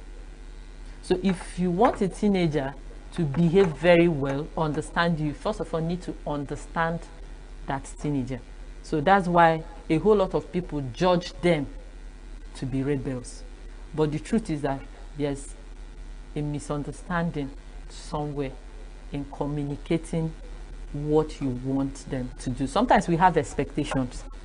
We expect them to do this, we expect them to do that. And in most cases, you don't even teach them this, and you're already having expectations. It doesn't happen. You're supposed to know, you're supposed to do this. Did you teach them how to do it? That's the question. So I'm not trying to make excuses for them. Some of them can go haywire, you get. But if there's proper communication between the parent and the teenager, the level of rebellious teenagers will reduce. All right. At that age too, I mean, they're also trying to fine-tune their lives. That's at the time that are probably taking the best types of decision regarding their career, what they're going to study, what they're going to become. That's the bridge between what they said they wanted to be while they were kids and launching into what they actually, you know, want to become. And that's usually a far cry from what they said they wanted to be when they were kids. Some say they wanted to be pilot. In fact, I think I remember that I said I wanted to be pilot for more than 10 times, you know, while I was a kid. Maybe I'm being a pilot here today, so. Okay, yes, you're still piloting your face. This is the airplane pilot, actually, not the pilot as an honor personality. But again, what should define a teenager's thinking as to what they would become in terms of career? Because over time we've seen parents take decisions for kids. Teenagers. They said, "Look, this is I want you to be this. I want you to be that. And if you're not be this, then I am not fulfilled." So, what kind of communication, what kind of conversation should be held between the teenager and the parents regarding, you know, what they want to become? Okay, you know, in recent times, parents want to clone teenagers. You want to mold them the way you want. You want them to just be. I want you to become this. I want you to see you. Forgetting that these teenagers have their own lives. They have their choices. They have their desires. Not just career, but every other thing in life. I had a teenager who loved football so much. And the father wants him to become an engineer. So this is already an issue. I invited both of them and something just came to my mind. I said like, you can become a football engineer now. Okay, that could actually be possible because things are really evolving, things are changing, there are dynamics to a whole lot of things now. And they wanted him to become an engineer. He's still, I think he's still in SS1, so he plays a whole lot of football. I just told the father, what you need to do is to guide him and tell him there is time for everything. The time for your training should not clash with your time of study. You can create time, manage that, okay, maybe on weekends, I'll play football. From Monday to Friday, I'm doing my academics. So if he chooses a career in football, let him be. Let him get the basic education, maybe still play his football, get his degree, and let him make a choice where he's found. The most important thing is where this child finds fulfillment and satisfaction. A whole lot of parents want their teenagers to become what they don't even have interest in becoming. That is why we just, like, when you're growing up, you see that, oh, this is what I wanted. There are too many factors. It could be finances, it could be the society, just like in our country here, a whole lot of things can make you change your mind. Or you can even find out that you are actually struggling in this area. So why will you be where you're struggling, where there's somewhere else you have the strength that you can do this thing effortlessly? So parents need to sit down and have this conversation with these teenagers. Know why their passion is driving them to a particular field of career or profession. And if that child is not struggling in that area, it's fine. There are footballers making money. A whole lot of teenagers are going into tech. It wasn't like that before now. We had this a kind of timetable of it's either you're a doctor, you're a lawyer, or you're an engineer. But the world is evolving. There are diversities of careers that people can go into and still make a living out of it. So our parents need to welcome this new development. So that means we would also need an educated parent to even lead the kids these days. Because if you're a parent, you're not educated enough, you wouldn't see the opportunity, that comes with these types of things, isn't it? Yes, knowledge is very, very important, both for the parent and the teenager. Yes. So in today's world, just beyond social media, gasp that we are trying to, talk through. What are the other things that affect the Nigerian teenager? Okay, in recent time, parenting has affected a whole lot of teenagers in Nigeria because, like I said earlier, we have a whole lot of busy, absent parents that leave teenagers to do life by themselves. And these teenagers are learning principles from the society. Some of them are reparenting themselves.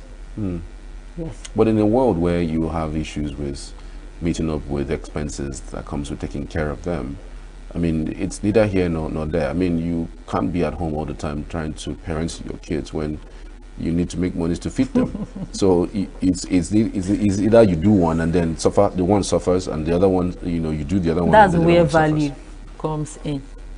Value. What do you uphold? Because there's this Yoruba, I'm not Yoruba, but there's this Yoruba adage, I don't know how, but I'm going to say the English part of it, that if you leave your children to build a house without taking care of them, they will grow up and sell the house you built without building them. Now, I know we need this money. We need to take care of them. But then there are things we need to teach them, and that's where time and value comes in. If you have family values, you start teaching them, even with the smallest time you have. I had an MD in a big firm in Port Harcourt where I worked. He doesn't come to the office every Wednesday. He stays back at home, drops his children at school, picks them up from school, and sits with them, do their assignments and every other thing they need to do. He spends time with these children. Growing up, my father works outside the state. He travels every Monday morning and comes back every Friday. But between Friday evening and Monday morning before he leaves, he takes his time to ask us questions, have deep conversation, teach us what we need to do, make sure that everything we need to do in the house, we do it. Pays attention to our academics. How have you been struggling? How has your week been? Okay, this is what you need to do. If it is like this, you do it this way. He keeps reminding us of our family values. In our family, we don't do this. We don't tolerate this. But some parents just, when their teenagers get into trouble and you ask them, madam or sir, are you aware that this child is doing this? They will just, the question they will ask the child is, do you lack anything? I provide everything. Parenting is more than provision of material things. What are you teaching them? What values, what principles? There are life principles that you teach a child. Even if a child finds in his or herself in the most corrupt place, it keeps ringing in their mind, except that child decides to. I know you can do your all, and the child decides to take a path, choose a path that is maybe somehow destructive, but then that child will not deny the fact that I was taught this earlier in life.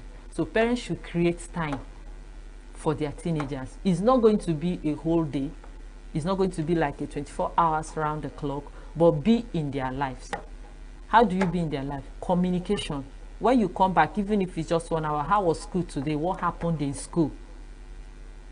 Are you finding any subject difficult? Yes. Okay, what are you trying to do? Do you need a lesson teacher? Do you need this and all of that? So I think parents should start paying attention. And if your child is talking about friends, I have this friend, you should take out time to know who these friends are. What do they talk about? What do they do? These holidays now, a whole lot of parents, because they don't need disturbance, they want to go about their businesses, they send their children out to family friends to go and do sleepover. Sleepover should not just be something based on relationship, it should also be based on trust. Because now most parents choose class over values in choices of friends and family. Like family friends, they say, oh, this person, they have money, they are living in duplex, you can go there, they will take care of you. Not minding if this family I'm sending my child to if their family values aligns with our own family values. So that's why some teenagers, they will go, come back worse. They'll go and come back worse. Yes. A whole lot of things are going on. A whole lot of things are going on.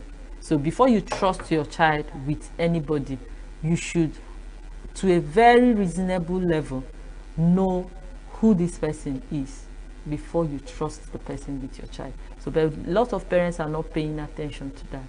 So long as he's our church member, he's my colleague in the office, we come from the same place, he's my uncle's sister, and all of that, my children are free with them. You know, you should also look at the values these people uphold as a family, as a person. Does it align with my own family values?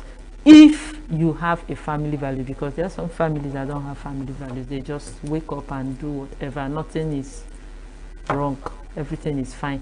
So long as we move around and make money, every other thing is not a problem. How much of sex education is important, especially in an African setting? Because it's difficult to speak about sex education in an African parent's homes. It's almost like a taboo to speak about sex education. So you would wonder whether it's important. I mean, the parents just grow up hoping that the kids just know about sex. Yeah, they teach you about behavioral patterns, they teach you about how not to speak, what to do and what not to do, your career and all that. But when it comes to sex, they're always running away from it. They don't like to talk to their words about sex. It's very important. Sex education is as important as every other aspect of life. Teach them. I advise parents from the age of 5, 7. Start telling them, these are your private parts. Nobody should touch this place. And when they have become teenagers, say it the way it is. That's my advice. When you're teenagers, say it the way it is. Say it the way it is. Demystify it. Don't try to paint it. Don't say this one is this and this one is that. Call it by its name. Tell them the consequences. Tell them this is what it is. You don't need to, because if you don't, in this time of social media, they have their peers, they have their biology teachers, others will teach them. Their phones will teach them, and it's not going to teach them the right ones. It's definitely going to teach them the wrong aspect of it. So you sit them down and start telling them on time what sex education is all about, why you should not engage in it. This is a certain age, this is when you're supposed to engage in it. Don't stay in an environment. Tell them the triggers. Let them understand what their hormones, their emotions, their feelings. And when you're teaching them this, give them a safe space that when you start feeling this way, come to me. And when they come to you, don't judge them. Because that's what a whole lot of parents do. When a child comes and say, mommy, I am crushing on this boy or this girl, the person like, hey, God forbid, upon everything I have done, oh, this boy, you are a spoiled brat and all of that. No. Let them know that it is valid as you're growing, you're developing. These feelings are normal. But it's your ability to control it that what makes you the better and the bigger person here. So sex education is very important. Gone are those days where we try to shield these children and hide these things from them. Because if you don't, a whole lot of things out there will teach them that. Yes, because normally these feelings will come. So you need to start teaching them how to manage and handle the feelings. What for you is your greatest fear about parenting a teenager? The 21st century teenager. Emotional distance of parents from the teenagers in recent time. Yes, because parents have left the media, the society, to parents' children. Are they still considered kids at that age? No, they are still kids. So they are your children. They keep being your children. Is it because they are teenagers? There's something I was trying to narrate to somebody I think a few days back, I said when a child is small, like a toddler, like trying to crawl or learning how to walk, and the child falls, you hear people tell you, shh, don't shout. Because if you shout, the child will be scared and the child will not want to walk again. So, but when they become teenagers, what changed? We no longer want to see them as those babies. When they fall, we are like, are you blind? Can't you see? And all of that. So apart from that, it happens in real life. When they make mistakes, we feel that why should you make mistakes? And we forget that they are still growing. They are still our children that needs guidance, that needs to be protected, that needs to be given directions. So they are still children. There's a book somebody wrote, I think just me, I said, teenagers are people too. So they are still children, but we cannot somehow they are kids because they are still developing. Even their brains have not really developed fully. I think that is one of the reasons why if a teenager commits a crime, they don't convict them. Even if they go to take them to prison, they have the juvenile where they try to shoot them from adults. So that's the kids. From a charity, many thanks. I truly appreciate your insights on the topic, teenagers and their psychology. Thank you. All right. We're back after the short break. Do stay with us. Every second, every minute, every pocket.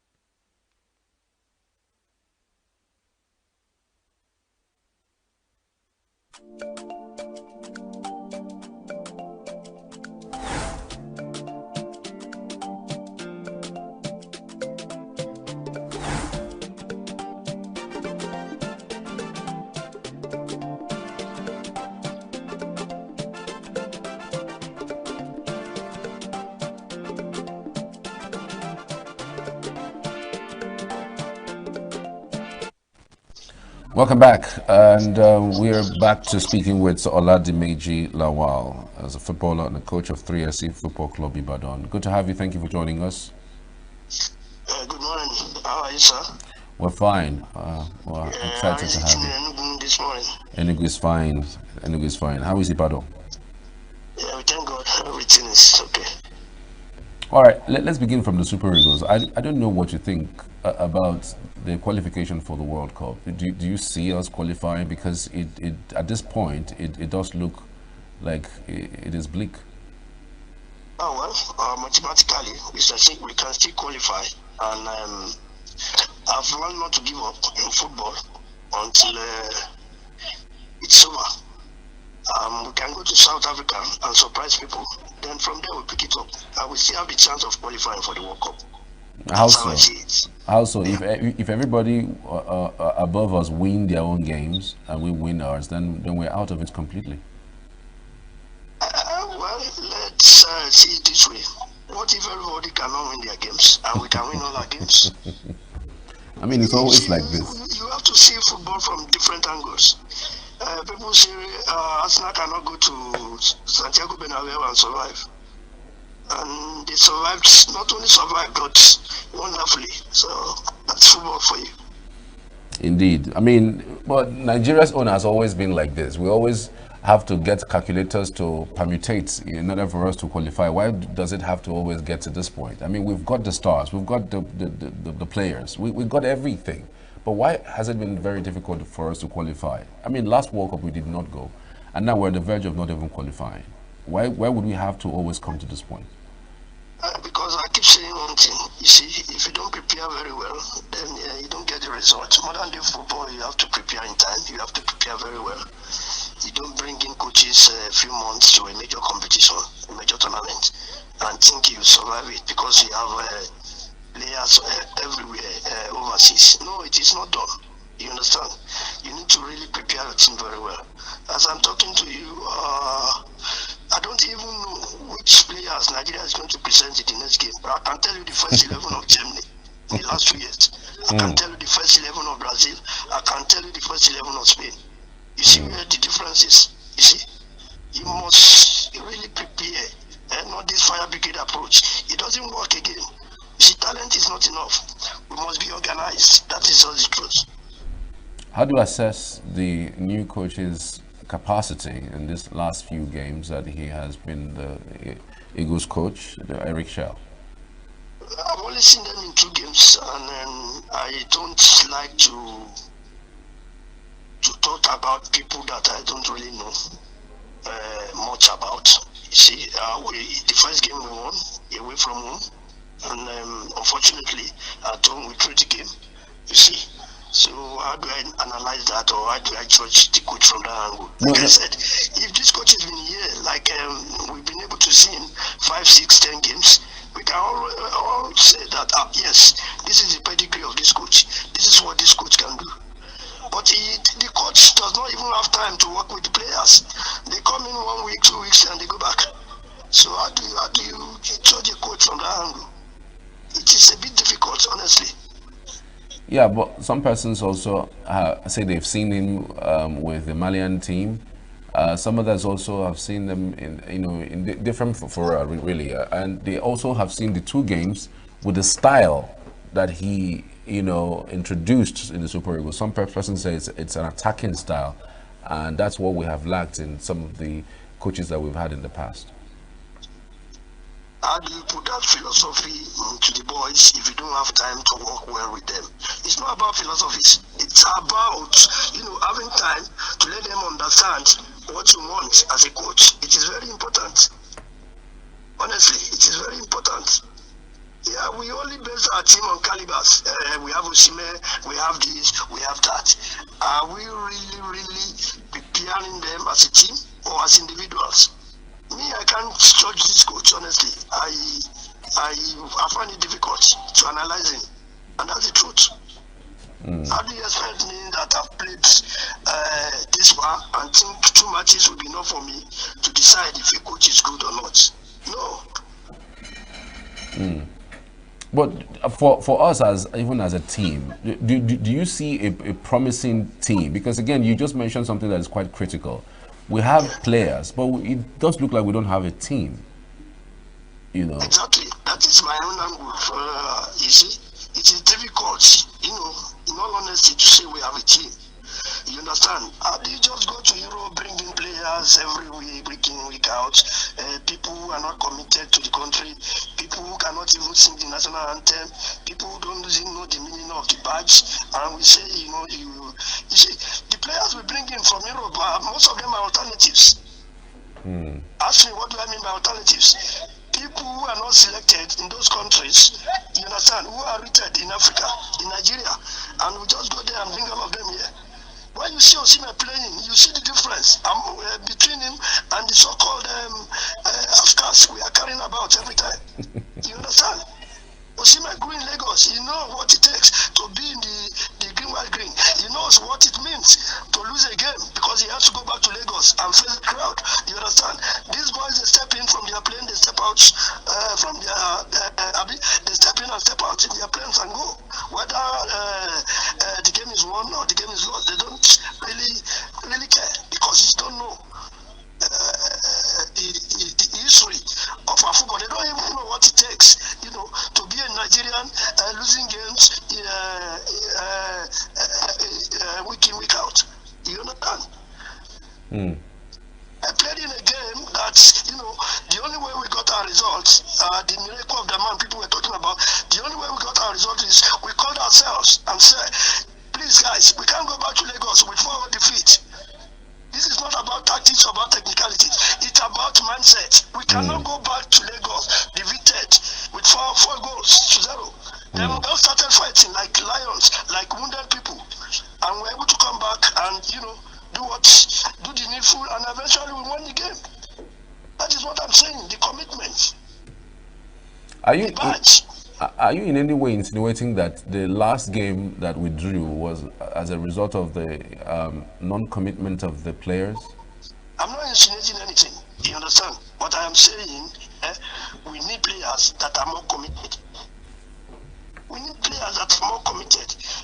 People that understand it. Let me tell you, I have seen Nigerian players who want to die on the field, and I have seen players who just come and wear the green, white, green, play and go.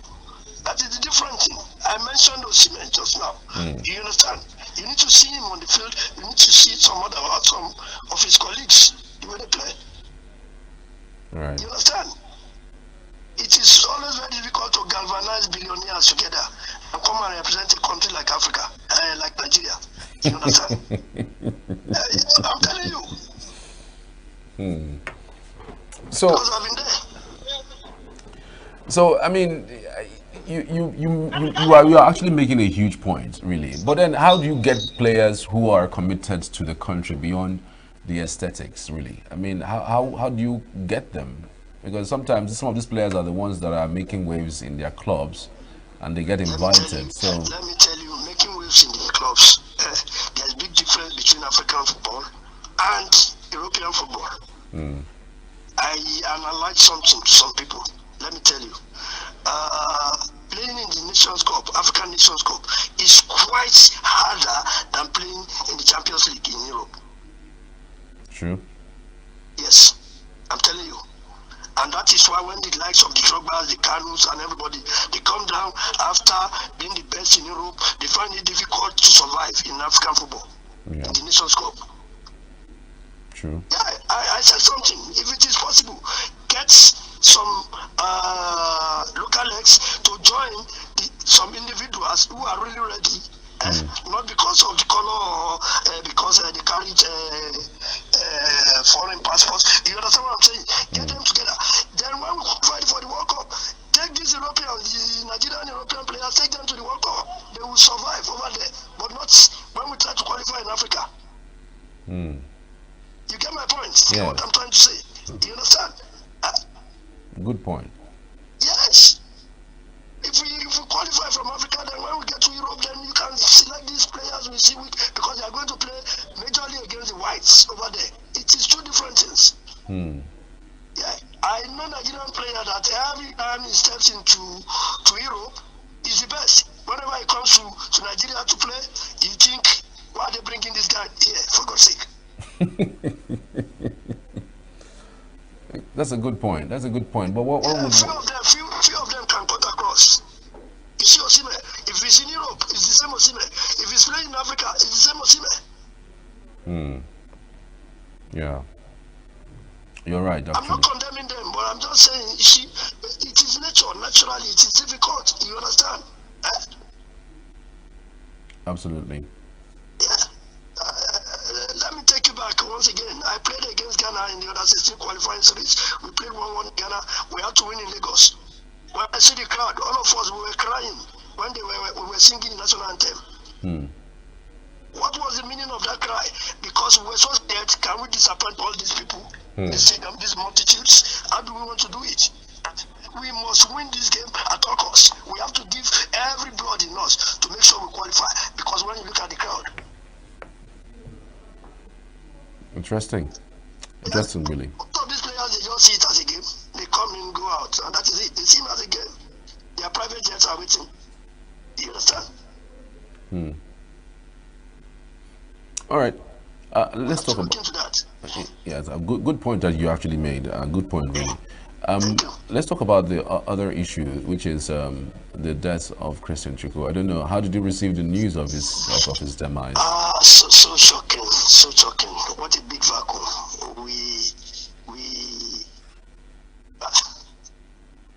The commander-in-chief of Nigerian football, we lost him to death. That is all the truth. I cannot describe Ishi because this is a man that has done basically everything. He's given everything when it comes to football, in terms of football. He's a role model for all of us that were growing that time. It's a man that we look up to and say, so this is a man that, is working so hard and he's always smiling. You think he's not doing anything? But he's a commander-in-chief. I saw him play a few times, you understand, and I know this is a leader, a real leader. Do we have such now in the national team? That's a big question. That is the vacuum I'm talking about. Well, why are we losing those who are committed to the country? Do you think the country also may have also lost, its stance? During the Christian Chukwu days, you could, well see that they're putting in their efforts. But these days it's actually very, very different. Do you think that the country also owes the players a certain duty and that they're not doing that? That's the reason why they are also, basically doing the same thing to the country. Because our national anthem is contrary to what is really going on with their stars, We're a country without past heroes. That is just the truth. You see, you are only useful to Nigeria when you are there. The moment you are no more there, nobody cares about you, nobody thinks about you.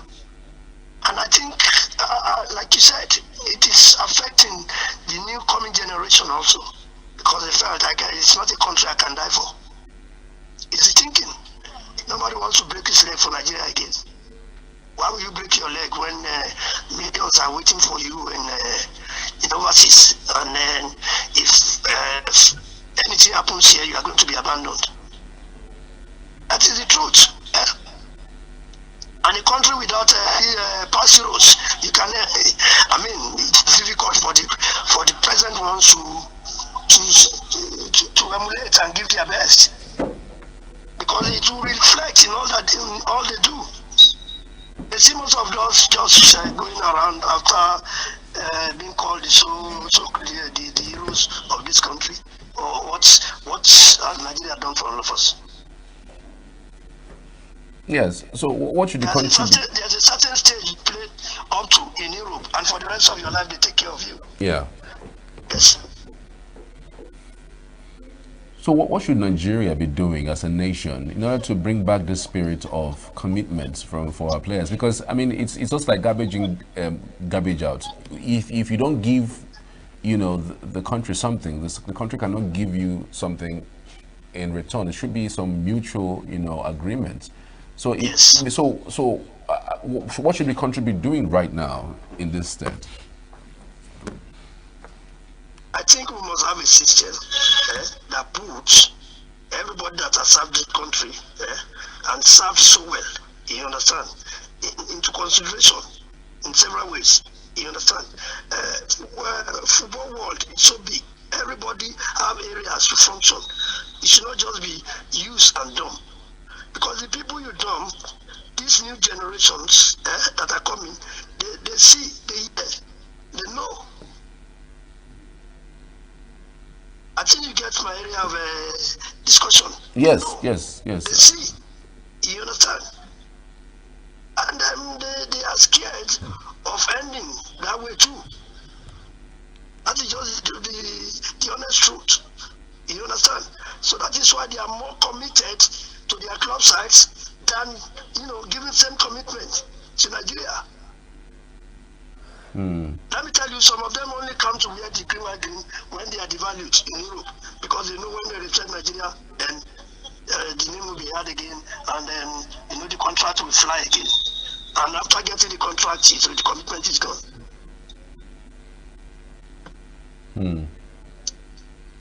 So, with the way things are, it does look like we will not have a group of players who will be so committed to the nation to the extent of basically having people putting their life just to make sure that the country stays on. I mean, is that what you're trying to say? Because as it stands right now, this thing you mentioned does not even exist.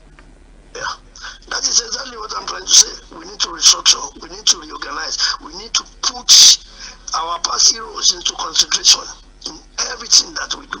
It is very important. You understand? It is very important.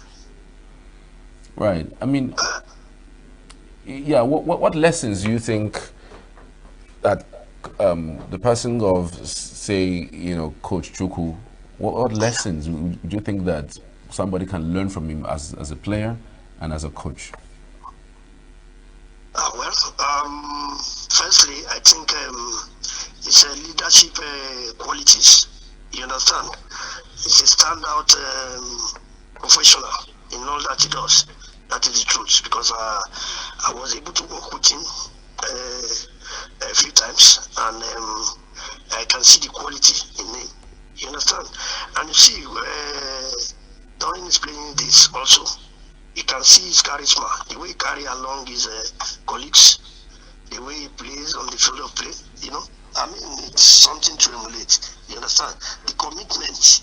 It was okay. Let me tell you something. Why is Christian Chukwu in the mouth of so many people, whereas there are so many young players who have played and retired after Christian Chukwu, and every Nigeria mentioning Christian Chukwu? I think that is something to emulate. Yeah. It's like this new generation. When we travel on the road, my players, everywhere we go to, they keep shouting, Tineji Lawal. And when we're playing, there was no placard on our back. There was no name. And I used to joke with them. They are supposed to be shouting your names because you carry big names on your back every time you play. But now we get everywhere, they keep calling me. It's because of the commitment, the discipline we had then. Everything we put into it. You think Nigerians are not watching, but they are. That is the honest truth. And that is why Christian Chukwu, may so rest in perfect, will remain one of the best that has ever come out of this country. So, I mean, if you look at what has happened, I mean, I saw one of the headlines some few days back that his son was going to petition NFF about owed, fees. And I'm wondering, like, is it still being owed by NFF? I mean, it's really shocking. I cannot go into that, but if that is the truth, that is exactly what I am trying to talk about. You understand? Even at his old age, he was not only supposed to be paid his debts, whatever they are winning. He's supposed to be looked after. Nigerian football, you can't mention Nigerian football without mentioning the commander, Christian Chukwu. It's impossible. So why would anybody have to petition now before he can get his attachments? It is not. It is not. Even when George Best became a drunkard, he was dying in England. The English people, the English government, they keep looking after him. He was never abandoned. Paul Gascoigne, until his death, Great Britain was looking after him. He was being taken care of. And none of these guys are the lifespan of Chukwu when it comes to football, in terms of representing their country. So it is sad. If that is the true picture, I don't know, but it is sad if that is the case. It's not supposed to be. So you feel some of these are legends who have played and represented us, internationally, wearing the green white. They should be put on some sort of pension scheme or some sort of life support of some sort, Exactly. That's how it's supposed to be. You understand? What gives Nigeria a better image than football? Let's be honest. What brings us together as a nation that is beyond football? Even when we have grievances, when we have a crisis, the moment football is involved, everybody forget about religion, about ethnicity, about tribe. So Right. So, as it stands now, even in the NPFL, I'm just going to ask this. Is there a pension scheme for the NPFL team, for the teams that are participating in the Nigerian Professional Football League? No, it's nothing like that. Presently, it's nothing like that. Do you think there should be? Do you think there should be? Yeah, of course. You see, when the players feel secured about their future, they give more commitments. That is the truth. You understand? Football is a job that the lifespan is very, very, very short. And they don't have retirements. You understand? So there should be a kind of scheme that if you play to certain level, you understand, you'll be taken care of, you'll be looked after. It's not a kind of self-entitlement. It is what it's supposed to be. I thought some of these clubs are actually owned by governments of some states. I know there are a few that are privately owned, but if you are affiliated to the government, it's assumed that you are being paid by the government of that particular state. But how come they are not on pension scheme if every other person is on pension scheme? They are not. And I'm telling you the truth, they are not. You can do your investigation. Even they pay taxes, but they are not. The moment they are out of the club, they are out of the club. Wow. And that's the truth.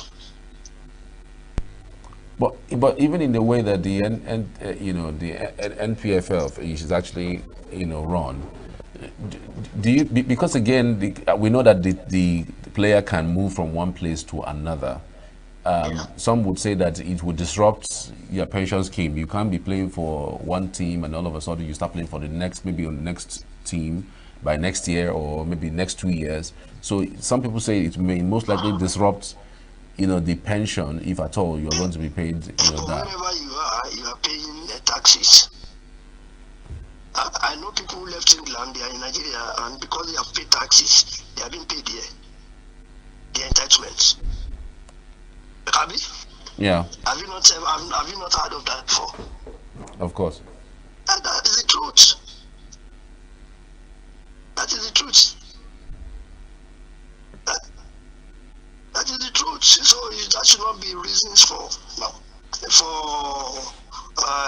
not doing the right thing. If people pay taxes, wherever they go, if they move from one club to the other, they still pay taxes. So why can't it be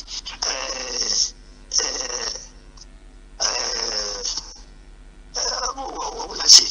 Why are they not entitled to being looked after? Taxes are taxes now. Yes. If I play in Oyo State and I move to Nasarawa, I pay tax. There must be a way to put all that together and compensate these people so that we get more commitment from them. That is why every Nigerian talent,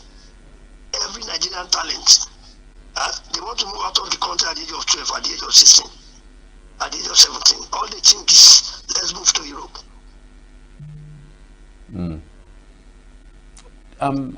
Given what we are seeing on the African continent, in terms of player welfare, do you think Nigerian NPFL is amongst the best, for those who take care of their players? Yeah, I think we do. I think we do. Yeah, can be compared to. We're not saying we are the very best. We can still do more, but I don't think we are that bad, honestly. Because in some clubs, the players have been paid very well. Their welfare is always paramount. You understand? So All right. Oladimeji, many thanks. We truly appreciate your insights on the program this morning. Thank you again. Thank you for having me. I'm glad. All right. That was Oladimeji Lawal, all the way from Ibadan, giving us an insight into some of the developments in football. We're back after this. Just stay with us. Every second, every minute, every day.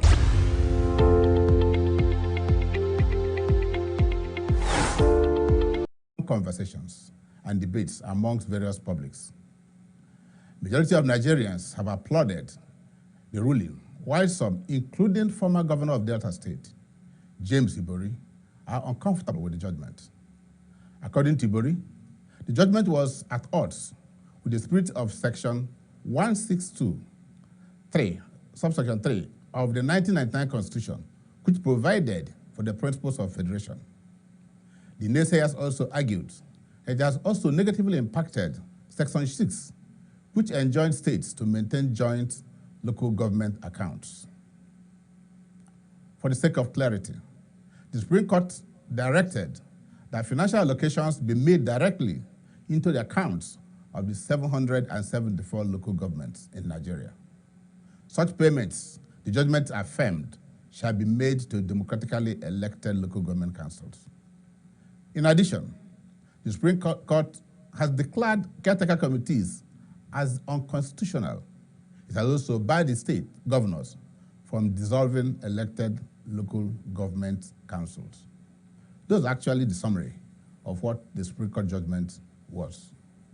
With me in the studio this evening to shed further details on matters arising from the Supreme Court land judgment is Ozo Ibuneko Gazmora. He's an ENUGU-based attorney and former Commissioner for Information in Enugu State. Thank you very much. I'm sure, as a lawyer and as a commentator on national issues, yes, that you would have perused, you would have read the judgment. Yeah, I've read what is available. The real true copy is not yet out. From what you read? Yes, we've got the snippets. What are your thoughts? Well, to be honest with you, I am not very comfortable. Not because of the same reason former Governor Iburi and some others are not comfortable, or the same reason some persons are so happy about that judgment. I'm not comfortable because it is not yet certain what that declaration, what that judgment is set to achieve, other than what is posted out there as financial autonomy for the local governments. You see, that judgment, perhaps when it comes out in full, we'll get to understand whether it actually touches some areas of the law, that is the Constitution, for that financial autonomy to be achieved. I'll give you an example. Section 7, sub 6A says the National Assembly makes laws as to expenditure and funding of the states from the general revenue. B says the State Assembly makes laws as to the revenue, effect of revenue of the state on the local government. So if you grant financial autonomy to the local government and you leave making the law to the State Assembly, it is not actually a financial autonomy, right? That is one aspect. Then that section 162 sub 3 is talking about. The first question that should even arise is, as a federalism, what are the constituents of our federalism? That is the federating units. Is it the state? Is it the state and the local government? If it is the state that are the federating units, this autonomy, where does it leave the local government? Can the local government be a federating unit? Is it possible for it to be a federating unit? You remember the case of Attorney General of Lagos against Attorney General of the Federation, 2004. Yeah, when Tinubu was governor. When Tinubu was governor. This thing came up. What brought about it initially, the initial ground was that the Tinubu administration created local government areas. And the Obasanjo administration said no. The federal government was not going to feed the newly created local governments. That mobilization of revenue of the federation would be to the existing local government. Now, it brought that confusion because eventually the Tinubu administration created about 47 local governments from 20. So now the thing went to court. And the creation, Section 8, vests the power of creating a local government in a state in the state assembly, only to make returns to the National Assembly. Right?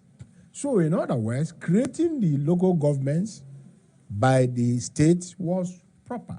But then the federal government says it is not going to release federal government revenue to those newly created local governments.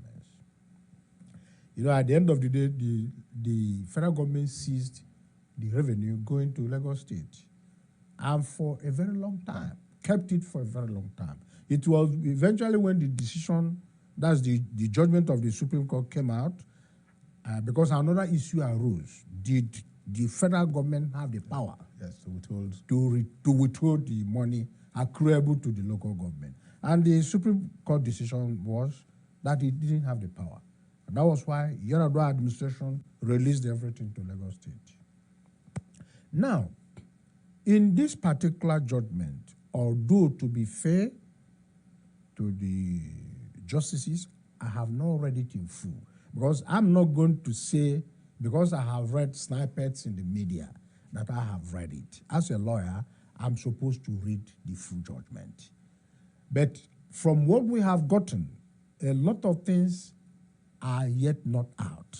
It is not yet out on what it does with Section 7(6)(b). The powers of the State Assembly to regulate spending. And even funding make laws. Yes, to make laws for the local government.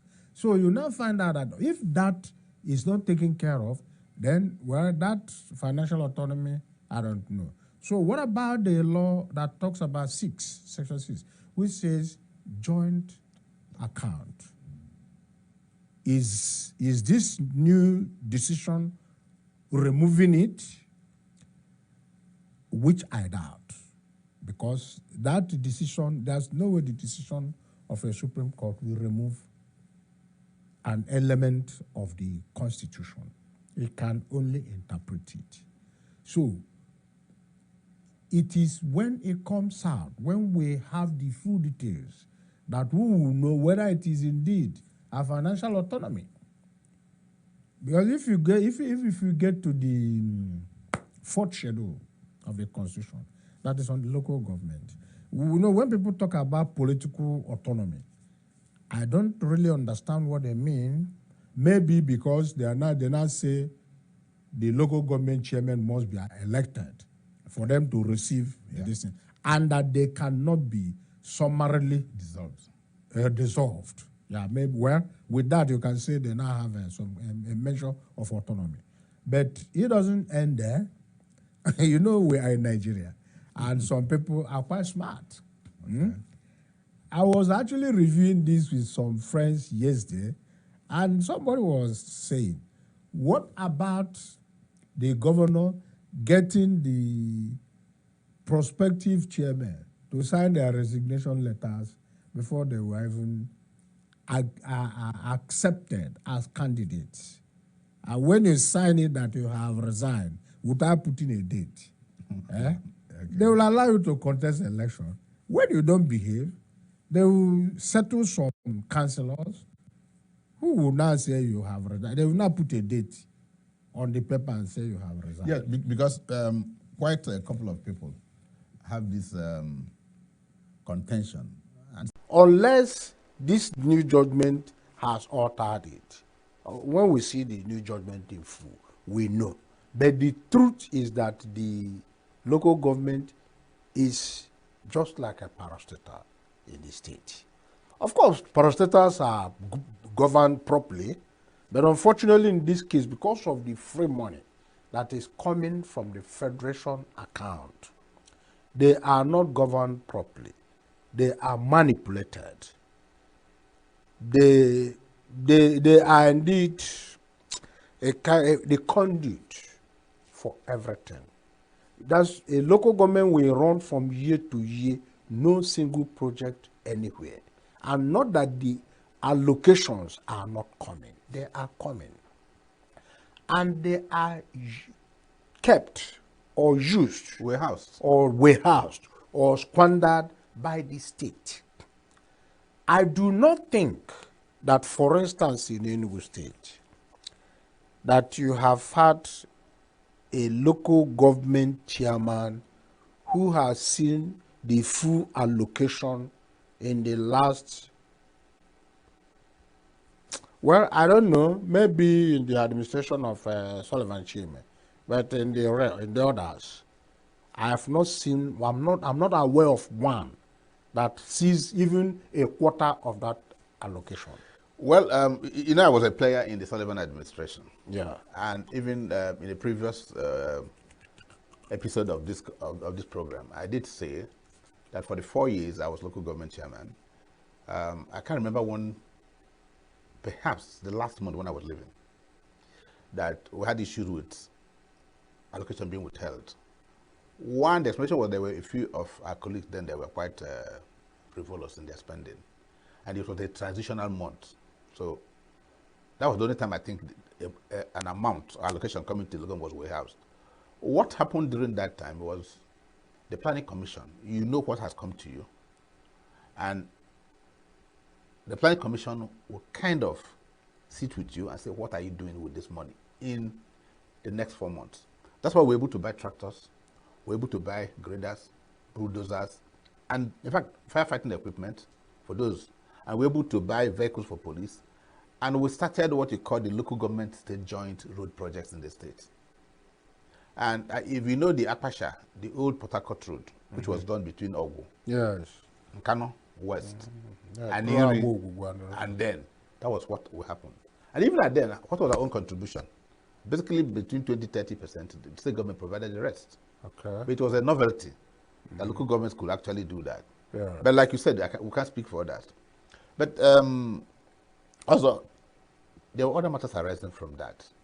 One was, I had conversation with some people yesterday, and the issue was,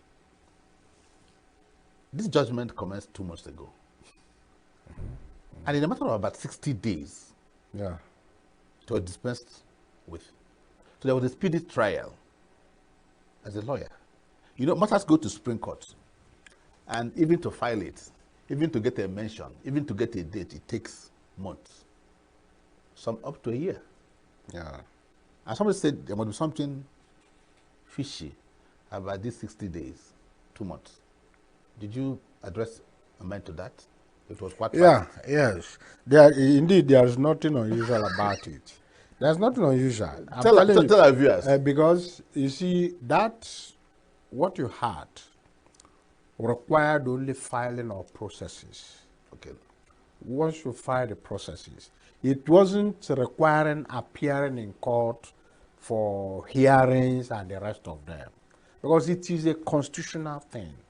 What they needed was to file the processes, and the justices would read them. Of course, where it was necessary they probably invited opinions of legal luminaries. Okay. That is the tradition. They invited their opinions. It is AG Federation against AG of states. Just filing of the processes. It's left for the Supreme Court to ask for opinions of some amicus curiae, that's friends of the court, even some retired justices and some others. Ask them of their opinion, because it is interpretation of the Constitution. And once those opinions are brought in, they are all put side by side and weighed, and the decision is made. Or we know when eventually we get the judgment, we'll know how far-reaching it is. Because if it is one theme, that theme being financial autonomy, that is sending federation allocation directly to them, fine. Or political autonomy, saying that only elected local government councils would be funded from federation account, that is fine. Okay, you had alluded to that, but you might speak to it further. And that is to the issue that some people argue, rightly or wrongly, that the Supreme Court judgment was actually an attempt, an ambush of the Constitution. They tried to amend some section of the Constitution, usurping the function of the National Assembly, and trying to amend the Constitution through the back door. You talked about section 6. That's about section 7, sub 6B, sub 6A. That is the federal. That's the National Assembly makes laws for states. Okay. While the State Assembly B makes laws for local government. Then section 6, the joint local government account. Yes. Section 6 is joint local government account. So now, that's what I said. If now they begin to send the money directly to local government, would they be bypassing that section? You mean bypassing that joint account? Yes, now. That is what I'm telling you, that the judgment, we don't know what it says about section 6. We don't know what it says. And we don't know what it says about that 6B, section 7, 6B, and what it says about 162 sub 3. Okay. That's the constant unit. Are you remitting money to the local government directly as a federating unit, or what? That is, remember, it is not just sending them money. It is leaving them to determine entirely what to do with the money. You understand? Meanwhile, the position of the law is that the local government is under the state. What I think is that the federal government is being simplistic in dealing with the entire situation. That thing has to be well looked into. The decision taking, whether we have to retain the local government as a federating unit, or we leave it as a part of the state, which can be called, if you like, you call it local government council, you call it a local government area, you call it local government area council, or whatever. It was an issue in the previous litigation between AG Lagos and AG Federation. So these are the things that will have to be sorted out. It's not as straight as people think. It's not just an issue of what they call the word or phrase, financial autonomy or political autonomy. No. There are certain things that will impede that autonomy in law, and you can never achieve it. Well, when the money last year, with Section 6, and that Section 7, 6B, you nail the money. You haven't to remove them. Okay, we'll just take a short break. When we come back, we're going to look at a script that talks about the duties and functions of local government. Yeah. And see to what extent the governors have usurped, so to speak, the total functions of local government. Yeah, they In have. some states, what you may have is a unitary government, where from the state capital, governors decide what local governments should do, should not do, whether it is the market, motor parks, virtually everything, even in revenue collection. Yes. So don't go anywhere. We'll take a short break.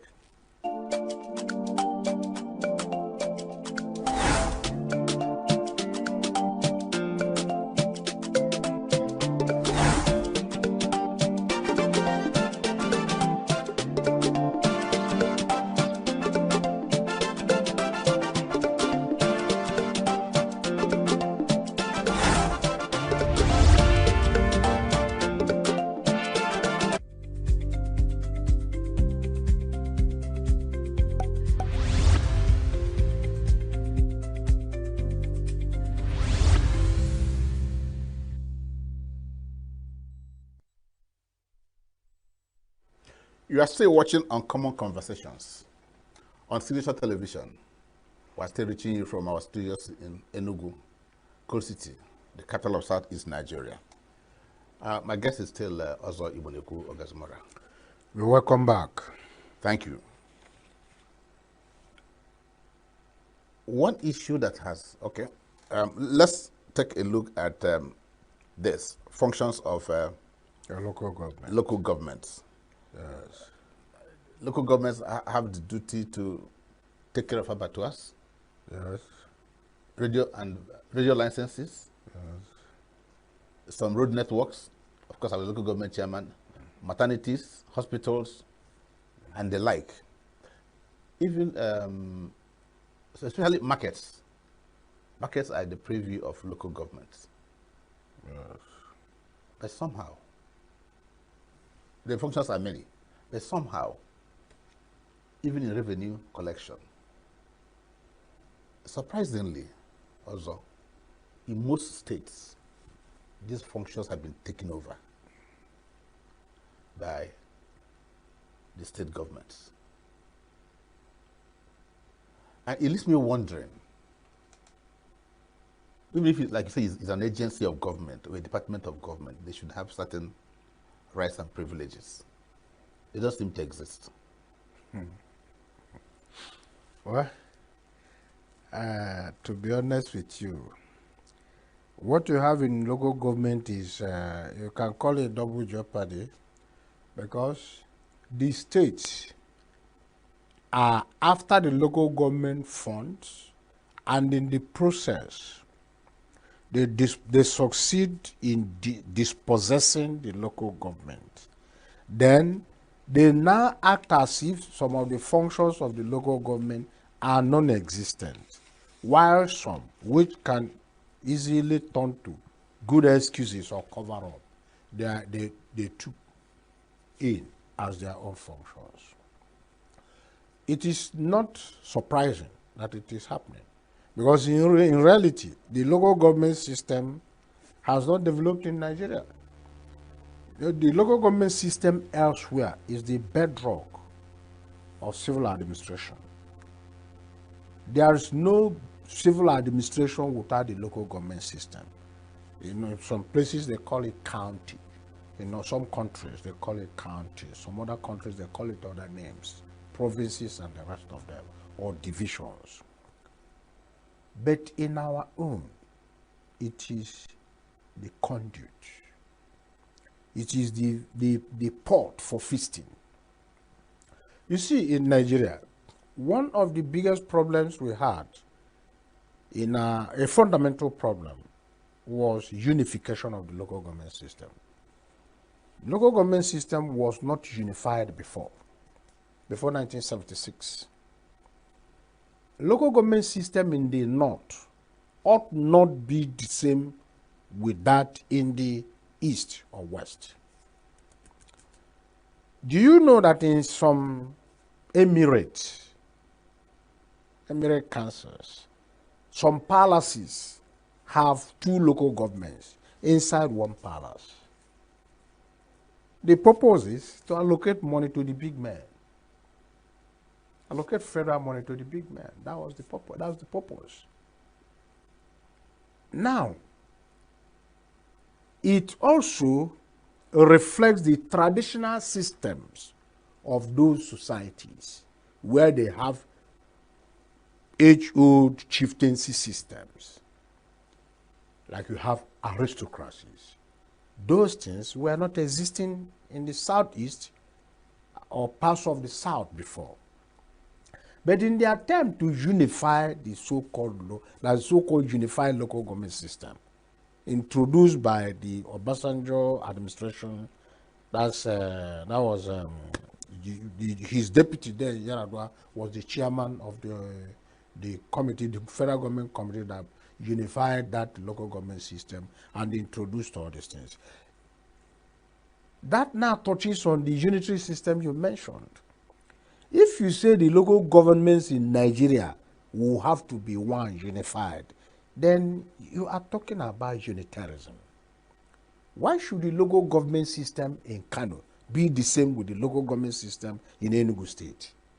We do not have the same tradition. The way they are governed traditionally is not the way we are governed traditionally.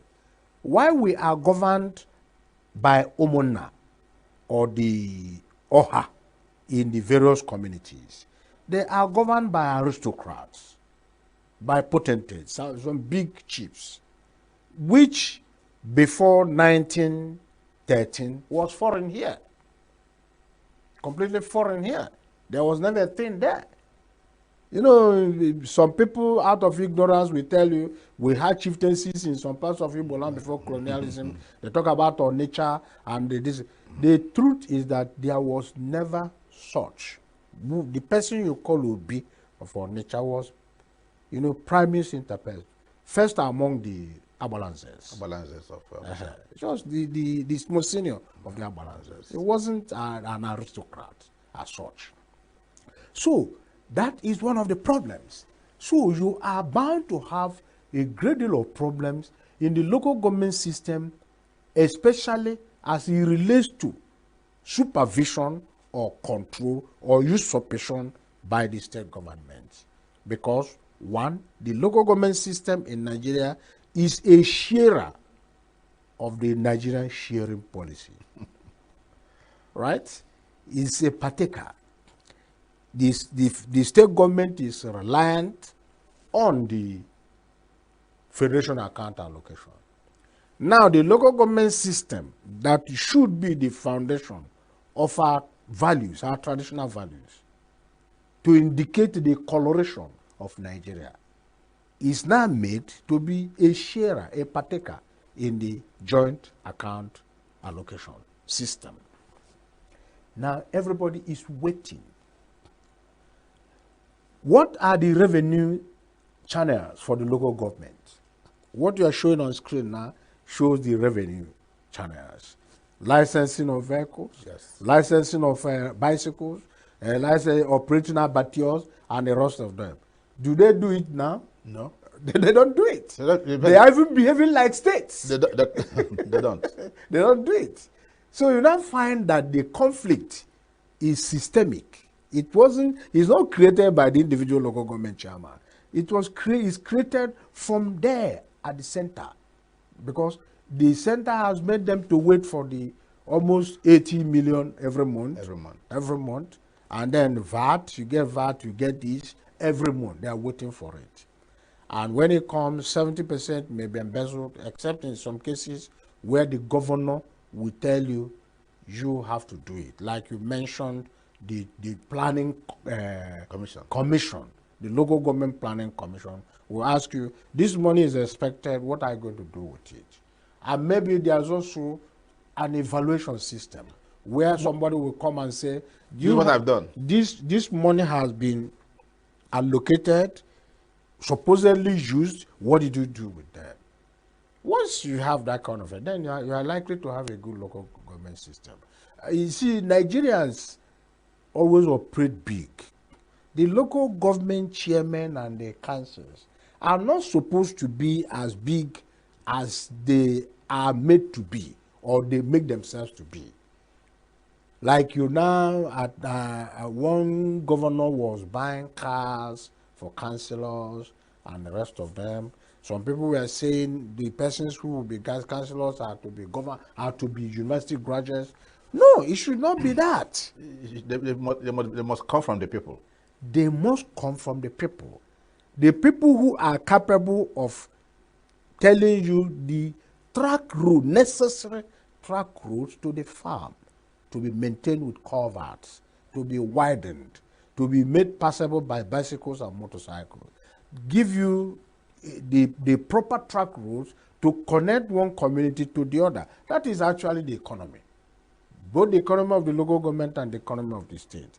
If it becomes easy for somebody from this community without coming to that expressway, which is like a slaughter slab, because of accidents, people moving from one local community to the other and from there to the other without any interaction with the so-called federal highways or state highways, making it so simple, leaving them in their sedate life.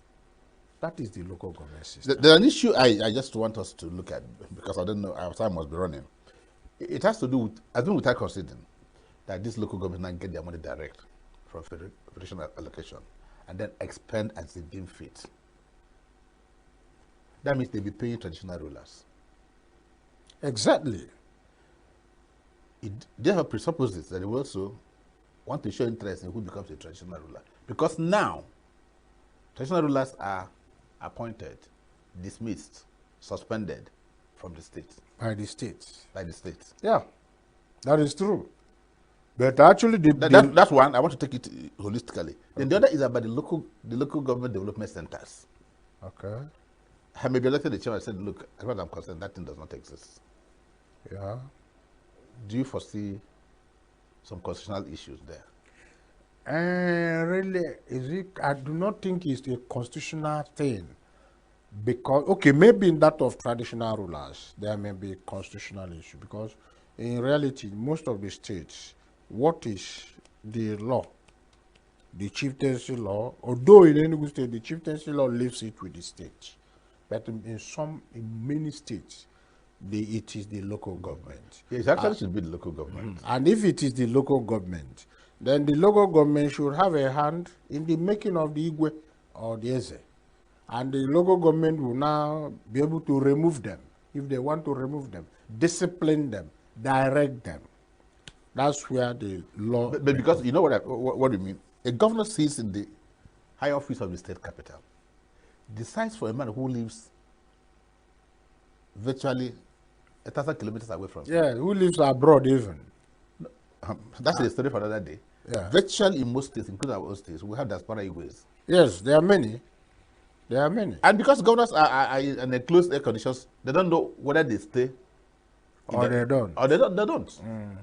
They know, but the truth is that for some reasons, those people were made Igwes. There were some certain reasons, not because the governors didn't know. There ought to be supervision. Even the commissioner for chieftaincy ought to supervise them, ought to say what has to be done. So it is not as if that thing is going to bring a conflict. And when you tell them to, tell the local government chairman to now pay the traditional rulers, you know, they will also determine who becomes the traditional ruler. Of course. And they are going to discipline them, and they are going to limit the number of traditional rulers. Where the others are asking to be given traditional rulers, they may find it very, very difficult to do that. So you will have a situation where there will certainly be a conflict. Even political conflict will have to be part of it. There will be political conflict in all these things you just mentioned. There will be serious political conflict. But I do not see, well, until that judgment comes out, we are not sure the local government, this local government will have the kind of autonomy people are jubilating for. No. Okay, also, Gazimora, I think time is no longer our friend, but I'm going to make a promise. You will find as soon as that judgment comes out. Yes. You take a hold of it. Yeah. And before then, Tuesday, we'll have it. Yeah, when you have it and you've gone through it, yeah, we'll do a return match of this conversation. Definitely. Because we'll be in a better position to enlighten our audience, enlighten those who are watching us, yes, on what that judgment is all about. Yes. Yeah. So until then, I just want to thank Ozo Ibuneko Gazimora. He's the Enugu-based attorney, former commissioner for information in Enugu State, for finding time to shed this light on the judgment of the Supreme Court that happened yesterday. It's still sketchy. Yeah, it is. From his analysis, it's still sketchy. It is. So we do hope that as soon as he has the full judgment, we'll get back to it, study it, and come back for, as Ijami would say you repeat the wedding. Yeah. You repeat the wedding. Yeah. So then, thank you also. Thank you very, very much. Thank and you. of course, don't forget that same time, Monday, you have a fresh edition of this program. Okay. Thank you for watching. Thank you very much.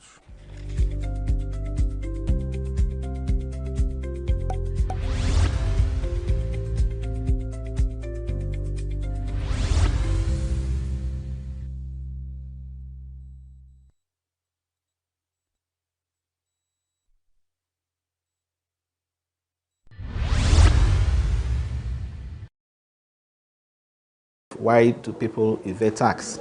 Why is it that the propensity or the tendency to evade tax is very high in Nigeria? It has to do with the social contract, the failure on the part of government, to fulfill its own part. Okay, a situation where individuals or firms provide virtually everything they need that the government ought to have provided. Okay, things like power, for example. If you're a small business, you have to bother about power. You get a generator. Water. You provide your own water. You provide your own security. At some point too, you have to also help to do the road to your office and so on. So when you look at all these things, it does not encourage people to voluntarily say they want to pay tax, because on the part of government, they also feel the government is slacking.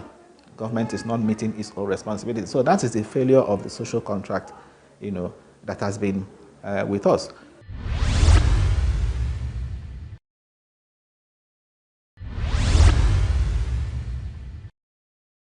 From the president to the ministers to the governors, all of them, 98% of them attended public schools from primary, secondary to university level,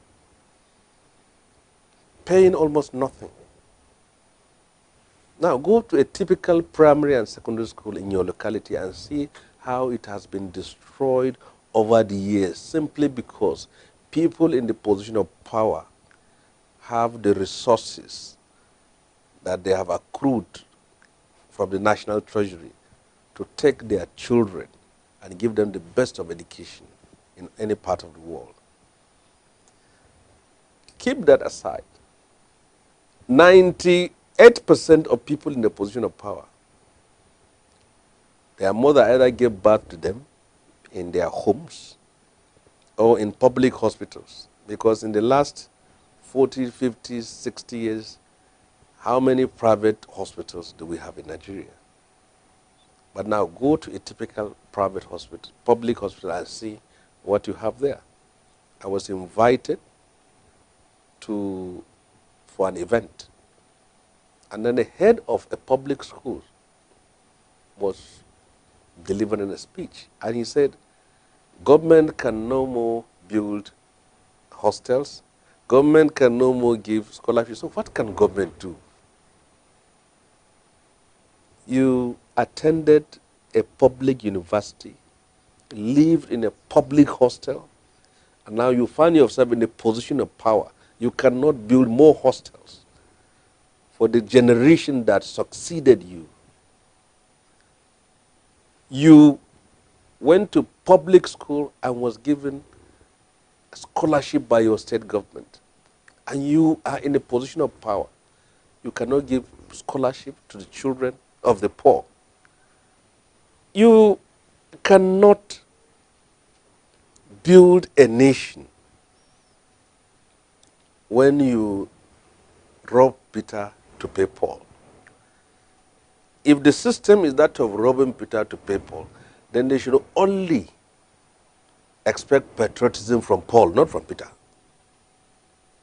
So if this country will experience peace and stability, then we must ensure social justice and equity. These teeming young people who are sitting down, we don't know. This is a cake of gunpowder. This is a time bomb for our country. If you think that because you have 4 or 5 children that you have educated well and then you don't care. But those are your children, which country are they going to live in? They're still going to live in this country here.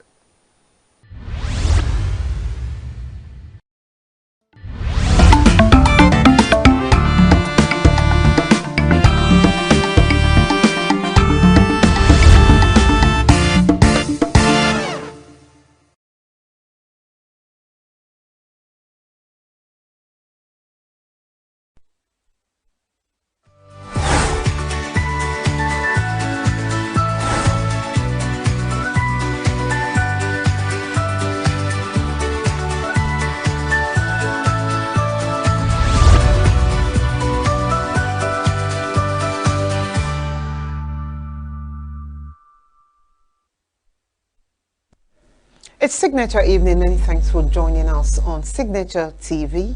My name is Ngozika Mba, welcoming you to another evening with several segments for your delight.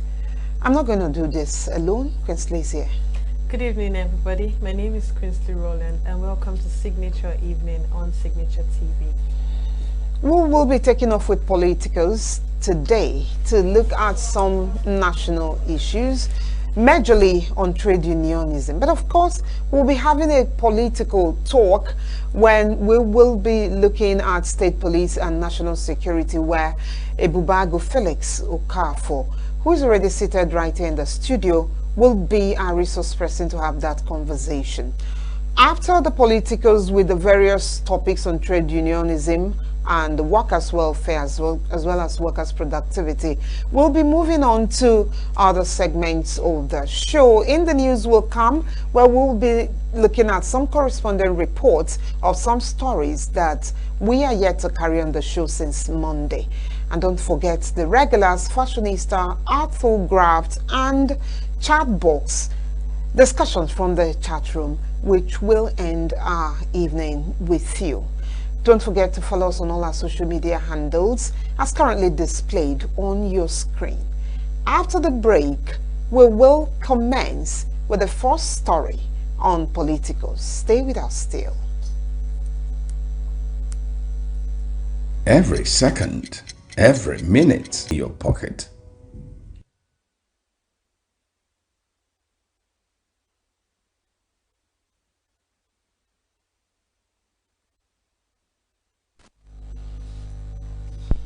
Since the year 1999, Nigeria has faced various security challenges, contributing to the evolution of the country's security landscape. State police to tackle insecurity can only be achieved through a constitutional amendment that will require the collective support of all stakeholders, including the National Assembly and socioeconomic groupings.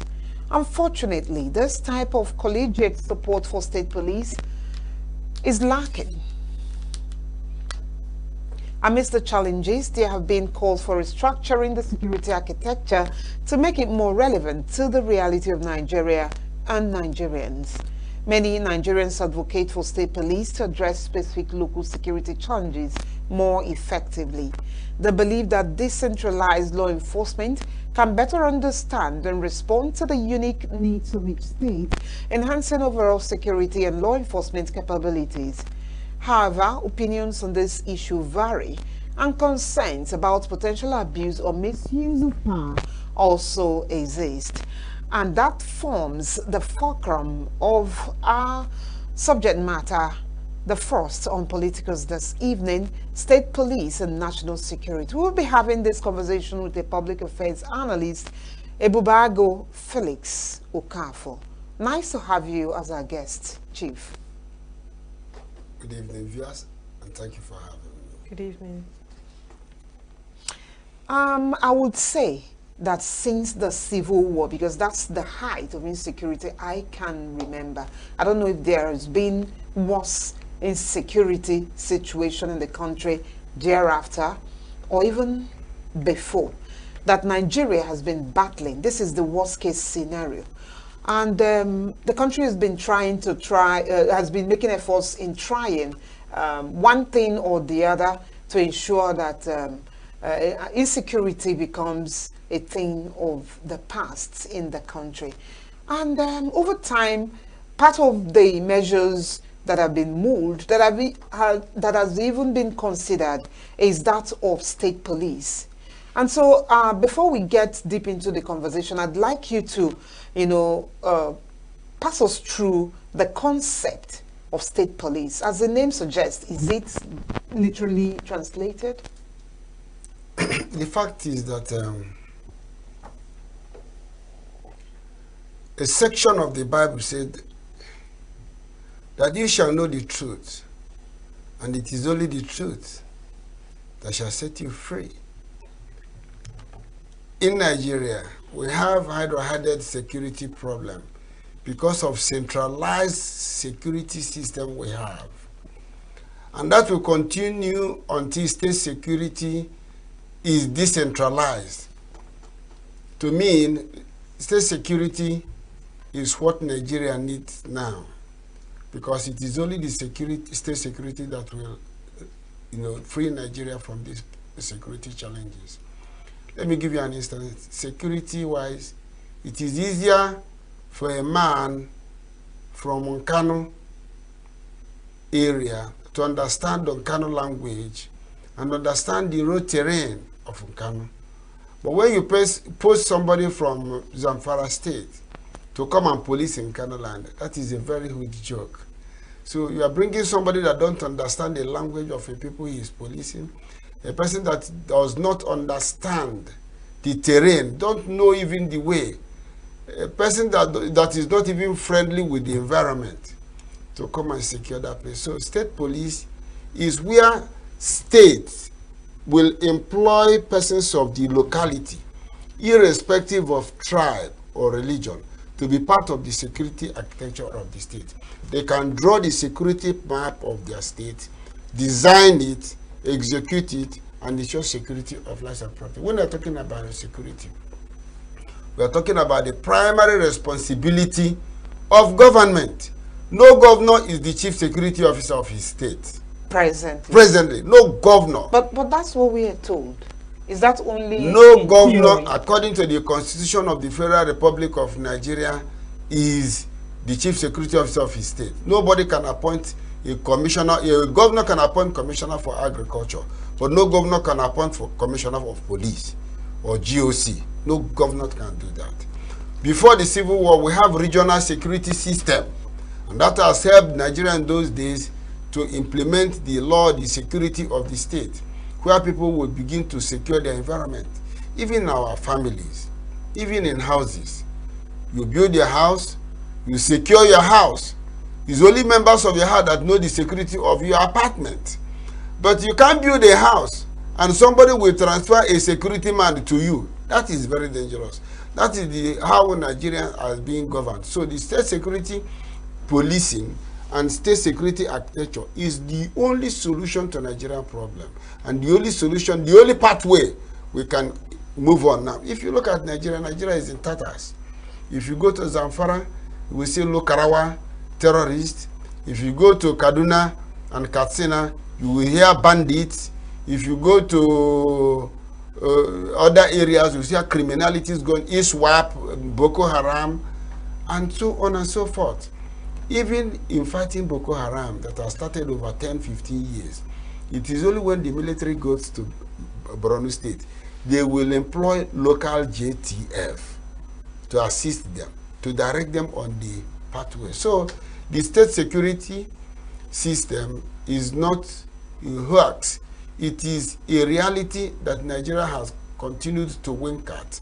And because of lack of this security, state security, Nigeria will continue to banter, Nigeria will continue to tumble on insecurities that has been going on.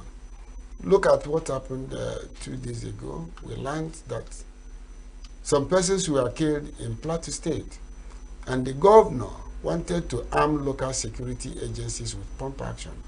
But national security agencies intercepted them so that killers will continue to kill. But if people of Plateau State will be allowed to guard and protect themselves, I tell you, this insecurity will be a thing of the past. If the people of Benue State will be allowed to secure themselves, I tell you, this insecurity in Benue State will be minimized. The state police we are talking about, is it going to be in any way different from the local vigilante that has been operational? And in this past, we have forest guards. Yes. So what we are proposing, is it going to be entirely different from that? You know, in Edo State, you know, Uromi killings. Yes. We understand that it's something that looks like what I just described. The people who use that platform intercepted people who they could not identify with having guns and stuff, and they had to lynch them there and then. So is that also the kind of state policing we are talking about, or are we looking at a different structure? When we're talking about state police, in Kano State, they have what they call ISBA. That ISBA, they are provided with the law that will allow them to drag somebody to Sharia court and try the person on Sharia offenses. But the local vigilantes we have here don't have right to charge a criminal to court. When you arrest, they take to the police, and if they arrest somebody maybe from Zamfara or from Ringim in Dutse or from Kano, if the commissioner of police is from Kano and they make contact, the commissioner will only call DPO, please release those people, they are innocent. And DPO will have no alternative than to release them. So when we are talking about state policing, we are talking about where the members of the National Assembly will come up with an act that will empower state policing. When that state policing is empowered, all the police officers from ENUGU State can come down to ENUGU State. All the police officers from Imo State can go to Imo State, and they build their ranks from there. Promotions, charging to courts. We have state high court, we have federal high court. And we have national security system like the army. But policing, it must be local state police must be provided with the constitutional provision where they can charge a criminal they arrested to court and give evidence against the criminal, and the court will ensure speedy trial. It is the state governors that appoint state high court judges, state magistrates, but the state governor cannot appoint commissioners of police. We have local vigilantes whose duty has been encumbered by the national security system. If you, I don't know whether you may not be in the days of Jim Wobodo as the governor of police. Ebago, I've been around for a while. Yes, yeah, and the commissioner of police, Bishop Eyitene. Jim Wobodo will say this today. Bishop Eyitene will say the other thing. That was very challenging. But if the state police if the policing system will be decentralized, like in Southwest, they have a Motekun, they have their ranks. What they don't have is power of prosecution. So we look at the members of the National Assembly to provide the legislative framework that will ensure the enactment of an act to enable the state police. If this thing is brought to the, and that is part of the decentralization of Nigeria government system, because controlling Zamfara from France or controlling Sokoto from Lagos will be very much challenging. But it will be very easy to control Lagos from Ikeja or from Iyanakpaja or from Ajegunle or from Egbeda or from Ipe or from Lagos Island, whichever way. But so far you are in Lagos. Very challenging to control Omakaolo from Kano. These are the things we are saying, that when we are talking about Nigeria's security system, we must consider some certain factors. There has been records of incidents where local vigilantes were pursuing kidnappers, and they came close to the kidnappers to shoot them. National security agents that were with them forbade them from shooting the kidnappers, and they have to stop. So these are some of the challenges we are talking about. This state security. What happened at Uromi was a very unfortunate incident, but the fact was that they arrested suspected criminals. Even arming yourself with a gun without license is a criminal offense. It's a felony. It's a felonable offense. So, but the people of Uromi were so naive, naive in the sense that they arrested those people instead of taking them to the police for proper profiling, investigation, prosecution, and sentencing. They decided to do a show of shame by putting those men on fire and videoing them and posting them. I think that the police should rather arrest that person that videoed that thing, because he wanted to cause national insecurity. Because the aftermath of that video would have set Nigeria on fire. But for the quick intervention of some elders, both from the north, both from the presidency, both from security agencies. But if they are, I believe that is some of this frustration they have encountered in the past that made them to resort to self-help, which is not acceptable, which is condemnable, which is in total deviation from the international and world best practices. So, but what will help this policing system, the security system, is state policing.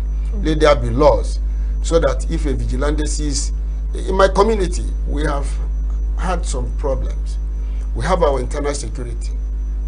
One of them, he was a young man that was excellent in stealing palm fruit. If you are palm tree fruits and ripen, he will go and steal it. If you have a cola nut, you go and harvest it. But he's a security person. No. He's a civilian. But this, the community saw him. They mounted. One day he was doing that. They rushed on him while he was harvesting somebody's palm fruit and arrested him. Instead of taking him to court, they took him to the police. And I don't think that that guy will be prosecuted. It's just like what had happened at Uromi, the case of setting the northerners ablaze. These things keep happening. No, setting some criminals, suspected criminals ablaze. Yes. These things keep happening, and we never get to hear the end of this story. We just get to know it at the beginning. We are never told if they were ever taken to court and, you know, the judgment that was given upon them. Why is it always so? Well, the Nigeria judicial system is very simple. We practice accusatorial law, where a person is deemed to be innocent until proven guilty by a competent court of jurisdiction. And the Nigeria judicial system is so cumbersome, it has a lot of delay. If you can agree with me, there have been cases of kidnappers that has been in court for the past 10 years. One is the famous billionaire kidnapper. Since his arrest, he has been on trial and appeals. Anybody who don't have financial muscle cannot prosecute that matter. It is only that the state is prosecuting it. And sometimes cases may delay in court until the prime witnesses will die. And when a prime witness dies in a matter, the case dies a natural death. Even a complainant, if a complainant dies while the matter is going on, the case is will go. So that was the major frustration of the Uromi security operative, that they resorted to, instead of going to court, instead of going to police, and they'll be doing like this. Sometimes we bring a criminal to the police or any security agency station for profiling and investigation.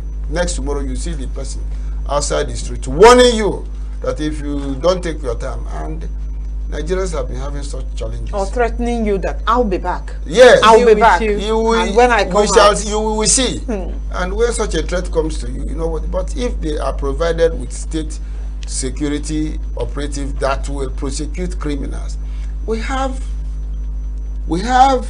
customary courts that can try minor matter. Communities have customary courts. You can take them, some of those customary issues, to customary court, like Sharia court. We have Sharia court, we have Sharia high court, and Sharia appeal. That's where it ended. So, but the trial system in Nigeria is very faulty, particularly criminal trials. And proving a case in Nigeria court is also very challenging. But court is very consistent in making sure that before they convict person, that person must be, you must convince the court that this person, committed an offense. There was a time I was in a court, somebody was brought for stealing motorcycle, and the magistrate looked at the boy. Did you steal this motorcycle? He told the magistrate, he told the magistrate, please help me. I don't know what drives me to steal. He admitted that he's a criminal. He was arrested by local boys and handed over to the police. Graceful to the police, they prosecuted the boy. The boy was asking the magistrate to help him. What help? They sent me to a proper prison. So that there are people who are naturally, by their gene, criminals. So such persons are very minor. But what you are saying is high-profile crimes that are being committed. If you look at the way people are being killed in their farms, the way women are being raped, and when you are talking about rape, that is the most challenging case I have ever seen. No woman will have that courage before the public and narrate how she was abused, how she was raped in the forest, in the farm. The children, the stigma will go with the woman, with the children, with the husband, with the families, 100 years after. So we must bring a security system that must ensure security of lives and property, not brazen criminality that is going on in Nigeria, and nothing will be done about it. There was something you said about regional policing that was on before the Civil War. Yeah. And a mention of Amotekun also reminds me that the Southwest has something that looks strong in terms of security network. The Amoteku that was championed by the late governor of Ondo State, Rotimi Akeredolu. Yes. Okay, and at about the same time, the Southeast governors also agreed on a security network, and I don't know what actually became of their own security network. So my question right now is, as against state policing, would also regional policing, be considered in the and as a measure to tackling insecurity, regional each? Because I don't know. Yes. I don't know the region that may not have. Okay, maybe in the south and all of this. But for Southeast, for instance, Southwest and the Northeast and Northwest, they have the same language. They understand the same culture, and the same culture. Save for South, when you may have diverse languages. So, regional policing. Yes, regional police is the thing. When you talked about South, I laughed because there is nothing like North. There is nothing like North. So it's political zoning. So what I'm trying to say is that regional policing has the capacity of having decentralized leadership system, control and command center by the region. If you go to Southwest now, each state command of the Amotekun has a commandant, and they have the zonal, the overall commandant of the states. The same thing is applicable to their local governments, and as they may determine. So the Southwest, the Southeast were the first people to talk about Obubago. We suggested many names, Obane Chago.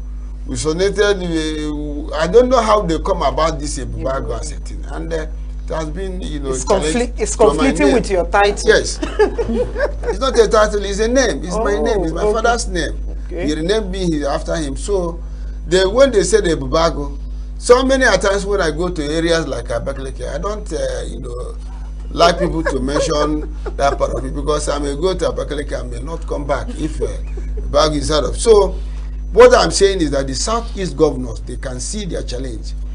When Gani Adam and Frederick Fashegun brought OPC, when Gani Adam and Frederick Fashegun introduced OPC, Odua People's Congress, this OPC were internal security. They built it, they arrest, they prosecute, they kill. The Southwesterners did not call for the imprisonment of Frederick Fashegun or Gani Adams. Rather, they tried to modify it. employ them. In the north, fundamentalists, the jihadists, Boko Haram, they have been killing in the south, in the northeast, northwest, maiming, destructing lives and property. They will be arrested. Nigerian fund will be used to de-radicalize them, and they will be integrated into the Nigerian army. Then when you come to the southeast, if I say anything today, the governors of the southeast will say, extradite Bubago Kafo. The southeast governors will say, send the Bubago Kafo to prison. But they have failed to copy what the southwest have done. And let me tell you, without being immodest, I hate violent crime. I detest crime. But there was a time in the southeast where terrorists were in all our bushes until some certain boys came out and said that they gave themselves some names, that they are this, that they are this, that they are this, that they are this. And they began to act. And these terrorists were, and they are still afraid of those boys. Those boys, I don't know them, I don't work with them, but they said that they are securing the farms and bushes of the southeast. If you want to do a business, go to southeast market and do your business legitimately. But the southeast governors have failed to come up with a workable regional Ibubago, even if they call it Ibubago. They have failed to come to terms with the realities of today. They have failed to mobilize their men and women. Anambra is doing their own differently. Imo is doing their own differently. Abia is doing their own differently. Bakassi. Abakaleke is one with a value. Enugu is doing their own differently. They failed to come together. I am challenging the governors of the southeast to please lay your political differences aside. Raise regional security operatives so that if somebody escapes from Abakaleke to Enugu, Enugu will arrest him and hand him over to Abakaleke for prosecution, or from Owerri to Anambra, or from Anambra to Imo, so that they can synerge with even the people of the south-south. When we are talking about southeast, when we are talking about southwest, southwest should also raise the security network that will secure the southwest. One man was talking the other day, said that before Buhari came into power, there was no internally displaced persons in Katsina State. But now that Buhari has been the president, they have about 6, 7 or 8 local government areas where they have internally displaced bandit persons. Worst of it all was when Buhari was the president of the Federal Republic of Nigeria, criminals threatened his security. Criminals attacked his convoy. They even threatened to come to Abuja and attack him. And if the southwest, if the northwest will have a northwest security system that will secure their forests, that will secure their farmlands, northwest will be protected.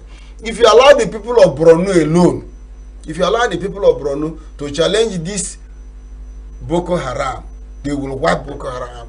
In 1982, let me tell you, there was in Meduguri, Bulunkutu Police College area, there arose a religious sect that is called Metesina.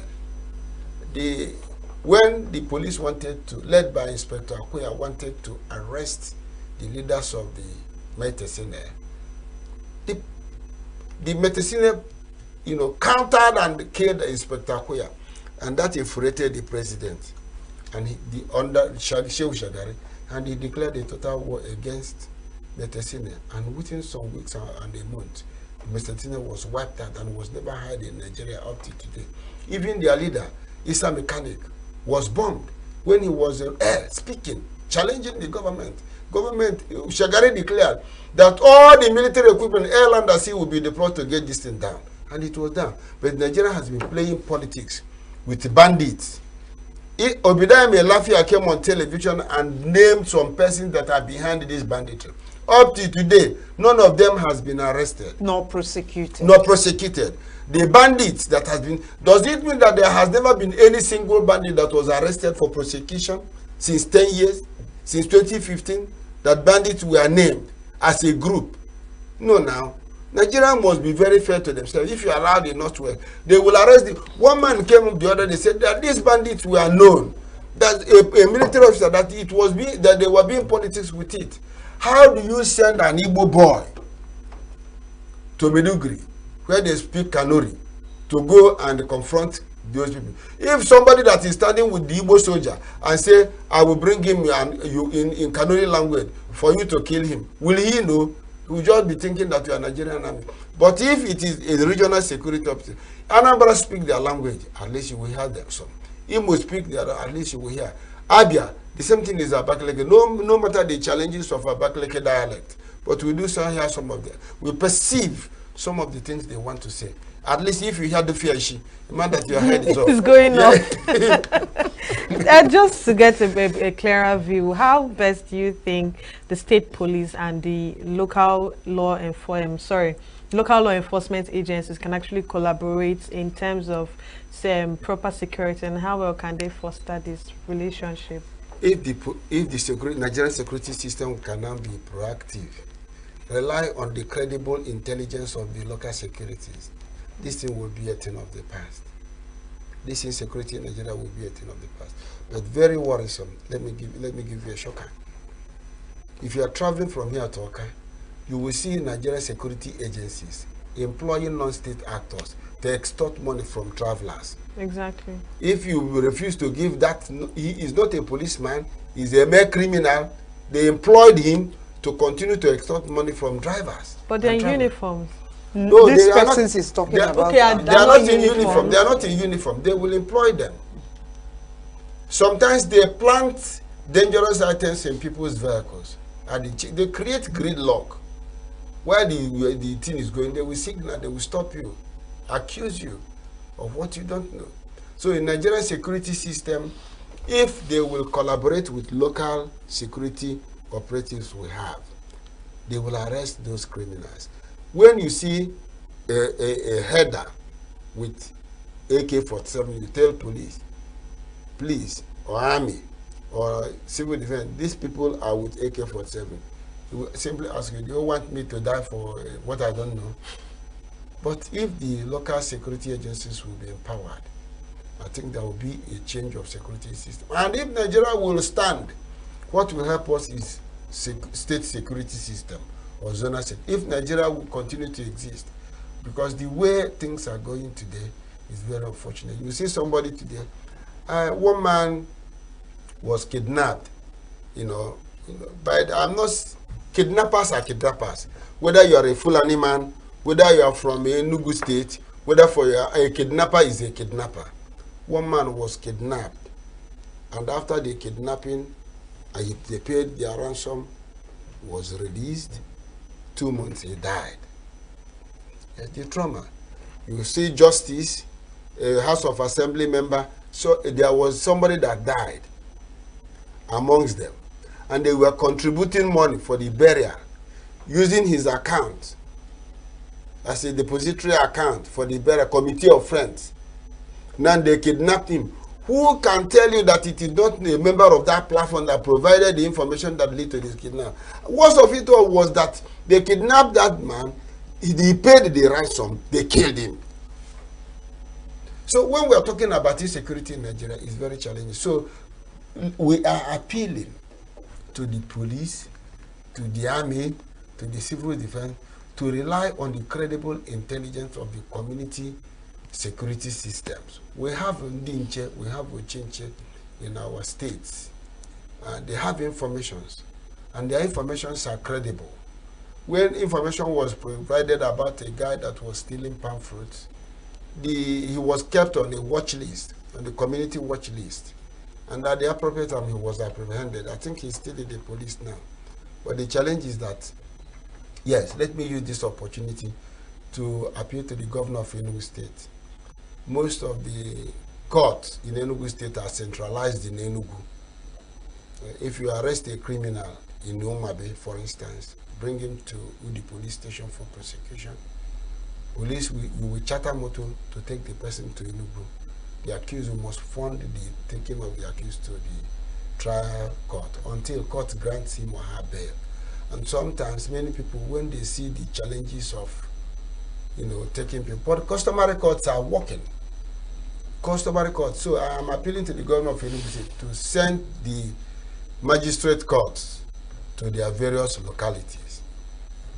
It will be the other day, a friend lawyer, we had a discussion with a friend. He said that he's going to Bola for court, but the Bola for court is sitting in Enugu. It's very challenging. So when we are talking about security, we are talking about realistically, but at the same time, let me praise both the Enugu State government and the federal government of Nigeria, and that's when Bola Tinubu, for their decision to remove Enugu prison that was established inside the Enugu Central Market. That's a very big one for Enugu State. And at the same time, we're commending the governor and the presidency, because the prison is for the presidency. At the same time, politically, I must commend the governor of Delta State and the entire Deltas for their wise and we are going to pay for this particular thing. I know where you are going, and I don't want to mention that you're of APC extraction, so I'm not giving you I'm not giving you this opportunity to say what you wanted to say. Yes. Maybe we invite you on another occasion to talk about that. Now, the state policing, it's there are many convincing benefits, much coming from you, but on the other hand, there's been concerns. Okay, concerns also exist in the eventual formation of state police. Except you think otherwise. Are there concerns really? Are there challenges foreseeable in the future? There is no challenges associated with state policing. There is no such challenge whatsoever. Politically, if you have state police and you are not doing well politically, they will remove, the same policing system will remove you. Because they will have their families. If you have a state police system, you are not treating them fine, you are owing them salaries, you can't influence them politically. If you have a state police system, any community that you fail to address their security situation and challenges will remove you. So what we have, Nigeria is growing, is developing with speed. People are speaking with their voices. People are trying to take decisions and stand out in their position. So there is no challenge that is associated with the state policing. So those who are flaunting challenges are those who are economical with the truth about the insecurity in Nigeria. If there is alternative to what is happening now, if there is any alternative, it is decentralizing of the security system. It must be decentralized. I tell you, you can take it to bank. I challenge the president, I challenge the Inspector General of Police. A commissioner of police from Zamfara State cannot be more patriotic than a commissioner of police from Enugu State. In Enugu State, he can be more patriotic if he's posted to Zamfara, his home state. You know him. You know his father, you know his mother, you know his village. Any commissioner of police that comes here must do from Enugu State. He must. But when you bring Pharaoh that does not know Joseph, what do you expect? So the policing system in Nigeria is like Pharaoh that does not know Joseph. Ebago, probably you have not heard that this is from some school of thoughts who feel that with the establishment of state policing, there is potential abuse of power by governors who may use it to score political points or undermining human rights and the same security we are talking about. You know, just using it to achieve political gain. When you commit a crime, let me talk about human rights. When you commit a crime, your right as free citizen has been suspended. When you murder, I saw what I cannot fathom in Nigeria. Some people were they were on procession along the road. A driver overran, it's unspeakable. Here in Nigeria? In Nigeria. Now, when you are arrested as maybe for culpable homicide, for manslaughter or for whatever, your right to freedom has been suspended. So anybody talking about fearing of abuse of human rights must know that criminals, their right must be suspended when they are caught in their crime. If you are a kidnapper and you are caught, or if you are caught raping a woman and you were caught, you'll be talking about human rights. Which right have you? So the issue of abuse by governor, no governor. I think what that is all about is, for instance, the case of